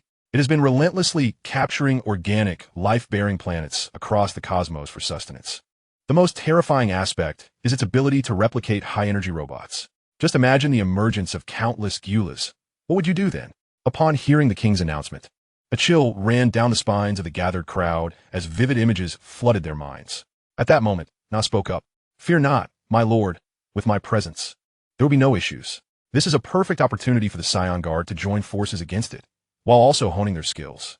The others nodded in agreement, recognizing that the Saiyan lineage, with its current strength, could indeed face such a multitude. Even if they faltered, the assurance of Nas was comforting. The king then composed himself and declared, "Hurry back and gather your strength. They will reach Earth in a matter of hours." Heeding his words, Nas and the others wasted no time, employing instant transmission to return to Earth. Nas began contacting Suzy and Temid, urging them to assemble all warriors on Earth. As his command echoed, those engaged in tasks halted their activities, transported by the Rainbow Bridge to Earth. Soon, all Saiyan warriors were congregated. Nas then commenced assigning tasks. Meanwhile, within Bixstar, Frisia and Gula were engaged in a hushed discussion, and it appeared they had reached a consensus erupting into hearty laughter. Chapter 49. The Strengthening of Frisia and Gula, following the suggestions of Sun Wukong, Krillin, and other Earth warriors. They resolved to position the battlefield in the mountainous region of the west. This area, remote from towns and characterized by its rugged terrain, was ideal for an intense confrontation. Just as the Saiyans had assembled, Frisia's spaceship descended like a shooting star, landing steadily in the mountainous expanse. As the hatch gradually opened, a formidable aura surged forth. Frisia's distorted figure emerged, his body seemingly stitched together from countless patches, emanating a disquieting malevolence. His gaze swept across the multitude of Saiyans, revealing a flicker of surprise on his visage. However, upon spotting Sun Wukong at the forefront, his demeanor turned icy. I never anticipated that so many of these Saiyan monkeys would escape my pursuit, Frisia sneered. But it matters not. Today, I shall not only avenge my past grievances on Namek, but also resolve unfinished business. His voice echoed through the mountains, brimming with unabashed arrogance and confidence. At that moment, Raditz interjected, you grotesque fiend. Once my brother has defeated you, there will be a second time. This time, we shall ensure your complete annihilation. Indeed, Frisia, now that you have been resurrected, you should live peacefully on your planet and refrain from causing further destruction. Otherwise, I shall obliterate you once more. Upon hearing Goku's words, Frisia chuckled. You wretched monkey, do you think I'm still the same as before? After this transformation, my combat power has soared to 3 billion. You accursed wild monkeys should perish. Unable to tolerate Frisia's arrogant taunts any longer, Vegeta, standing nearby, glared fiercely at him, a potent aura of murderous intent emanating from his being. Frisia, rather than seeking refuge, you dare to appear before me. This time, I shall personally end your life. No sooner had Vegeta spoken than he transformed into a Super Saiyan and charged at Frisia. Taken aback by Vegeta's transformation, Frisia quickly unleashed his full power to counter Vegeta's assault, a disdainful smile curling at his lips. How astonishing. Who would have thought that the little monkey I once kept as a pet now possesses such formidable abilities? Vegeta, incensed by Frisia's words, felt his fury blaze even more fiercely. His eyes seemed to ignite with fire as he fixed his gaze on Frisia, unwilling to respond to the taunts, and instead intensified his assault, seemingly intent on venting all his rage through this relentless onslaught. In the midst of this tense confrontation, the sky suddenly darkened as if a colossal hand had obscured it, plunging the world into shadow. The onlookers gasped and looked up, witnessing a massive object hurtling towards Earth at astonishing speed. Its peculiar shape resembled that of a gigantic spider, sending chills down their spines. In the blink of an eye, the meteor struck the Earth like a blazing comet, accompanied by a deafening roar that caused the very ground to tremble. However, to everyone's astonishment, after the impact, the meteor seemed to come alive, rapidly expanding in all directions. In no time, it transformed into what appeared to be a massive mountain, lying solidly upon the Earth's surface, reminiscent of an otherworldly behemoth, exuding an overwhelming sense of oppression. After a while, a figure emerged swiftly from this mountain. He hovered momentarily in the air, surveying his surroundings before finally landing his gaze upon Tiamat. He then turned to Frisia, openly displaying a look of scorn and coldly remarking, Frisia, you fool. When you annihilated the Saiyans, you foolishly failed to eradicate them completely, leading to all this trouble now. Upon hearing Cooler's words, Frisia let out a cold snort, a flicker of disdain crossing his features, yet he refrained from further comment. Noticing this, Cooler chose not to engage him any longer, instead directing his icy gaze towards the distant Tiamat, declaring with chilling resolve, Saiyans, today marks your demise. No sooner had he spoken than he waved his arm, unleashing a torrent of robots that surged forth from the planet Bixta like a swarm of locusts. The sheer density and seemingly endless numbers of these machines were astonishing. In response to this unfolding scenario, Nas also gestured for his warriors to advance. Earth warriors such as Tien Shinhan and Krillin, along with all elite and mid-tier Saiyan fighters, unleashed their power without hesitation, charging towards the oncoming robots like arrows released from a bow. In an instant, the sky became a tapestry of intersecting energies, emitting a dazzling brilliance. Energy shockwaves ravaged the air, tearing it apart. Simultaneously, warriors and decommissioned robots plummeted from the heavens like dumplings, creating a scene of utter carnage. Injured fighters fell to the ground, yet the Saiyan security personnel were already on high alert. Swiftly, they sprang into action, assisting the wounded and initiating emergency treatment. Thanks to the new energy developed by Bulma and Dr. Brief, the healing process proved more effective than before, allowing for rapid recovery of the injured. Throughout this fierce battle, the Saiyans sustained continuous injuries, yet with the support of the logistics team, they swiftly regained their strength. As time progressed, the Saiyans' innate ability to resurrect from the brink of death led to a noticeable enhancement in their powers through each successive clash. Just as the battle reached a fevered pitch, with neither side gaining the upper hand, a thunderous explosion reverberated through the air. Everyone turned in shock to witness Vegeta and Frieza facing off, their energies clashing in a titanic struggle that conjured a massive vortex of power. With Vegeta pouring every ounce of his strength into the confrontation, Frieza was unexpectedly obliterated into fragments, blood and flesh scattering in all directions. However, as Vegeta gasped for breath, taking a moment to recuperate, a colossal energy wave suddenly surged towards him like a bolt of lightning, launching an all-out assault. Startled, Vegeta clenched his fists, summoning all his might to counter this fierce attack. Yet, the force of the energy wave was overwhelmingly potent. Despite Vegeta's valiant effort, he could only marginally slow its advance. In the blink of an eye, the wave rushed forward like a tidal wave, crashing into Vegeta with tremendous impact. A deafening roar echoed as he was sent hurtling backwards, akin to a kite severed from its string, propelled by this immense force. His body soared through the air, shattering several towering mountains before finally coming to a gradual halt. Vegeta struggled to rise from the ground, his body coated in dust and debris. Shaking his slightly dazed head to regain his composure, he suddenly erupted with energy, sending the rubble that weighed him down scattering into the air. As the dust settled, Vegeta focused his gaze and was taken aback to see yet another Frieza in the distance. This newly appeared Frieza was entirely different from the one he had just vanquished. Like Cooler beside him, this Frieza was composed of metallic material, glinting ominously and appearing exceptionally resilient. At that moment, Cooler, observing Frieza, allowed a smirk of disdain to cross his lips and mockingly remarked, "Humph, so you have indeed abandoned that frail form. Compared to this metallic body, the previous one was utterly fragile. Moreover, once injured, it could not recover. The transformation was grotesque, and its fighting prowess was laughably low, truly a waste." Upon hearing Cooler's words, Frieza did not immediately retort. His icy gaze remained fixed on Cooler, a slight, indifferent smile playing at the corners of his mouth. In that case, Frieza's voice resonated coldly, as if it emerged from the depths of the underworld. "Are you going to let that flesh of yours stretch its limbs, or shall we simply extinguish it?"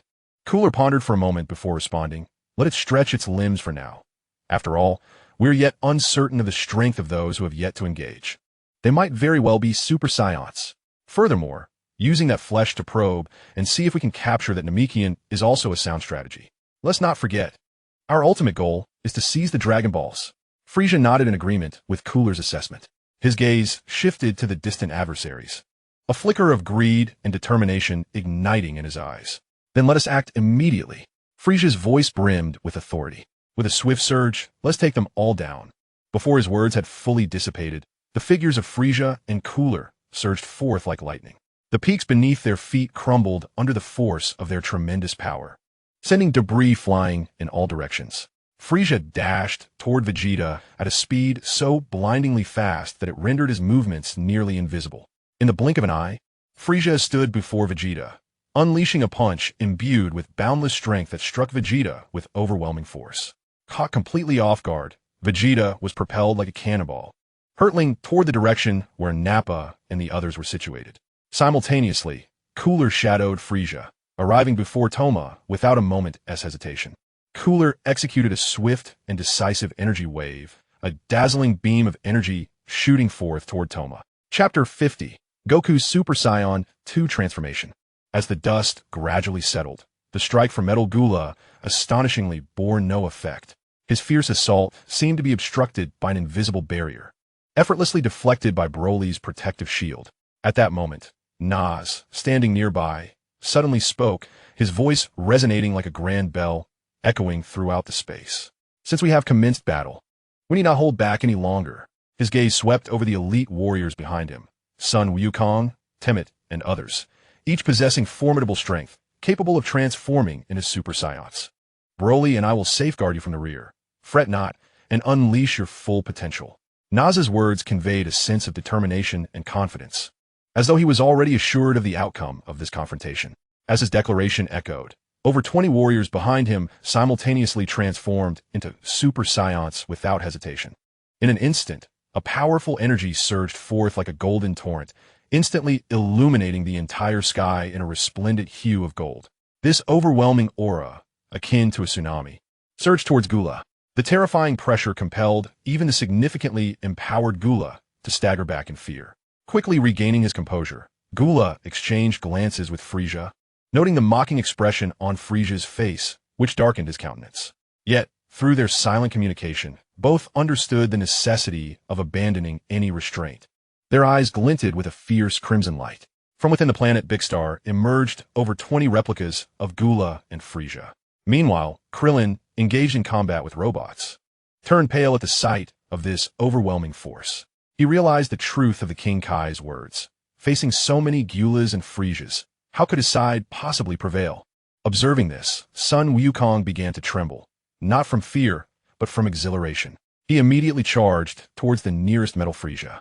The other Super Saiyans, witnessing this, also rushed toward their respective adversaries, and soon the battlefield on Big Star was filled with the sounds of combat and energy clashes. Krillin gritted his teeth and joined the fray, fully aware of the immense pressure from numerous formidable foes. Yet he knew retreat was not an option. Meanwhile, Broly and Nas closely monitored the unfolding battle.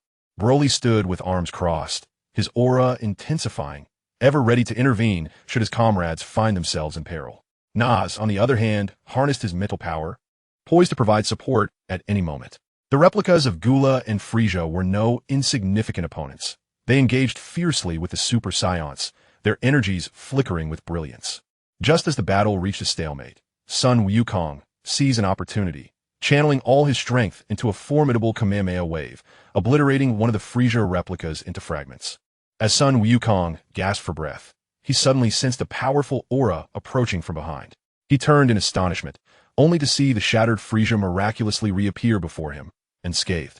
Before Goku could react, Frisia struck with lightning speed, delivering a brutal blow to his chest. The impact was tremendous, sending Goku's body soaring through the air like a kite severed from its string.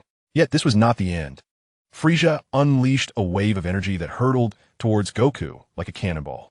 The force of the energy wave dragged Goku along the ground for some time before he finally came to a halt. At that moment, Goku lay gravely injured. Unable to move, his chest heaving violently, a trickle of blood escaping from the corner of his mouth, his eyes tightly shut, appearing exceedingly frail. Just as Frisia prepared to deliver the final blow to conclude the battle, a sudden shout pierced the air. Special beam cannon. In an instant, a brilliant wave of energy streaked towards them like a shooting star, interrupting Frisia's attack. Taken aback by this unexpected assault, Frisia stumbled backward. Goku, with great effort, lifted his head and, upon focusing his gaze, realized it was his son, Gohan, who had arrived. A flicker of joy ignited in his heart. But he quickly shouted in alarm, "Gohan, stay back. It's too dangerous here. Go to Piccolo." Gohan disregarded his father's plea and rushed to Goku's side. His concern evident as he asked, "Dad, are you all right? Quick, I have a Senzu bean. It can restore your strength." With urgency, Gohan retrieved a Senzu bean from his pocket and handed it to Goku. However, in that critical moment, Frisia suddenly appeared before Gohan. A malevolent grin spread across Frisia's face as he mercilessly kicked towards Gohan. Caught off guard, Gohan was sent flying by the force of the kick, his body tracing an arc through the air before crashing heavily to the ground. Gohan's figure resembled a shooting star, propelled into the mountains by Frisia's kick, shattering a peak before coming to a stop. Witnessing his son's plight ignited an inferno of rage within Goku. His eyes widened in fury, his body trembling with anger. Without hesitation, Goku consumed a Senzu bean, and in an instant his wounds began to heal rapidly. The miraculous energy of the Senzu bean coursed through him, mending his injuries and revitalizing his spirit. Yet, this was not the conclusion. Goku's body underwent an extraordinary transformation. His muscles convulsed as if a tremendous power surged within him. His eyes gradually lost their original hue, igniting with a blaze akin to white flames. Frisia, observing this transformation, felt a surge of fear welling up within him. He immediately realized that Sun Wukong was undergoing a formidable transformation. Without hesitation, he swiftly distanced himself from Sun Wukong, while simultaneously unleashing a barrage of death rays, raining down upon him with relentless intensity. However, for Sun Wukong at this moment, these death rays posed no threat whatsoever. He let out a thunderous roar that resonated like a volcanic eruption, shaking the very core of the earth. Accompanying his roar, an overwhelming surge of energy erupted from within him, akin to a flood breaching its dam, creating a powerful wave that spread wildly in all directions. The golden aura surrounding Sun Wukong intensified, transforming into a ferocious tempest, akin to a savage beast, roaring and rampaging. Intertwined with this aura were flickers of lightning, resembling silver serpents coiling amidst the energy, rendering the entire scene increasingly fearsome. Observing this spectacle from behind, Nas could not contain his delight, a smile illuminating his face. What a delightful surprise! Nas exclaimed, astonished that Sun Wukong had transformed into Super Saiyan 2. This is simply marvelous. He nodded in satisfaction and continued. With the addition of Temmet, Suzy, and Larry, the four of us as Super Saiyan 2s ensure our victory in this battle is all but guaranteed. Perhaps spurred by Sun Wukong's transformation into Super Saiyan 2, those warriors on the brink of transformation, having endured countless injuries and recoveries, experienced a significant enhancement in their strength. Witnessing their comrades suffer around them, coupled with the relentless onslaught of countless robots, their fury reached a boiling point, culminating in their own transformations into Super Saiyan. In mere moments, 5 or 6 elite warriors successfully achieved their Super Saiyan forms. This sudden shift restored equilibrium to the battlefield with the arrival of these formidable fighters. After completing his transformation into Super Saiyan 2, Sun Wukong immediately set his sights on the metallic Frieza and launched a fierce assault. Although the metallic Frieza boasted combat power nearing 100 billion, he was evidently no match for the enraged Sun Wukong. In just a few exchanges, Sun Wukong dismantled the metallic Frieza into a heap of debris, and a subsequent energy sphere from him obliterated any chance of recovery for Frieza. However, just as Sun Wukong prepared to turn and check on Gohan, a metallic cooler suddenly obstructed his path. Faced with this predicament, Sun Wukong had no choice but to engage in a fierce battle with this metallic foe. Simultaneously, on another front, his father Piccolo was locked in a fierce struggle with Cooler. Upon witnessing Gohan being sent flying by Frieza's kick, Piccolo's expression instantly turned a shade of green, as if the entire world had come to a standstill in that moment. No longer toying with Gula, he instantly amplified the Kaioken tenfold. His original battle power of over 1 billion surged to more than 100 billion with the enhancement of 10 KO. A single flash of energy was unleashed upon Gula, obliterating him into mere fragments, before he hurriedly sought out the figure of Gohan. Upon arriving at the spot where Gohan had been struck down, he witnessed Gohan emerging from the rubble, gravely injured. Piccolo, seeing this, promptly employed a healing technique to aid Gohan.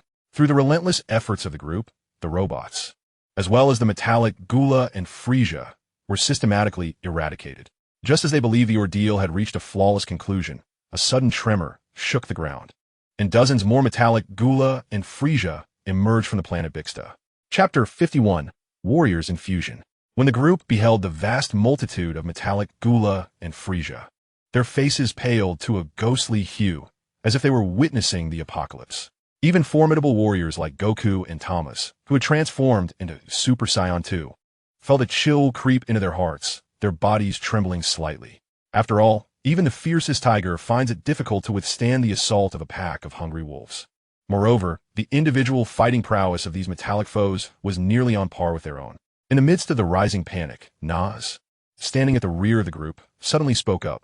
Does anyone wish to engage in battle? If so, Broly and I can withstand the majority of the enemies, creating opportunities for one-on-one confrontations. Nas's words shone like a beacon, illuminating the darkness within their hearts. The tension that had gripped Goku instantly relaxed. Without hesitation, he declared, I wish to challenge too and test my limits. However, Goku's words ignited a fire within Vegeta, who was already simmering with frustration for having transformed into Super Saiyan 2 after Goku. Hearing Goku's unwavering confidence, Vegeta could no longer contain himself and shouted, I too will challenge too. Vegeta's decision astonished Raditz, who quickly interjected, Vegeta, you must be cautious. You might struggle against one enemy, let alone two. Can you truly handle that? Silence, you fool. I am a Saiyan prodigy and will never be inferior to Kakarot. Raditz shook his head in resignation at Vegeta's obstinacy. With Goku and Vegeta leading the charge, more and more warriors expressed their desire to test their mettle. At this moment, Krillin turned to Tien and Yamcha, asking, "Shall we also challenge one? Perhaps we should refrain. Our battle power barely reaches tens of millions, and even with the Kaioken, we would only just surpass 1 billion. Wouldn't that be inviting misery?" Upon hearing Yamcha's words, Krillin's previously piqued interest dissipated instantaneously. Nearby, Tien Shinhan felt similarly constrained, his visage marred by evident despondency. At that moment, Kaiatsu spoke up, suggesting, "Shall we inquire with Master to see if there is any way for us to participate?" Consequently, the group approached Nas. Tien, unable to contain his eagerness, implored, "Master, we too wish to partake. Alas, our current abilities are somewhat lacking. Might you have any suggestions to facilitate our involvement?" Observing the Earth warriors, who gradually became peripheral figures in the original narrative, Nas recognized their plight. Although they had received guidance in their dimensional training, their progress remained sluggish due to their racial limitations. Sensing their urgency, Nas advised, "The path of cultivation requires a balance. One must not be overly hasty. While your combat prowess may not have advanced as swiftly as Goku's, your rate of dimensional training far surpasses theirs. Goku and his companions are merely novices, while you, Tien, have already attained a divine level of power. Krillin and Yamcha, you two are on the verge of breaking through to that tier." Once the group's emotions stabilized, Nas continued, "If you wish to participate, it is indeed possible. I possess a fusion technique that allows two individuals to merge, thereby enhancing their strength." Upon hearing this, joy radiated from their faces, and the atmosphere around them transformed into one of exuberance. However, just as Nas was preparing to instruct them, the metallic foes, Gula and Frieza, launched a sudden and fierce assault without warning. Noticing the impending threat, Nas exchanged a swift glance with Broly, who nodded in understanding. In an instant, Broly unleashed an immense aura, his muscles taut as if they were about to rupture his attire. He inhaled deeply before executing an instantaneous teleportation, appearing before Gula and Frieza like a bolt of lightning. The sheer speed of Broly was astonishing, leaving even Gula and Frieza momentarily stunned. He swiftly allowed his companions to pass, as per Goku's directives, and then unfalteringly confronted the remaining metallic Gula and Frieza. What had once posed a formidable challenge to others became trivial in Broly's hands, as he dispatched them with ease. Each of his strikes was powerful and decisive, capable of obliterating a metallic Gula or Frieza with a mere swipe. The energy spheres he unleashed were equally formidable, decimating swathes of metallic foes in their wake. Witnessing this spectacle left onlookers awestruck. Although they had heard tales of Broly's might, they had never fathomed it to be so extraordinary. His overwhelming strength not only broadened their horizons, but ignited within them a fervent spirit of competition. They launched a relentless assault on Metal Gula and Metal Frieza, with everyone giving their all in hopes of quickly surpassing their limits amidst the fierce battle. Meanwhile, Nas was instructing Tien and others in the art of fusion practiced by the Metamorphs. After a detailed explanation and demonstration, Tien and the others gradually grasped the essence of this technique. Once they understood the principles and key points of fusion, Nas introduced the conditions necessary for transformation. The group listened intently, eager not to miss any significant detail. Upon concluding the lecture, everyone began seeking suitable partners to attempt to harness the power of fusion. However, when Yamcha sought to partner with Tien unexpectedly declined, stating, "I wish to test my strength in battle alone." Yamcha was taken aback and questioned, "Alone? How do you intend to fight? Even with the Kaioken, your battle power barely reaches 1.6 billion. It pales in comparison to the enemy." Tien offered no further explanation, resolutely performing the secret technique of Yardrat, the multiform technique. In an instant, a clone identical to him appeared at his side. Without hesitation, Tien initiated the fusion technique alongside his clone. A brilliant flash of light erupted, dazzling all who beheld it. When the light dissipated, the onlookers were astonished to find that Tien's appearance had not changed significantly. However, his attire had transformed to resemble that of the Metamorphs. His energy surged dramatically, reaching over 500 million in his base form, and he subsequently unleashed a 20-fold Kaioken, releasing a formidable aura that surged toward a solitary Metal Gula. Seeing this, the others quickly began to attempt their own fusions. As various energies surged forth, some succeeded while others did not, resulting in transformations ranging from the lean to the rotund, all failures. As time progressed, more transformations occurred, filling the battlefield with vibrant activity. The successfully fused warriors joined the fray, engaging in fierce clashes with Metal Gula and Metal Frisia. Those who failed to fuse remained undeterred, diligently reflecting on their experiences, preparing for another attempt. With his newfound power following the transformation, Tien found himself evenly matched with the isolated Metal Gula. Each punch and kick he delivered was imbued with tremendous strength, gradually overwhelming Metal Gula. Meanwhile, Vegeta faced two opponents alone. Though challenged, he grew more formidable with each exchange, continually unlocking his potential. Raditz also sensed a breakthrough within the battle, showing signs of power increase. Observing the transformations around him, Nas suddenly conceived a bold idea. Chapter 52. The Frisia Brothers Offline. Upon sensing Bulma's presence, Nas immediately harnessed the power of space to materialize beside her. At that moment, Bulma was observing the battles unfolding through a satellite feed. Surprised by Naz's sudden appearance, she quickly inquired, "Naz, the fight isn't over yet. Why have you returned so abruptly?" "I have conceived a new idea. I discovered that the technology on planet Bixta is rather impressive, capable of producing numerous formidable warriors. I wonder if you could modify the program to bring it under our control?" Bulma contemplated for a moment, uncertainty clouding her expression. "I haven't thoroughly examined the situation, nor do I have the confidence to proceed." "Fear not. You should first evaluate it. If feasible, you could bring Dr. Brief and your research team from Planet Yardrat along. I will ensure your safety.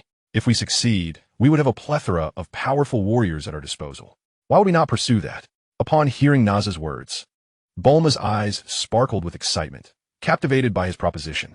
She swiftly began to gather her belongings while notifying her father. Once they had prepared, Naz employed his spatial abilities to transport them directly into the interior of planet Bixta. As they materialized, alarms blared throughout the planet.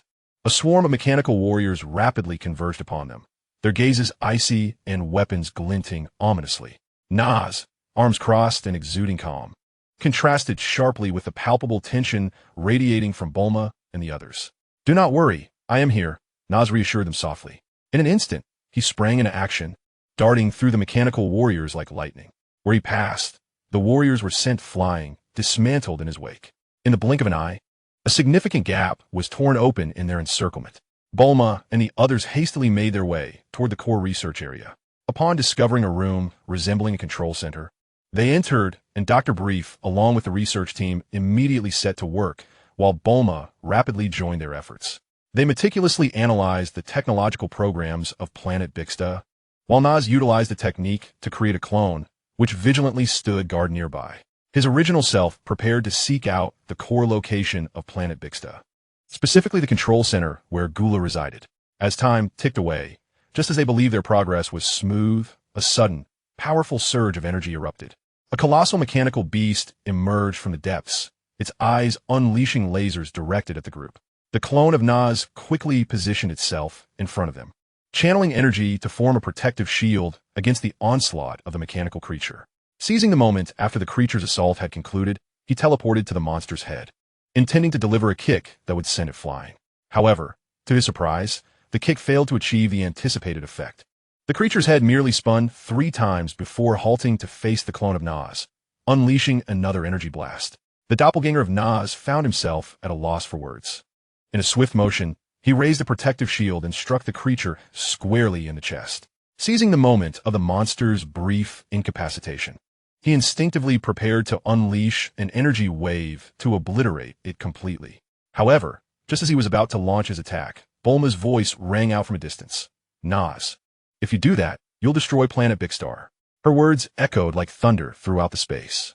Upon hearing her call, Naz's movements abruptly halted, and the energy wave he had readied dissipated into thin air. He quickly spun around and, like a bolt of lightning, teleported beside the mechanical monster, grasping it firmly before executing an instantaneous relocation. With a whoosh, both Naz and the mechanical beast vanished from their original position as if they had never existed. In the next moment, they materialized outside planet Bixstar, the vast expanse of the cosmic starry sky unfolding before them. With a sweeping motion of his arm, Naz hurled the mechanical creature away as if discarding refuse. Without a hint of mercy, he unleashed a powerful energy wave that struck the thrown monster directly. A thunderous explosion ensued, and the creature was instantaneously reduced to a cloud of dust, scattering throughout the universe. Having dealt with the mechanical adversary, Nas prepared to teleport back to his original location. Suddenly, a piercing sound of rushing air reached his ears from behind. Without the need to turn, he deduced from the sound's trajectory and velocity that he was about to be ambushed. The assailant approached at astonishing speed, closing in rapidly. As the attack loomed, Nas remained unfazed, turning his hand in an effortless motion and releasing an energy sphere that shot forth like a bolt of lightning. Boom! The energy sphere collided violently with the assailant, producing a cacophonous roar. The attacker was obliterated in the explosion, disintegrating into countless metallic fragments. To his surprise, the assailant turned out to be a metallic gula. Nas observed the aftermath with an impassive expression, seemingly satisfied with the effectiveness of his counterattack. In an instant, he darted through the void like a shooting star, returning to Bulma's side, continuing to silently safeguard their safety. Seeing the urgency of the situation, Bulma and the others hastened to decode the system of Planet Big Star. Meanwhile, Nas's true form had located the core of Planet Big Star, where he beheld Gula and Frisia, their heads connected by an intricate web of wires and tubes. They soon noticed Nas, their eyes flashing with crimson light as they unleashed a barrage of beams towards him. Yet, these attacks proved futile, vanishing before they could even come close to Nas. Nas initiated a telepathic dialogue, reaching out to Bulma. Upon hearing from him, Bulma, engrossed in her efforts to crack the program, felt a surge of joy in her heart, as they had grasped the overall situation of the Big Star during this period. The absence of their two core controls would allow them to seize command of the planet more swiftly. Subsequently, Nas dispatched his avatar to the core position, accompanied by Bulma and others, and he utilized his energy to directly control the minds of Gula and Frisia. As time unfolded, upon the arrival of Bulma and her companions, they immediately commenced modifications to the control program. They operated with urgency, their fingers swiftly dancing across the instruments. Time seemed to stand still, each second a strain on their hearts. Just as Bulma was nearing the completion of the program modification, Gula and Frisia suddenly unleashed a surge of formidable energy, attempting to break free from Nas's grasp. Realizing their escape was futile, their eyes turned crimson as they emitted frenzied roars, causing the surrounding energy to surge wildly. Soon after, metallic versions of Gula and Frisia emerged from the ground. Nas furrowed his brow and commanded his avatar to maintain control over them, while his main body swiftly positioned itself in front of Bulma and the others. He radiated a golden brilliance, an overwhelming aura enveloping him. The metallic Gula and Frisia struck simultaneously, waves of energy crashing toward Nas like a relentless tide. Nas swiftly maneuvered his hands, conjuring energy barriers before him, deflecting each attack. Seizing the opportunity, he charged forward and delivered a powerful punch to metallic Gula's chest. The blow sent metallic Gula flying, crashing against a nearby instrument. Observing this, metallic Frisia attempted a sneak attack on Nas. Reacting with lightning speed, Nas sidestepped and seized metallic Frisia's arm, forcefully hurling him into the distance. At that moment, Bulma exclaimed, "It's done." Concurrently, Nas unleashed the power of space, instantaneously obliterating metallic Gula and Frisia, and commanded his avatar to destroy the heads of Gula and Frisia. Thus, the Frisia brothers fell once more, and Big Star was finally under their control. Chapter 53. The upcoming martial arts tournament with the Frisia brothers' defeat. The previously aggressive metallic Gula and Frisia abruptly ceased all movements, as if they had suddenly lost their momentum. This unforeseen turn of events left everyone present in stunned silence. They had not anticipated such a scenario, exchanging bewildered glances, unsure of how to proceed. Amidst the confusion, Nas and Bulma emerged slowly from within Big Star. Bulma's face beamed with a victorious smile, while Nas wore a gentle smile, though his eyes conveyed a weariness that hinted at a desire for rest. Observing that some still seemed eager to unleash energy waves to obliterate the now dormant metallic warriors, Nas promptly interjected, "Esteemed colleagues, this battle has come to an end. Thanks to the relentless efforts of Bulma, Dr. Brief, and the entire technological team, Big Star now wholly belongs to us." Nas's voice resonated with remarkable clarity across the silent battlefield, momentarily stunning the crowd, who seemed momentarily perplexed by the meaning of his words. Yet in an instant, an eruption of cheers arose from the masses. "Wonderful! We have triumphed. The planet Big Star shall henceforth belong to us." The jubilant cheers echoed back and forth as people embraced one another, celebrating this hard-won victory. At that moment, Nas continued, Moreover, as long as Bixstar possesses sufficient energy, we shall have an endless supply of metal warriors to accompany us in our training. His words elicited gasps of astonishment from the crowd, who recognized that this revelation would provide immense assistance in their cultivation. Finally, with a smile, Nas addressed everyone, "Next, tend to your wounds, and then let us gather at the manor for a grand feast to celebrate." The crowd erupted once more in cheers before dispersing in an orderly fashion. Nas then instructed Bulma to summon all the chefs from West City, preparing for a lavish Saiyan banquet. Upon hearing Nas's words, Bulma readily accepted the task, promptly setting about organizing the gathering. Following this, she and Dr. Brief set to work restoring Bixstar to its original splendor. Through their diligent efforts, what once resembled a colossal mountain gradually diminished in size, ultimately transforming into a vessel of ship-like proportions. Just as the crowd departed, swarms of tiny robots, akin to bees, descended upon the scene. These robots, each with a designated role, swiftly began collecting the blood and remnants scattered across the battlefield. Furthermore, they meticulously gathered the mechanical parts of Metal Cooler and Metal Frisia, leaving no trace behind. Once their task was complete, they departed like a gust of wind. However, after their exit, two figures emerged slowly from behind a massive stone. I never anticipated this world to be so vibrant. That Nas is evidently an anomaly destined to transform it. One figure remarked, his tone revealing a sense of wonder for this world and a profound respect for Nas. The other figure nodded in agreement, stating, "Indeed, it seems we must exercise caution. Their power is undeniably formidable, especially that last Scion, who is virtually invincible." The Metal Frisia brothers were utterly trivial before him. The first mysterious figure, upon hearing this, snorted disdainfully, seemingly unimpressed by the Scion's strength. Once the doctor's plan succeeds, none of us shall have anything to fear. However, we must first devise a means to locate a spacecraft and depart from Earth at the earliest opportunity. For only then can we effectively fulfill our plans. As his words echoed, the figures of the two vanished in an instant, akin to lightning, as though they had never been present. Meanwhile, Nas was leading the entire Scion clan in a jubilant celebration, partaking in a grand eating competition. At that moment, Vegeta, Goku, and Broly were engaged in a fierce contest. The chefs, who were already exhausted and sprawled on the ground, could hardly bear to witness the three still voraciously consuming food. They rolled their eyes and collapsed. After the revelry subsided, everyone began to tidy up, preparing to return to their respective training grounds. Nas, clutching several capsules, made his way to Karen Tower to meet the Cat Sage, for today marked their trading day. Upon Nas's arrival, the Cat Sage stood at the railing, grasping a wooden staff, his back turned as he rubbed his fingers together. "You're here. Is the merchandise ready?" he inquired. "It's all prepared. Have you got what I requested?" Nas replied, "Everything is ready for you." Upon hearing the Cat Sage's response, Nas opened a multifunctional capsule, revealing an array of fish before him.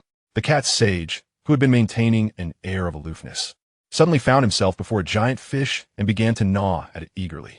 He then gestured towards a nearby pottery jar, muttering incomprehensible words. Observing this, Nas shook his head in resignation, thinking to himself that the Cat Sage was indeed an eccentric character. He approached the pottery jar, glanced at it casually, and without hesitation, utilized his spatial powers to store it within his dimensional space. "Cat Sage, I hope you continue to strive. I won't disturb your enjoyment any longer," Nas said with a slight smile playing on his lips. Upon hearing Nas's words, the Cat Sage appeared somewhat embarrassed. He cleared his throat, seemingly about to offer an explanation. But before he could utter a word, with a swift motion, Nas vanished like a specter. In the blink of an eye, he arrived at King Kai's planet. Surveying the surroundings, he noticed King Kai driving a sleek, limited edition sports car, taking Beerus for a spin around the planet. Clearly taken aback by Nas's sudden appearance, King Kai widened his eyes in astonishment and abruptly jerked the steering wheel, slamming on the brakes. The vehicle, traveling at such high speed, spun out of control and flipped over like a top. Witnessing this, Nas quickly soared forward, darting to the side of the car and swiftly pulling King Kai from the wreckage. Still shaken, King Kai stood up and, seeing his beloved car now in ruins, erupted in fury, shouting at Nas. Feeling somewhat awkward, Nas scratched his head and then extended his hand, displaying 5 fingers. 5 vehicles, he declared. Instantly, King Kai's eyes lit up, though he feigned anger, retorting, 10 vehicles. 4 vehicles. 8 vehicles. 3 vehicles. Upon hearing this, the king of the realm became anxious. clasping Naz's hand and exclaiming, "5 vehicles, just 5, no changes." Observing the earnest demeanor of the king, Naz smiled, choosing not to elaborate further. After the two returned to the king's residence, Naz inquired, "Your Excellency, how has the harvest of the spirit fruit tree been lately? I wish to take a batch with me." "Certainly. Take as many as you wish. I can hardly contain them here," the king generously replied, a broad smile gracing his face. Naz, taken aback by this display of generosity, mused silently. The king is quite magnanimous. Yet, he politely responded, "Why not partake in some yourselves? Surely, you and T want them to spoil." Exchanging glances with Beerus, the king suddenly collapsed onto the ground, covering his mouth, as if trying to suppress laughter.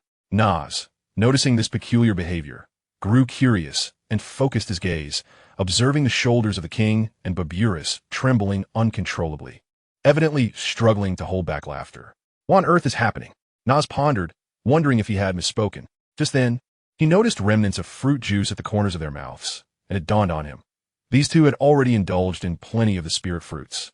Witnessing the king and Beerus in such a state, a smirk tugged at the corners of Naz's mouth, thinking, these two truly are gluttonous.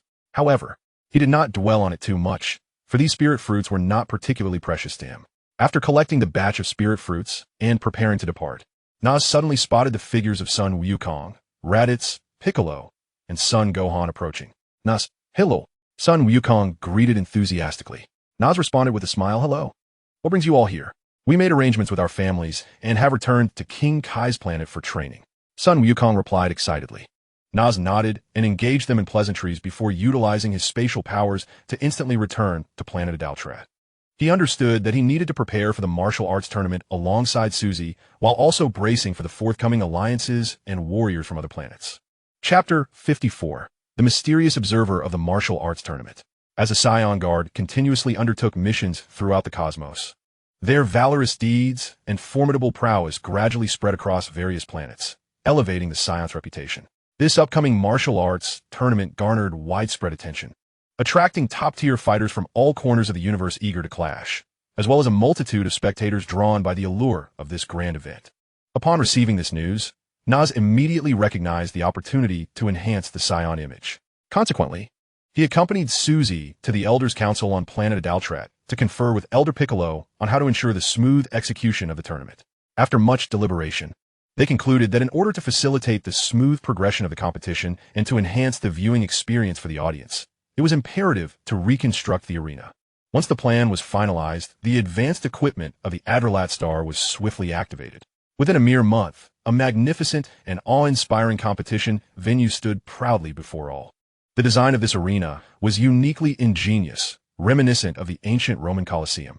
At its center lay a vast platform, spacious enough to accommodate intense battles. Constructed from the hardest material in the universe, ensuring optimal viewing angles for spectators.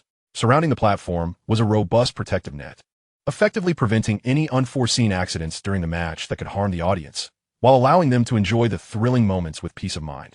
After all preparations were completed, the day of the grand competition arrived. The venue was teeming with spectators, buzzing with excitement. Competitors entered the arena one after another, each possessing a resolute gaze and an indomitable spirit. Son Wukong and Vegeta stood in the contestants' resting area, observing the surrounding competitors, their hearts brimming with anticipation. The Saiyan logistics team served as judges, and the preliminary matches officially commenced. Due to the large number of participants, several groups of duels began simultaneously, initiated by the commands of the referees. The first bout commenced, featuring two contestants of equal prowess, resulting in a captivating display of skill.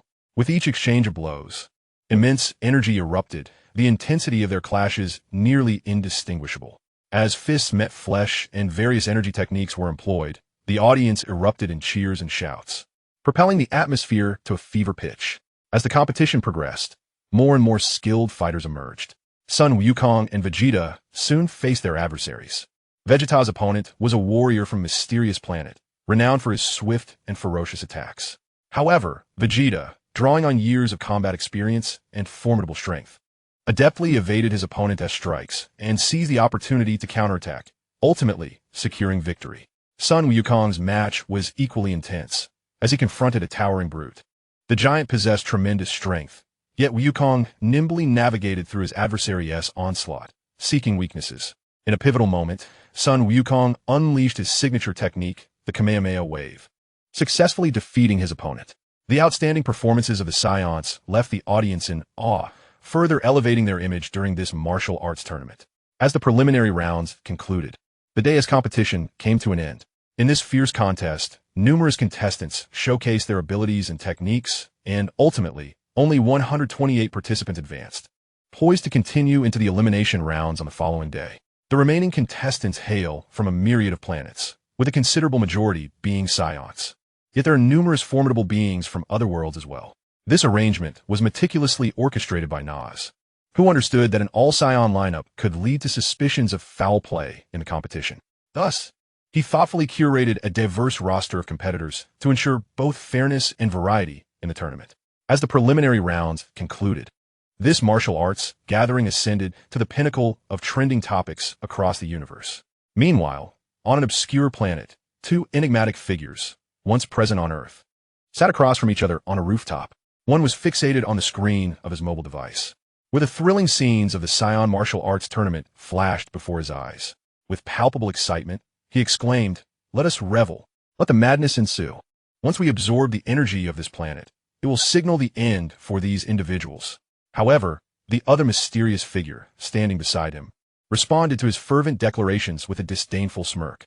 Yet, it was evident that this figure was deeply intrigued by the competition displayed on the video. At that moment, his gaze fell sharply upon Nas and the footage before quickly sweeping over his engrossed companion. A glimmer of revelation flickered in his eyes, as if he were concocting a clandestine scheme. After a brief contemplation, he regained his composure and spoke, "Let us depart. This planet holds no further value. I have just located another world with a higher life force.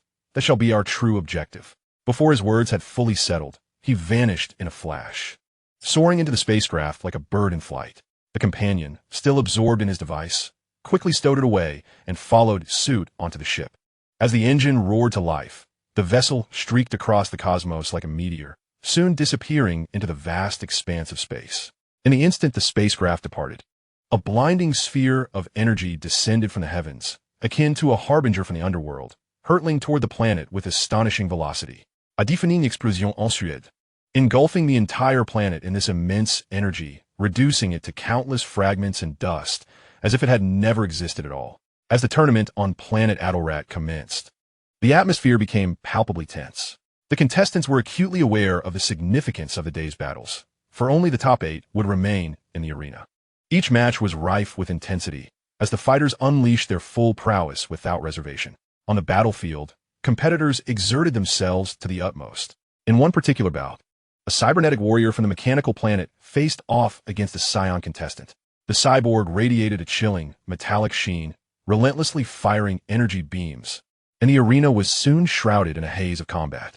The Saiyan competitors skillfully evaded their opponents, seizing the opportune moment to launch close-range assaults, each punch infused with formidable strength.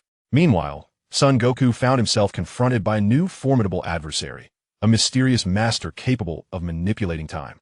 This enigmatic foe intermittently slowed Goku's movements while accelerating the flow of time around him, plunging Goku into a moment of distress. However, he soon regained his composure, utilizing his exceptional perception to gradually acclimate to his opponent's temporal control. Eventually, he identified a flaw and executed a swift teleportation behind his foe, delivering a powerful blow that sent the adversary flying. After an intense contest, the top 8 competitors emerged, with Saiyans claiming 6 of the coveted spots.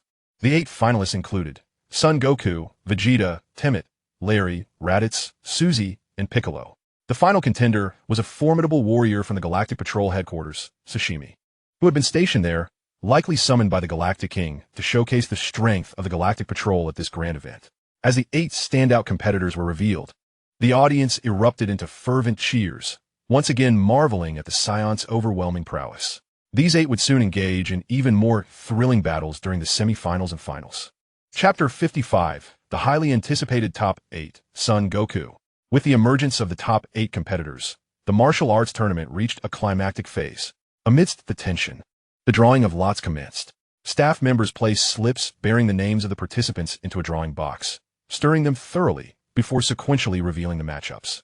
The first pairing drawn was that of Vegeta and Larry, a clash between two powerful contenders that generated great anticipation. Following this, Son Goku and Temet's names were drawn, undoubtedly promising a highly anticipated showdown. Next, the matchup between Suzy and Piccolo surfaced, both possessing unique skills and combat styles, ensuring an exhilarating contest. Finally, Sashimi and Raditz' names were unveiled, adding an element of uncertainty and suspense to their bout. The audience's enthusiasm was ignited by such a thrilling lineup, filled with eager expectations for the outcomes of these matches. On the following morning, the sun seemed to rise earlier than usual, casting its golden rays upon the earth as if urging the commencement of the tournament. Not only were the competitors eager to engage in battle, but the spectators were equally impatient to witness the unfolding of these spectacular contests. As the audience filled the venue, the host officiated the introductions, announcing the commencement of the first match in the top 8. He called forth the brilliant warrior of the Saiyan lineage, the former prince of the Saiyan race, Vegeta, to face one of the current leaders of the Saiyan clan, Larry. As the host introduced the competitors, the audience erupted in cheers. Amidst the fervent shouts from the crowd, Vegeta stepped forward with a hint of awkwardness, while Larry appeared more composed, though his slightly flushed cheeks betrayed his inner feelings. As the two competitors stood in opposition, the host referee declared the commencement of the match. The sounds of the audience faded away, leaving only the intense focus on one another. Just as impatience began to simmer among the spectators, Vegeta launched the first assault, darting towards Larry like a bolt of purple lightning, his right fist slicing through the air with a fierce whoosh. Larry, with remarkable speed, sidestepped and countered with a punch aimed at Vegeta. Effortlessly, Vegeta evaded the strike and swiftly executed a turn, raising his leg to kick at Larry's midsection. Larry crossed his arms to defend, momentarily pushed back by the force of the blow. Seizing the opportunity, Vegeta pursued relentlessly, his hands continuously gathering energy to unleash wave after wave of energy blasts. Larry displayed agility as he leaped and rolled, skillfully evading most of the onslaught. Suddenly, Larry clenched his fists, thrusting his palms forward in a lotus formation, unleashing a tremendous energy column that surged toward Vegeta. Furrowing his brow, Vegeta crossed his arms before him, channeling a formidable energy to withstand the impact. The energy column collided with his arms, erupting in a dazzling brilliance and a powerful shockwave that resonated through the air. After a brief stalemate, Vegeta let out a fierce shout, breaking through the energy column and charging once more at Larry. The two engaged in close combat, their fists colliding with bone-crushing force, each impact resonating with a thunderous sound, igniting the fervor of the audience. They exchanged blows relentlessly, neither yielding an inch, battling through dozens of rounds. Their combat suits had become tattered in the fray, and their bodies swayed precariously like candles in the wind.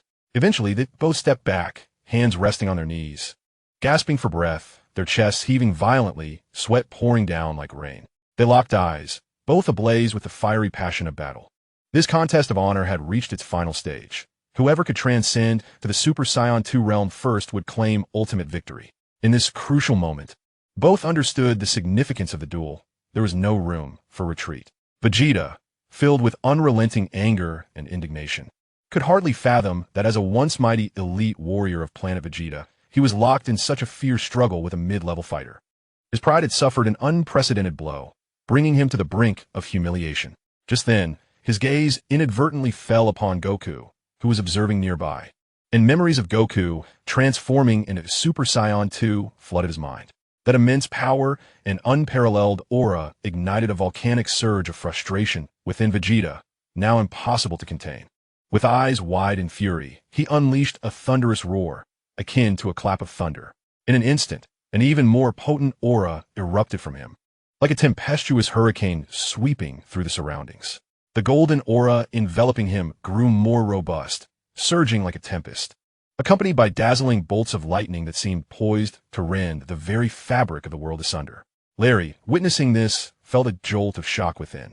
He sensed the terrifying power emanating from Vegeta, a force that far surpassed his imagination. Daring not to exhibit any semblance of complacency, he immediately focused all his attention on Vegeta, bracing himself for the impending onslaught. Alas, the transformations of Super Saiyan and Super Saiyan 2 could not be compensated for by mere technique. Ultimately, under the relentless barrage of Vegeta's assault, Larry was unceremoniously kicked off the stage. At that moment, although Vegeta was catching his breath, A smirk involuntarily curled at the corners of his mouth. The audience, captivated by such a thrilling contest, erupted in waves of fervent cheers, their applause rising and falling like tides. It was only when the announcer declared the conclusion of the match that the clamor subsided. In the second match, the son of the Saiyan clan's wanderers, Goku, faced off against the elite warrior of the Saiyan race, the deputy captain of the Saiyan police, Temmet. As the words of the announcer echoed through the arena, Goku and Temmet emerged side by side from the waiting area. Meanwhile, Goku, with a silly grin plastered on his face, waved to the audience. "Ah, Goku-sama, so handsome. I want to bear your children," exclaimed a female voice. "Is this the warrior who defeated Frieza?" "Indeed, it is he. The Galactic Patrol has spoken of his exploits. But he certainly looks a bit foolish," another added. "Hush, do you wish to court death? Are you unaware of this fellow's immense fame in the North Galaxy? You ought to fear the wrath of his fans." Observing the overwhelming adoration and cheers directed at him, along with the enthusiastic remarks from female spectators, Chi-Chi felt a flame of jealousy ignite within her. Simultaneously, a hint of worry crept into her heart, fearing that Goku might be naively whisked away by someone. With the announcer and referee's voices resounding in unison, the match commenced.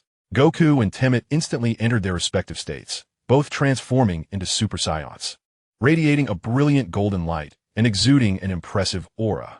Goku launched the first attack, dashing towards Temmet like a bolt of lightning, his fists raining down upon his opponent. However, Temmet was far from passive, deftly evading Goku's strikes and retaliating with a swift kick. Goku sidestepped just in time to avoid the blow. But Temmet swiftly unleashed a flurry of combination punches, leaving Goku momentarily overwhelmed. The audience watched with bated breath, their concern palpable as they rooted for Goku. After all, Temmet's prowess was formidable, and he seemed remarkably familiar with Goku's fighting style, consistently managing to defuse critical moments with finesse. Just then, Temmet executed a vicious kick that connected squarely with Goku's chest. Goku's body was propelled like a cannonball, tumbling through the air several times before he barely managed to regain his balance. Before he could catch his breath, Temmet appeared behind him like a wraith, delivering a devastating volleyball spike that sent Sun Wukong crashing down once more. The force of this strike was immense, creating a human-shaped crater on the unyielding arena floor. Buried deep within the pit, Sun Wukong found himself momentarily immobilized. The audience held their breath, anxiously awaiting his resurgence. After a considerable pause, Sun Wukong finally managed to leap out of the pit, a pained expression etched on his face, yet his eyes shone with unwavering determination. Taking a deep breath to center himself, he unleashed the full extent of his power, poised to confront Temmet's next onslaught. Thus began a breathtaking and fierce contest, a true battle of titans. Chapter 56, The Quarterfinals. Beak defeats Suzy. As Sun Wukong unleashed his full strength, the two combatants officially entered the fray. Sun Wukong initiated the conflict with an energy sphere directed at Temmet, followed by a rapid succession of phantom punches to obscure Temmet's vision. He then executed a teleportation maneuver, materializing behind Temmet and delivering a swift kick to his back. However, Temmet, seasoned in combat, was not easily deceived and countered with an energy sphere to intercept Sun Wukong's attack. The two engaged in a fierce exchange of kicks, their strikes meeting with a resounding impact. Realizing their initial efforts had yielded no advantage, both warriors faced each other and simultaneously unleashed energy waves, the resulting force propelling them apart. They skidded backward across the arena until reaching the edge, where they both propelled themselves forward with renewed vigor, launching into an aerial clash. Their fists and feet intertwined like lightning, each contact generating powerful shockwaves. Seizing his moment, Temmet gathered a massive amount of energy in his hands and struck down towards Sun Wukong with great force. In a nimble maneuver, Sun Wukong dodged and rapidly concentrated his energy, forming a mysterious energy shield that rebounded Temmet's attack. Caught off guard, Temmet was struck by his own energy, causing him to stagger momentarily. Sun Wukong capitalized on this opportunity, accelerating his speed to appear before Temmet in a flash, delivering a flurry of punches. Temmet gritted his teeth and braced himself, but suddenly, a dazzling light enveloped him, and he executed a technique to create clones with several Temmets converging upon Sun Wukong. In a frantic response, Sun Wukong found himself taking a few hits, but he inhaled deeply, radiating a golden glow as he entered the Super Saiyan transformation. Defying the odds, he systematically dismantled Temmet's clones before coalescing a massive spirit bomb and launching it at Temmet. Temmit's eyes widened in shock as he summoned all his strength to resist. The arena erupted in brilliant light as the fierce battle raged on. Acknowledging the situation, Temmet realized that despite both being Super Saiyan 2, Sun Wukong's foundation was far more solid, having received guidance from several masters on Earth. The techniques and experiences of Sun Wukong have long elevated him to the status of a master, and coupled with his inherently benevolent nature, his dimensional cultivation surpasses that of his adversaries. His only chance for success lies in an unexpected eruption, striking decisively when his opponent is caught off guard, thus casting him from the arena. After contemplating the strategy, Temmet engaged in battle while seeking that critical opportunity. Amidst their fierce clash, Temmet seized a fleeting moment of distraction from Sun Wukong, suddenly transforming into Super Saiyan 2, unleashing unprecedented power, hurtling towards Sun Wukong like a cannonball. Sensing the imminent danger, Sun Wukong hastily attempted to evade, but Temmet's speed was astonishingly swift, landing a powerful punch to his abdomen. Sun Wukong let out a muffled groan, his body uncontrollably propelled backward. Just as he was on the verge of being hurled off the edge of the stage, he grit his teeth against the excruciating pain, stabilizing himself with both hands against the ground. Temmet, emboldened by his success, relentlessly pursued with a flurry of lethal strikes, leaving Sun Wukong with no choice but to defend himself amidst the tempest of attacks. However, just as Temmet believed victory was within his grasp, a glimmer of resolve flashed in Sun Wukong's eyes as he swiftly entered Super Saiyan 2. His energy surged dramatically, neutralizing Temmet's onslaught. With a swift, instant transmission, he distanced himself, astonishing Temmet, who had not anticipated that Sun Wukong had mastered such rapid short-range teleportation.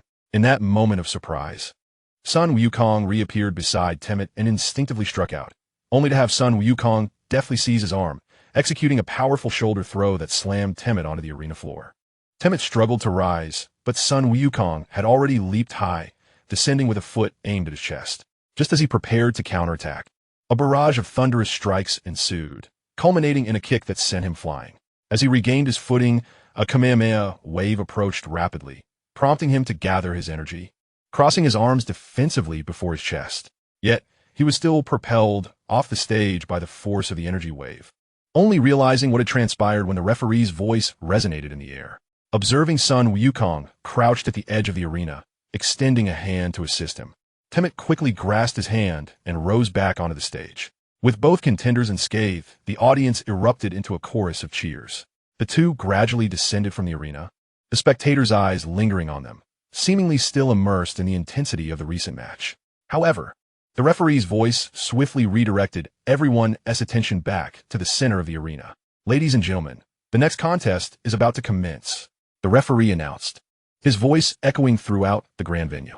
"The competitors of this match are exceptionally formidable. One is a leader of the Saiyan race, the most beautiful Saiyan, Suzy." At the mention of Suzy's name, the crowd erupted into thunderous applause. Suzy stands as a paragon among the Saiyans, captivating countless admirers with her breathtaking beauty. Her prowess shines as brilliantly as the most radiant stars in the night sky, rendering her impossible to overlook. Her formidable opponent is none other than the foremost figure of Namek, Piccolo.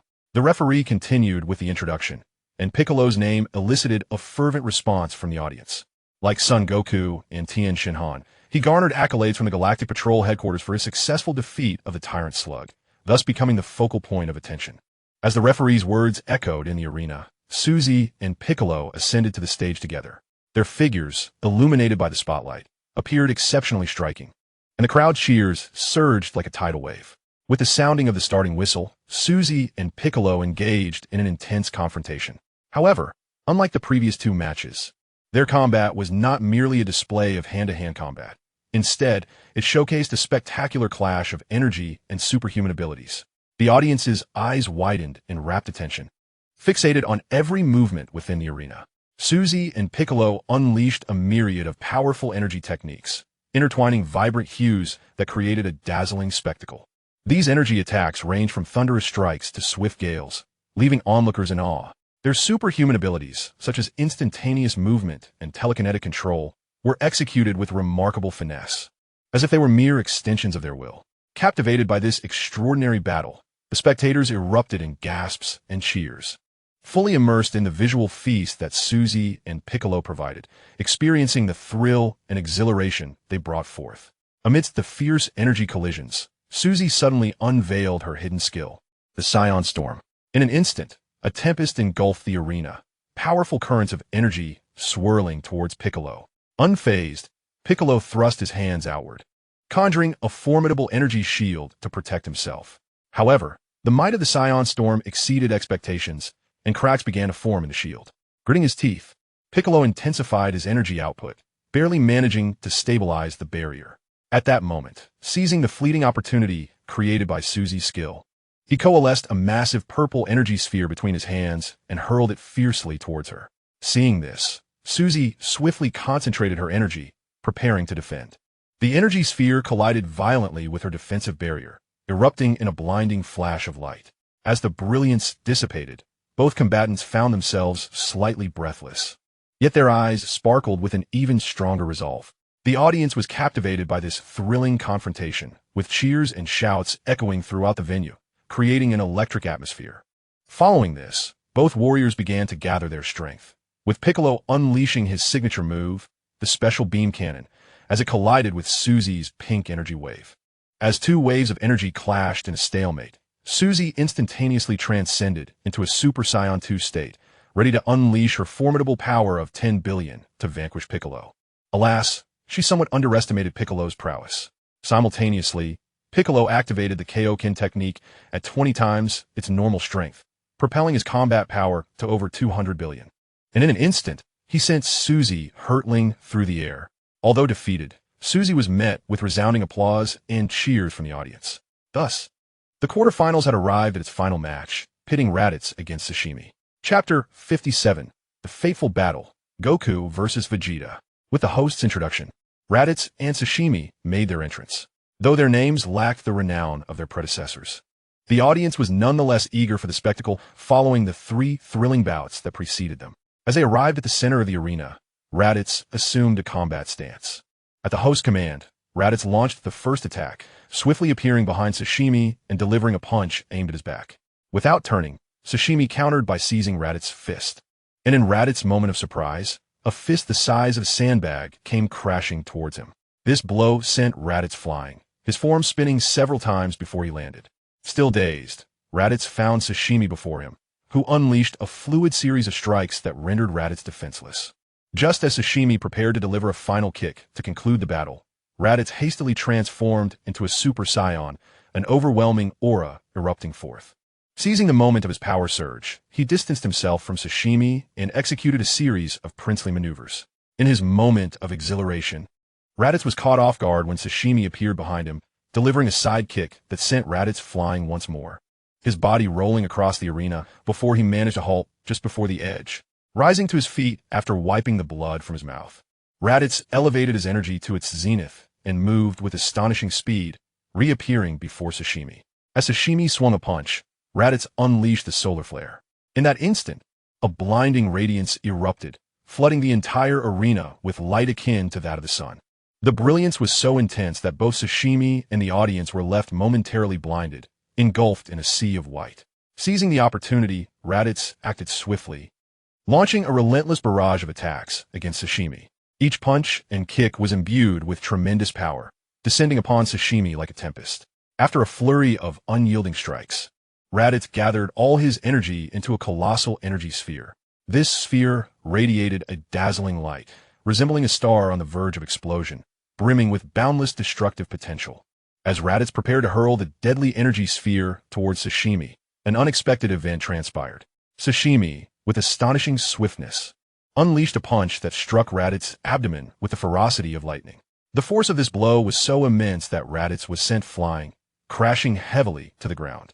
His body rolled several times before finally coming to a halt, motionless, clearly unconscious.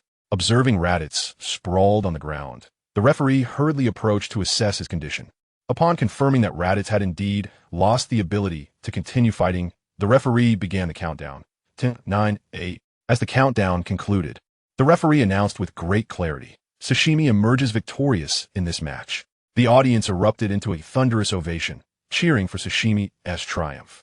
Despite Sashimi's undeniable dominance throughout the match. The spectators were utterly captivated by his remarkable performance. After the match, Sun Wukong rushed to the edge of the arena, swiftly lifting the unconscious Raditz onto his shoulder before hastily descending from the stage. Thus, the quarterfinals came to a close, paving the way for the exhilarating draw to determine the semifinal matchups. Before long, the results of the draw were freshly revealed.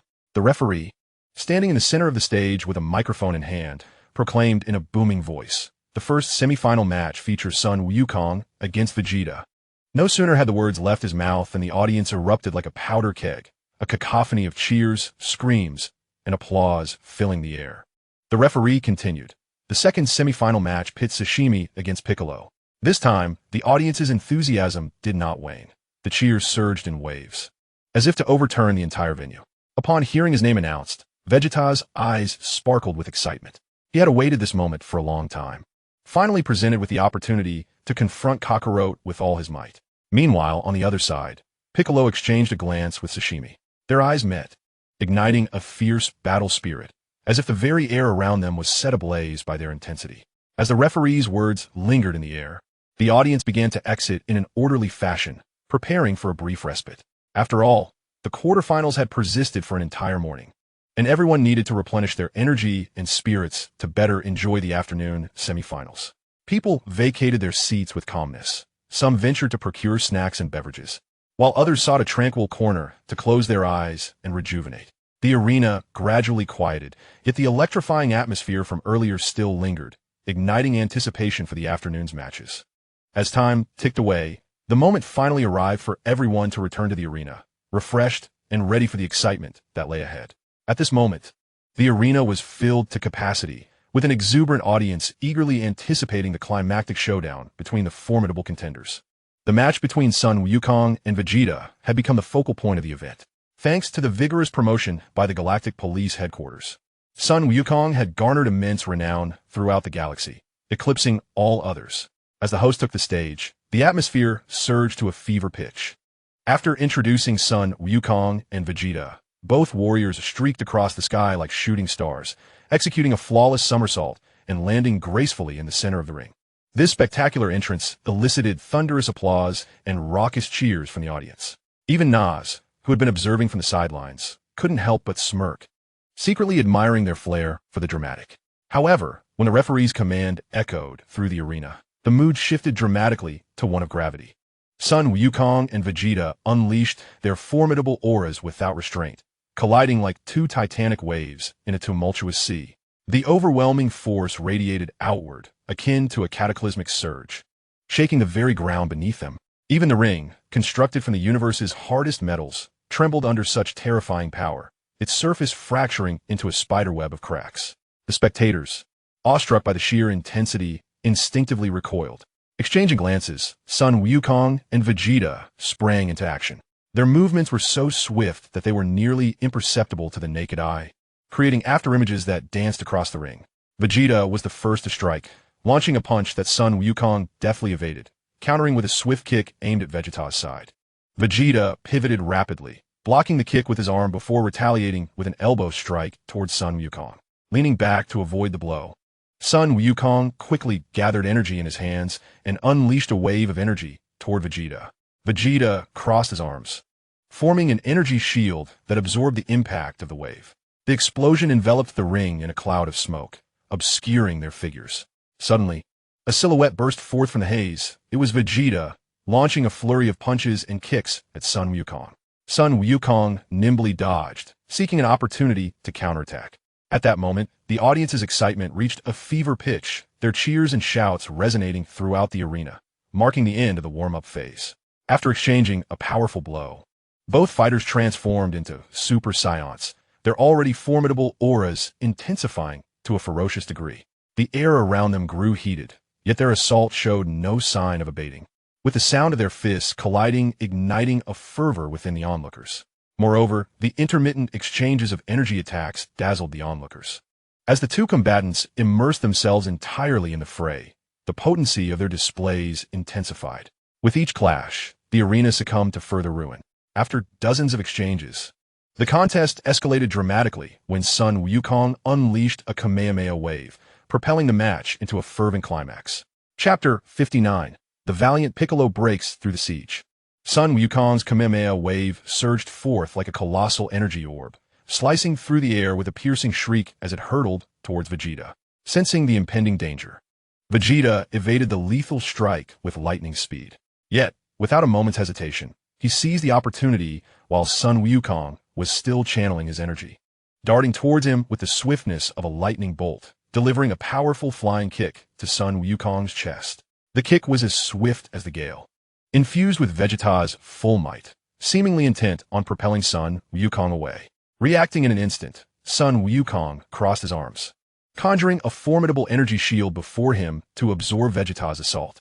The collision produced a thunderous sound as the energy shield met Vegeta's foot, erupting in a dazzling display of light and a fierce shockwave. Surprised that his attack had been thwarted, Vegeta's eyes flashed with astonishment, yet he remained undeterred, immediately unleashing a barrage of rapid kicks reminiscent of the legendary Wing Chun technique.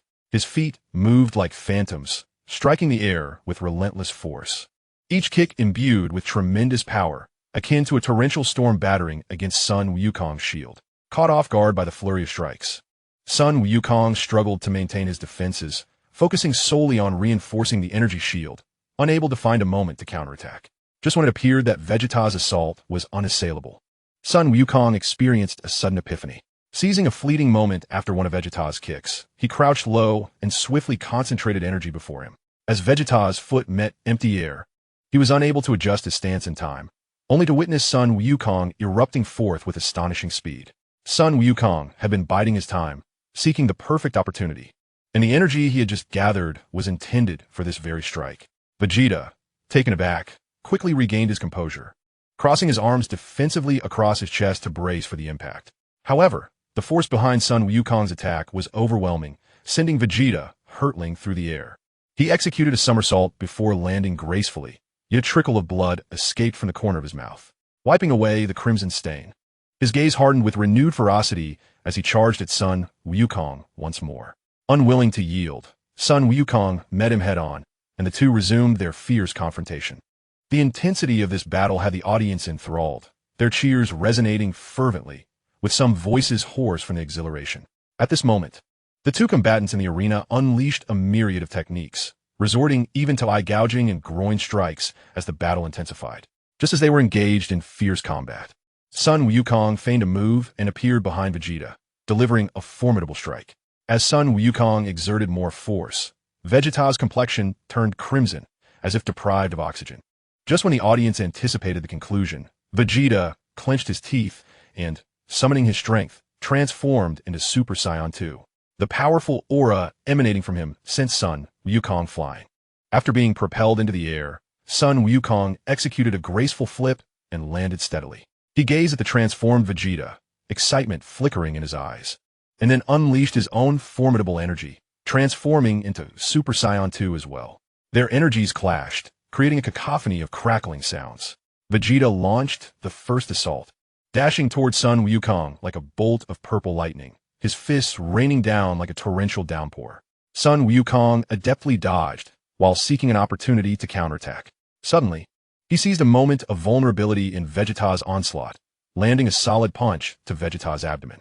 Vegeta winced in pain, his body bending slightly, yet he quickly lifted his head and thrust his knee towards Sun Wukong's chin. Sun Wukong stumbled back a few steps, but regained his footing. The two fighters distanced themselves once more, locking eyes with one another. At that moment, a wicked smile crept across Vegeta's lips as he rapidly gathered energy in his hands, forming a massive energy sphere. With a fierce shout, he hurled the energy ball towards Sun Wukong. In response, Sun Wukong concentrated his own energy, charging forward to meet it. The two energy spheres collided mid-air, erupting in a brilliant explosion of light that engulfed the entire arena. Amidst the smoke, the silhouettes of the two continued to battle fiercely, exchanging blows for dozens of rounds. As the two panting warriors faced off, the audience realized that this breathtaking duel was reaching its climactic finale, the ultimate showdown. Following their final strikes, they created some distance between one another, both gasping for breath as their gazes locked, as though the entire world had narrowed down to just the two of them. Kakarot, Vegeta suddenly called out, his voice laced with provocation.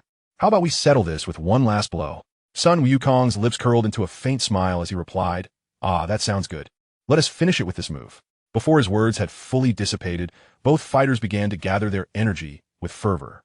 Sun Wukong positioned his hands in a lotus formation, channeling all his strength into his palms, preparing to unleash his signature technique, the Kamehameha. Simultaneously, Vegeta was enveloped in a dazzling aura of lightning. His muscles tensed, veins bulging, clearly pouring all his might into this one attack. With a thunderous roar, a cataclysmic wave of energy erupted from his hands. This was his ultimate move, the final flash. Two energy waves, akin to meteors, raced through the air, colliding with tremendous force in the blink of an eye. In that instant, the very heavens seemed to change hue as a colossal shockwave erupted, reminiscent of a detonating nuclear bomb, unleashing a violent tempest that nearly toppled the onlookers. This terrifying clash of energies persisted for several seconds, compelling the spectators to shut their eyes tightly, shielding themselves from the blinding radiance. Eventually, as time elapsed, the brilliance began to fade, allowing the crowd to cautiously reopen their eyes and gaze upon the arena. However, the sight before them left them utterly astounded. Sun Wukong was revealed to have lost an entire arm, propping himself up on one knee while gasping for breath, clearly bearing the brunt of the recent assault. Not far from him, Vegeta lay in a pit formed by the energy waves, his legs completely vanished, reduced to half a body and barely clinging to life. Witnessing this, Nasu swiftly employed instant transmission, appearing at the arena to toss a senzu bean to Sun Wukong. He then approached Vegeta, acutely aware of the dire state he was in, knowing that a senzu bean would be futile at this moment. Thus, he cast a healing spell, and once Vegeta showed signs of recovery, he administered the senzu bean. After consuming it, Vegeta's mangled form gradually mended, his lower half regrowing. Once restored, Vegeta looked at the now-recovered Sun Wukong, his eyes ablaze with fighting spirit. Kakarot, you may have triumphed this time, but the next victory shall be mine." With that declaration, Vegeta soared away from the arena, while the audience erupted in a thunderous ovation, their cheers echoing like a tidal wave. As Sun Wukong descended from the stage, the host began to announce the commencement of another match. Piccolo and Sashimi did not exhibit the flamboyance of Sun Wukong and Vegeta. Instead, they emerged slowly from backstage. Upon the referee's signal to start, both began to stretch and prepare, simultaneously channeling their energy. The already battered arena suffered further devastation under their exertion, as their initial exchanges proved evenly matched. After exchanging dozens of blows, they concluded their warm-up, and Sashimi began to rapidly amplify his energy. Piccolo responded with the Kaioken tenfold, a formidable aura erupting from their bodies. Once their energies reached a significant height, they vanished from sight, and the audience could only hear the thunderous sounds of their clashes. Staff members hastily activated a large screen, utilizing special instruments to unveil the fierce battle between the two. On the screen, the combat between Piccolo and Sashimi was exceptionally intense. Piccolo, wielding the tremendous power of the tenfold Kaioken, struck with each punch, carrying an overwhelming force. Meanwhile, Sashimi exhibited agility and adaptability, darting like a flying fish, continuously searching for Piccolo's vulnerabilities. Suddenly, Sashimi feigned a move, circling behind Piccolo and delivered a powerful elbow strike to his back. Piccolo let out a muffled grunt, but swiftly turned around, seizing Sashimi's arm and forcefully tossing him toward the edge of the arena. In midair, Sashimi executed a deft somersault, landing gracefully, and then quickly gathered energy in his hands, shouting with fervor. Before him appeared a colossal vortex of energy, surging toward Piccolo. Observing this, Piccolo rapidly concentrated energy in his hands, forming a massive shield. The energy vortex collided with the shield, producing a deafening roar, sending dust swirling around the arena. Seizing the momentum from the vortex's impact, Piccolo stepped forward and unleashed a flying kick at Sashimi. Sashimi hurriedly dodged, yet still felt the force of the kick strike his shoulder. Gritting his teeth, determination gleamed in his eyes as he amplified his energy once more, preparing to launch a new wave of assault. Chapter 60, The Championship of Equal Might. As Sashimi's energy surged again, akin to a volcanic eruption, the disparity in strength between him and Piccolo diminished further, intensifying their fierce struggle. Their battle extended from the arena to the skies and back, both fully focused and exerting their utmost, with no clear victor in sight. Just as their confrontation reached a fever pitch, Sashimi suddenly revealed a flaw. Without hesitation, Piccolo launched an attack. Yet this was a trap cunningly set by Sashimi. Piccolo's strike missed its mark, and he was instead forcefully kicked away by Sashimi. Like a cannonball, Piccolo hurtled forward, crashing into the arena and creating a deep crater upon impact. Despite this, a hint of pride graced Piccolo's face. However, to swiftly conclude this fierce battle, he resolved to unleash his full strength. Drawing in a deep breath, he let out a thunderous roar, invoking his ultimate technique, the Kaioken. This time, he amplified its power to an astonishing 20-fold. With his furious shout, his aura became violently turbulent, as if the very arena trembled in response. In the blink of an eye, he appeared before Sashimi like a bolt of lightning, his speed leaving Sashimi no time to react. Piccolo executed a powerful kick aimed at Sashimi. The force of this blow sent Sashimi hurtling backward. However, Piccolo's assault did not cease there.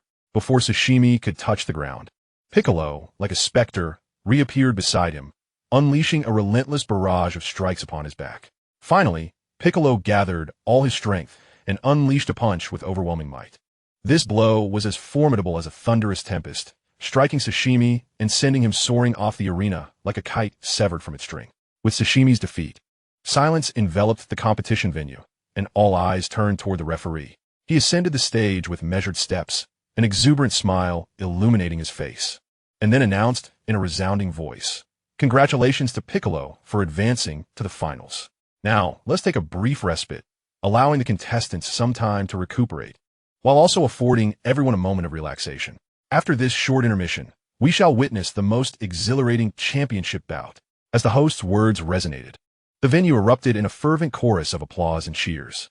Numerous spectators began to rise from their seats, making their way towards the refreshment area, while others opted to remain seated, taking a moment to rest as they awaited the continuation of the competition.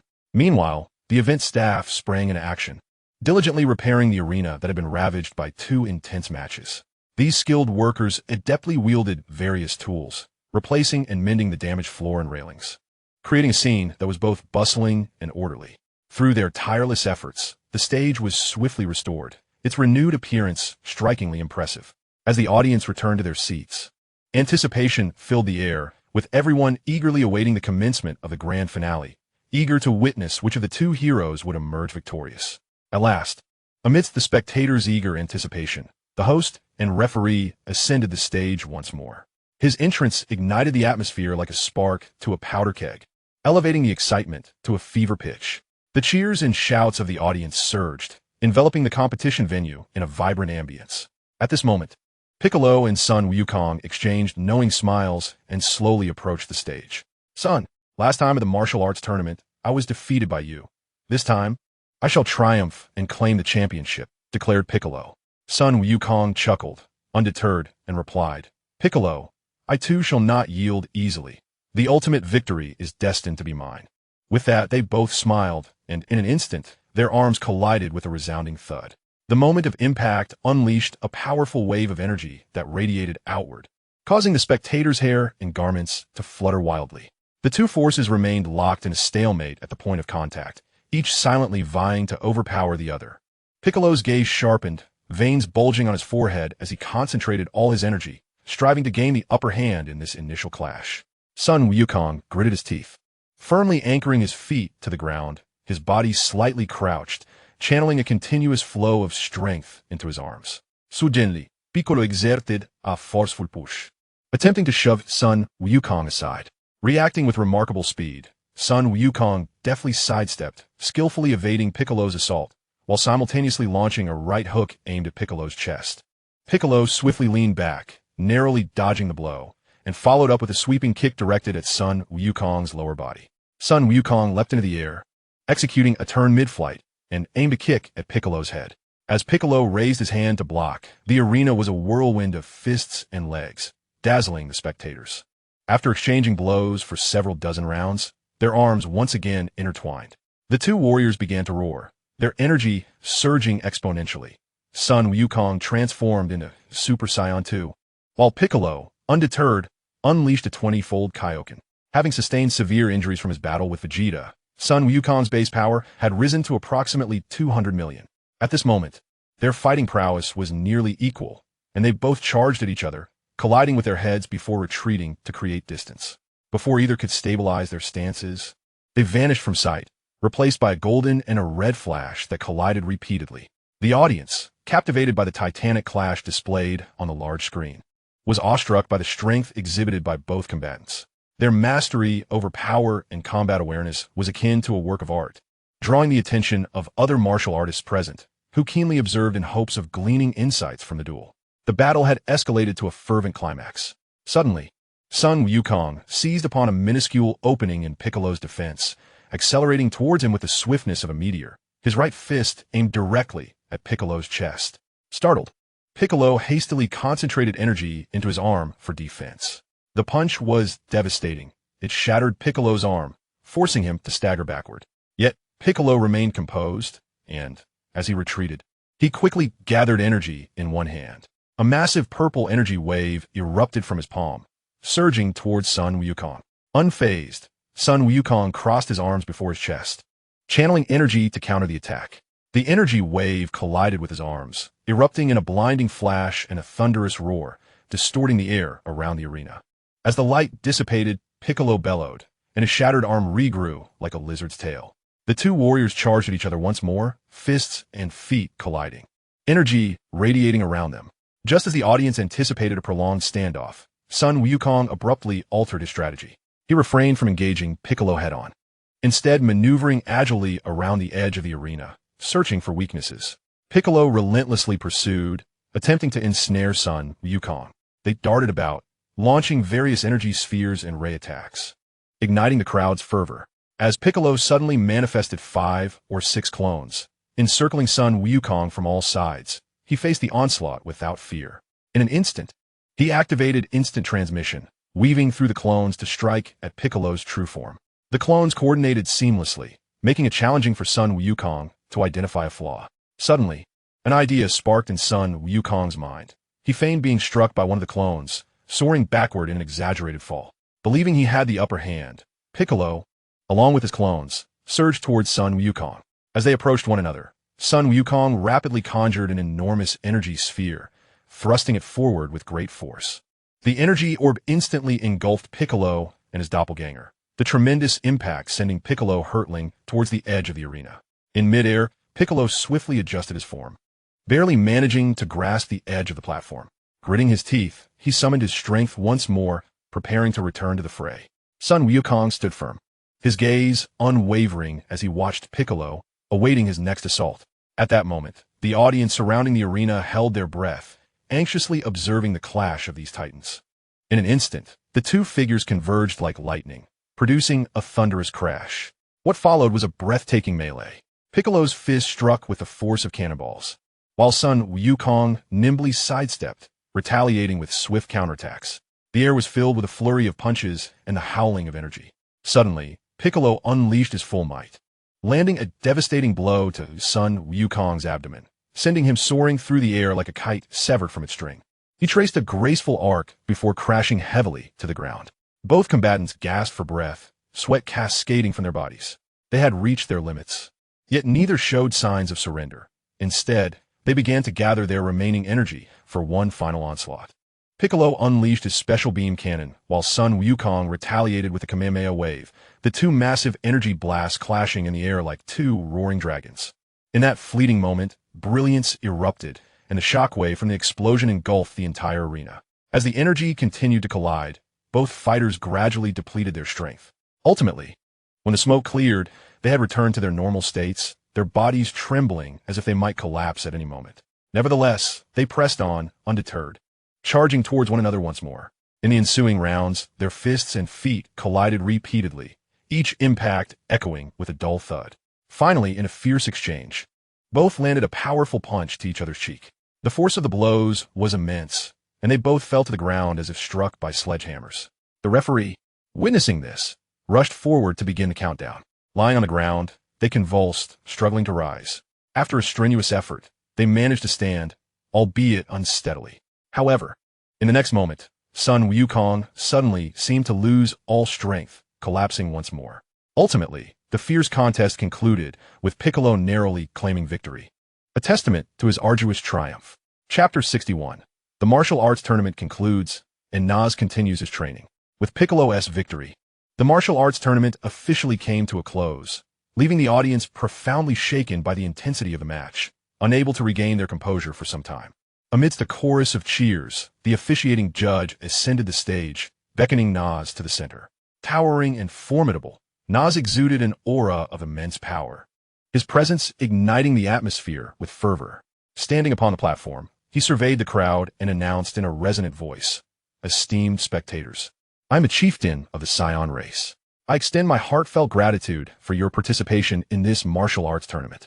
After extensive deliberations among our Saiyan clan, the Adrat Star faction, and the Galactic King, we have resolved to hold such competitions every 4 years henceforth."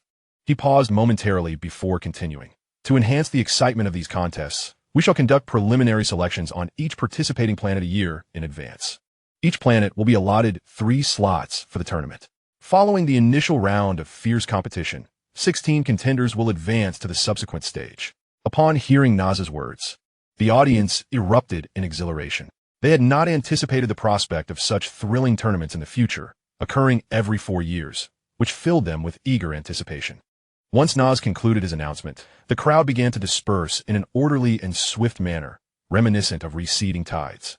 During their time on Adrat, the attendees had reveled in joyous festivities, not only enjoying the intense competitions, but also indulging in an array of delectable, previously unseen delicacies that tantalized the palate. Moreover, the numerous expansive aquaculture and technological zones captivated their senses, making them reluctant to depart. As time swiftly passed, people gradually left this planet brimming with joy and wonder.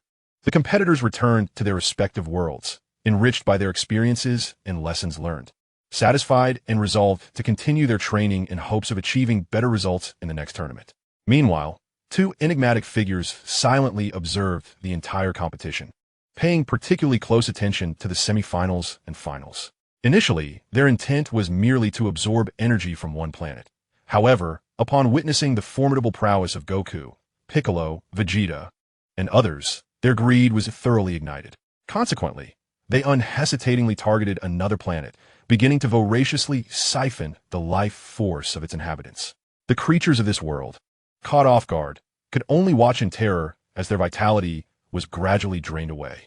On Nas's end, having just concluded his myriad tasks, he was preparing to take a brief respite when suddenly Goku, Piccolo, and others appeared before him to bid farewell. "Nas, we are preparing to return to Earth. Would you like to accompany us?" Nas glanced at the group and noticed that Vegeta and Nappa were among them, prompting him to inquire, "What about you two? Vegeta and Nappa?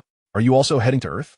Vegeta, upon hearing this, displayed a hint of embarrassment and remained silent, while Nappa spoke up. "Indeed, Chief. Raditz and I plan to train on Earth and see if we can attain the Super Saiyan transformation." As Nappa finished speaking, Son Goku approached Nas and whispered, "Vegeta has returned to Earth, seemingly to fulfill another commitment." Upon hearing this, Goku burst into laughter, causing the previously embarrassed Vegeta to flush with anger and shout at Goku, "Kakarot, you imbecile! Who asked for your opinion? I shall obliterate you." With that, Vegeta prepared to charge at Goku, but Raditz and Nappa quickly restrained him. Observing the furious Vegeta, Nas, initially curious about the commotion, decided against further inquiry. "You may return now. I have some matters to attend to. I shall also return in due time, and we can gather then." The others nodded in agreement and promptly executed their instant transmission to depart. Once they had left, Nas stretched lazily and resolved to find Suzy to ascertain if there were any tasks requiring his attention. If not, he intended to train with King Kai, for he had reached the realm of the Kai and was utterly perplexed about the next stage of his evolution. Just as he was about to seek out Suzy, Dasma intercepted him. "Captain, here is our next training plan for the Saiyan Guard. Please review it." "ISNT this something Suzy manages? Why has it fallen to you?" Nas inquired as he took the document, glancing through it and finding no issues. Dasma replied, "Suzy has been somewhat disheartened after her defeat in the top 8 tournament and has delegated these responsibilities to me and Temet. She has taken Carlos and Krister to oversee the Galactic Patrol headquarters. She mentioned that remaining in the clan has made her somewhat complacent. So she wishes to hone her skills on the front lines." "The front lines? Are there even any front lines in the galaxy now?" At Nas's confused expression, Dasma paused. Then, with a resigned pat on his forehead, exclaimed, "My captain, you seem utterly detached from the affairs of the Saiyan Guard." Subsequently, Dasma elaborated on the matters concerning the Saiyan Guard. A few years ago, an entrance linking to the demon realm appeared on the Shadow Planet in the southern galaxy. After confirmation from the Galactic Patrol headquarters, we were tasked with overseeing it. In recent years, as the galaxy has enjoyed relative peace, some nefarious forces from neighboring star systems have been eyeing our galaxy with malicious intent. Nas was taken aback by Dasma's words, but quickly realized the vastness of the universe could not be ignored. It was evident that he needed to dedicate himself to training. Although he could currently transform into a Super Saiyan 3, with the universe being so expansive, any formidable adversary could emerge, jeopardizing his peace. After Nas and Dasma had disclosed everything, they instantaneously transported themselves to King Kai's planet. Lord Kai, it seems you are enjoying quite a leisurely time. Are you not worried about being discovered by the Grand Kai while you are idling at work? Observing King Kai fishing in a river with Beerus, Nas teased him from ashore. King Kai appeared to bristle at the remark, exclaiming on Nas, "Why are you here instead of staying in the lower realm? I finally managed to escape the incessant meddling of you Saiyans. I thought I could take a break while Goku and the others were absent. I am merely spending time with Beerus. Why do you come to bother me again? Do you know what the other Kais are saying? They claim my planet has become a garden for you Saiyans." As King Kai erupted in indignation, Nas remained silent and produced a universal capsule. With a pop, a limited edition luxurious vintage car materialized beside him. Initially fuming, King Kai swiftly appeared next to the vehicle, wiped the dirt from his hands, and cautiously caressed the car. "Is this a gift for me?" With another pop, a stack of classic humorous books appeared nearby. "Nas, what is our relationship? No need for such formalities about gardens. My planet is your planet. Feel free to create as you wish. If you're polite with me again, I shall grow impatient." With that, King Kai sat down and began to peruse the books. Nas shook his head and made his way to the spirit fruit orchard, settling atop a spirit fruit tree to meditate. Chapter 62. The Emergence of Androids and Goku's Heart Condition. Time flew by, and 3 years passed in the blink of an eye. One day, after concluding an intense training session, an exhausted Nas laid down for a brief rest in his estate. Suddenly, he felt a tickling sensation at the tip of his nose, as if something were gently touching him. "Bulma, stop messing around," Nas mumbled, knowing without a doubt it was Bulma teasing him. When he opened his eyes, he found Bulma pouting, an expression of dissatisfaction etched on her face. "You lazy fellow. You're either training or lying around, and you promised to join me in visiting my sister, yet you have forgotten," she said, visibly upset, feeling a twinge of embarrassment. Nas scratched his head. He indeed had forgotten. Observing the pregnant Bulma, a wave of guilt washed over him. "Oh dear, please don't be upset. Let us go now," Nas quickly replied, rising from the lounge chair and approaching Bulma, gently caressing her belly. Over the past 3 years, every time Nas returned to Earth, Bulma would be the first to seek him out. As their time together increased, their bond deepened, eventually breaking through that delicate barrier. A year ago, Nas and Bulma celebrated a simple yet heartfelt wedding. Though there was no grand celebration, their teammates and a few good friends on Earth attended the wedding to witness their moment of happiness together. Observing Bulma's somewhat disheartened demeanor, Nasu chose not to say much further and promptly lifted Bulma into a princess carry, soaring towards Capsule Corporation. Upon their arrival, they spotted Ties, cradling a child of merely a few months, engaged in a tea gathering with Mrs. Brief in the garden. Seeing Bulma's entrance, the two hurriedly approached, exclaiming, "Bulma, you both are quite reckless, flying through the sky while pregnant." Nasu, feeling a bit awkward, chuckled sheepishly and replied, "I was using my energy to protect Bulma. Flying in the sky isn't too problematic."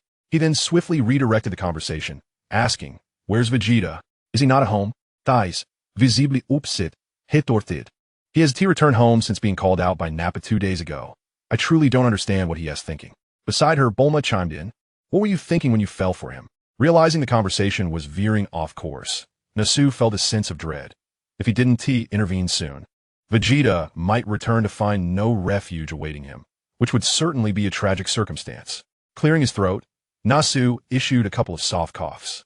The sounds cut through the previously lively garden like a sharp knife, causing the two women, who had been fervently discussing Vegeta, to abruptly pause, their gazes locking onto Nasu. Startled by their penetrating stares, Nasu felt a shiver run down his spine, yet he steeled himself and cautiously spoke. "The reason Vegeta and the others have been away for so long is that there is a cause. Future Trunks mentioned that the time for the androids to appear has arrived." "Trunks?" Ties instinctively looked down at her son, Confusion etched across her face upon hearing the name. Sensing her bewilderment, Bulma quickly stepped forward to elucidate. 3 years ago, Trunks traveled back from the future, sharing much about the androids. He previously informed us that they would appear at this time, which is why Vegeta and the others went out to seek clues to prevent the androids from wreaking havoc on the world. Upon hearing Bulma's explanation, Taiza's eyes suddenly sparkled with understanding. Without a moment's hesitation, she entrusted her son Trunks to Mrs. Brief, then darted to the table, swiftly grabbing the computer as if compelled by an urgent task. This was indeed a splendid theme, a brilliant inspiration. She simply had to pen a remarkable novel about her son traversing time, averting disaster, saving his father, and rescuing the future of the world. Witnessing Taiza's fervor, the three exchanged bewildered glances. As the three individuals were preparing to entertain young Trunks, suddenly, with a swift motion, a figure materialized in the yard. Upon closer inspection, it turned out to be Trunks from a parallel universe. Long time no see, Trunks. How have things concluded in your world? Upon hearing Naz's inquiry, the elder Trunks promptly replied, Indeed. It has been a while, Teacher Naz.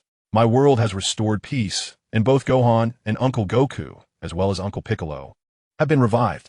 However, my father from that world has already been reincarnated. Upon hearing the elder Trunks' words, Naz couldn't help but feel a pang of nostalgia. While the others continued their conversation, Taiz, who was busy writing, remarked, You are Trunks from a parallel universe. There are indeed slight differences for my son. Stunned by Tai's comment, the elder Trunks shifted his gaze towards Bulma, who was cradling a baby in her arms. Instantly, he was left bewildered, stammering. What is the situation in this world? Is that me still in my mother's womb? Observing the bewilderment of Trunks, Naz spoke up. All of this pertains to parallel universes. What difference does it make? Do not dwell on it too much. Since your world has regained peace, why not take some time to enjoy this one and participate in the upcoming android eradication event? Just as Naz finished speaking, another figure appeared with a swift motion. It was Piccolo. Without waiting for Naz to say a word, Piccolo quickly stated, Naz, Goku has suffered a heart attack. I just dropped him off at Master Roshi's place. These androids possess considerable strength.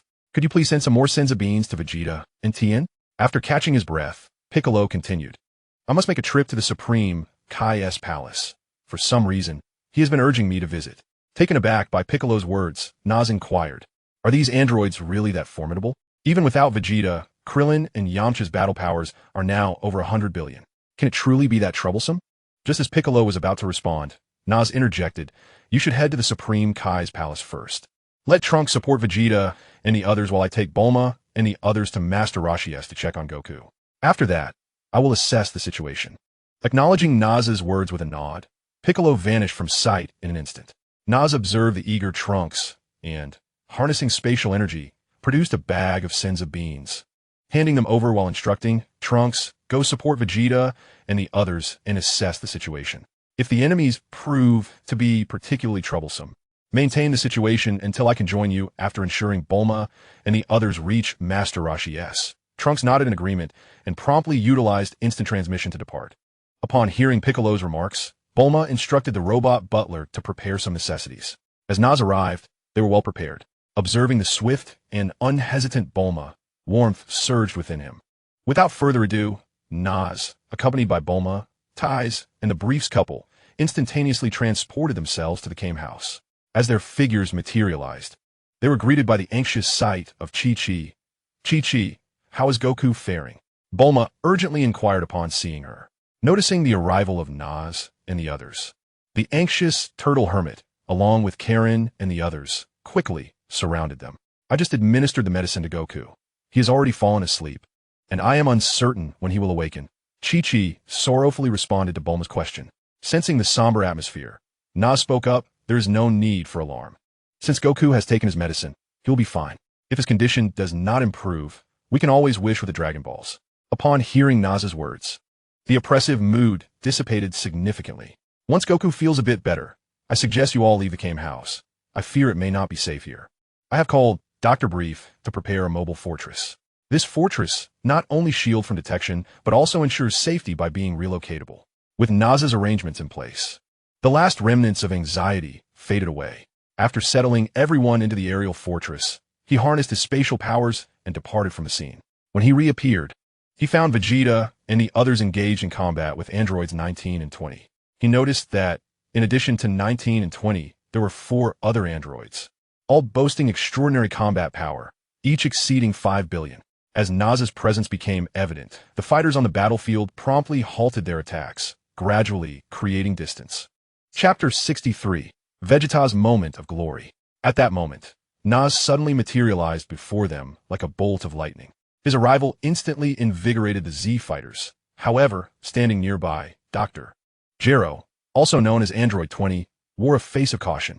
The reason was simple. Dr. Gero had previously witnessed Naz's prowess through a small robot. During the invasion of the Frisia brothers, Naz had effortlessly dispatched formidable foes with a mere flick of his hand. From that moment, Dr. Gero understood the depths of this individual strength. As Naz remained still, Dr. Gero's unease intensified. Without hesitation, he issued commands to the other androids. In an instant, all but Android 19 launched an assault on Naz. They roared in unison, unleashing powerful energy waves, akin to blazing meteors, hurtling directly towards him. Surprisingly, these seemingly formidable energy waves, just as they were about to make contact with Naz's body, encountered an invisible barrier, abruptly halted, and then dissipated into the ether. A faint smile graced the corners of Naz's lips as he slowly turned his head to face the artificial beings assaulting him. His cold gaze pierced through one of them like a sharpened sword. The artificial being, caught in Naz's intense stare, suddenly trembled as if struck by immense pressure. And amidst a blinding flash of light, it erupted in a cataclysmic explosion. In quick succession, Naz extended his finger, unleashing 3 razor-sharp beams of light that darted forth like lightning, aimed mercilessly at the remaining 3 artificial beings. Upon witnessing this, their expressions shifted dramatically. They sensed the lethal threat emanating from the impending attack. Consequently, they dared not hesitate, mustering all their strength in a desperate attempt to withstand the fatal blow. Alas, their efforts proved futile. Despite exerting their utmost, Naz's assault was overwhelmingly powerful, shattering their cores in an instant and rendering them into mere fragments. The sudden onslaught sent artificial being number 20 into a state of sheer terror, causing him to retreat repeatedly while dodging Naz's strikes. In a frantic voice, he shouted to artificial being number 19, block them. Buy me time to withdraw. Before his words had fully escaped his lips, artificial being 20 unleashed a potent energy wave towards the ground. The impact stirred up a cloud of dust, creating a dense veil of smoke. Under the cover of this obscurity, artificial being 20 swiftly turned and scurried away like a mouse. However, Naz made no attempt to impede his escape. At the very moment artificial being 20 pivoted, Naz acted swiftly, releasing a small energy sphere that shot forth with lightning speed towards him. In the blink of an eye, the sphere struck true, adhering firmly to the back of artificial being 20. Yet, contrary to expectations, this energy sphere did not detonate, but clung tenaciously to its target as he distanced himself. Naz and his companions did not rush to pursue. In fact, they had intentionally allowed artificial being 20 to flee, for their true objective lay in tailing him to uncover the whereabouts of the genuine artificial beings and their lair. Meanwhile, artificial being 19, left behind, could only watch as he was ignored by the others, a surge of fury welling up within him. Resolving not to remain passive any longer, he began to gather all his energy, preparing to launch an attack on the nearest Vegeta. Observing that artificial being 20 had already made his escape, Vegeta unleashed his full power, his energy erupting forth like a volcano. He glared intensely, fixating on the approaching Android 19, akin to a ferocious beast poised to deliver a fatal blow to its adversary. In an instant, he raised his foot with the swiftness of lightning, delivering a powerful kick to the abdomen of Android 19. The force of this strike was astonishing, as if it could tear through the very fabric of the air. Infused with boundless strength, caught off guard by Vegeta's sudden surge of power, Android 19 was struck in the abdomen, sent reeling backward as if struck by thunder. Seizing the moment while Android 19 was still reeling, Vegeta followed up with a fierce elbow strike, crashing down on the android's face like a sledgehammer. The speed of this attack was so rapid that Android 19 had no time to evade, and he felt darkness envelop him as his head suffered a grievous blow. Yet, Vegeta's assault did not relent. He unleashed another kick, treating Android 19 as if he were a mere soccer ball, propelling him through the air with tremendous force. The sheer power of this kick was astonishing, sending Android 19 soaring like a cannonball for dozens of meters. While Android 19 was still airborne, Vegeta's figure flickered, appearing beneath him in an instant. Without mercy, Vegeta executed another kick, sending Android 19 hurtling skyward once more, this time with even greater strength. As if he were a kite severed from its string, soaring into the heavens. Vegeta, a blur of motion akin to a flash of lightning, followed closely behind Android 19 as they ascended. In midair, Vegeta performed a magnificent spinning kick, resembling a whirlwind, striking Android 19 with a force that was nothing short of terrifying. Upon impact, Android 19 plummeted like a meteor, crashing forcefully into the ground. A tremendous roar echoed as the earth was gouged by the impact, dust swirling as if the very ground trembled. Lying in a massive crater, Android 19 was battered and bruised, struggling to lift his head, only to behold Vegeta descending upon him like a demonic deity. Alarmed, he hastily grasped Vegeta's arms, preparing to absorb his energy. However, Vegeta would not allow him to succeed. A cruel smile graced his lips as he launched a mid-air kick, striking Android 19's face with the ferocity of a cannonball. Expecting Android 19 to release his grip, he found the android clinging desperately to his arms in a bid to absorb his energy. As Vegeta exerted his strength, he tore Android 19's hands away with brutal force. Android 19 tumbled several times across the ground before finally coming to a halt, gazing at his sparking arms and then at Vegeta, who approached him step by step. A look of terror flickered in his eyes as he frantically kicked his legs in retreat upon encountering the seemingly unyielding Android 19. Vegeta spat disdainfully, declaring, "What utter rubbish! A heap of scrap metal. I shall send you straight to hell." He then unleashed a devastating explosion aimed at the fleeing Android 19, obliterating it down to a mere head that rolled to his feet. Without an ounce of mercy, Vegeta crushed the head beneath his boot. Nass remained silent, and soon everyone gathered before him, prompting him to inquire, "What is your situation? Given your prowess, you shouldn't have been entangled with those androids for so long." The group exchanged awkward glances, with Yamcha's face turning crimson as he scratched his head, preparing to respond. Just then, Vegeta approached Trunks, remarking, "They insist on heeding the words of this mysterious fellow, claiming something about fishing with a long line, hesitating to capture those androids, and acting timidly." Upon hearing Vegeta's words, the others appeared equally embarrassed. However, Nash chose not to elaborate further. Instead, turning to Yamcha, "What about you? It seems you've suffered yet again." "I'm sorry, Master. I was careless. I didn't anticipate that Android 20 could absorb energy. If it weren't for this mysterious young man arriving in time, I might have been in serious trouble." Nass found himself at a loss for words. He had expected Yamcha to have learned from his previous experiences, yet he remained as heedless as ever. Seizing the opportunity, Nass offered a few words of guidance to the group before introducing Trunks. Upon learning of Trunks' true identity, Vegeta's expression shifted to one of astonishment. Yet internally, he felt a surge of joy at the realization of his son's formidable strength. While the group engaged in casual conversation, Nass suddenly sensed a halt in his energy. After a brief moment of concentration, he declared, "It seems Android 20 has arrived at its lair. Let us proceed." At his words, the group's demeanor turned serious. Nass then summoned his spatial power, opening a portal through which they hurriedly traversed. Chapter 64. The true androids make their entrance. As they streamed through the portal Nass had created, they were met with an imposing metallic gate, resembling an impregnable fortress. The energy that had been attached to Android 20 abruptly ceased, indicating that they had indeed arrived at Dr. Gero's laboratory. Nass gazed intently at the metal door, deep in thought as his voice echoed in the vast space, seemingly announcing this significant discovery to his companions. "Since this is his laboratory, allow me to blast them out," Nappa declared without hesitation, his voice brimming with confidence and determination. In a swift and dramatic turn of events, Nappa unleashed a formidable wave of energy, akin to a bolt of lightning cleaving through the sky, which struck the heavy metal door with a resounding crash. The door shattered instantaneously under the impact, sending fragments scattering in all directions. As the barrier dissolved, the interior of the laboratory was revealed to the onlookers.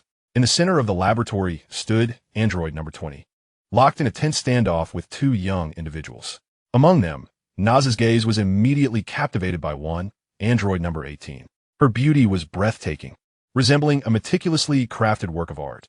"Ah, number 18 is truly stunning," Naz exclaimed, but he soon sighed, lamenting, "Alas, I'm already wed." As Naz wallowed in his thoughts, an unexpected shift occurred within the laboratory. Android number 20, glancing nervously at the crowd outside, frantically urged, "Number 17, number 18, you must eliminate them at once. Otherwise, None of us shall survive. To this, android number 17 retorted, "You old fool, cease your commands. Without a controller, you may as well perish." The unexpected discord left both android number 20 and the onlookers momentarily stunned, caught off guard by the internal strife before the confrontation had even commenced. While the spectators were still reeling, number 18 approached the manufacturing chamber label number 16, observing, "This is number 16. It appears quite different from us, such a large specimen. I wonder about its capabilities. Do not disturb it. It is a failed creation. Caution no." 20. Just as number 18 was about to open the chamber, number 20, panic-stricken, lunged forward, gripping her arm tightly while muttering incessantly. However, no. 18 remained indifferent to his frantic gestures, not even casting a glance in his direction. With a swift motion, she freed herself from his grasp and delivered a fierce elbow strike, akin to a lightning bolt, to number 20's abdomen. The blow was devastating. No. 20 had no time to evade it and felt a sharp pain surge through him as his body was propelled backward like a kite severed from its string, only coming to a halt upon crashing against the wall. Just as number 20 regained his footing, preparing to confront number 18 once more, a more terrifying spectacle unfolded. A robust arm suddenly emerged from his chest, as if a demonic hand had risen from the depths of hell. Number 20's eyes widened in disbelief, his expression one of utter shock, as he could scarcely fathom being caught off guard in such a manner. In that moment of astonishment, Android No. 17 appeared before him like a flash. On the 17th, the movements were swift as lightning. He leapt into the air, delivering a thunderous kick to the head of the 20th. The force of this strike was astonishing, producing a sharp crack as the head of the 20th flew off as if struck by cannonball. It traced an arc in the air before tumbling to the ground like a discarded rag doll, rolling until it came to rest at the entrance. You wretched ingrates. Mere scraps of metal I. Though the head of the android 20 was severed from its body, its mouth continued to move, seemingly attempting to articulate something. However, before it could finish, the 17th, resembling an enraged lion, pounced upon the head. His foot descended like an iron clamp, crushing the head with a dull thud. In an instant, it was obliterated, brain matter and blood splattering across the floor. Witnessing this gruesome and brutal scene, Vegeta, Trunks, and others at the entrance were left in stunned disbelief, unable to comprehend what they had just witnessed. This gruesome act triggered unwelcome memories for Trunks, who instinctively unleashed an energy wave, prompting those around him to retreat hastily. As the energy wave detonated, it reduced the entire laboratory to rubble. "What are you doing, you fool? Firing energy waves senselessly. That serves no purpose other than to waste energy." Vegeta, covered in dust and fury, unleashed a tirade at Trunks. Watching this unfold, Nas could only shake his head in resignation. Internally, he lamented that while Trunks had successfully avenged himself in his own world, the shadows cast by androids 17 and 18 still haunted him. Just then, as the smoke began to clear, the group's vision sharpened. To their astonishment, android 17 and 18 stood unscathed, as if the earlier explosion had no effect on them whatsoever. Even more surprising was the intact manufacturing chamber of android 16 that 18 held, showing no signs of damage. 18 quickly opened the chamber and released 16. 17 called out loudly, "It seems we cannot depart without a fight today." Responding to 17's words, 18 leisurely tossed the manufacturing chamber to the ground and opened the door. With a slight sound, a towering figure, over 2 meters tall, slowly emerged. As they focused, they beheld android 16 with a robust physique and defined muscle lines, complemented by an impressive hairstyle, resembling a superhuman warrior. "This individual certainly looks formidable. I wonder what his battle power is like," Krillin murmured quietly. "Doesn't he resemble the formidable Raikou from the Ginyu Force?" Nappa suddenly remarked, causing everyone to pause momentarily before nodding in agreement, acknowledging the striking resemblance. At that moment, Vegeta could no longer contain his temper. He bellowed furiously and immediately transformed into a Super Saiyan. "These androids are not but a collection of scrap metal, mere puppets," Vegeta declared disdainfully, his voice resonating like thunder in the air. Before his words faded, he rocketed towards the androids like a cannonball. Originally, android 17 was preparing to counter Vegeta's assault, but android 18 suddenly lost her composure. With such a foul mouth, "Allow me to demonstrate just how powerful this Saiyan prince truly is," she exclaimed, unleashing her full strength in an eruption akin to a volcano. In an instant, android 18 appeared before Vegeta, as if teleporting, blocking his thunderous punch. Following this, she executed a swift sidekick, striking at Vegeta like a bolt of lightning. Realizing the imminent danger, Vegeta quickly raised his arm to defend himself. With a resounding impact, he was thrown off balance, yet his reflexes were sharp. He swiftly adjusted his stance and retaliated with an energy blast aimed at Android 18. Android 18 deftly sidestepped, then closed in rapidly, launching a flurry of punches at Vegeta. The two engaged in a fierce exchange, their blows colliding with such intensity that the surrounding air trembled, energy waves radiating outward. Observing from the sidelines, Android 17 scoffed. This Saiyan prince possesses only this level of skill. Meanwhile, Android 16 stood quietly, seemingly indifferent to the battle, his gaze fixated on the frightened birds scattered by the chaos. Vegeta's fury intensified. He had not anticipated that the seemingly fragile Android 18 would prove so formidable. Drawing a deep breath, he elevated his energy once more, transforming into Super Saiyan 2, his radiance intensifying and his attacks growing fiercer. Android 18 sensed this shift in his energy, her eyes widening with surprise, yet she remained undaunted. Summoning an even greater power to continue the fierce confrontation, each clash echoing with deafening sound. Their battle escalated from the mountains to the roads, and then into the skies, ultimately transforming the landscape into a vast plain. The onlookers were filled with excitement, yet Trunks stood nearby, questioning the reality before him. How can these androids possess such strength? With battle power exceeding 20 billion? Nas also watched in astonishment, pondering whether Dr. Gero had dispatched robots to gather data during the initial invasion of planet Namek. It seemed imperative to address the threat posed by Cell in this timeline. Otherwise, the potential for chaos from the amalgamation of so many cells was far too perilous. As Nasu remained in a state of bewilderment, he witnessed Vegeta being sent flying by a kick from Android 18. At this moment, Vegeta had reverted to his normal state after being thoroughly defeated, rather than pursuing her advantage. Android 18 merely adjusted her tattered clothing before returning to the side of Androids 16 and 17. Although she had triumphed over Vegeta, she bore some injuries herself, her attire in tatters. "We are done fighting for today. It is time to procure new garments," she declared, preparing to depart with 17 and 16. At that moment, Trunks unsheathed his sword to obstruct their path.